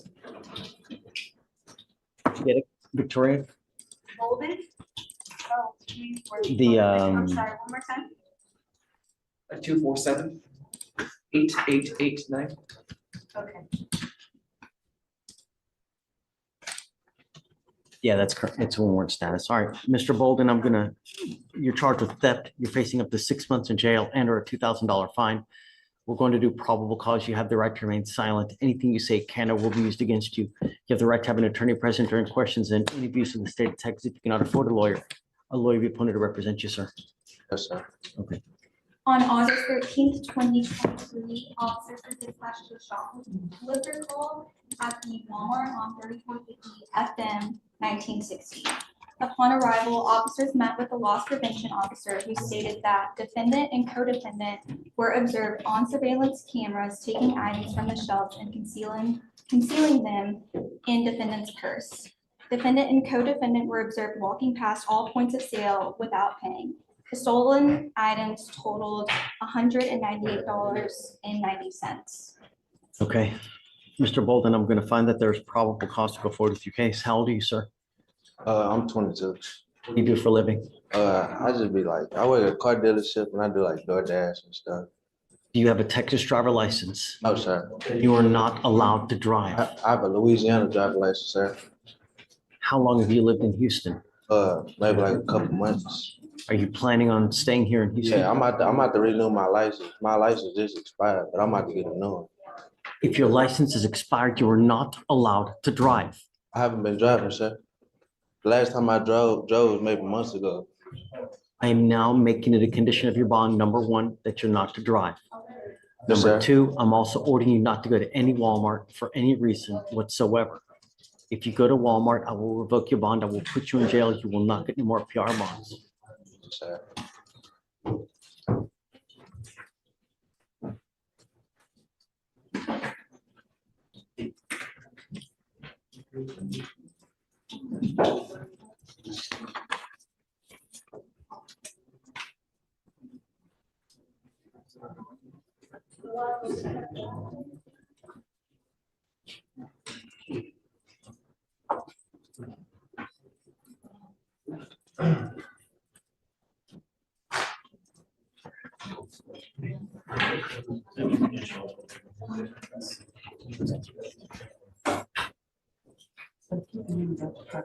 I'm sorry, I'm just moving around. Mr. Bolden, the way you're conducting yourself now, it's not very respectful. I advise that you start treating us with respect. Guys, keep it down, please. It's my first time here. I'm just, I'm going to have you sign with me today an affidavit This is a promise that you're going to make to me that you're not going to drive for any reason. I don't care what your justification is. If you drive, I will have a contempt hearing. You'll be. I'm sorry to interrupt, but what about when I get my license? Don't interrupt me again.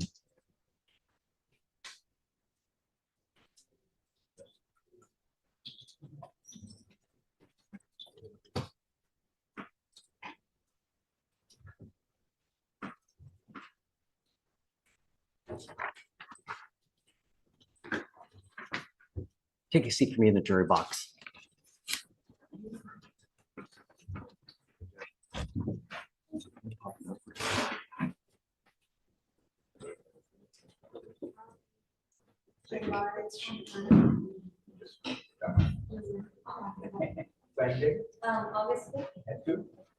Did someone ask you to get up?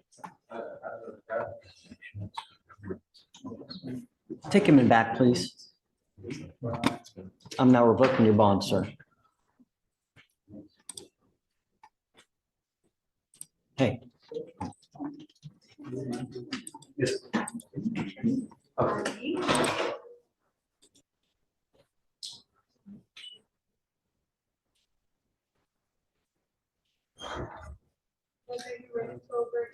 Yeah, let's do it.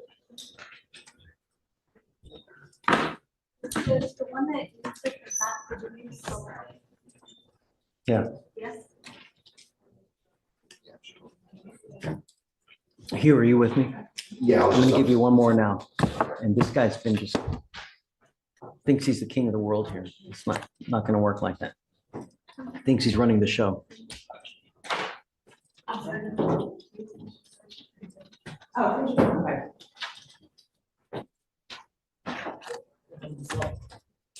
You want to go through the list too? You got that. What's that? Last name, Mogen. Yes, just got it, okay. So let's do this. Do you mind bringing Bolden out, please?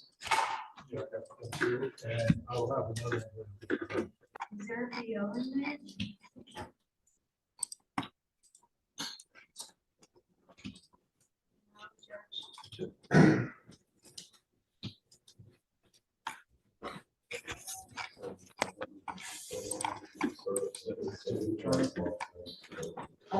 Is it a bond violation issue, Judge? 10,003. Tracy, the kids you don't. Our results are in. Yeah, she went. Guys, keep it down. This is not the, look at me. This is not the Dominic Bolden show. You do not run this court. You speak when we ask you to. You don't get up unless we need you to get up for some reason. Do you understand? I've appointed your lawyer. I am now sending you for a drug test. You must come back tomorrow so we can talk about the results because it's now noon and we're not going to get the results for a while. I expect you to behave in another manner when you come back tomorrow. You start acting the same way, it's not going to go well. I promise you that. Yes, sir. Did you get a high school diploma? Yes, sir. What are you doing with your life now? Like I said, I just do DoorDash and I work at a car dealership. Okay, you don't have a license. Yes, sir. So you are not allowed to drive.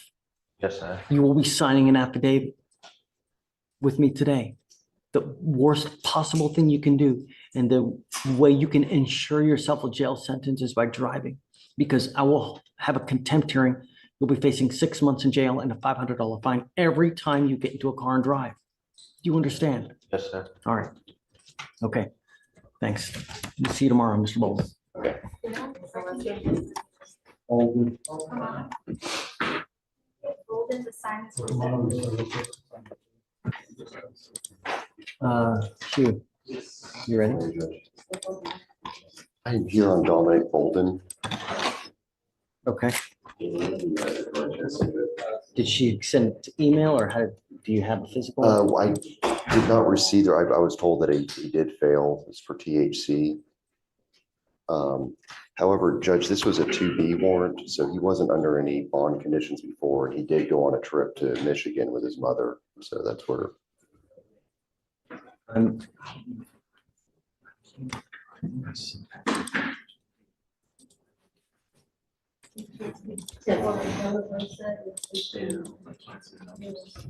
And Tracy, do you have the test on Mr. Bolden? Yeah, it's positive. Anything else? Anything else? No? Okay, Mr. Bolden, come up, sir.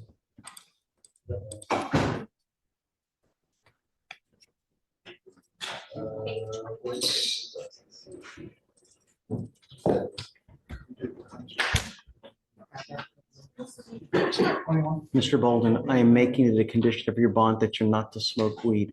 Do you understand? Yes, sir. I'm telling you, weed stays in your system 30 days. I will test you 31 days from today.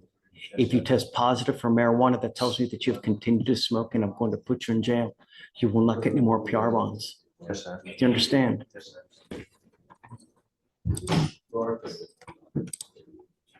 So I'm not going to put them under bond conditions, right? We'll just come back. We'll do a 30-day reset.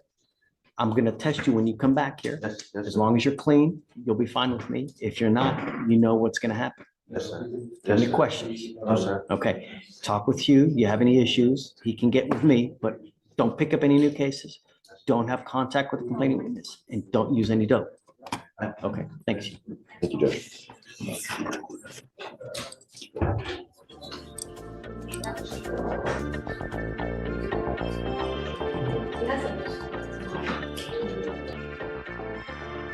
Well, ladies and gentlemen, that's a big chunk of the showdown every day. You know? Good bit. We're getting to we're rounding about the bend, kids. It is officially the time when we would normally be doing the evening show. Happy 4th of July, everybody. Welcome to the big fat 4th of July Fandango with Lone Wolf Usul here at the Court Gallery. We have just a little bit more left to go. We are going to Kansas, ladies and gentlemen. We've got some Judge Ricky and some Judge Webster on docket and a lot of regear. Ladies and gentlemen, let's get it started. And remember, every day in the USA, people find themselves in court.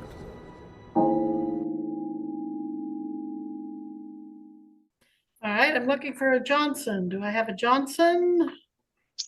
Yes, you do. I am Danny? here. Can you hear me? Yes, but you're not the Johnson I was looking for, but I will take your case up. I have a couple. I have a Danny Johnson, and well,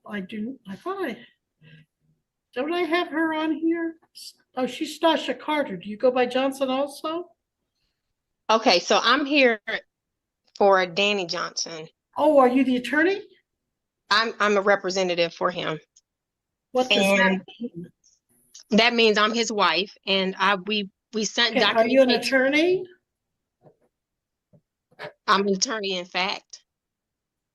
You're not an attorney at law? No. Okay. So when So- you say so you're an Mr. attorney, in fact, you're not an attorney, but you're here on his behalf as a citizen. Is that No, I'm right? not a citizen. I'm not a citizen. What But are you? let me state for the record, Mr. Johnson is under doctor's care. He's in recovery. We sent the documentation over to the courts to show that, to show proof of that. We also reserve our rights to any and all reproduction of or distributing of videos on social media platform. And we request the matter to be rescheduled at a later time when he can get through his recovery period. All right, Mr. Johnson failed to appear at his first appearance, February 27, 2024. August 13th, 2024, he appeared. We took formal first appearance. He entered a not guilty plea. Actually, he objected, I think, to just about everything that we did. He was argumentative, disrespectful, interfered with court proceedings.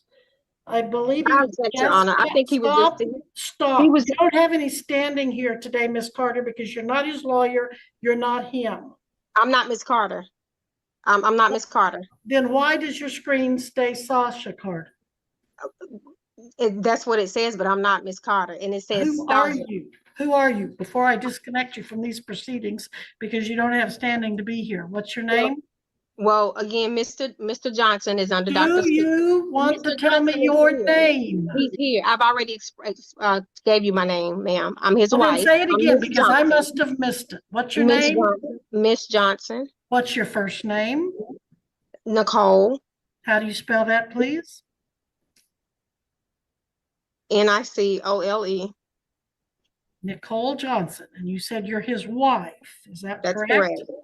That's correct. You're his legal wife. Okay. Now, if you'll let me continue, and if you won't, then we'll have to remove you from the proceedings. On August 13th, 2024, he became, as I said, argumentative, disrespectful, and interfered with the court proceedings. I found him in contempt. He was arrested and he was to serve 24 hours in jail. And then, as I recall, the military put a hold on him, and because of whatever reasons, he served more than 24 hours. But he was told to be back here September 27. And on September 27th, there was an issue that he either was or was not receiving medical service. And he wanted a continuance, and we ultimately continued it to today. Now, that's been a month ago. And you say he's still under doctor's care and can't be here today, or is that, what were you trying to explain there? What I was expressing, ma'am, is that he was in surgery on the day of the court date. He had 30 days actual ago, surgery. he was in surgery. Okay. Correct. The doctor put him under doctor's orders to stay on bed rest. And that's where he's currently residing at, on bed rest. And we sent in the documentation to the courts and the doctor. The doctor notified the courts that he's not to appear because he can't travel and he can't fly due to his surgery. And we've made it clear to him that he can appear by Zoom. So I'm going to issue a bench warrant, bond forfeiture. Hold on one second, ma'am, because he is here. He can hear you, but it's put him on here. Oh, he's on here, but he's in a recovery bed, ma'am, and it's a violation of his rights, his HIPAA rights, to be shown and be broadcasted all across social media as far as bench warrant, bond forfeiture, no bond hold. Ms. Western. Oh, now do you want to be on here, sir? Well, I'm first of all, are you voluntarily appearing, Mr. Johnson?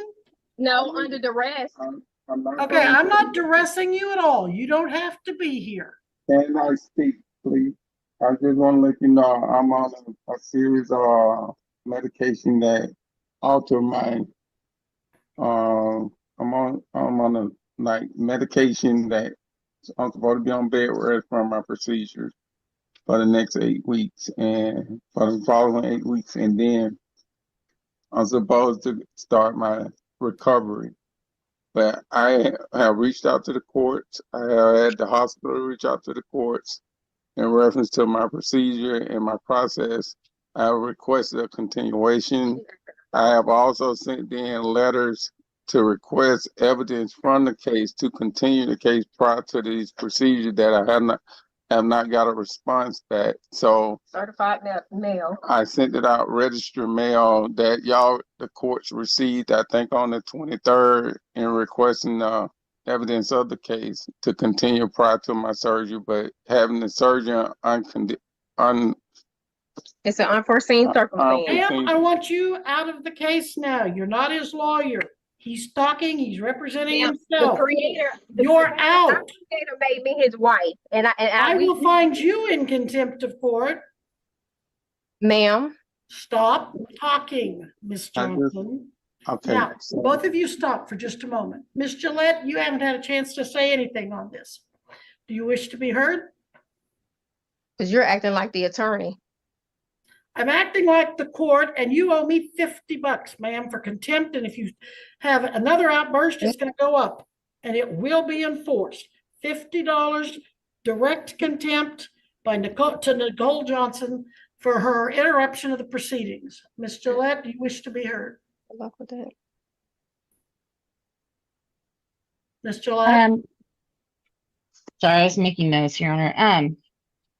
In this matter, there have been lots of issues with Mr. Johnson.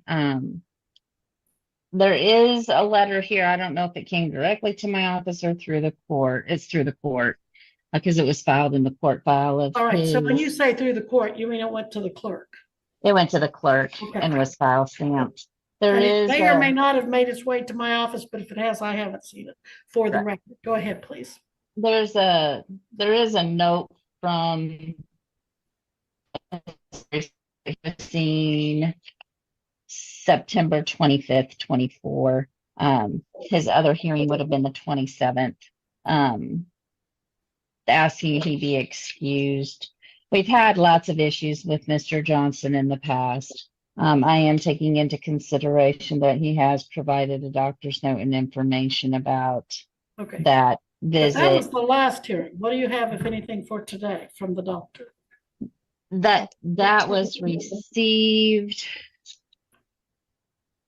It was file stamped 9/27.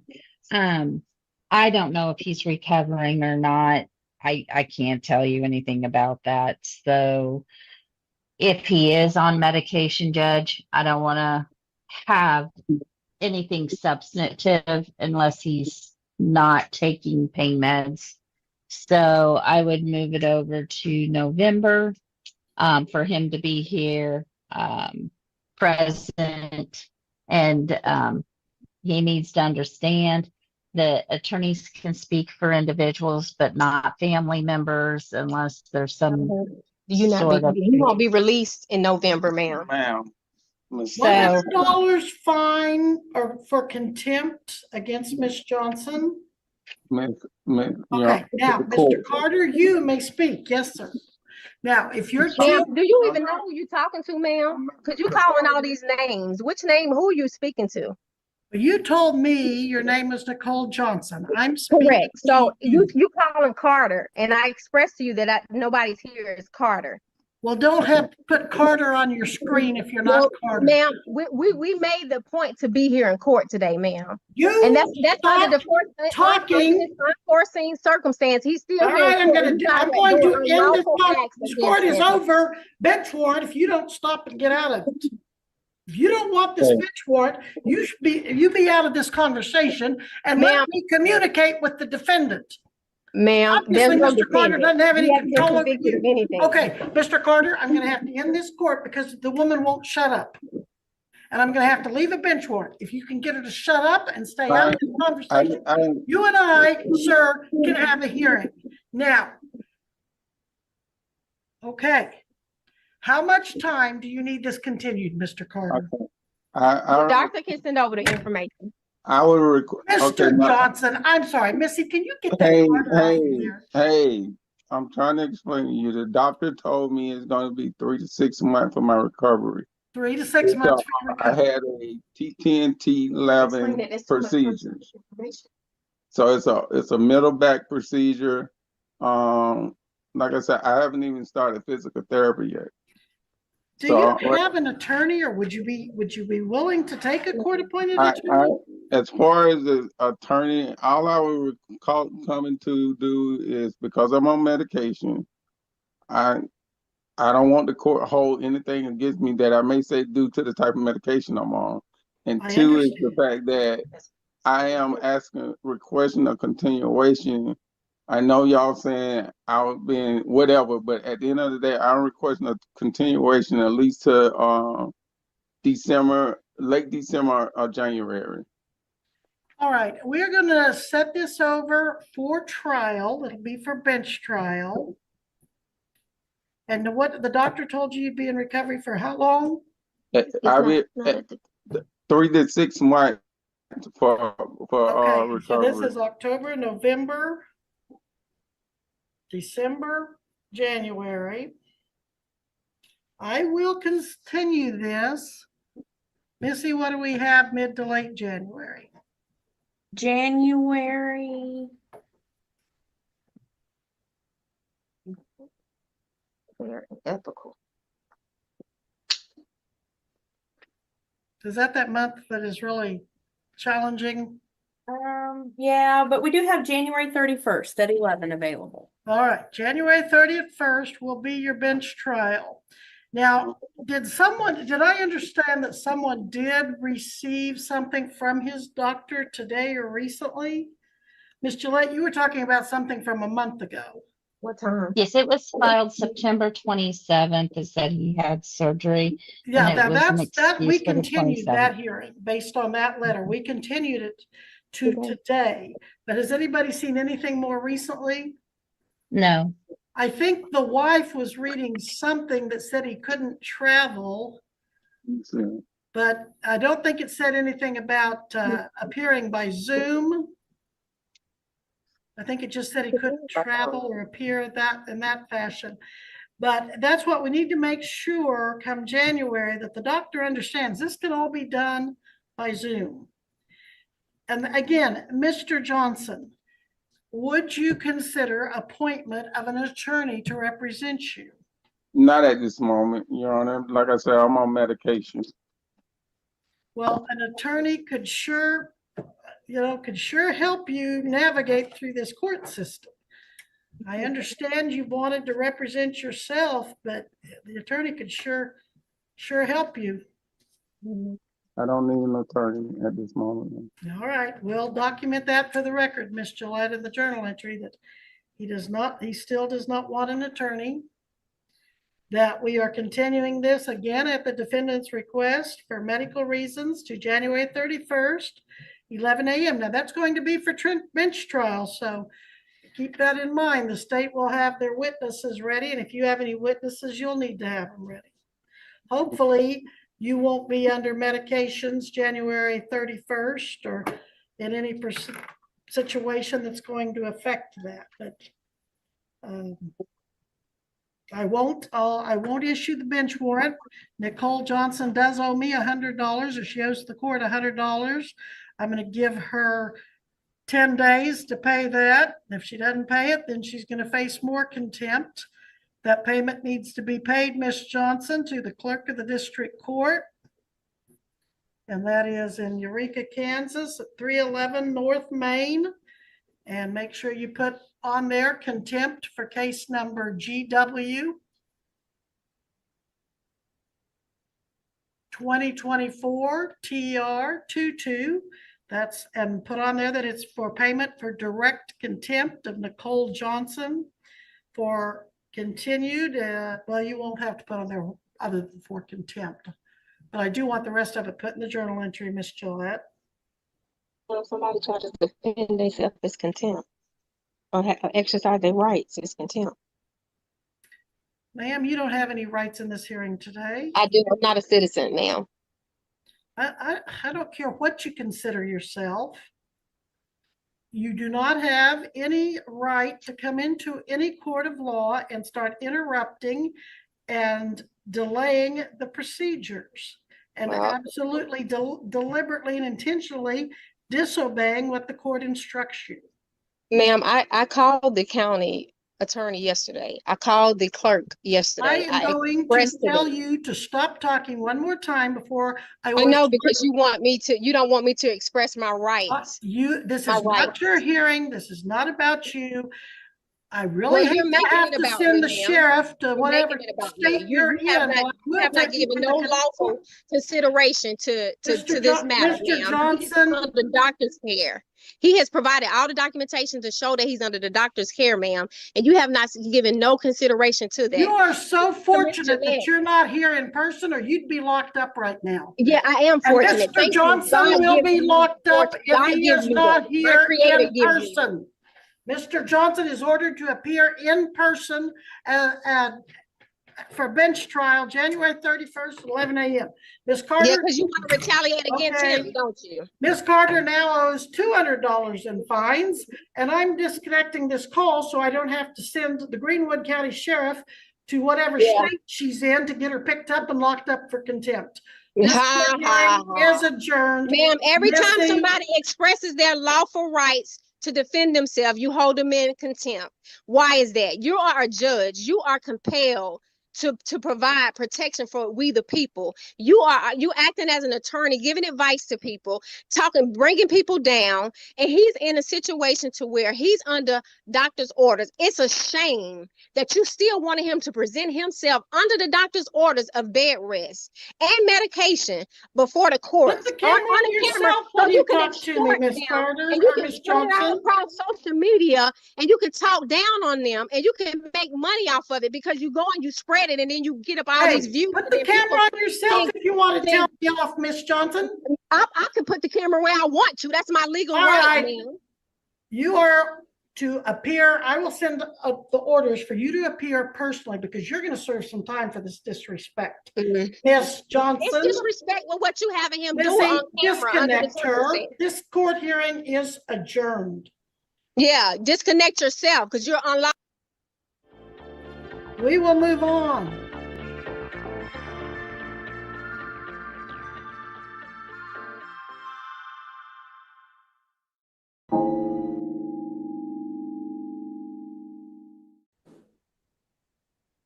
This is in the District Court of Greenwood County, Kansas, case entitled State of Kansas versus Holly A. Reynolds.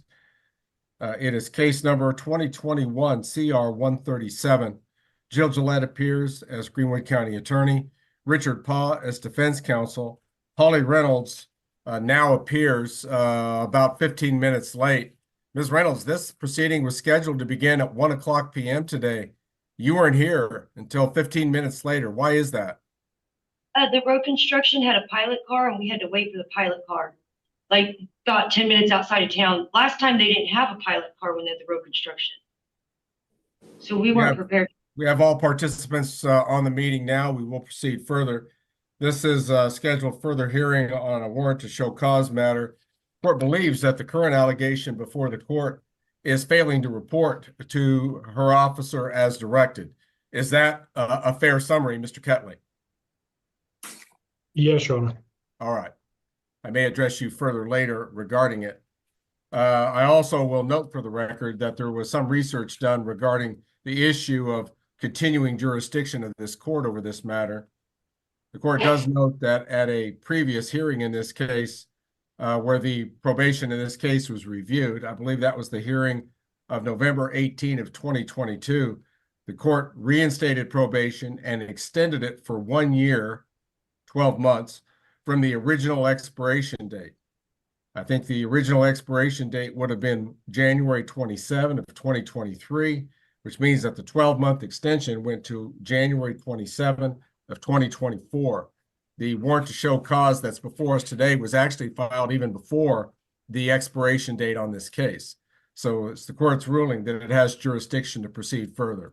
Mr. Paw, what are your client's intentions regarding the failing to report to her officer allegation? Judge, which warrant to show cause? The only warrant to show, I see it now, Judge. Never mind. That was done on January 11th, but it wasn't filed until the 10th of April, Your Honor.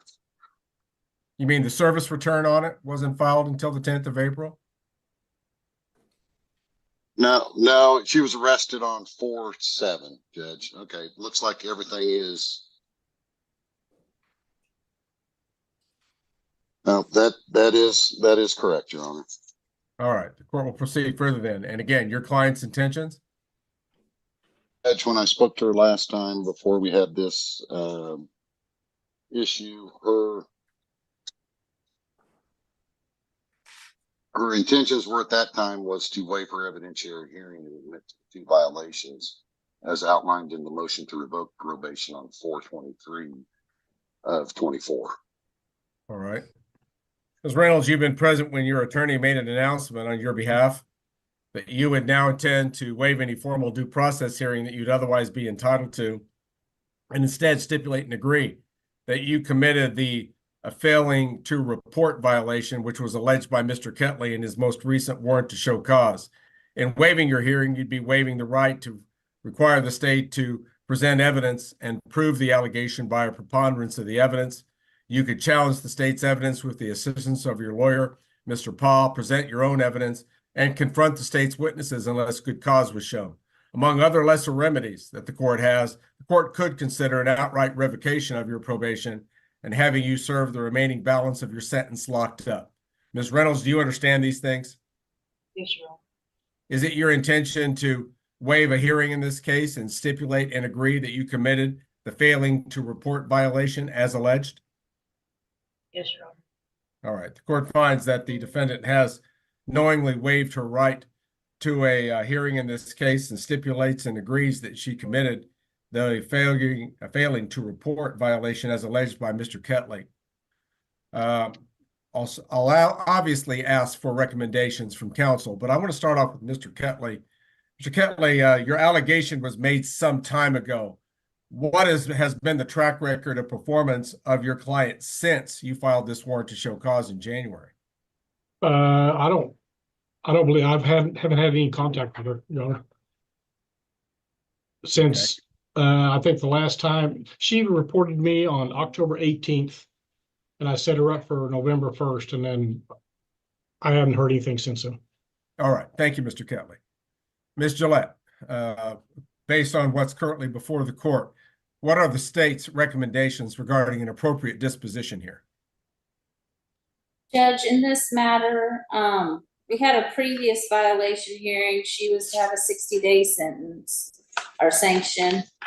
There was a compassionate release for her due to her father passing away, allowing her to go to the funeral, which is not usually a thing that always happens. Sometimes we just say you're in trouble, it's too bad, you don't get to go to a funeral, but in this case we allowed that for her. She was to have 60 days done as a sanction last time. Promises to do what she needed to do, promises to go to treatment. And here we are with her basically absconded. So with her absconsion from supervision, she just took off. And with her taking off November 1st, 2023, she didn't report and hasn't reported since. Normally, when someone's in trouble, they get right back in and talk to their officer and get into treatment. But instead, Ms. Reynolds has not done that. So my recommendations have to be an outright revocation based on her being an absconder and refusing to comply with anything with her ISO. She still had a balance due at the time that we filed the motion to revoke probation. What is that current balance? It was $858 at that time. All right, thank you. Mr. Paul, as defense counsel, what is your recommendation regarding an appropriate disposition here? Judge, I would ask that the court sanction her and then reinstate her. I know she's been working in Newton. I know that she's been working hard on her sobriety. I believe she would tell the court that, you know, as evidence today, she didn't have a ride. She lives in Newton, Kansas. Judge, I also don't believe that there's been any other criminal matters against Miss Reynolds during this whole time, which is something we rarely see in these cases. Usually when people are not reporting, they're out doing bad things. And from what Miss Reynolds tells me, she's been out doing good things, trying to better herself, work a job, you know, keep that job. And so that's why my recommendation, Your Honor, is to sanction her with what you feel is appropriate and reinstate her. Very well. Holly Reynolds? At this time, I would address you personally, and I'll ask you, do you have any personal statements that you wish to make to the court in mitigation of punishment here, or anything further that you personally would like to present to the court in addition to what Mr. Paul has already presented on your behalf? I'm sorry for being absconded. I didn't become absconded just for no reason. It was just, I had a mental breakdown because my dad died. The guy I was with for 10 years died from kidney failure. it was just so many deaths, one right after the other, that I couldn't handle it anymore. And I mentally broke down and I quit seeing everybody. I quit going to corrections. I quit going to work. I quit doing everything and got really depressed. It's been really hard on me. I mean, there was 5 deaths all within a year. I mean, it was really bad. And I'm still trying to deal with it, and it's hard. Okay, anything else?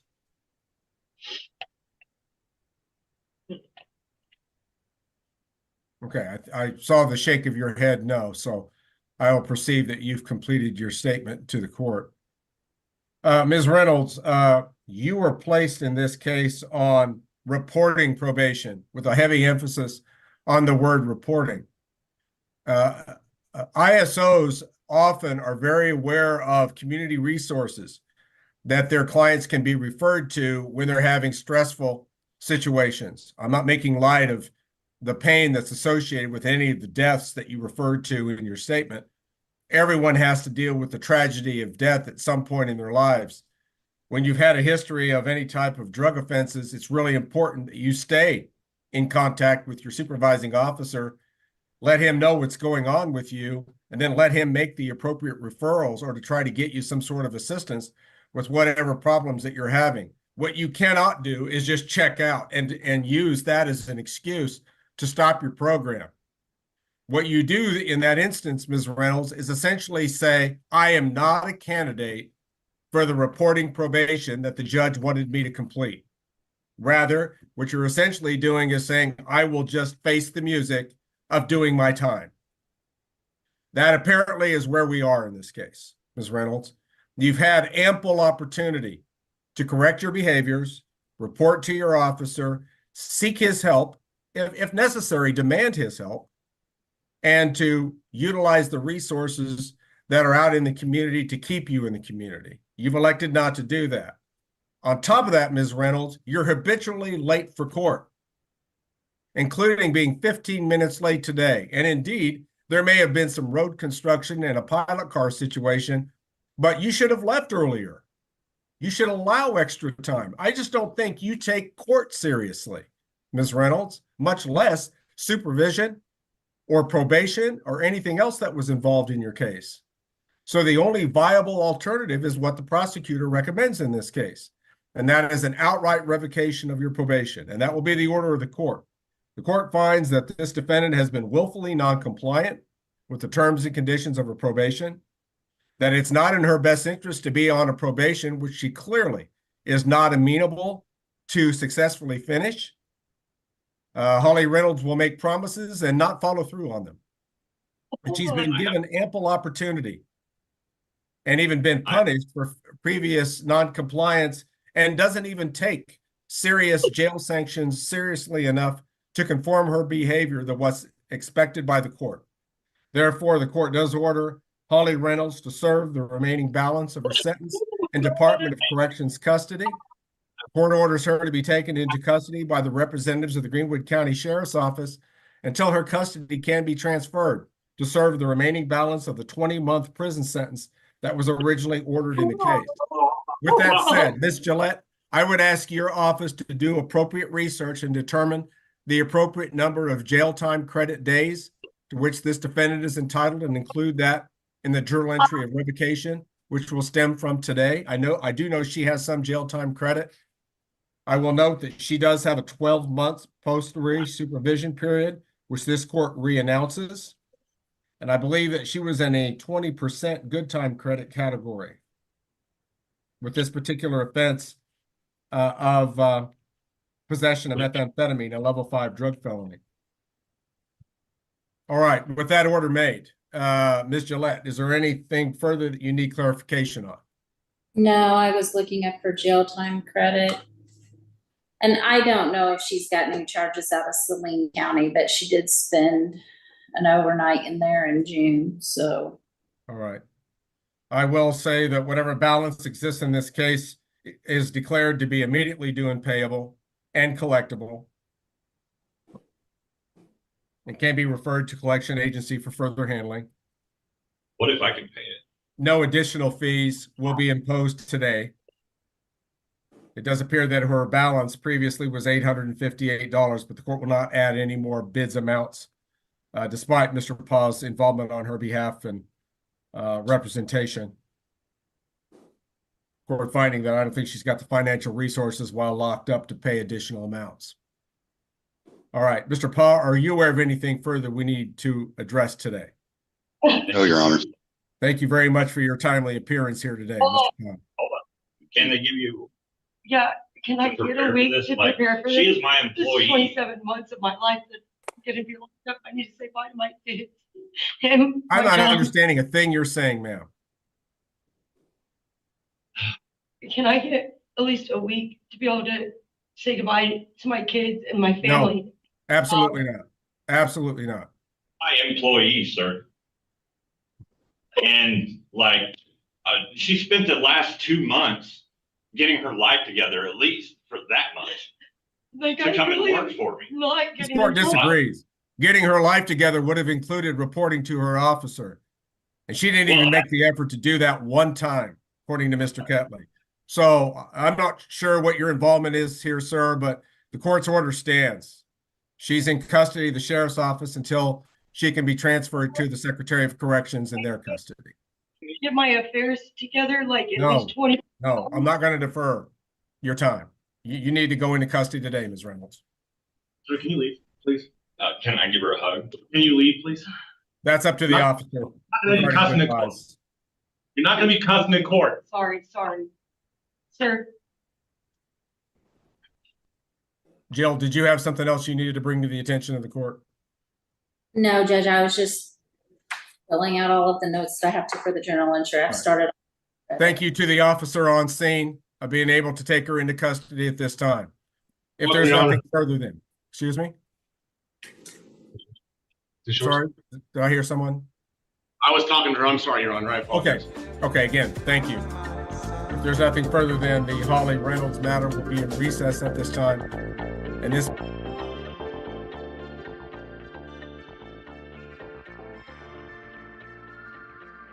This right here ain't no joke, y'all. This right here ain't no joke. I'm telling you.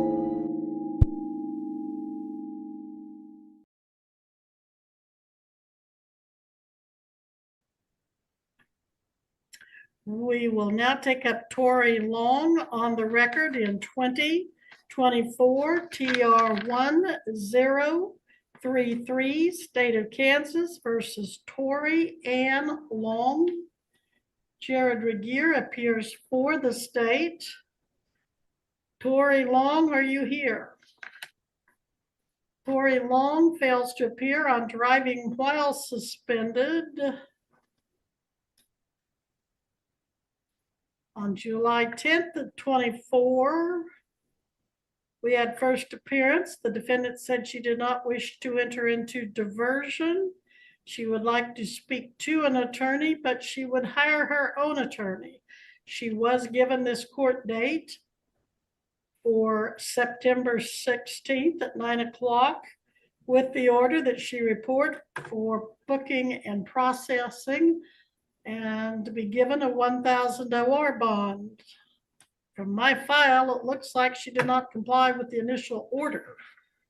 Does anyone have any information as to whether she did, and I just don't have a copy of the bond? Well, Your Honor, in accordance with my duty of candor as an officer of the court, I would tell the court that I do not appear to show any appearance bonds in my file. However, I am not showing any affidavits from the jail in my file either. So one way or the other, I do not believe I'm in a position to say for certain on that point. Thank you. Court security, do you show that she ever went out and processed like I ordered her to? Having them call out there right now and checking. Very well. Whether she did or she didn't, she fails to appear, Mr. Regier, after personally being told to sign a bond and reappear. So recommendations at this time? At the very least, Your Honor, 2,000 cash or surety. I will defer to the court in light of the prior statements on the record, whether a bench warrant or a bench warrant bond forfeiture is appropriate, but at the very least, 2,000 cash or surety would be the state's recommendation. She will get a bench warrant with the $2,000 cash or surety bond. Counsel or deputy? She did not go get processed. All right, please put that in the docket note. She didn't go out and process. She's already failed to comply with the court order. But her bench warrant is set for 2,000 cash or surety. Nothing further. We'll be in recess on Tory Long. And Judge, I just wanted to inform the court that I am back. Thank you. Thank you, Mr. Canfield.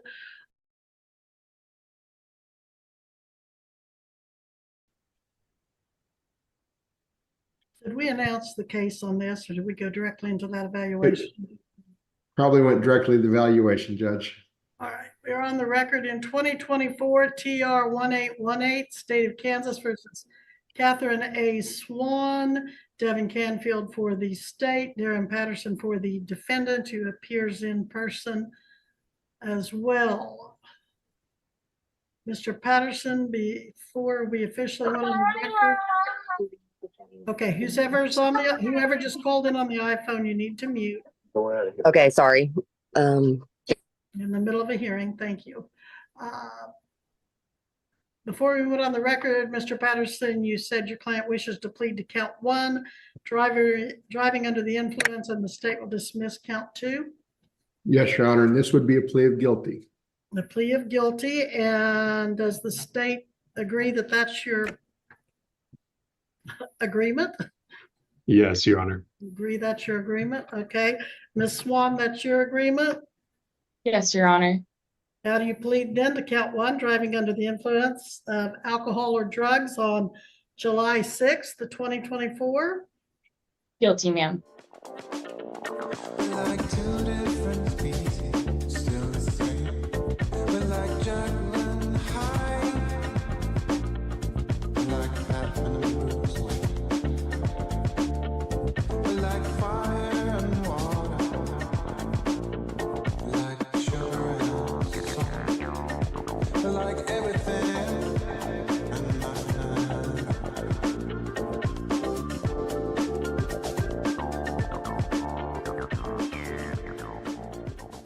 Anyone else you showed that I did not call, Mr. Regier? Not to my knowledge, Your Honor, although there does appear to be one remaining individual currently on the Zoom conference besides myself and other individuals who are traditionally appear on these dockets. I do see a woman with the name Tory Long on her screen. I called the name Tory Long quite some time ago. No one answered. A bench warrant was issued with bond set at $2,000 cash or surety. Who are you, ma'am? I read your lips, but for the record, we need you to unmute. I'm sorry, it was on mute. I'm Tory Long. I thought my court date was on the 17th, and I called today, and she said that you guys were in session and that I could come in, so I just did what I was supposed to do. I thought it was tomorrow, not today. No, what you were supposed to do was be here at 9 today. Yeah, I thought it was tomorrow. That was my mistake. I've been going through a That was lot. a mistake that got you a warrant issued for your arrest. So you must be mindful of those mistakes when you Yes, ma'am. write down your court dates and watch your calendar. Yes, ma'am. What is that on your neck, the tattoo say? Savage. You got it when I was Or younger. Savage? Yeah, I had a friend die, and we got matching tattoos, so it was a while ago. I presume it was before the friend died that you got the matching tattoos? Yeah. Yeah. All right. Well, in any event, what are you going to do about this driving while suspended charge? Well, I was gonna ask for a continuance. Obviously, I was late and I didn't know that. I'm working. I have a thing from Central County, it's a theft package. Somebody stole my identity, bought a car, got a ticket. I had my license, but because of whoever stole my identity, they got this and that, and I didn't know my license was suspended. And then when I got pulled over, that's when I found out my license was suspended. And so I've been working with Wichita trying to do that with my identity theft, trying to figure out what was going on with that. I tried to renew my license.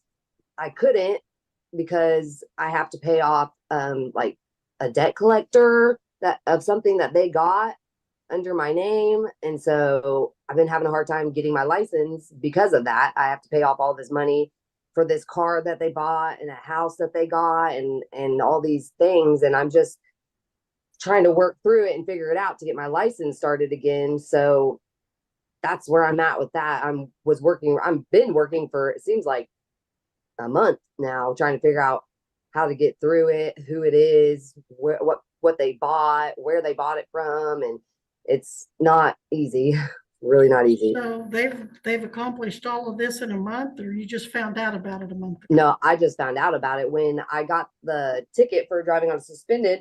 I went to the license place to go figure out what was going on with my license. They told me it was suspended a couple of years ago for somebody getting pulled over using my ID. And so I just went from there. So from there, I did a police report about it. I got the police report number, and then they sent me the theft packet, and I've just been like working through the theft packet, trying to fill that out and take the steps so I can figure out what I can do. Okay, so you got the driving while suspended in Wichita 2 years ago? For this one or the one that they got? I'm talking about the one that you're telling me about. Okay, yeah, the one that they got, yeah, I guess it was 2 years ago at some time. I'm still trying to figure out all the details about it because I didn't even know it existed until I was trying to figure out this stuff for you guys. And then that's when I figured it all. I had no idea that my identity was even stolen. All right, so are you telling me all of that to tell me that this driving while suspended in Butler County on December 19th, 2024 was not you? No, that was me. I just didn't know that my license was already suspended because of somebody else. So that was me driving. I just didn't know my license was suspended. And so I was just gonna. All right, well, I guess, they send those notices of suspension to the last address you report on your driver's license. I don't. Did your impersonator also send their address to driver's license so you wouldn't have gotten the notice? I do believe that we have figured out that I was in an organization. It's called the New Life Reentry Program. It's a women's group for women that get out of prison, and it's kind of like sober living, but it's just for women that get out of prison, have somewhere to go to restart their life. And basically what we're going for is that they're an organized crime and that they have been using all the women's like info that they get for us signing up for the group and stuff and using it as identity fraud for apparently about 10 years now. So it's a really difficult thing to really understand. And you said they bought a house in your name? Yeah. You must have had good credit. They must have made good credit for me to buy this. All right. Well, Mr. Regier, here we go again. Someone claiming that they're not the defendant. So it might be one of those that the video could make a lot of difference in if we go to trial, but she hadn't told us she wants to go to trial. No, I was definitely I definitely was the one that got pulled over this time. That was me. Oh, my mistake. Okay. But you're saying you weren't the one that got suspended. That was them. I had no idea. Tell you what, I think you need an attorney. You haven't told me that you want an attorney. You've been told that you can hire an attorney or apply for court appointed. I would like to get a court appointed because I can't afford an attorney now because you told me July 10th you were going to hire an attorney. And I talked to them, but after I figured out all this stuff, I had to pay off all these fines. Okay, which attorney did you talk to? My attorney was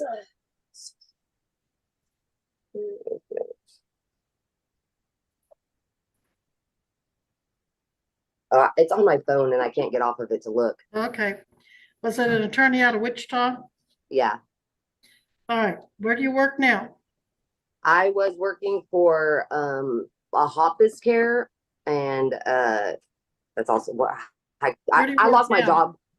You I don't lost have a job your now. I lost my job because I can't drive. I sold my car because I can't drive because of the driving. I was suspended. So how So, long has it been since you had a job that paid? like 2 months. Okay. Who pays your bills?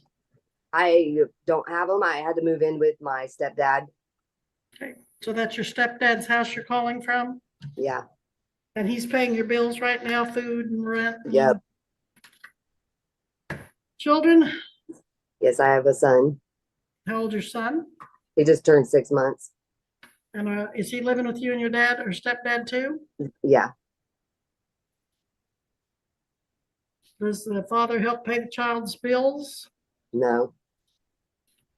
I'm going to appoint Attorney Darren Patterson. Call his office after the lunch hour and give them your contact. I'm ordering you to do that today. Okay. Must be back here December 9th at 8 a.m. by Zoom. But you must call Mr. Patterson today if you want to continue on that OR bond. Okay. You didn't even go out and get it, did you? Did you go out and sign your bond? No one told me I had to go out and sign any bond. Yeah, I did. July 10th, 2024. I told you to go through the booking and processing, to go into the breakout. Oh, yes. room with I talked to the $1,000 lady. OR bond. I talked to the lady and she told me that I could wait because I have a situation with my son. She said she likes to schedule it at least a little bit before the trial. But my son was in the ER. I'm not gonna lie, I spaced the fingerprints off. That was my bad. I've had a lot going on. I just had to move out of my house with my dad. So I've just been really busy and I'm just doing the best I can. So you spaced out court this morning. You spaced out my order to go get your prints taken. Who was the woman that told you didn't have to do it? I called I think it was the sheriff's office or the Butler County office where they do the fingerprints, and I talked to some lady. Some lady at some office that you don't know what it was told you did not have to comply with the court's order. She said that she's okay with me coming in at a later date.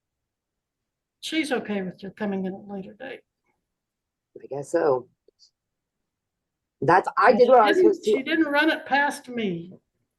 Whoever she is and whatever she told you. So you're already in contempt of court for not taking care of your processing, for not being to court on time. Where's your stepfather's house located? In Hillsboro. Hillsboro, Kansas. Yep. You don't have a license. No. Who drives you around when you need to go someplace? I don't really go anywhere now, and my dad. And you didn't go in and get your processing. Why? I just had my baby, and he was sick, and we had to go to the baby NICU because he couldn't breathe and his oxygen was low. And so I was in the NICU for 3 days, and then we got to go home, and then I had to move out of my apartment the next day, and then my dad obviously had to help me move all my stuff to his house in Hillsboro. And then, so tell me about your dad. How old is he? Where does he work? Does he work? Yeah, he works at the name of the company is the name of the company is Fleming's Inc. It's plumbing, heating, and air conditioning in Marion County. Is he home now? No, he's at work. What time does he get off work? 4:30.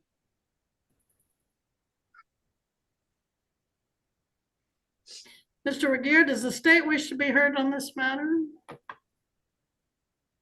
Well, Your Honor, in accordance with my duty of candor as an officer of the court, notwithstanding the allegations raised by the defense, I have no personal knowledge as to that, nor am I showing any documentation in my file with support of that. What I can tell the court is that I am showing that the court did enter its orders over 2 months ago, back on July 10th. And when the court took up this matter earlier in today's docket, where the court made a finding that the defendant failed to appear, the court had already entered its orders in this matter.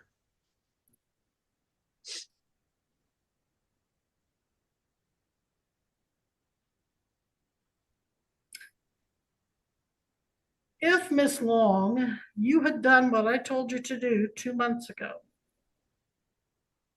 and posted your bond, I would have been grumpy, but I would have said, okay, I'll set aside the $2,000 bench warrant. But because you didn't do that, and you had, apparently whoever this woman was that said, I take into consideration your emergency situation. I'm going to give you a few more weeks as long as we get it done before court.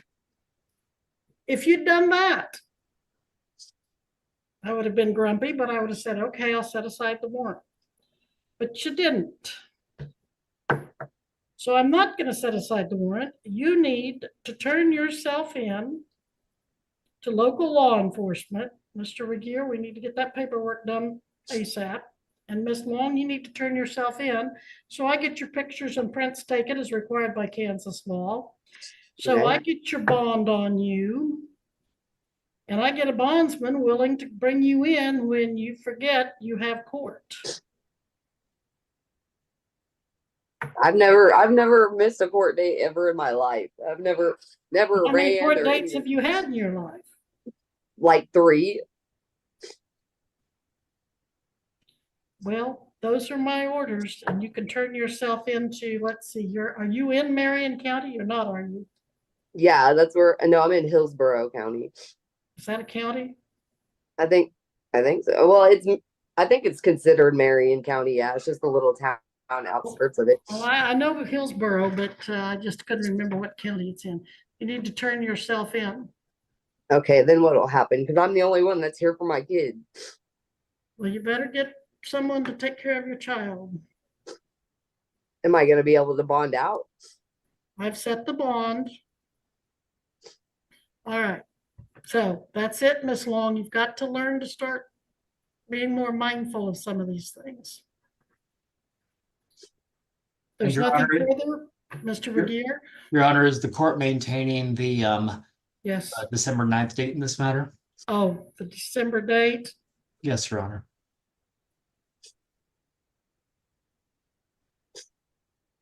I will, but if she turns herself in, she may get an expedited date. Very good, Your Honor. All right, we'll be in recess. I believe this docket is completed, everyone. So where do I turn myself in at? Well, why don't you start by calling your attorney? You can turn yourself in to any law enforcement officer. Okay. All right. All right. Recess. Thank you. This is in the District Court of Greenwood County, Kansas, case entitled State of Kansas versus Tammy Jana Swink. It is case number 2021 CR 169. Jill Gillette appears as Greenwood County Attorney. Joseph Favre is Defense Counsel. Tammy Swink appears at the Greenwood County Courthouse's Zoom location. This matter comes before the court at this time for further proceedings in regards to a warrant to show cause alleging probation violation. It would appear that this warrant to show cause alleges that the defendant did not report as or contact the ISO as instructed by the ISO for numerous number of weeks. This case is in furtherance of a sentencing proceeding that was held in this case back on March 31 of 2022, where this court imposed a 13-month Department of Corrections sentence, but granted Senate Bill 123 treatment and probation. There's been a previous probation review documented by probation violation hearing journal entry, which previously imposed a 60-day sanction for noncompliance. Mr. Favre, after that review, what is your client's position regarding the allegation currently before the court? Judge, the allegation we have on the warrant to show cause was that she failed to report, and that is accurate. The end of September was her last report date. October was when she had failed to report. And Ms. Swink would acknowledge that that is accurate. There are some extenuating circumstances, but she would acknowledge that she did fail to report. All right. The specific allegation is the defendant was instructed to contact her ISO every Wednesday by phone until it is determined that she will be residing, where she will be residing. Last contact was September 24, 2024. Attempts to contact her by phone have been unsuccessful.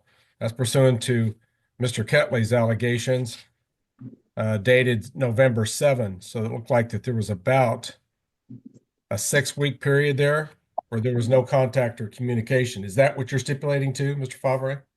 I don't know the exact date. I would acknowledge that the allegation in the warrant to show cause that after September 24th, she did fail to report for some period of time is accurate. I don't know how long that period of time was. All right. Ms. Swank, it's the court's understanding based on your attorney's announcement that you would intend to waive any due process hearing that you'd be entitled to, where the state would have the obligation of proving this allegation by a preponderance of the evidence. You can challenge the state's evidence with the assistance of your lawyer, present your own evidence, confront the state's witnesses unless good cause was shown. And I need to point out to you that among other lesser remedies, the court could consider just an outright revocation of your probation and having you serve the remaining balance of your sentence locked up. Do you understand these things? Yes, sir. Do you waive a hearing in this case and agree that you committed the violation as alleged? Yes, sir. All right, Ms. Swink, your attorney seemed to be equivocating on this a little bit, so I need to pin it down with you. The allegation is that you were supposed to contact the ISO every Wednesday by phone until it was determined where you would be residing. Your last contact with him was September 24th of 2024. And then by November 7th, 2024, about 6 weeks had passed and you hadn't contacted him. Is that what you're stipulating to? Yes, sir. All right. The court will find that the defendant has waived her right to a hearing in this case and stipulates and agrees that she committed the non-contact, non-reporting violation as alleged by Mr. Ketley. Court does find that this is a substantial material violation of the terms and conditions of defendant's probation. We'll turn to the dispositional phase of this hearing, and I'll ask the state's attorney first, Ms. Gillette, what is your office's recommendation? Judge, based on the situation, we are recommending that she serve her underlying. I am aware that she had an incident November 29th of 24 where she was held in a shed, but from the police report, she followed the individual over to their home. She was still missing from September 24th to November 29th of 2024 for a 2-month time period where she did not contact Mr. Ketley at all. I do understand that she had the incident on November 29th of 24 and then got out. She ended up being arrested, and she only contacted Mr. Ketley after she was arrested. She didn't even notify him that she moved to Wichita. In her first probation violation hearing, she absconded, did not go to treatment, and took off. And then in her second hearing, she had absconded and taken off. And each time she continues to abscond and take off and not do the things that need to be done to complete her probation. She is not amenable to probation, puts herself in situations where there can be injurious habits and behaviors, and is not successfully doing the treatment through her Senate Bill 123 program that is designed to help her. And she keeps going back to her same old habits of running off and not reporting to Mr. Ketley. This is her third time here. And the court had told her, and I made it part of the journal entry, that this was the last time the court was going to give her a chance. That she needed to do what she needed to do. Maybe that was in her first one, but she's not doing what she needs to do. She just keeps taking off and absconding. And, you know, choices have consequences. Bad things happen to everyone, and your choice to show up to work, to show up to court, to show up to who you need to show up to, takes precedence. And she disappeared for 2 months. I know she's going to tell you about the events that happened on November 29th, but the bigger question is, where was she from September through November and the time before and the time before that? And though she's reporting to Mr. Catley right now, it wasn't until after the warrant was served on her. She needs to go finish her time at KDOC. Very well, Ms. Gillette. Mr. Favre, your recommendation regarding an appropriate disposition here? Well, Your Honor, Ms. Gillette does correctly highlight some of what's been going on, and the issue has been that relationship that ended up hitting its apex on that November incident occurred before that, and that was an abusive relationship. Ms. Swink is kind of a weird mixed bag. In reviewing her history, she came into this case as an H box, no prior history. She's not young. She's not like the youngest defendant with no life experience. She was an older individual who picked up this felony case at and has had a lot of struggles, as is documented by Ms. Gillette on probation, but she's also had some successes. She's paid off almost all of her case. She's paid off everything but $98. I checked this morning. She had put your finger down, Elizabeth. I checked this morning. I mean, Tammy, put your finger down. I've checked this morning. So she's paid off everything but $98 on her case. She has maintained sobriety. I mean, she's willing to test today, but she's sober and she's going to her AA meetings. She has employment. She works at $20 an hour full-time at Dillard's in Wichita. It's a job she's holding down. So I think but yet this is her third time before the court. So like there's a lot of mixed information about Ms. Swink.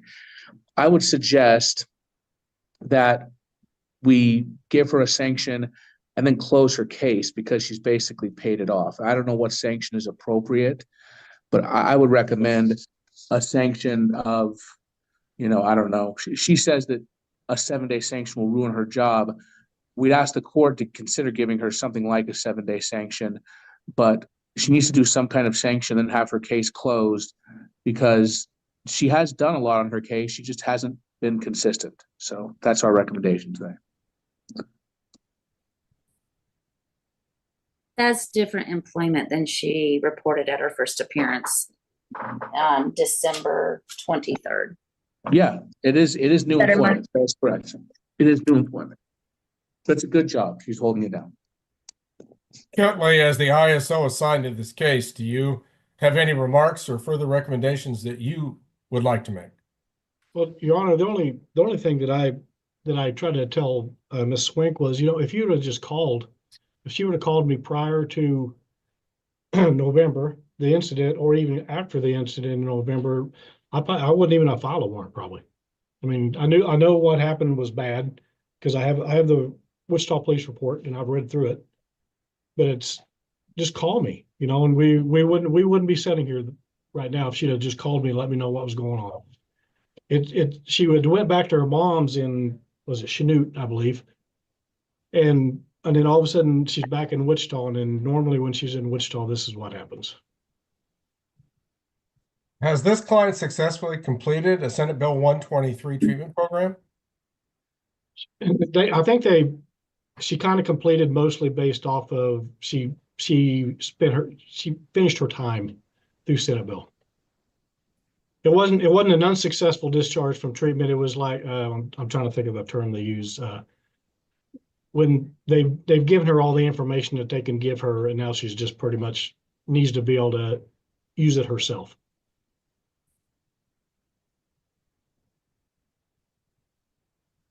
All right. And so your recommendation ultimately is?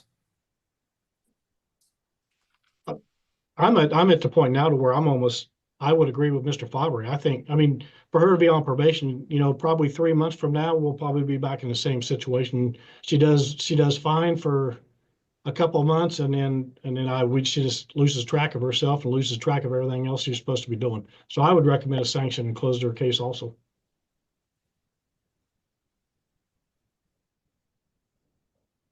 All right. Ms. Swink, at this time, the court will address you and ask you if you have any statements that you wish to make in mitigation of punishment here, or anything further that you personally would like to present. At the end of the day, I only have myself to blame if I can. I mean, circumstances, life will happen. I'm just glad to be here and thankful that my higher power is able to get me here healthy and alive. So I just want to be able to show you that I can make it past my 3 months. I really have a great support system now. And my job is something more than a job to me now. It's a career, and I really feel family oriented in my job. And I think they might be able to hold me on if I have to do a sanction straight, but I'll just put it in your hands, Judge. Well, Ms. Swink, but the thing is, it was put into your hands. All you had to do is contact Mr. Ketley and stay in contact with him. He gave you specific direction to call him. Yes, sir. And then you went 6 weeks without contacting him. So he Yes, had to sir. file for it because he had lost track of you, and he had every right to presume you'd have absconded at that point. Yes, sir. I was being held, but it's a long, I don't want to get into it. I didn't have What do any you way mean to contact. you're being held? What do you mean? I was in a bad situation in a relationship thing. So, Believe but it. and I was trying, and I did finally was able to get out. And by the way, I called the police myself.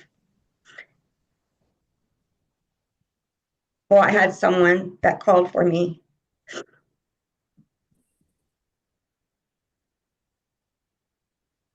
So.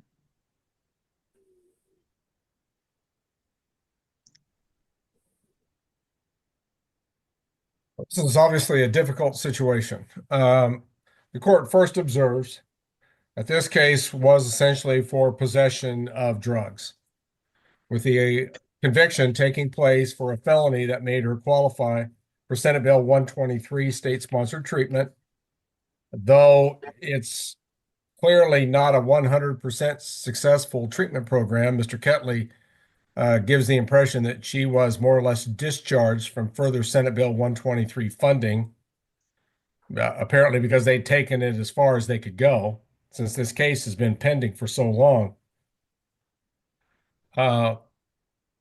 As far as the violation goes, there are more serious ones, but this is one of the easiest ones to comply with. But Ms. Swink, you just kind of took yourself out of the ball game, either by getting yourself in a bad relationship and not getting yourself out of it, or getting yourself to a phone. And just about everybody in society has almost 100% of the time access to a phone nowadays. Give Mr. Ketley a call and let him know what's going on. That would have been the proper thing to do rather than disappear for 6 weeks, especially when you were someone that had not too long ago received a 60-day jail sanction from this court with an admonition that this was going to be your last extension of your probation. Yes, sir. I hear you. But what? Oh, sorry, I was just clearing my throat. Ultimately, though, this court decides that a prison sanction is not appropriate here. Ms. Swink, there has been significant enough progress overall that this court would deem a prison order at this point to be inconsistent with what I believe are the interest of justice in this case. This court has already tried a 60-day jail sanction, which I would have thought would have had some sort of impression on you, but apparently it didn't. I am dissatisfied with a suggestion that after a 60-day sanction failed, that a 7-day sanction would be effective to be an appropriate punishment for noncompliance. This court disagrees. This court will again impose a 60-day jail sanction as a sanction for noncompliance. This was deliberate noncompliance, failing to contact the officer. And I do understand it may have some life and perhaps job implications, Ms. Swink. The court's going to order you to serve an additional 60 days in the Greenwood County Jail as a sanction for noncompliance. At the end of that 60-day period, this court sees little reason to utilize the resources of community corrections or any other supervising agency. They've done all they can do for you. And I'll direct that at the end of the service of that 60-day jail time period, I'll order that this case be closed and any remaining financial balances be sent to collection. I will not add to those balances by the assessment of additional attorney fees in light of the court's incarceration sanction. So you're going to need to surrender yourself immediately to the Greenwood County Sheriff's Office, Ms. Swink, to serve an additional 60 days in the county jail. I did have a question, though. Ms. Gillette, are you aware as to how much time, if any, Ms. Swink picked up on this warrant at this round of proceedings before she was released on bond? I believe 13 days. Yeah, I have her being arrested on 12/20 in Neosho County. Right. Court will grant her an additional 13 days jail time credit to be credited against the 60-day sanction period. She has 47 more days to do, starting with today.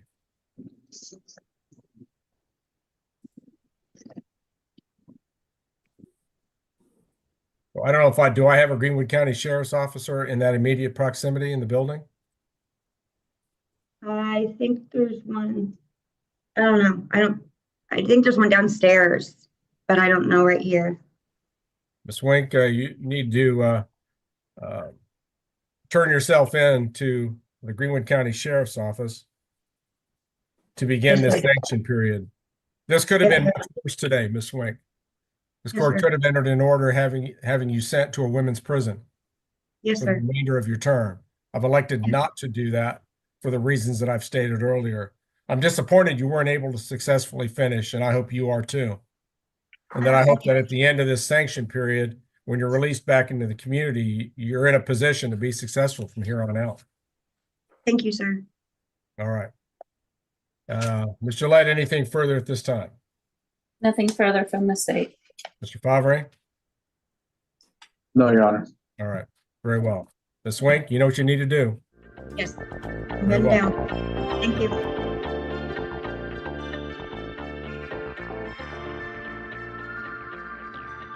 That's right, ladies and gentlemen. Your gearbot is malfunctioning.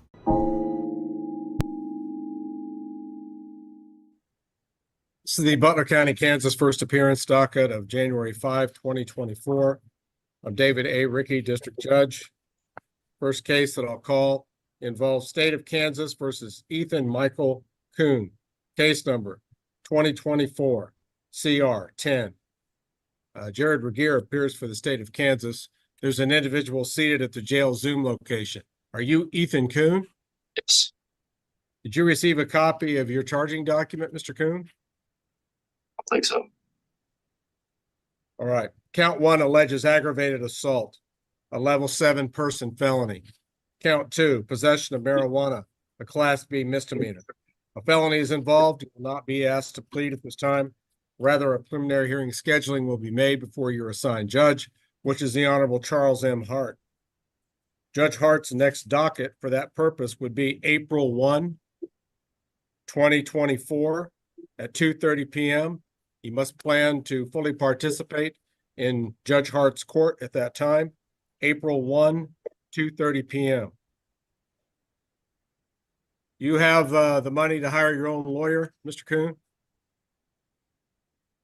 I don't, but my family members might. Okay. So at this point, you don't know if you're going to have a retained attorney or not? No. I'm going to go ahead and make an appointment of a lawyer. I'm going to appoint Chris Pate to represent you. recommendation regarding a bond here, Mr. Regier? Your Honor, if the court is prepared to order all standard conditions, including no contact with the victim and no illegal drugs, the state is prepared at this point anyway to proceed with a $1,500 cash or surety bond. The state would also be recommending no firearms pursuant to the affidavit in this matter. This is a case where, as I understand it, it involves the defendant allegedly standing across the street from the victims with a loaded 12-gauge shotgun, and the defendant did admit to loading a shell into the shotgun. Additionally, also pursuant to the affidavit, I understand a THC vape device was found in the front left pocket of the defendant's pants. All right. Mr.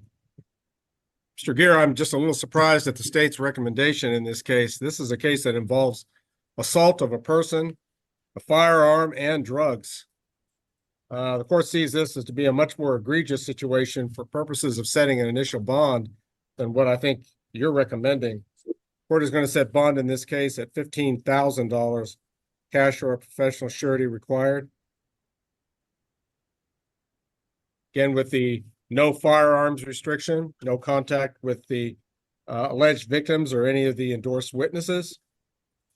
We're noting there is a considerable public safety interest involved here, given the defendant's alleged behavior. All right, Mr. Regier, is there anything further that the court needs to address regarding Ethan Kuhn? Your Honor, I believe there is still the matter of the next court date, if I'm not mistaken. If I am, I apologize. Well, I've established that before Judge Hart, April 1, 2:30 p.m. Very good, Your Honor. The Ethan Kuhn matter will therefore be in recess at this time, and we'll move on to another matter.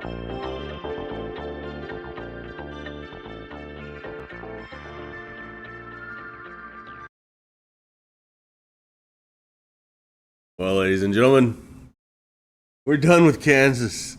And that last one, that last hearing, it makes me laugh so hard. But hey, we're on to Burnett County, Wisconsin.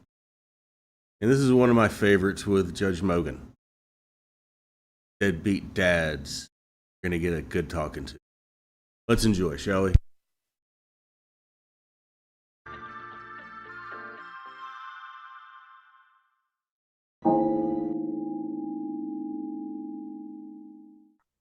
We will go on the record in the matter 16 FA83, in re the support or maintenance of Zeta Weeks. Appearances are, we have appearing in person, Corporation Counsel Stephanie Thomas Schmidt. We have Austin Weeks without counsel. We're set here today in this matter for a review hearing.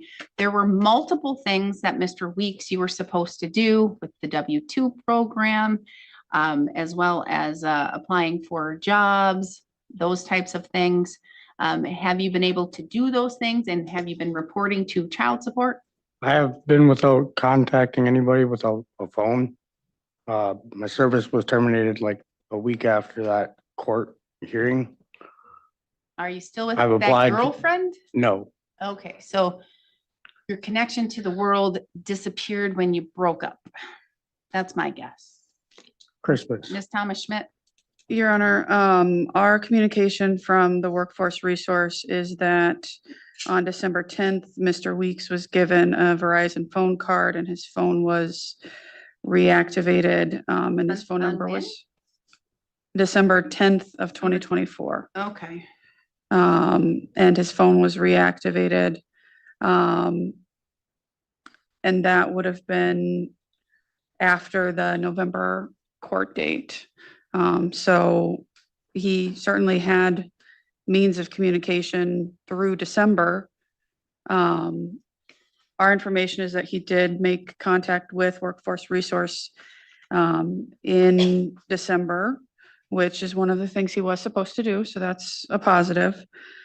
He reported working for, I believe it's T&P Tree Service for Troy Mosier. Trent Mosier. Trent, you said? I said it wrong in the last court hearing. Okay. Mr. Mosier. Okay. And Mr. Mosier contacted or responded to the child support worker on December 23rd, reporting that Mr. Weeks worked 4 hours on one day and was paid in cash, and that he's not on the payroll. But we have received no verification of any job applications, which were to be provided monthly. And we've received no payments since the last court hearing.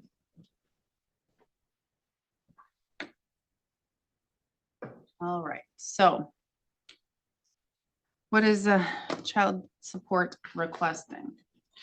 Because it sounds like that there's really nothing that Mr. Weeks has.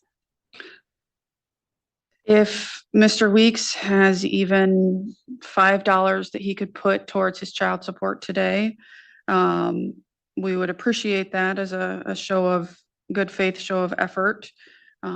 For today, at least, our request is that the purge be extended 1 year from today's date.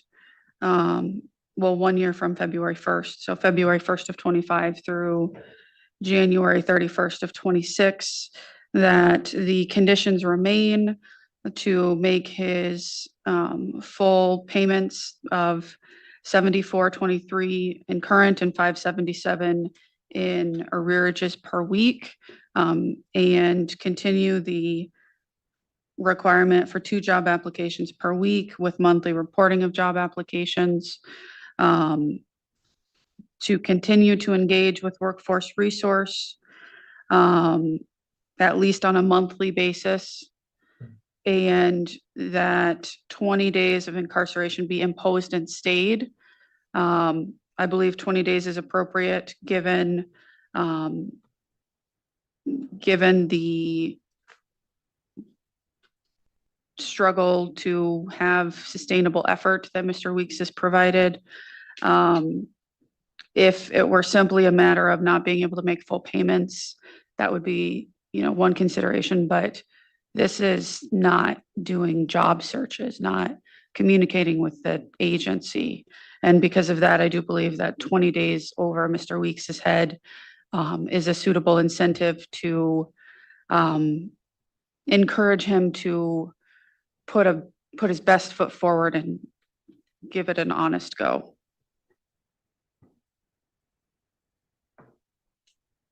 Mr. Weeks, you're here without an attorney. You've been here without an attorney before. I've went over your rights. You understand you have the right to an attorney. You understand what the state is asking for, child support is asking for. And right now they're asking for the most minimum of all minimums that they can even ask. And I'm just going to be blunt, it's pitiful. $5. Pitiful. $5 won't even buy your daughter's school lunch.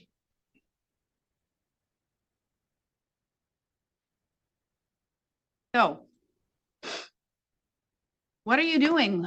Are you working for Mr. Mosier? Are you getting income? They didn't call me back the next day. They told me all these promising words that I would have been employed with them, but then they sold the company. Okay. So do you have any other leads? Are you looking at other things? Currently, I've been doing like caregiving for a senior citizen. Okay. I don't get any pay for it, but she needed help. Okay. So are you making money? I'm trying to find jobs. I think I have to get out of this area though. Well, how can you do that? Where would you go? My aunt's house in Rhinelander. Your aunt's house in Rhinelander. Okay, now if you do that,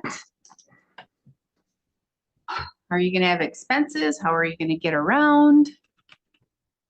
I would have to find employment. Okay, with transportation provided by family. fill me in. I need to know where we're going, what we're doing.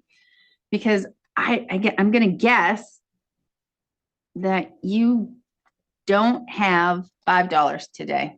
In my pocket, no. Yeah, he doesn't have $5. So I'm at a loss. I can extend the purge. We can extend the purge. I'm gonna say this is I can come back with $5. he can come back for $5. But do you understand that this is like a revolving door? Yeah, You come in. it's a responsibility of mine that I'm neglecting. Exactly. And you come into court and then we have child support continuously asking to extend the purge. If you agree to extend the purge and you try and meet your purge conditions, and then you don't meet your purge conditions, and then we extend the purge and we give you another chance, and then you still don't do what you need to do, and then we just increase the possibility of more jail, and then we extend the purge.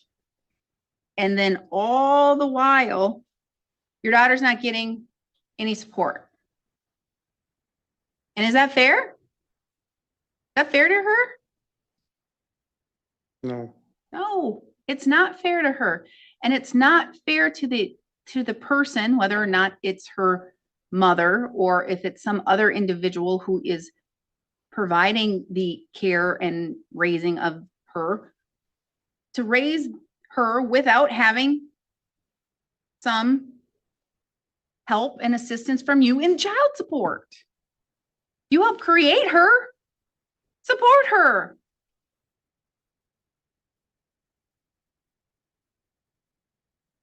I understand that. So, Ms. Thomas Schmidt, you are asking the court to have him come up with $5 today and extend the purge? Yes. And this be the last leniency for jail time? Yes, we're also asking that the jail be imposed and stayed. I don't believe there's currently imposed and stayed jail right now. You don't believe that there is? I could have missed. There may that. not be, but this isn't the first time we're here. Right. The first time we're saying, okay, let's support your child. Okay, so Mr. Weeks, let's say you're going to Rhinelander. Have I already talked to your aunt? No. Is that a potential option, like for real? You can go there, you can find employment, you can get a She's done it job. for my brothers. I've never considered it. My Does daughter's here. she live in town? No. So She how li- would you she get a lives on job the and walk? reservation. Would you walk? I would get rides from my cousin or, Lives on the reservation? yes. I think your mother spoke about her before. Your mother has went there and was going to help assist her at one time to take care of her children and get paid. I'm remembering correctly, correct? A cousin who has cancer, All had right. cancer. Okay, to take care of her. Okay. All right. Let's give it a shot. So you understand what child support is asking Yes, ma'am. and you agree with it. Yes, Your You Honor. understand what imposed and stay jail is, right? Correct. You understand that this is your last shot.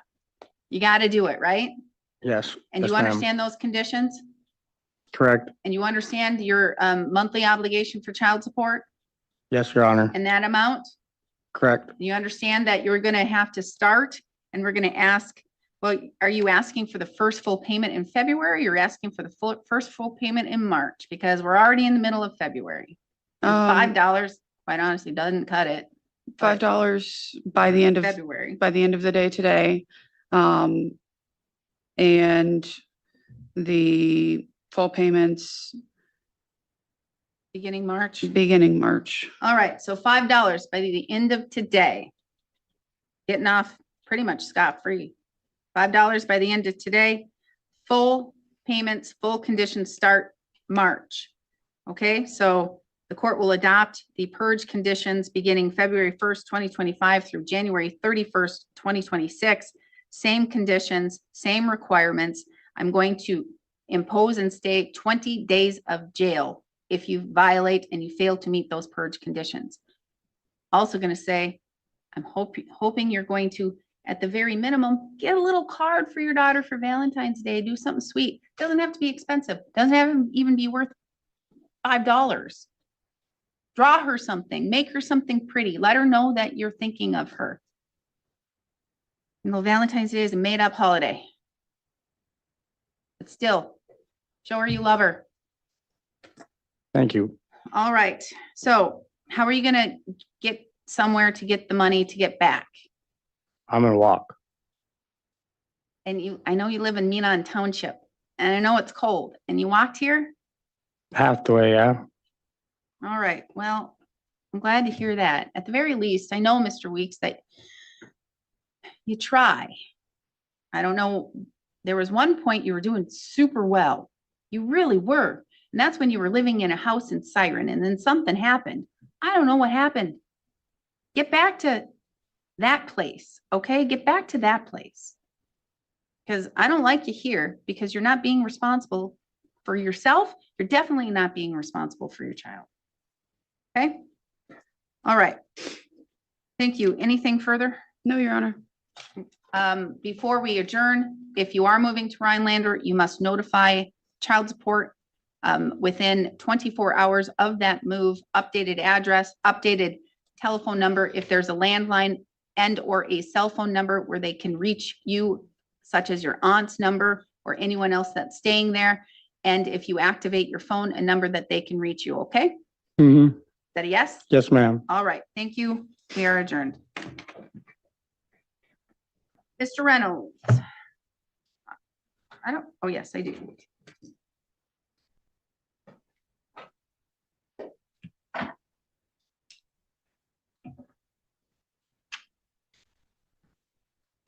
We will go on the record in the matter 05 FA78 in re the support or maintenance of Nevaeh Reynolds. The state appears through, our child support agency appears through Stephanie Thomas Schmidt. We have Brent Reynolds appearing in person without counsel.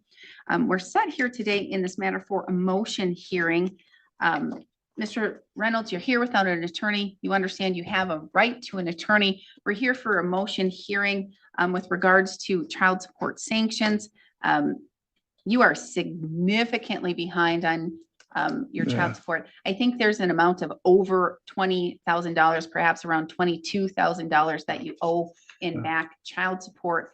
So I'm going to turn it to Ms. Thomas Schmidt. She's going to let me know what they're asking. We're going to see where we're going and how we can get online. I know that you have a criminal case, and I know that you're working on getting your driver's license back. And I believe you have cash posted in that case, Yes. correct? And if you get your driver's license back, then I believe that the offer was to dismiss and have the matter go away. So my thought is we take that money, we have it be applied to your child support. What do you think? Yes. Good idea. I think that's what we'll do, at least with one of the, I can't recall if it's 250, 350, something like that, but that'll take care of something in a short turnaround.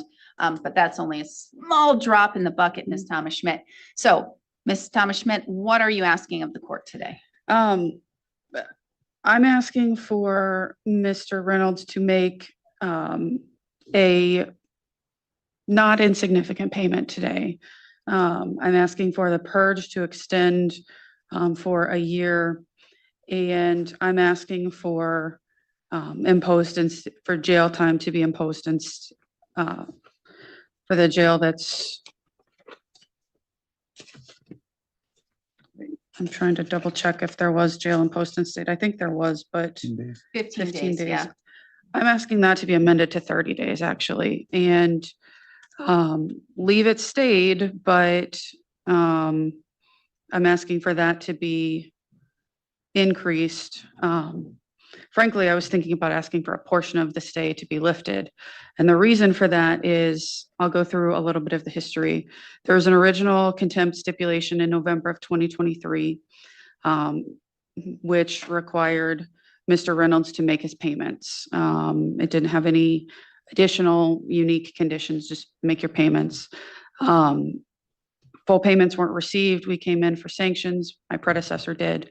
And effective May 1st of 2024 through April 30th of 2025, Mr. Reynolds was ordered to make his weekly payments either through income withholding or otherwise of $128.06 per week current and $23.08 per week arrearages.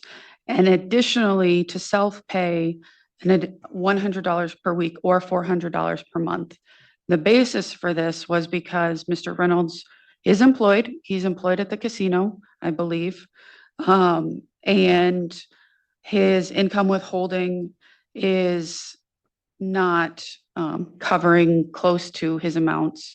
My information from speaking with my worker and her conversations, either with Mr. Reynolds or the employer, is that Mr. Reynolds takes a significant portion of his total income in cash through tips or chips or whatever the structure may be, but that he receives a significant portion of the money not through his W-2. And because of that, there's not enough available in his paycheck to cover his current support. I broke down with the payment records of what was received and what all was posted. And since that May 1st,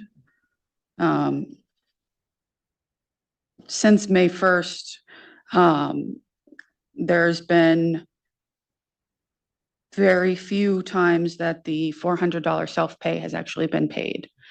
In May, there was a partial payment from income withholding. No self-pay was posted, but it posted at the beginning of June, so I believe it would have been brought in at the end of May. In June, there was a partial payment from income withholding and the self-pay posted. In July, partial payment from income withholding and a self-pay posted. So that's 2 self-pays that have been posted at that point. In August, there was a partial payment from income withholding and no self-pay posted. In September, there was a partial payment from income withholding. Mr. Reynolds posted, or his family posted, a bond for failing to come to court. That posted, and a per capita payment was received and that posted, but no self-pay was paid. In October, there was a very minimal payment received from income withholding and no self-pay. In November, very minimal from income withholding and self-pay did post. December, very minimal from income withholding and there was a self-pay. In January, there was some from income withholding and no self-payment. So from May 1st to January 30th, Mr. Reynolds was responsible for providing either through self-pay or through income withholding $9,494.46.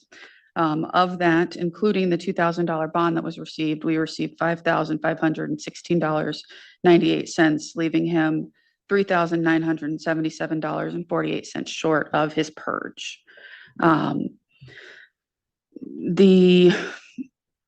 We certainly would like to see the income withholding situation be addressed so the income withholding can just provide his support and we don't need the additional self-pay component. But without that, the self-pay component is required per the order, and we're not seeing that consistently. It's sporadic. Can I stop you just a second? Like with the income withholding, I know that there is a limitation legally what can by a percentage come out of a paycheck. Now, is the income withholding that child support is receiving from Mr. Reynolds' paycheck the limitation, that percent, or is it just set at an amount that is coming out of his paycheck? So can we raise that amount of the income withholding dollar figure? No, because we're just, as stated, he takes most of his paycheck in cash. So what's left is not enough to cover. Plus he's got another case that he's paying on in Sawyer County, and they don't get the full amount either. All right. And Jody, your name is spelled with an I, correct? Yes. Yes. Just for the record. And Jody, you are the child support worker sitting with Corporation Counsel. Yes. All right. Thank you.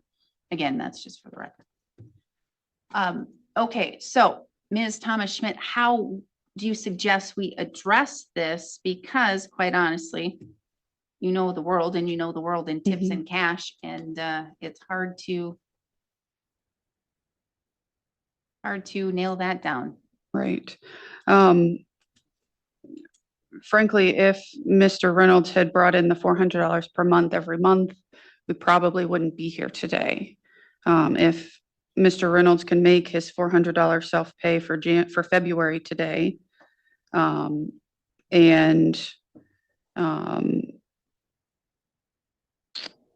if he can make that $400 self-pay today, we would ask that the purge be extended, and that the imposed and stayed jail be modified from the 15 days to 30 days, but remain stayed. If Mr. Reynolds cannot make a $400 payment today, we would ask for the jail sanction to be modified to the 30 days imposed and stayed, but that the stay be lifted on one of those days, sort of as a wake-up call. So you want him to go to jail for a day? If he can't make the $400 payment, yes. All right, here's the thing. Let's get real, Mr. Reynolds. Yep. Let's get real. Yes. Okay, so I have a few questions. Are you filing taxes this year? Yes. And what usually happens? Because I know you have a huge child support arrears, so does child support usually get that? Yes. So it usually goes to child support. All right. Okay, so, but it's kind of hard to whittle down $22,000, honestly. Yeah. Now, Mr. Reynolds, you have an ability to have multiple sources of some type of income or money coming in sometimes. Yes. Such as your dollarly or hourly wage, in that paycheck form, the cash tips that you receive, and sometimes you do receive those chips. You don't receive chips or anything for betting or whatever at the casino. Okay, at least cash, you get the cash. Nothing on a card. You don't get the card or anything. Okay, so you just get cash. Yes. Yes. Okay. And sometimes you get per cap. Sometimes. You don't get per cap. At one time you may have gotten monthly per cap, but that's no more, correct? Now, sometimes you get, I don't know, with special circumstances, per cap, some special per cap, correct? I think so. Is there anything special coming up? Are you receiving any per cap? I have no idea what they do with their per cap up there. You don't know? No. I know sometimes you can ask for an advance on per cap. I don't think you can ask for 22,000 in advance. That's a lot. I wish I could. I wish you could too. That would save a lot of hassle and a lot of stress for everybody. Now, this is the important question, because this is the question where Ms. Thomas Schmidt is putting the pressure. Do you have the ability to pay $400 today? Like by like the end of the By year? 4? By 4? No. By when? Well, I work tonight. I usually come home with tips, and I could drop that off, or have somebody drop it off in the mailbox or I whatever. believe you can have $400 by tomorrow. Well, I have court Friday, and I could probably bring double that amount. Let me see. You have your court with me, your OAR on Friday. Yep. You know better than I when you would have that, because I don't, even though I look at my calendars, I don't memorize them. Let me see. You don't have court until the 21st. That's next Friday. Well, Next Friday. I could be up here Friday with. So double this the amount. Friday, Yes. happy Valentine's Day. You can bring up lots of money. Yes. Okay, how much money can you bring me? About 8. $800? Okay. All right. So with that, raise your right hand. You swear to tell the truth, the whole truth, and nothing but the truth. So help me God. Always. All right. And I know you are a truthful one. You've always told me the truth, but I put you under oath so that I have it here under contempt, perjury. By this Friday, before noon, you can have $800 up here to child support. Yes. All right. Excellent. If you do not have $800 up here by noon, this Friday, February 14th. Sentencing you to 5 days jail, not 1, 5, not 1, 5. Understood. Okay, all other conditions, the court is going to adopt and approve. And Ms. Thomas Schmidt, I'm adding an additional 5 on top of your 30, so 35 days it would be.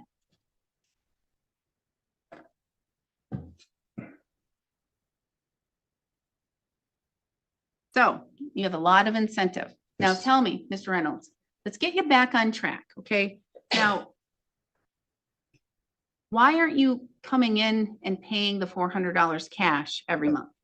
It's hard for me to get up here. I don't know, because like, I do have the money and my kids receive the money. It just doesn't go through child It support. has to go through I know, child support. I know it does. I mean, at but- the very least it does, because otherwise you're here and there. Yes. But here's the thing.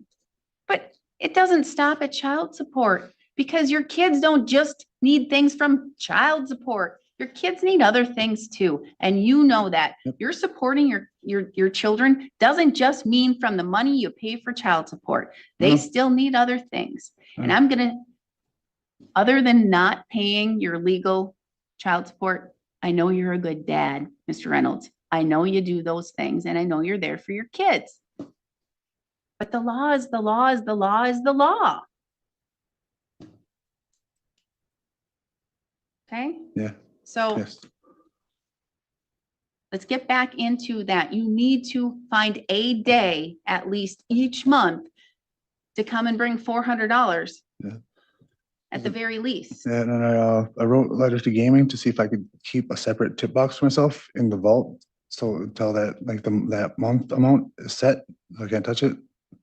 I love that idea. Because otherwise I can't handle cash for nothing. And you want to know what, Mr. Reynolds? I'm proud of you for thinking of that idea. Thank you. I am very proud of you for thinking of that idea, because cash is fluid. Yes. I'm going to tell you, I don't carry cash because it's fluid. You don't know where it goes.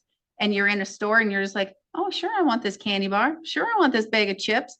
It goes and you have no clue where it goes. That's why I'm always with plastic. I can see exactly where every penny goes. So I'm proud of you for thinking of that. Yeah. So did you get your decision? Are they going to be able to do that? Excellent. Good. And so once you get that cash, once they give you that cash, bring it right to child support. I will. And more than 400, Yeah. more than your purge amount, because we have to get this money paid off. And unless the person who is receiving this money waives it, because you are doing other things for the children, you have to pay it. You have to pay it. There's no ifs, ands, or buts about it. Okay? All right. So, all right. Anything else, Ms. Thomas Schmidt? No, Your Honor. Okay, then we will see you. You're going to go to child support on the 14th. I'm going to see you on the 21st. Okay? Yep. All right. We'll see you then. We're adjourned. Before noon? Before noon on this Friday for child support.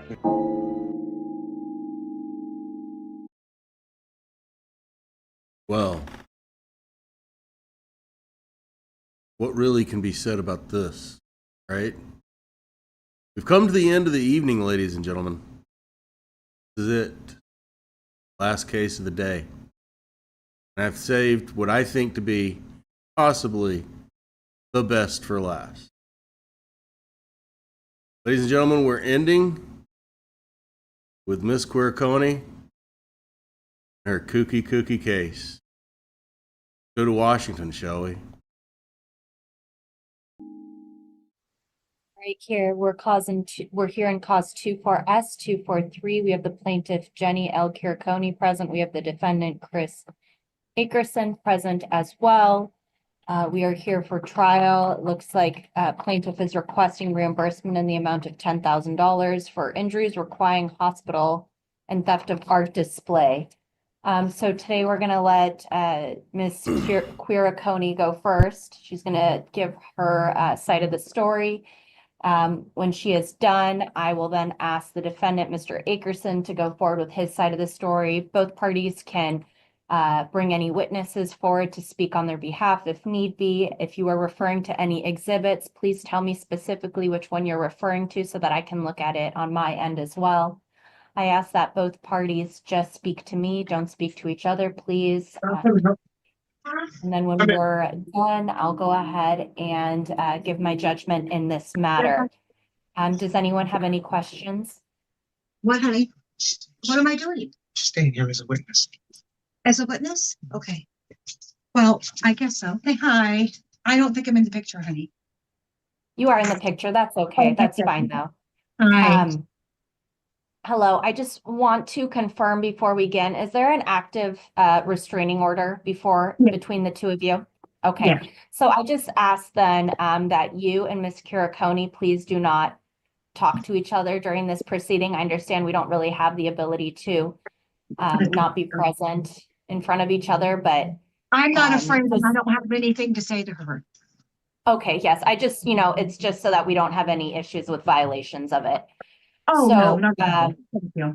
Okay, so I'm just gonna ask Mr. Akerson while Ms. Quiriconi is going first, could you just mute your microphone? And then I'll call on you afterwards to speak as well. I have a So, question for you. Do you mind, Your Honor? Do I have to be here for that part to listen to her? Because I really don't want to even hear her voice. no, you don't have to be present at all. When it's your husband's turn, if I'm correct, I'll just ask him to begin. He can take a brief second to call you in then, but you don't need to be present during this at all. Thank you. I appreciate that. Thank you. Yeah, of course. Okay. Come on. All All right, let me. Okay, so at this time, if nobody has any questions, so Ms. Quiriconi, if you could please raise your right hand. Do you swear to tell the whole truth during this proceeding? I do, Your Honor. Can you please spell your name state your name and spell your last name for the record? Jenny Quiriconi. Quiriconi. Thank you. Ms. Quiriconi, please begin with your statement.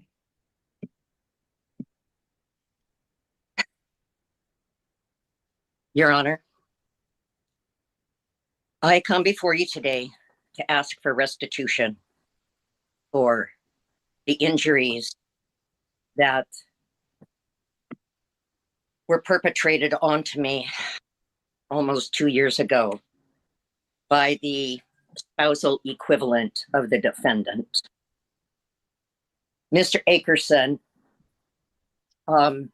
has been aware for quite some time that he has severe mental health problems. She has been diagnosed with borderline personality disorder, which comes with things like the compulsion to lie and create havoc and such. He also knows that she is prone to violence and, in fact, is aware that I have seen Hightower act physically hostile toward the defendant. It was during a home visit in December of 2019 when she struck him with both a closed fist and an open palm. The plaintiff knew that helping Hightower by providing vegetable food, flowers, edibles from my garden during the summer of 23, when Ms. Hightower had up to 200 rabbits crowding her property. Come on. She came over while I was out of town and destroyed my bee and butterfly garden, which I had put a couple hundred hours in, removed flower to include hyacinth and crocus. She destroyed perennial plants and seeds that I had put in for the bees and butterflies to help with pollination. These included things like columbines and anyway, when I found out that Hightower had destroyed, because I was very, very upset by it,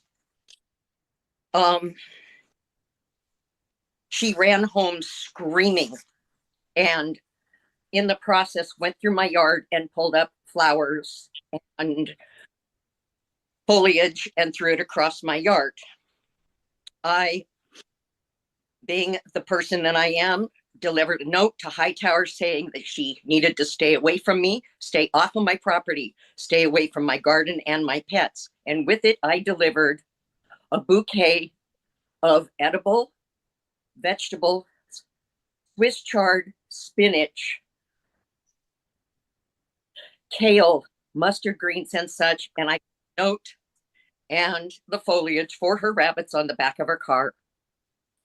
Approximately an hour and a half later, his partner, who he knew was upset with me and had the potential to be violent, he was coming over here. When she arrived, she pounded on my back door and the side of my house. She went through my yard again and pulled up signs and threw them down. She pulled an entire tree that I had started from a seed, a small ginkgo, out of the ground. She threw things in the seats. And if you will look at the evidence I have provided, you will see pictures of Hightower pointing to herself. There are police way in the background, but you can see foliage on the sidewalks and signs pulled up. She then into my front yard. I know because I went outside. I didn't know what the ruckus was. I noticed the signs pulled up. I noticed the foliage torn. I walked toward the front of my house. She was then in my front yard. She was reaching into the raised bed I have up there, and she screamed at me, "I'm going to kick your ass and put you in the hospital." I wanted to defend my property, Your Honor. So I went up into the yard so I could get a little stake to support my tree and to chase Hightower out of my yard. I out of the yard with a flimsy garden stake, and I smacked her once on her hip. She turned, grabbed the garden stake from me, proceeded to beat me about the head and face, struck my body, the stick broke, and then she attacked me. She attacked my face. She attacked my arms. She managed to get me into a headlock after directly punching me in the eye. Her friend came out because Dawn was screaming at the top of the lungs. She had never stopped screaming from the time she was at my back door. She had her forearm across my throat. Her friend had grabbed me from behind and pinned my arms to my side. Dawn bit the top of my head, continued to punch my face, while Mr. Akerson stood there and did absolutely nothing. If you will look at this he provided, he says that he broke up the fight, which is not true. He never touched her. He never stepped between us. He did absolutely nothing to stop her from hitting me over and over and over again while I was defending. He made false statements saying that I started it when he was not even present at my back door when she assaulted it. The woman who held me, Ms. Hightower's best friend, came from all the way in her backyard, close to 150 feet away, to restrain me so that Hightower continued to beat up on me until the police arrived. In the statement of that woman, which Mr. Akerson provided, she says that she waited with Hightower until the police arrived. She never let go of me, and Dawn never quit hitting me until the police were on site. At the time, I ran away.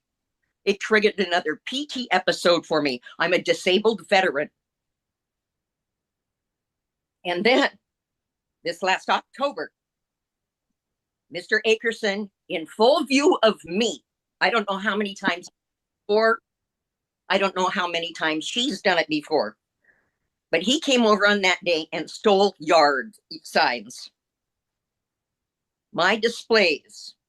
He had no right to come onto my property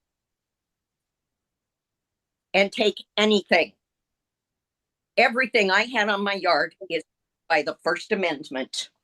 It says, that I can post opinions, beliefs, suppositions, facts, and art in the broadest sense. However, none of those signs went up there at all until after I won my small claims case against Ms. Hightower for in September of 2023. And she has Ms. Quiriconi. Ms. Quiriconi, please provide me that case number. 23 Sierra 126. It has moved to Superior Court and is now 242012738.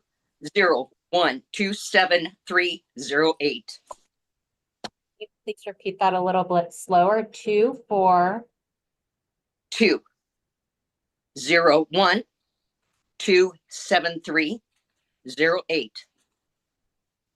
That's she now. You can keep talking. Sorry. Go ahead. The judge awarded 9% interest, and as of today, she owes $11,461.19. Been $530 since the judgment. They have conspired to move assets into Mr. Akerson's name. So, to get the restitution that I deserve and have been awarded, I have chosen to go against Mr. Akerson because he has an obligation when he knows his spouse is mentally ill and violent and could potentially do violence to someone to warn that. He did nothing to warn me. He did nothing to prevent her in a hospital for 10 days. After I received the documents that Mr. Akerson provided, I thought you should have some supplementary documents, Your Honor, to prove that I was in the hospital for 10 days, that I was given CT scans of my head, my neck, my face, my jaw, because of how badly beaten I was by his partner, and he could have done something to prevent it, and he chose not to. Then he lied on his police statements, and he has continued to protect her. And here are some of the lies that knows that she has made against me. That I am not disabled. That I tried to seduce her husband. That I carry knives or scissors for protection. That I have been naked in the street. That I have yelled at cars about Hightower. That she does not owe me the $11,000 plus. That she has not stolen from. That I have an alcohol problem. That I lied to the judge in the small claims case that I was awarded. She has also said that she has nerve damage from a minor wound and she has never provided any evidence. She keeps saying disabled, has never provided any evidence. She made accusations of sexual assault against a male acquaintance on social media. She stated in her— It's nothing to do with the case. Ms. Quiriconi. Please stay to what we're trying to get reimbursement for. Are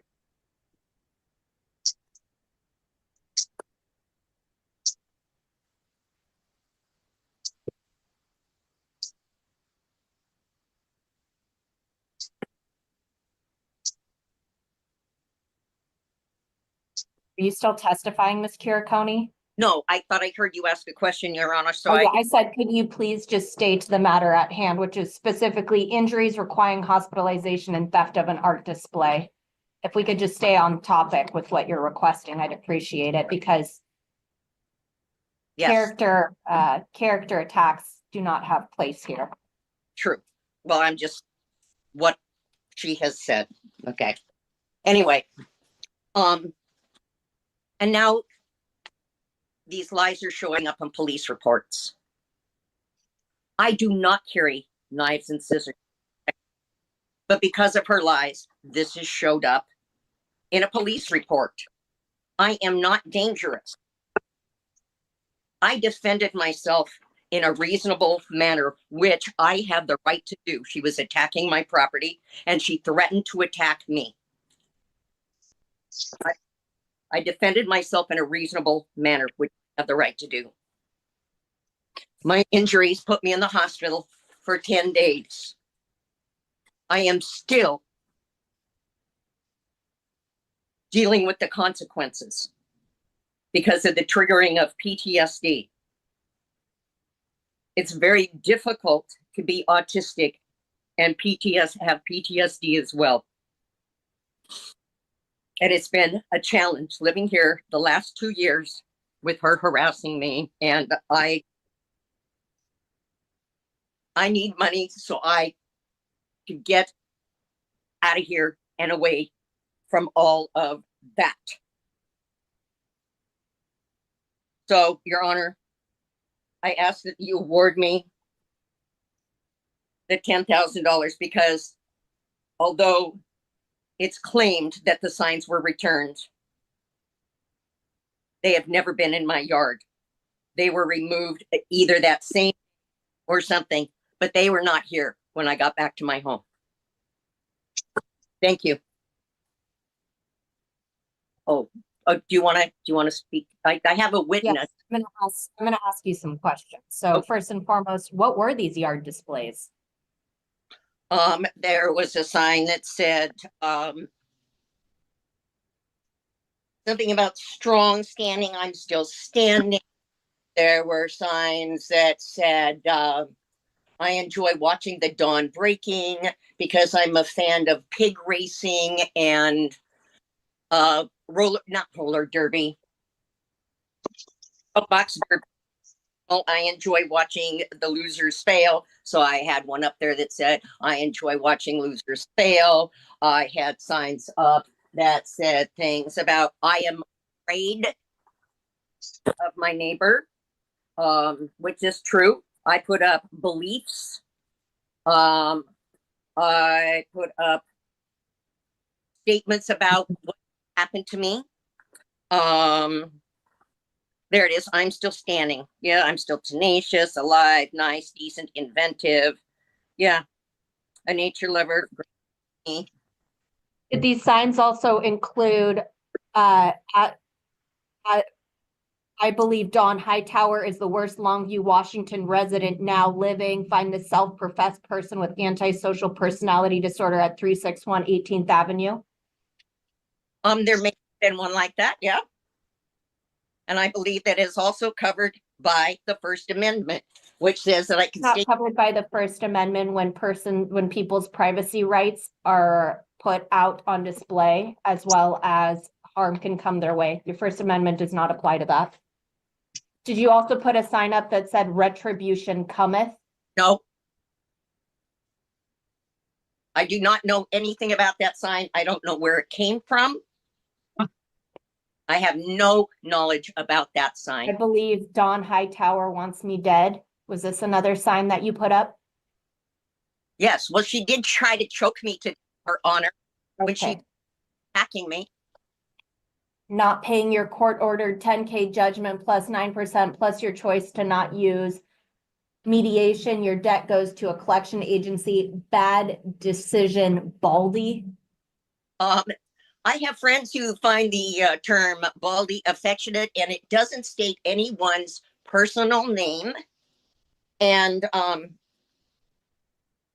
so, you know, if somebody wants to take it personally, that is up to them.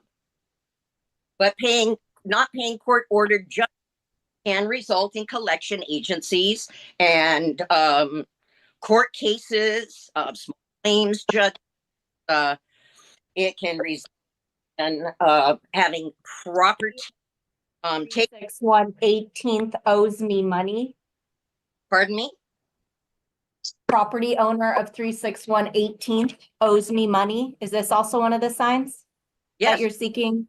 So a true statement. I can state facts according to my First Amendment rights. You cannot state facts that put others' individual privacy rights at issue. Okay.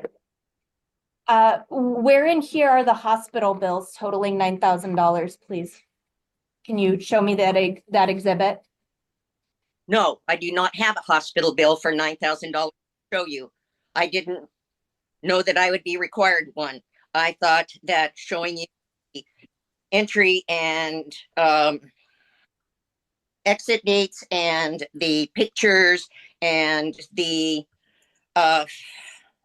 documents for the scans and such would be adequate. Just want to confirm, this happened on 6/15/2023, correct? This is correct. Okay, because the only patient report I have actually comes from respondents exhibits that you are aware of that says that you were brought into the emergency department, that you were under the influence, and that you were brought in for an involuntary treatment act criteria, danger to self and others. Because this is from the law enforcement patient report, Jenny placed several items in someone's vehicle and assaulted the owner of the vehicle. Jenny attacked the owner, causing others to assist in stopping Jenny. This is the only patient report I have. Jenny was not under the influence. The toxicology report from the hospital has been provided to you, and you will see that it is negative. Okay, well, I'm just saying, so is this from that same event?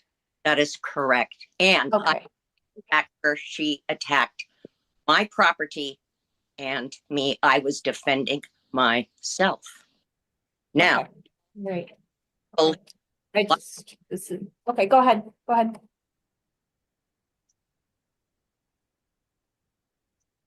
Okay, do you have, and your testimony was that you hit her on the hip with a stake?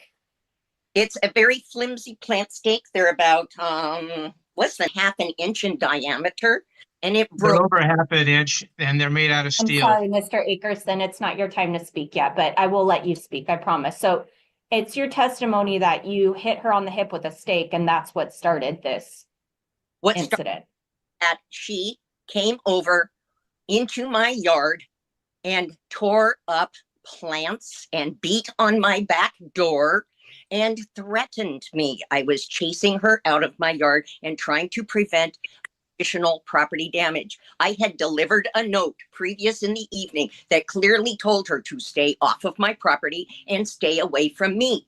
She My violated. question once again, Ms. Quiriconi, though, is I understand what you said and I heard that. I'm saying the first time when anybody's personal body got touched was when you hit her with a stake. I don't know. Right. Do you have any additional testimony or any witnesses to testify on your behalf? The only person I have here to testify on my behalf is a person who can testify that they have also been threatened by Ms. Hightower and have seen Mr. Akerson hit by Ms. Hightower, and to back up the statements that she's basically dangerous. Okay, who's the individual? Her name is Arliss McCall. And what connection does she have to this matter? Where does she live? She lives in the neighborhood. Where does she live in the neighborhood? I live across the street in a house over. I deal with dogs. All right, one second. If you want to testify, please come forward. I didn't know I had to. Yeah, you have to testify. You have to put your right hand up. This is going to be on the record. Everyone's going to be able to look at you and hear this. So, okay, please raise your right hand. Do you swear to tell the whole truth during this proceeding? I do. Please state your full name and spell your last name for the record. Arliss June, Mccall. Okay, perfect. If you could please stay in the camera so we could all see you while you're testifying. Oh, thank you. Yeah, we need to. Yeah, see if you can see yourself up Oh. there. There you are. Thank you. What testimony do you have that would contribute to the $9,000 injuries being requested by Ms. Quiriconi, or the theft of an art display? Well, my comments are in regards to Dawn's behavior and what I've seen her do and what I went through dealing with this woman. Go ahead. Please stay in the camera and go ahead and testify. Well, it was pleasant, I put it mildly. And I asked her, like she did, to leave me alone, but she would come back and always with another problem with these rabbits. And I finally had enough, and I've just been avoiding her. It's terrible to have to avoid people that aren't all there. It was All bad. right. Ms. McCall, this is a case against Mr. Akerson, though. This has nothing to do with Dawn right now. So this is against Mr. Akerson. Do you have anything to say against Mr. Akerson? Not against him, no, but I have seen her hit him. So okay, just pushed it off like it happened before. That's okay. All right. Do you have anything else to testify about, ma'am? No, I just didn't want no more trouble from her. Okay. Or All whatever. right. Okay. Well, thank you for your testimony. Ms. Quiriconi, do you have anything additional?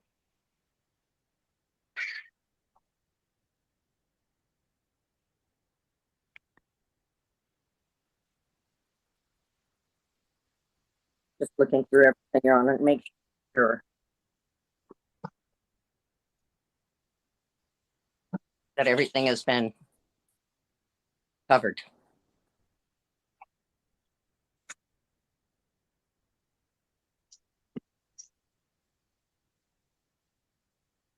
I believe I've covered everything, Your Honor. Thank you. I guess my last question to you, Ms. Quiriconi, is how did you come up with the $1,000 valuation for your signs?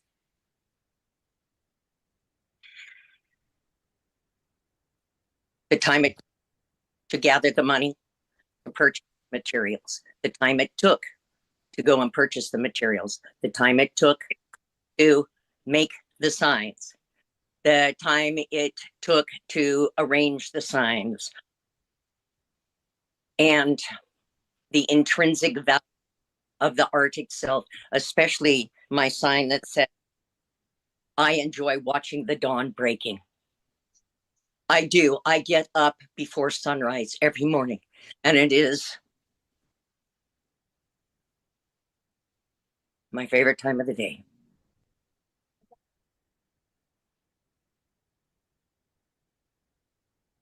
They meant a lot to me, though.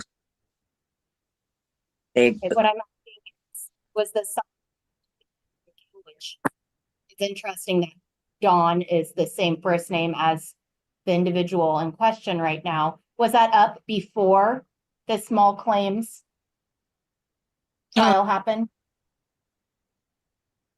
I don't know. I don't know exactly, Your Honor, but it's possible. And where in your exhibits are, I guess, just the itemized reports of how much all these materials cost? I did not believe I would have to provide receipts, Your Honor. That could be possible, though. If you would like me to. No, because you were supposed to have submitted your exhibits already. So everything that's been submitted is everything right there is. So let me understand this. You were awarded a $10,000 default judgment in September of 2023. You have not received any money from defendant Hightower in that matter. And now you're just trying to sue her husband for the money that you have not received from her? Well, this is a community property state, and he did absolutely nothing to prevent this when he could have, when he was legally obligated to. If a person knows that their spouse is violent and has the potential to do violence onto someone else, and they have the chance to prevent it, they have a duty to do so. He failed to. I know everything about the duty to act, and the duty to act revolves around personal property when someone is on their own property and they have to report to them whether there is something that could cause injury or whether someone is trying to save someone from a situation and in turn causes more injury to them during their duty of action. In this situation, you have stated that they were on your property when this occurred. No, it was out in the street by this time, Your Honor. It was in public. That's nobody's property then, that's public property. Right. And he still had an obligation to prevent her from beating my face in when he could have, because he knows that she is dangerous. He knows because she hits him. He is a battered husband. And Ma'am, we're not going to do any character insults at this time. We're just here for the facts of the matter. So thank you for your testimony. I've received everything I needed from you. At this point, we're going to go ahead and let the defendant take his turn. So Mr. Akerson, if you could please raise your right hand. Do you swear to tell the whole truth during this proceeding? Yes. Can you please state your full name and spell your last name for the record? Chris Akerson, Akerson. Thank you, sir. Please go ahead with your testimony. Well, the first thing is that she's suing me for body injuries, which I wasn't involved in the fight, first of all. Second of all, I know it was hard for me to contain not speaking when she was talking because she's lying, and it's frustrating. You know, this flimsy little plant stake she's talking about is a 1/2-inch metal rebar covered with plastic. It's a plant, you know, it's like a tree stake. It's a hard object. So anyway, that's that. You know, the fight was in her yard, not in the street, Jenny, in your yard, but you don't remember that. Ms. Akerson, Mr. Akerson, please just speak to me so we don't have any issues. Okay. So at any rate, yes. When I went out, you know, you got to remember these signs are pointed at my house. They're not pointed on Beach Street. They're pointed at my house. And I've been looking at these signs every day for months on end. And I got just so frustrated that Jenny was out there. So I just went out there and I grabbed them. And she says, "These are my signs. You can't have them." And I said, "Why are you so mean?" To her. And she didn't reply back. And she says, "Give me back my signs." I says, "No, I'm taking them. I don't like you, you know, displaying this stuff anymore." So I took them. And yes, you know, she called the police. Officer Slate came over and knocked on my door and he said, "Did you take Jenny's sign?" I said, "Yes, I did, but I don't think she," you know, you have to understand where I'm coming from. This doesn't seem right that she can post these signs in her yard. It's upsetting. It's upsetting to me. It's upsetting to my wife. And I don't think she should be doing this. And she says, "Well, it's out of my hands," he said. I said, "Well, fine. They're in my truck. I'll get them for you." So I grabbed it, you know, I gave him the signs. He went over there and placed them in her yard. Later on, she got arrested. So, and now she's saying I took her signs. Yes, initially, but if you can check with Officer Slate, he took them back. And in fact, he knocked on her door and I heard, she didn't come to the door. And Officer Slate says, "Jenny, your signs are in your yard." And that was it. And then lo and behold, 2 hours go by. Next thing I know, we've got 5, 6, 7 cop cars surrounding her house and she's locked inside. She's not coming out. And then, you know, I think finally around midnight, 1 o'clock in the morning, she finally came out. She was hiding underneath her house and she came out.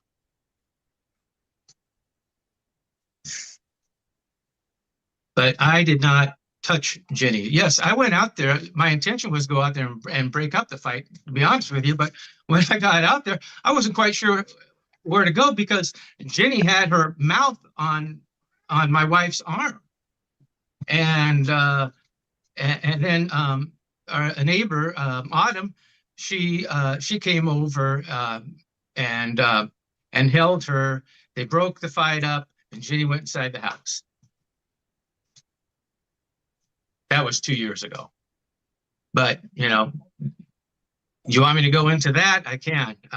That whole incident started because, you know, we just pulled some weeds for her as a favor because she wasn't feeling well. And these are slow partition between the road and the sidewalk is I don't even know what they call that, but there's a little area there where she had some plants and stuff. And we just pulled the weeds. We didn't pull her plants. None of the stuff she was talking about, whatever plants there were, we just pulled the weeds. And she took offense to that. So she went and grabbed, when she found out that we did it, she was upset. So she voiced her opinion to Dawn. Dawn wrote her a little note, like one of those gift card type note stuff, and just said, I'm so sorry that that this offended you. We were just trying to be nice, but she took offense to it. So we're sorry. Well, she didn't like that because I was doing dishes, and next thing I know, I see her come in and she grabbed all this dirt and weeds up and threw them. I have a convertible, top was down. She just threw them in the back seat of the car, all the dirt and everything. I said to my wife, well, I guess she liked that apology because that was her reply. And so, it's frustrating. It's very frustrating. Oh, I can't hear you. I can't hear you. How come I can't hear you? Can you hear me at all? I can hear you now. Did you hear anything I just said? Yes, I did. I heard everything. Oh, My microphone has been glitching. I apologize. So hopefully you can hear me. I'll just speak into it. So I guess my first question is, the attack happened in Miss Quiriconi's yard? Yeah. Okay. And this happened between you or between Miss Quiriconi and your wife, right? Yeah. And then you were involved later to try to break it up, correct? Yes. Okay. All right. All right. And then did you testified that the signs were returned, correct? Yes. Yes. Well, Jenny even admitted that. There's one out there. I think, do you have any other testimony? I think that's sufficient. Do you have anything else? I don't know I don't know what to say. I just wish that Jenny would stop with the signs. It's so frustrating every day. Are the signs still up, sir? She puts signs up all the time. There's no sign right now, but there's one sign that when we got up in the morning, went outside the front door, we saw that sign that said right in our yard, said retribution cometh. Did you call the police right away? No, because we knew it was Jenny, and she's her signs again, doing her little thing. There is an active restraining order still available between both parties. And so if anything happens, you're able to call the sheriff's office and get another violation of a restraining order. Yes. Okay, just so you're aware. Every little thing you can call about. Yeah, we are aware. Okay. Because unfortunately, this is just monetary reimbursement in this situation. So I can't do anything non-monetary here, but I think I've heard everything I need. I don't want to cut you off though, sir. So if there's anything else that you wish to testify about or have your wife testify about as a witness, I don't want to cut you off. Please take all the time you need. Do you need anything else? No, let me see if my wife wants to come in and say anything. A second. Okay. Ms. Quiriconi, can you please stop moving around? It's disrespectful. I'm trying to focus on the defendant's testimony. Thank you. Testify. Hi. Hi, are you able to see me okay? Oh, we're muted, I think, honey. You're not muted. Oh, okay. Can you hear me? Thank you. Hi. Can you hear me okay? Yes. Okay, I apologize. Please let me know if you can't hear me because my microphone is having issues today. So could you please raise your right hand? I don't want to look at it. Do you swear to tell the whole truth during today's proceeding? Absolutely. Thank you. Could Yes, you please state your full name and spell your last name for the record? Dawn Hightower, Hightower. Can you sit down, please? Thanks. Will you? Right, okay, please begin with your testimony. Well, unfortunately, I just got word that Arliss was on record, and I don't know what she has said, whether it be true or not. So I can't say anything about that and what she's told me, but what you need a witness. I mean, you want me to tell you what happened? No, I don't need anything. It's just whether your husband wants you to testify or not. Today, it's specifically about Ms. Quiriconi requesting $9,000 back in injuries from your husband, though, not from you. And then asking for $1,000 back for theft of an art display. If you have anything that you want to say about that, feel free. Yes, I certainly would. Will you stop clicking? I have anxiety. I have generalized anxiety disorder as well as major depression. And so since all this started with Jenny, all because she targeted me because I thought I was doing her a favor by weeding the community garden that was parked between her house and the street. In fact, excuse me? It was Ms. Quiriconi. I will go ahead and mute her. Go ahead and keep going. Thank you. Okay. This was late in the summer and the garden was over and she had planted the garden for the neighborhood. And I asked Chris actually helped me. We weeded it, but what we considered weeds and what Jenny's vision were apparently two different things. And then about a week later, she had been going really unsteady, a lot of mental instability that summer, where she was reported being naked, yelling, we've seen it all. It's all on record. But Jenny's reality isn't necessarily our reality. And at the time, I'm sure that Jenny, I can't prove it, but I'm sure that she was on drugs as well as not under a doctor's care for her own mental health issues. I said this to Ms. Quiriconi, so I want to afford her the same respect too. Just please no character comments or something that are unsubstantiated, because I don't want this to become just nasty. I want it to yes, absolutely. down the way I'm just trying to wrap it up. I'm just really nervous because I don't know if my husband told you that we're moving as we speak. We're moving. Our house is closed. And the reason why I'm moving and getting out of here and we lost money on the sale of our home is because of Jenny's harassment, bullying, and characterization against me and my husband. And we have done absolutely nothing wrong to warrant any of her behavior.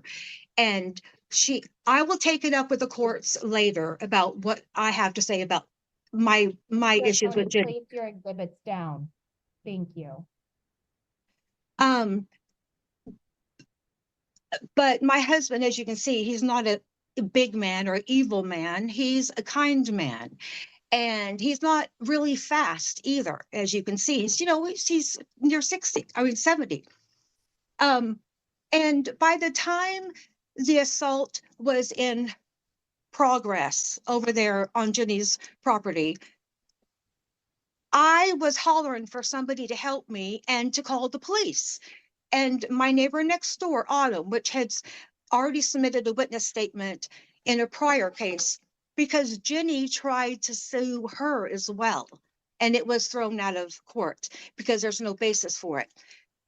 So she was already ran over to help me as Mrs. Quiriconi had her mouth on my arm so drastically that there's nerve damage, and I had to go to the emergency room, had it attended to, and then tetanus and antibiotics and the whole bit. But Autumn had already came over to help get her off my arm, which I had her in a headlock and she had my arm. So I couldn't let her go while she has my arm because I was actually concerned about the bite. and how significant it would be if I allowed her to pull away from me. So Autumn had already ran over hearing me to intersect, and Autumn isn't a little girl like myself, 5'2" and 125 pounds. Autumn helped get her off. And at that point, as soon as she let up, and maybe a minute after Autumn was trying to restrain her, and Jenny's just, they somehow Autumn let go and Jenny ran in the house and she hid in her attic underneath stuff to disguise. And that was the police ordeal. That was the waste of our taxes because she wants to play drama queen and then blame it on everybody else. That's what happened, in my opinion. But Chris had nothing to do with it. He isn't always aware. He's hard of hearing. He can't hear me if I'm in the same room. So by the time he realizes what's going on, whether it be, like, oh my goodness, is this really happening? Autumn had already stepped in to help me. And in the bottom line, he had nothing to do with it. He wasn't he had nothing. He himself was traumatized by the whole thing.